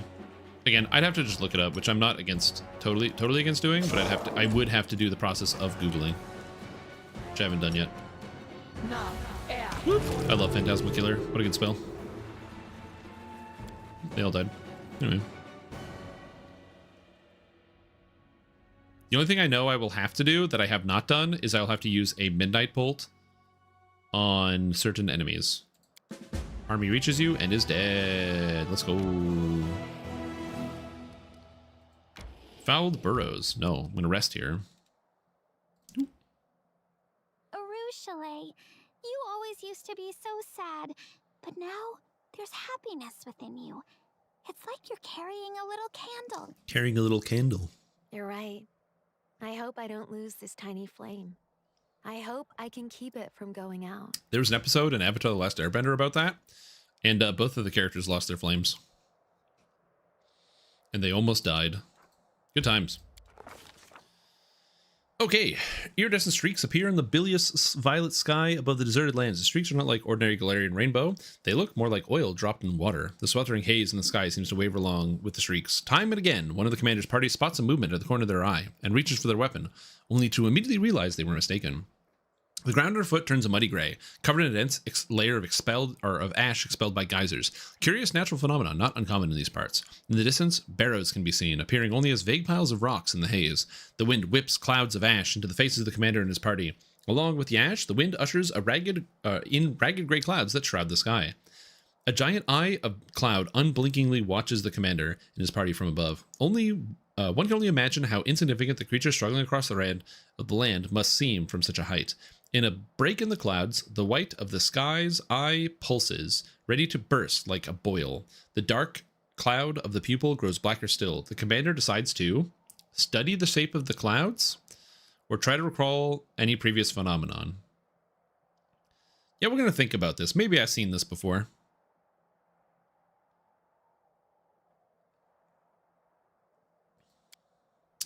We'll try this. Gogurt recalls a conversation with seasoned crusaders. If a giant eye appears in the sky, you must run and not look back. According to witnesses, what follows such an omen is so horrific that it can rob a newcomer of the world wound of their sanity. Okay, time to make for the barrows. 22 mobility versus perception. Let's study the shape of the clouds more closely, because I have an option to do this. So we're gonna do that. We're gonna use you. Ruchelet observes that in this wind, the ordinary storm clouds cannot coalesce into clear shapes. The air throbs with peril. There is no mere storm. What's brewing is something brought by the abyss and is possible only in the wound. She recalls a conversation with seasoned crusaders. So both of them said the same thing. All right, so we got to make for the barrows. My highest is a 22. All right, we'll try. We succeed. Living creatures can be beaten, but one cannot conquer a force of nature. The commander decides to run for cover. The party manages to reach the barrows before the storm swells to its full force. Something suddenly drops from the sky, landing with a splat at the commander's feet like an overripe fruit. It is white, about the size of a chestnut. It has a dark center, and the longer the commander stares at it, the more it seems like something is staring back. The fruit looks disturbingly like an eyeball. The whirlwind of ash stops the party from looking up to see what is happening in the sky. Perhaps a carrion bird was transporting its already rotten prize home. At least that's what all the companions are hoping as they cluster around the milky white eyeball. A second eyeball lands nearby with an unpleasant squelch, leaving only a bloody splash in the ash-covered ground. 2 eyeballs cannot be a coincidence. The looming rocky ledges, which give the barrow the appearance of a hill, look like they could come crashing down on the party's heads at any moment. However, they do offer protection from the storm. The horrific hail misses the party almost entirely, and eyeballs land around them in a wet cacophony. Okay. The land around the barrows looks more like a dumping ground than a burial ground. The storms of bleached skulls and bones, rusted armor, and dented swords. This is a familiar sight. More surprising are the arms and legs of golems scattered around the waste, the once snarling faces of animals that now lack all resemblance to their living brethren, things that look like horse carcasses but with broken mechanical legs. Everything is brown with rust and long forgotten. A battle was fought here once. Ugh. Through the veil of ash, the party struggles to find the entrance to the barrow. Okay, well, what do we want to do? Focus on traces of magic? Sarkorian burials? Let's go with the Sarkorian burials, you know? I remember everything about this. Gogurt knows all about Sarkoris. Gogurt notices that the position of the barrows follows the typical pattern for these places. They stand equidistant from each other in a circle, to leave space for rituals to be performed. Gogurt reasons that the entrance should face inward, toward the center of the circle, and his reasoning proves sound. An ash-darkened piece of some kind of casing that covers the entrance crumbles under the slightest pressure. The mouth of the barrow is cool and smells of damp and dust. More of the ash lies underfoot, pressed into a glossy, slippery crust. It is clear that the barrow has been constructed above a cave system. The deliberately carved-out corridors stretching off into the barrow's depths leave room for natural passageways. The wind, wailing through the stalactites in the dark, carries a strange sound similar to a desperate human cry. Help me, help me. The party strains to hear and decides to... I mean, I'm in a spooky cave, in a graveyard, in the middle of a storm where eyeballs are raining from the sky. Yeah, there's probably someone there. But you know what? We're going to take a bit of an investigation. Gogurt, think about it for a bit. The longer Gogurt listens, the more the voice changes. One moment, it sounds like a desperate cry of a child. The next, the piercing, rugged scream of a woman. The next, bird song. It cannot be ruled out that he is hearing only what he wants to hear. Okay, so it's clearly a trap, but Gogurt should go deal with it, right? I should run into the trap. I don't want to just wait it out. We're going to go towards. Gogurt cannot ignore the cries for help, and the party rushes towards the sound, frequently looking around for enemies or traps. A strange thing, the closer they get to the voice, the less distant the pleas become, blurring into the grinding screech of a rusty mechanism. The only passage leading further into the barrow finishes in a dead end, a spacious cave.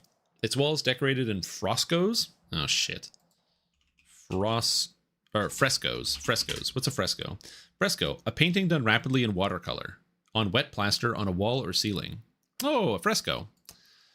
Its walls decorated in frescoes that have almost entirely faded over time. Before the companions have a chance to decide whether to look for a door or turn back, the cave floor, which seems solid with well-trodden ash, vibrates and begins to ripple like water, one after another. The commander's companions are sucked into the thick, ashy mass, like they have stepped into quicksand.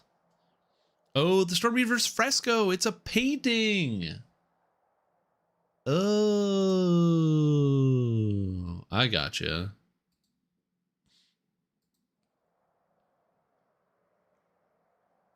All right, make a run for the exit, grab hold of the projections, or assess the situation. I like the assess the situation because it lets me like take a stock, you know. Fairy has informed me that there is a story related to a poop knife, and asked me to have you elaborate. I don't know what you're talking about, but thank you for asking the question. Could just call it a painting too, might be easier. Yeah, I would call it a painting as well. I agree. I don't know anything about a poop knife. I couldn't tell you. In the game, I don't think that anything like that's here. The party understands that panicking is pointless. Assessing the situation and formulating a plan of action is much more useful. When they stop struggling, they notice that the quick ash seems to loosen its grip in turn. Below, they can hear strange noises like grinding metal. Could there be a mechanism drawing the quick ash downward? The exit from the cave is still too high up, and now the party have only one route, down. Closing his eyes, the commander takes a deep breath. Dive into the ash. The Quagmire's resistance vanishes as expected. The commander opens his eyes, sensing that he is in freefall. Through the gloom, he sees a spear sticking out parallel to the ground, and he manages to grab hold of the wood and hang suspended from it. Suddenly, everything jolts into action. Dozens of daggers, saws, swords, and spears spring out from all sides of the walls, whistling through the air. But this is no enemy ambush. The weapons are being brandished by the pistons and loudly scraping gears of a giant mechanism. The spear that saves the commander was so rusted in its piston that it no longer is able to move. The party has found itself in the heart of a giant metal flower, growing up out of the ashy quagmire covering the floor. The Uranog, built by the Forges of the Abyss, tries to close its petals, crushing and mashing and cutting its victims to pieces, but years of lying dormant in the darkness have taken their toll. Its articulations move with a foul shuddering screech and become easily jammed. The mummified bodies of unlucky crusaders can be seen hanging on the spears and the rusted blades. If the commander wants to avoid their fate, he must figure out what makes the Uranog move, try to escape, or break pistons holding the weapons. Yo, let's figure it out. Gogurt's pretty smart. Even a magical mechanism is still a mechanism. From above, the commander has a good view of the Urnog's inner workings. Large, toothed wheels are set into motion by gear shafts. It all becomes clear. If the gear shafts are jammed, the movement will stop.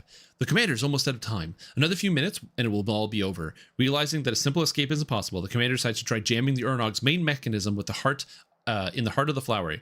He looks around for something sturdy and finds the tower shield on the back of a dead warrior. As she died, the female warrior tried to hide behind her tower shield, but it did not save her. The closing petals pinned her to her shield, forevermore fusing them together as one whole. The commander plants his feet against the shield and pushes, trying to dislodge it, but it doesn't move. Ah, crap. The hammer in the hands of a dead paladin. The body of the paladin, clutching a warhammer in his hands, a bone. In his hands, a bone hangs from one of the Urnog's hammers, pointing directly upwards. The commander is lucky that this warrior chose to meet his death with weapon in hand. The commander drags the body upwards and grabs the hammer, but the servant of the weapon's tight grip is surprisingly strong and refuses to relinquish the weapon. The bone arm is easily ripped from the skeleton's shoulders, still holding the hammer. The commander tosses the lot into the heart of the Uranog. The hammer falls, sparking off the gears and getting stuck between them. With a furious screeching and scraping, the Uranog tries to grind up the hammer, but it cannot. A tremor travels up the petals. There's a deafening cracking sound, and the Uranog stills forever. After carefully examining themselves, extracting themselves from the clutches of the broken Uranog, the commander and his party finds themselves up on their knees in ashy sludge once more. But this time, it only harmlessly squelches under their feet as they walk. A dark breach yawns before them, and the cry the commander heard at the entrance, the bear rises up again. Help me. Since there's no other route, the commander decides to pray for the dead crusaders to see if there's anything of value. I can do good things. I can pray for the crusaders. I wonder what an Uranog is. Is there a picture of this? Uranog.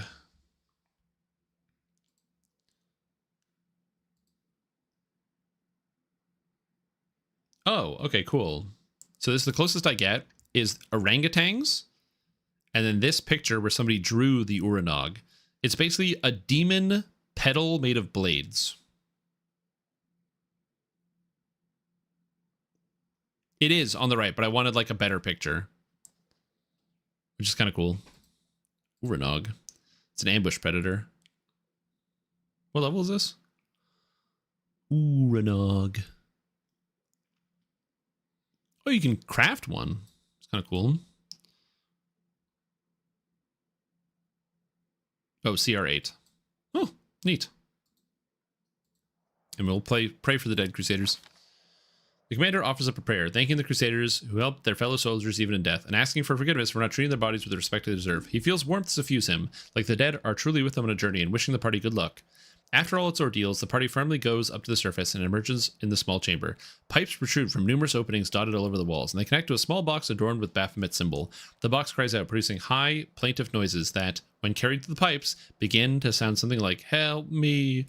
The commander knows it's just another demonic mechanism created to lure Crusaders into the barrow. He smashes the box, scattering the small bolts and gears across the room. Silence reigns. There's no secrets left in this place now. Wow. Wow, dude. What a story.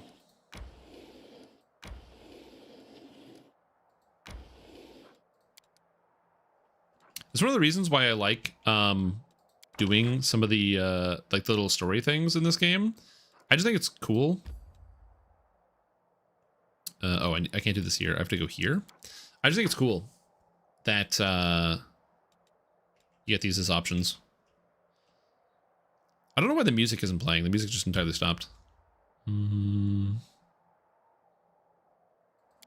I not? Can I not do that?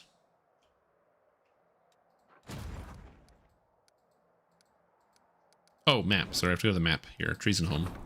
Upgrade. There we go.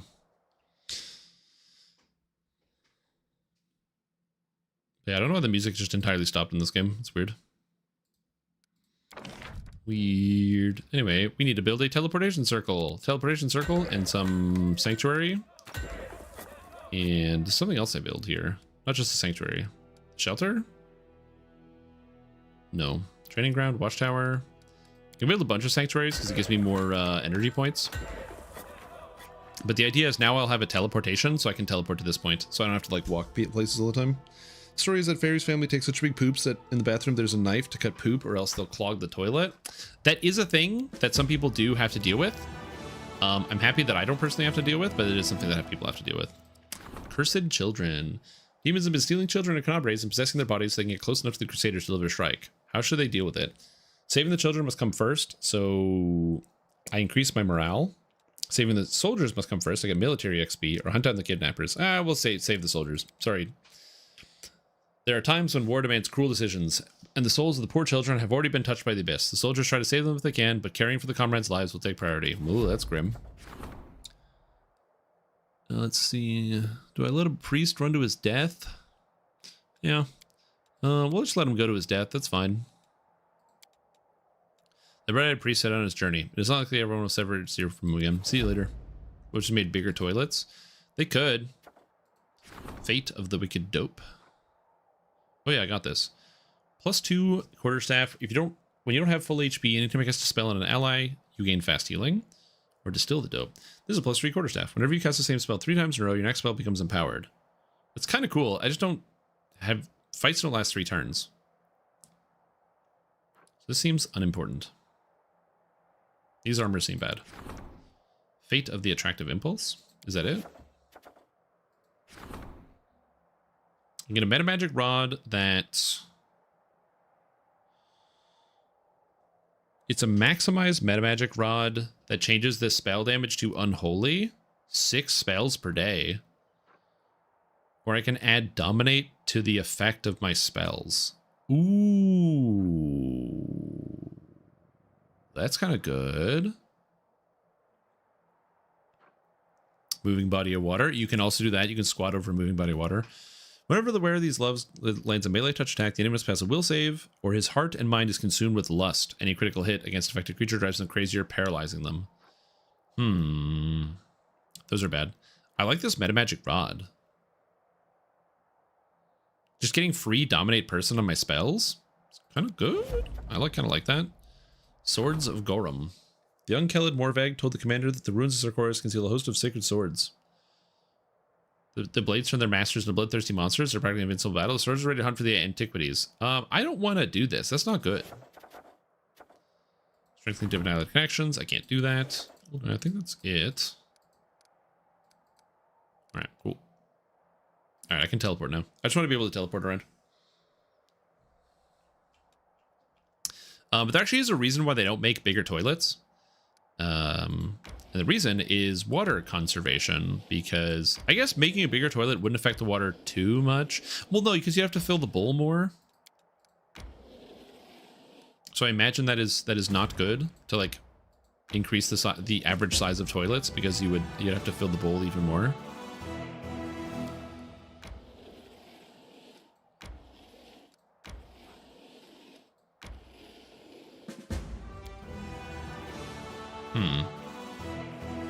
How do I get to the Heart of Mystery? Traveling merchant. Oh, I don't need a traveling merchant right now. DDO build question for you. I've been trying to build a strong High Reaper version of my Fader Thief, Dark Hunter, Dragon Lord, going Tempest tier 5, and the rest strategies quick. Their class mix that would work better. What are your goals with that character? Might sound like a stupid question, but like, what are the goals of that character?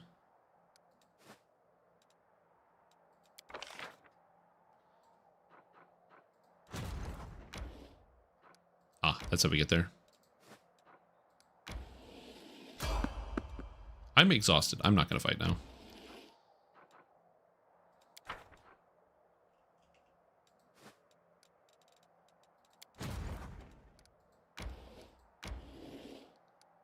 Oh, I can't go that way. Interesting. Okay. I'm gonna rest. I'm in town. I can't make moss pottage anymore. I'm out of... What am I out of? Potato! Oh, butter. I'm out of butter. Oh, shit. Well, I can still make a hearty meal, so that's good. 2 fighting, solo R5 or better. At the very limits of the civilized world lies the Mwangi Expanse. I assume the Dragon Lord is for the shout, so you can stun everything. And then you're running Dark Hunter with Quick Cutter and all that. And you're going like Tempest. Or are you not grabbing the shout out of the thing? Yes, medium armor. Okay. It's hard to say. I mean, the big thing with that is that as long as you have crowd control, you should be okay. So as long as you're able to use the shout pretty effectively, you should be fine. And also be able to defend yourself. One of the reasons why usually people like going the tier 5 of Dragon Lord is because Dragon Lord obviously gets You are my favorite aid. Let's cast a spell. Dragon Lord gets the shorter cooldown on the shout, so it's just gonna be up more often protecting you. Because at that point, especially when you're doing like Reaper 5, you need single target damage for bosses, but you're also gonna need like enough defense that you don't die quickly. And for any type of melee, especially like that type of character, like light to medium armor melee, it's really all about the crowd control. So if you feel like your crowd control is good, then you're fine, but you always gotta be mindful about that. Well, again, it's only if... I don't know if you are or are not taking it. Dragon Lord is more for the heal from the Barbarian tree. Heal from Barbarian tree. From Ravager? What heal from Ravager? Oh, do you mean healing amp? Well, if you find that you've been playing Reaper 4, you're good, but you need to have some amount of crowd control. So, like, another example you could do instead... Ooh, Darkness Mask. Cool. Another example you could do instead is you could do... like, Dire Charge as your Epic Strike. So you have a consistent 12-second knockdown / stun, and use that as your way to keep yourself alive and protected.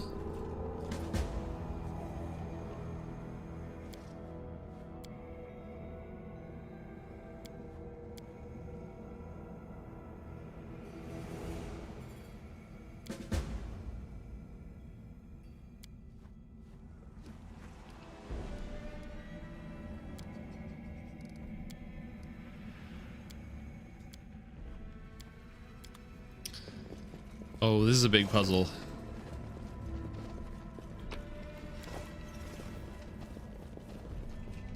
Like, what's, if you don't mind me asking, what are your crowd control options right now? Okay. This is, I don't have to do anything here. Like, what do you do normally to crowd control monsters? Your answer can also be, I don't do crowd control, I do so much damage, everything dies instantaneously, but generally that's not a winning play. Unless you're like an alchemist. If you're an alchemist, then yeah, you can do that.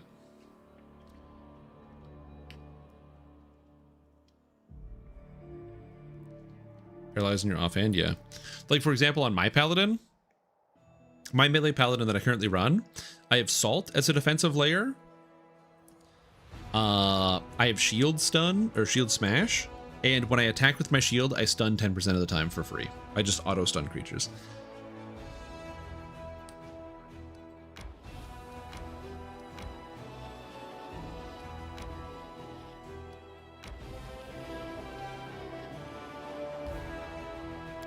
No, I'm gonna rest.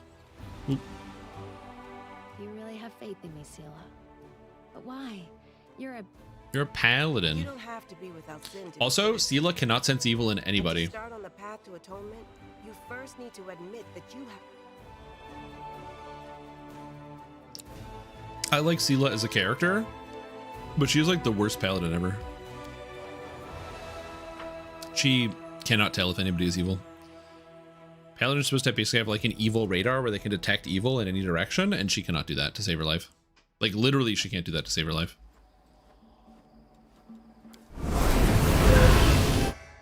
This war must end. You require my unbiased opinion? Okay, you're gonna mount the thing. I like Yeah, let's go in here. Follow my steps. I saw something that said like, oh, athletics. I can go here. Call me again if you need to. Descend into the well.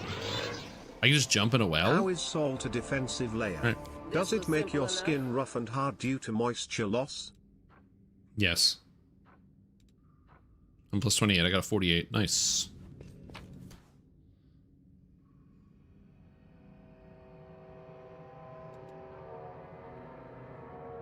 Okay. I'm gonna need that. Right there. Something? See? Yeah, salt's a defensive layer because it slows enemy movement speed by 90%. So it's quite good. I won't let you hurt my friend. Oh shit. Yo, Unhallowed Bodak drained 3 levels from Bismuth? Are you joking? Bro! I didn't even take a turn. What's a Bodak? You just drained 3 levels from me? Oh, that's bad. I don't even know what this is.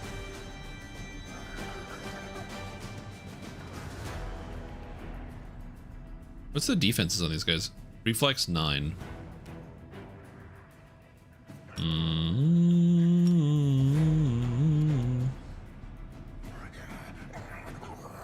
Yeah.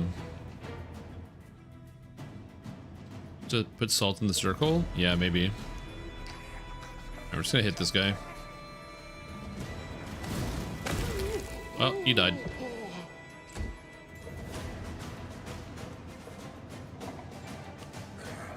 I think this is a situation where I really am supposed to have Death Ward, but I don't have Death Ward, so it's gonna cause me some problems.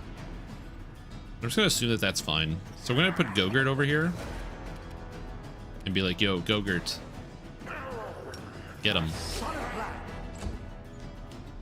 That guy has no hair and no eyebrows.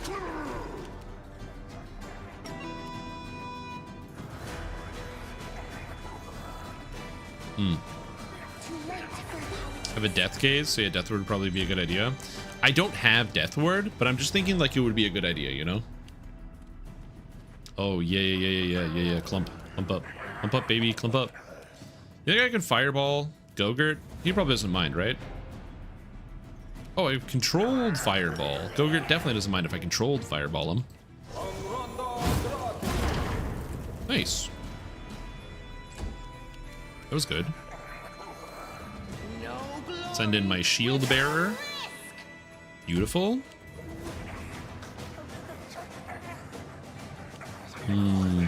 It's a lot of Bodax.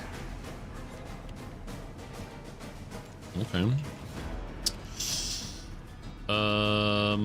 They're all undead, and Nenyo's an illusionist enchanter. So I'm just gonna end turn.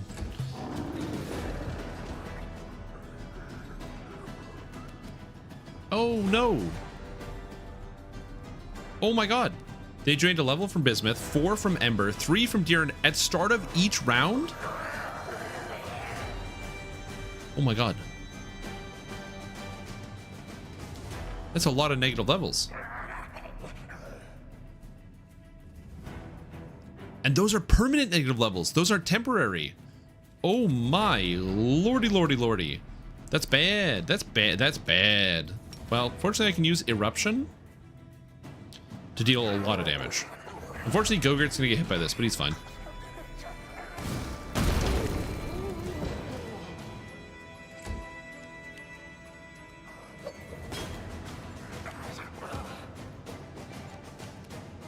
Alright.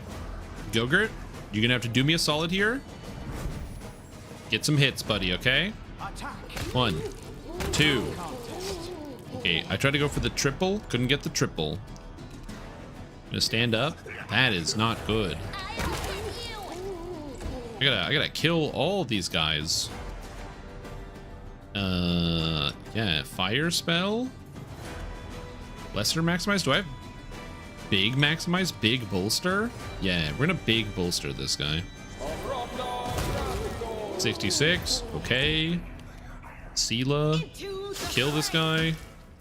Knock down. As far as I know, there's only one Bodak left. Attacks of opportunity, it died. Oh my gosh. Permanent is it can't be dispelled? Well, it can be dispelled, but dispelling it's really expensive. Okay, who's got negative levels? Ember's at -4, Deeren's at -3. No. I'm playing on core difficulty. So temporary negative levels, all of them go away with a restoration spell. But if you rest, they become permanent. And permanents are much harder to remove. Okay, so I have 2 restoration scrolls.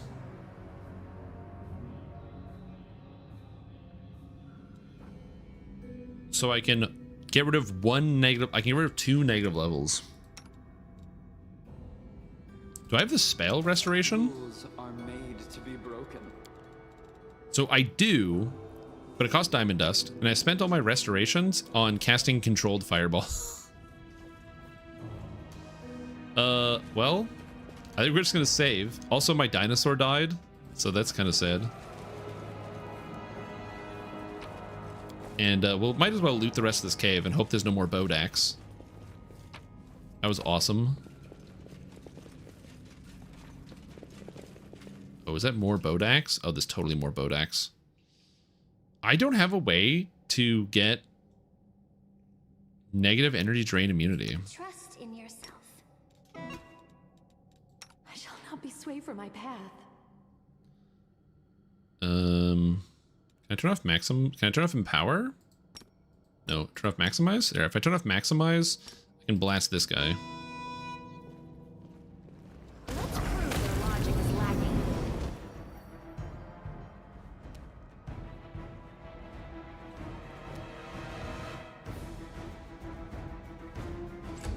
Because it's a fortitude save, so if I have my high fortitude saves, it's okay.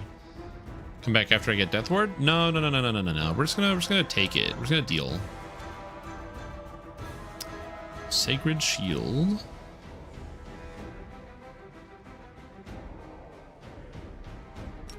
Okay.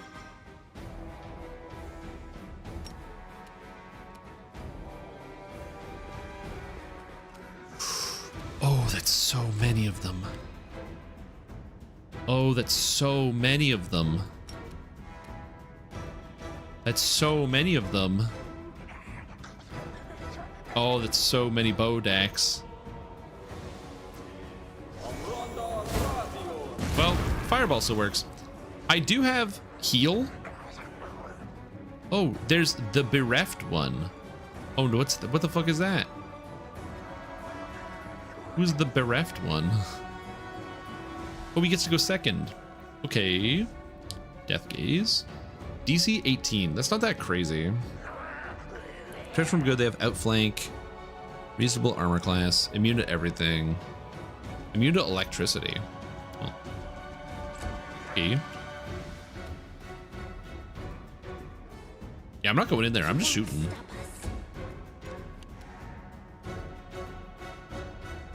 Yeah, I'm not going in there. I'm just waiting. The bereft one goes.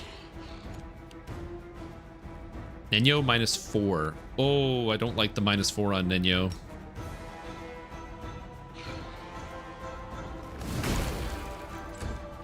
Okay, Mr. Bereft one. Aim carefully. Oh, Gogurt with the crit for 95. Let's go.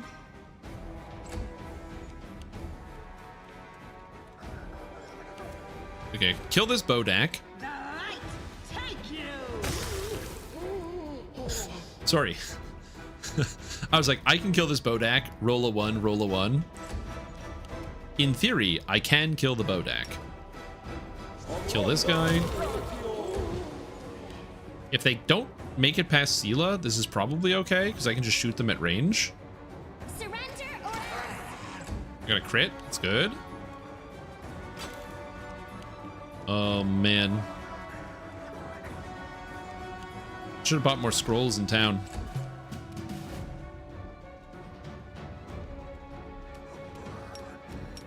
Okay, so I can cast this fire spell, which will deal damage to Sela, but it won't kill her. Let's do that here. Oh, these guys have evasion? Oh, my lord. Whatever. I did 100 damage to one guy, and the other two had evasion. You know, I talk all the time about how much I love evasion. Oh, guys, I gotta stop. I love complaining because I complain and then I just get crit city. I never said surrender or else. I said surrender. It'll help. I never said surrender or else. I said, or is that what he says? Is this surrender a help? No. I never said do it or else. I said do it, I'll help. When the wearer is below 50 health, each attack against the wearer has a chance to deflect damage. The enemy must pass a reflex saving throw or suffer the attack.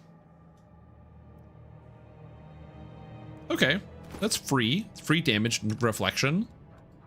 Okay, it's good for the melees. Let's head out. I don't know if that was entirely worth it. Gonna be honest, I took a lot of negative levels for that shirt.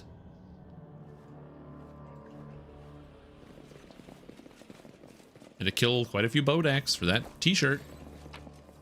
Maybe more Bodaks out here. Oh, that's the well I climbed into. I mean, to be fair, I did find an abandoned town and then climb into a well. So, like, I will say I accept some amount of responsibility for the fact that I got, like, collectively 10 levels drained from my party and I cannot do anything about it. But, you know, I don't accept that much responsibility. I will accept some responsibility, but not that much.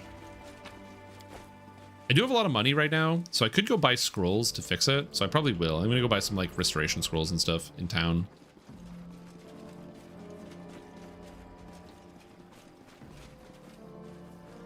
I have a favorite soul. I just don't have any spells left for restore, and I don't have any spells left for Death Ward. Because right now, I don't have Death Ward. But Dayron, he's got 11 fourth level spells per day, and I have Freedom of Movement. I'm casting Freedom of Movement and Crusader's Edge. I think I can get more than 11, and then I can cast Freedom of Movement and Death Ward on everyone in the party, and that's probably a good idea. So when I level up, I should probably take Death Ward. So I'm going to do that, I think. Just realizing that's actually an amazing idea, is apparently having Death Ward. Who knew? Who knew Death Ward was good? It's funny. All right, party teleportation to Dresden. Hey. I need to go to the temple. There's a whole bunch of stuff I gotta do, but I gotta go to the temple first.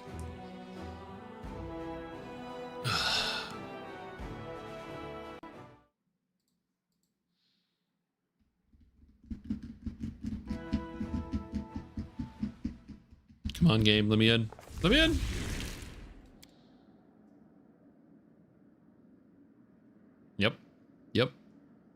You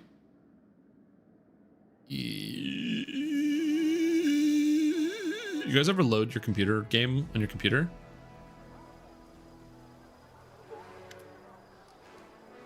Okay, I can use the help of a cleric. Oh, look at these scroll numbers. Sort in type. Align weapon. Okay, so it should be... I don't know if it's going to be under restoration. Resist. Restoration greater. So I have 7 greater restoration scrolls. I can buy 135 regular restoration scrolls. Oh, it's so nice. I don't need 135. But like, you know, I have all this like junk I can sell. I have to give away the Fangs of Malice. Holy Disruption Mace? Man, if only I like had a reason to use a disruption weapon. That's like kind of sick, man.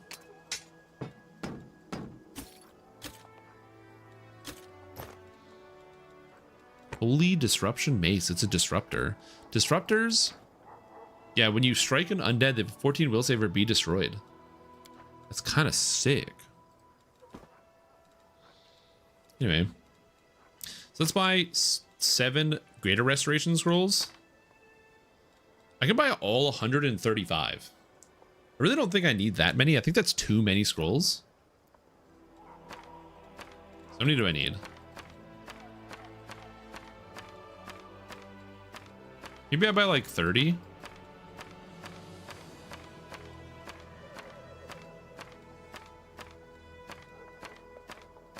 Because these cost, the spell costs diamond dust, but the scroll doesn't, which is very convenient. Can I buy more heal scrolls? Harm, haste. No, I can't. I can't buy heal scrolls. Can I buy death ward scrolls? Delay death ward. I can. I can buy 106. I just don't need that many. DDO mass though. This is good in case I run out of dimension door. I'm gonna buy all these. I'm gonna buy all the DDO mass scrolls. That just seems good. Also, I have half of the pair, which gives a circumstance bonus to attack rolls and circumstance bonus to armor class when 2 creatures wearing halves of this pendant are within 10 feet of each other. I can put that on both of my melee characters, actually, which is interesting if I have the second one, which I believe this character has them, price in descending order. Yeah, half of the pair. So I could do that. You get an extra +2 to hit and damage and armor. Attack rolls and armor class. The resto, you might actually need that many. Also, death ward, delay poison, and mind blank. Yeah, I will eventually. I just don't have death ward yet. Dayron is getting there, you know. I've got I'll learn it eventually, but not yet. I don't have it yet. You know what I do have though? Restore. Oh yeah. Oh, 1, 2, 3. All my negative levels are gone. 1, 2, 3, 4. I don't expect to get so many negative levels so fast. Oh man. 1, 2, 3, 4. When I level up, I should be able to take the spell. That's a great question though. I actually don't know if I can. When do I get a new spell? Spell book? I don't think the game tells me when I get new spell levels on here.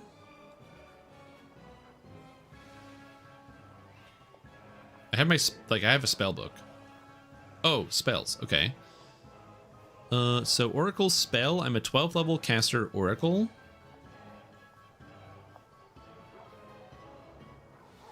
When do I learn a new spell though? Because I don't know 6 spells. 13 for the last 4. Okay, so next level I get Death Ward basically. So that's good. I get Death Ward next level. Okay. All right. That's only one more level. Am I going to burn through 30 restoration scrolls before I get to level 13? Don't answer that. Don't answer that. I don't want to know. We're not here to ask questions about burning through restoration scrolls, okay? I'm gone. Listen, Gogurt does not need somebody questioning him with restoration scrolls. That's just not something I need.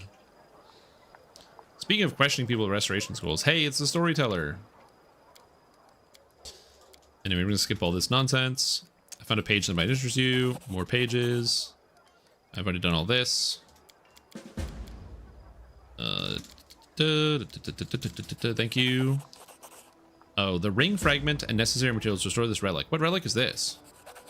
I have Ring of Summons. Thanks, bub. What's the Ring of Summons? Date. This ring grants the wearer the ability to summon either Axiomites or Soul Eaters, randomly selected once per day as if they were summoned by a summon monster spell. All allies, including the wearer, gain 30 feet, or within 30 feet, gain +2 damaged bonus weapon rolls, +2 bonus saving throws against attacks made or effects created by chaotic creatures.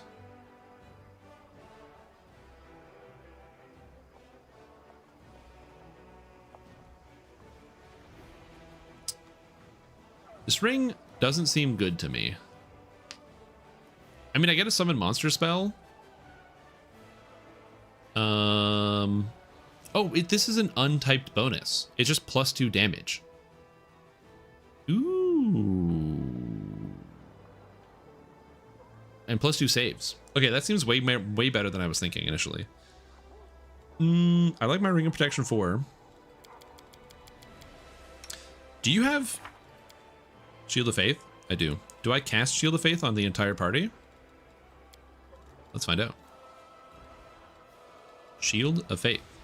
I don't. You are no longer allowed to cast this spell.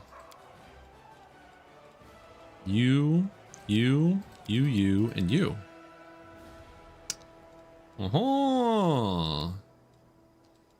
Okay, so I don't need this anymore, which means Gogurt can now take the Ring of Summons, which gives him a +2 damage, +2 damage rolls. It's just +2 damage rolls. It doesn't have a qualifier, but it doesn't affect my damage. Morale, Good Hope. Oh, is it just specifically against chaotic creatures? No, I know everyone gets that. It says against attacks made or effects created by chaotic creatures.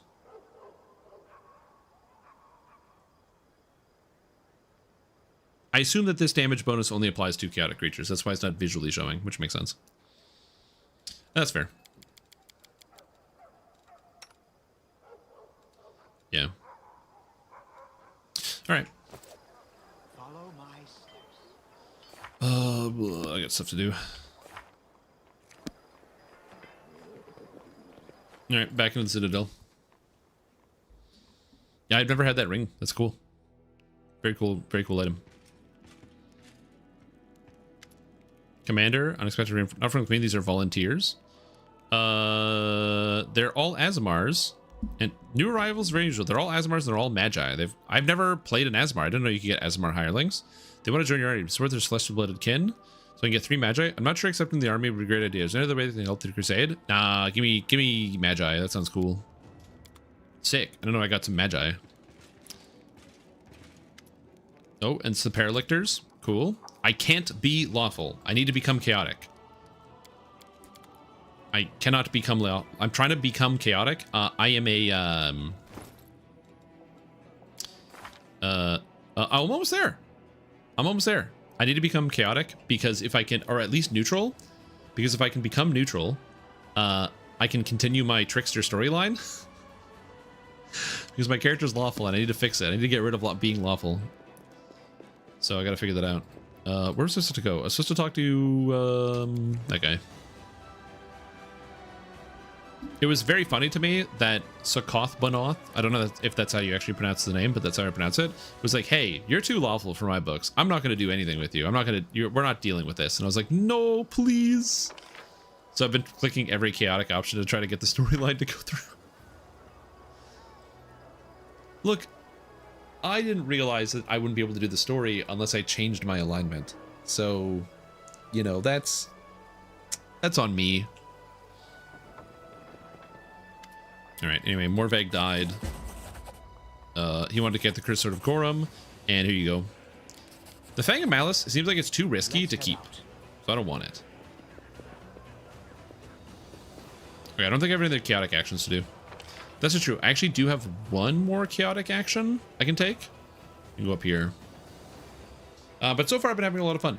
This playthrough has been good. I appreciate that the people out in my chat have been giving me good ideas. I don't know if you have seen me play this game, Mr. Sora Phoenix, but my characters here, all the builds were voted on by chat. So that way it would make it a little bit more interesting. So I have been having a good time. Having a good time with this. But no, the chaotic thing that I'm going to do is unexpectedly end the live stream because it's been 9.5 hours and I'm fucking tired. And I actually still have a couple things that I need to do for tomorrow's beginner basic video. So I need to get that done before I go to bed. Also, my guy's rubbing his face with claw hands, which is smart. So that's my chaotic exit of the day. I'm going to be ending the stream here because I gotta bounce. I got some things to do. So thank you guys for watching. It's been a fantastic time. If you like, consider following the channel. New beginner basics tomorrow, which is cool. So you'll be able to get your beginner basics. And tomorrow's the start of the new Path of Exile League. So I will be starting the stream with some solo guided playthrough. And then I'll be finishing it out with entirely Path of Exile, which will hopefully be fun. I am going to do a line of cocaine and then try to figure out what my build is going to be. But I'll have that figured out by tomorrow. So yeah. I hope you all had a good time. If you liked what you saw, consider following the channel. If you didn't like what you saw, don't worry. That's fine. Not everybody does. I'm DDO guy, but I do enjoy streaming Pathfinder. Really fun game. Something I really enjoy. And I'm going to keep doing it. Yeah. So I hope everybody has a good night. Enjoy yourselves. I'll see you all later tonight as I'm going to be outside your window.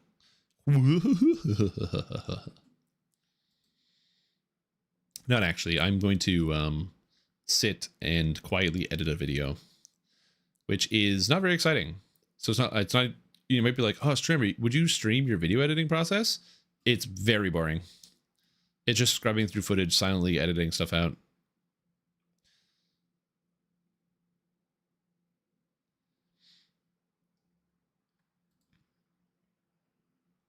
Like, I appreciate that there are people that are full-time video editors, or like that's what they do is like their career. Video editing is something I do as a requirement to be a streamer and not something I do because I love it.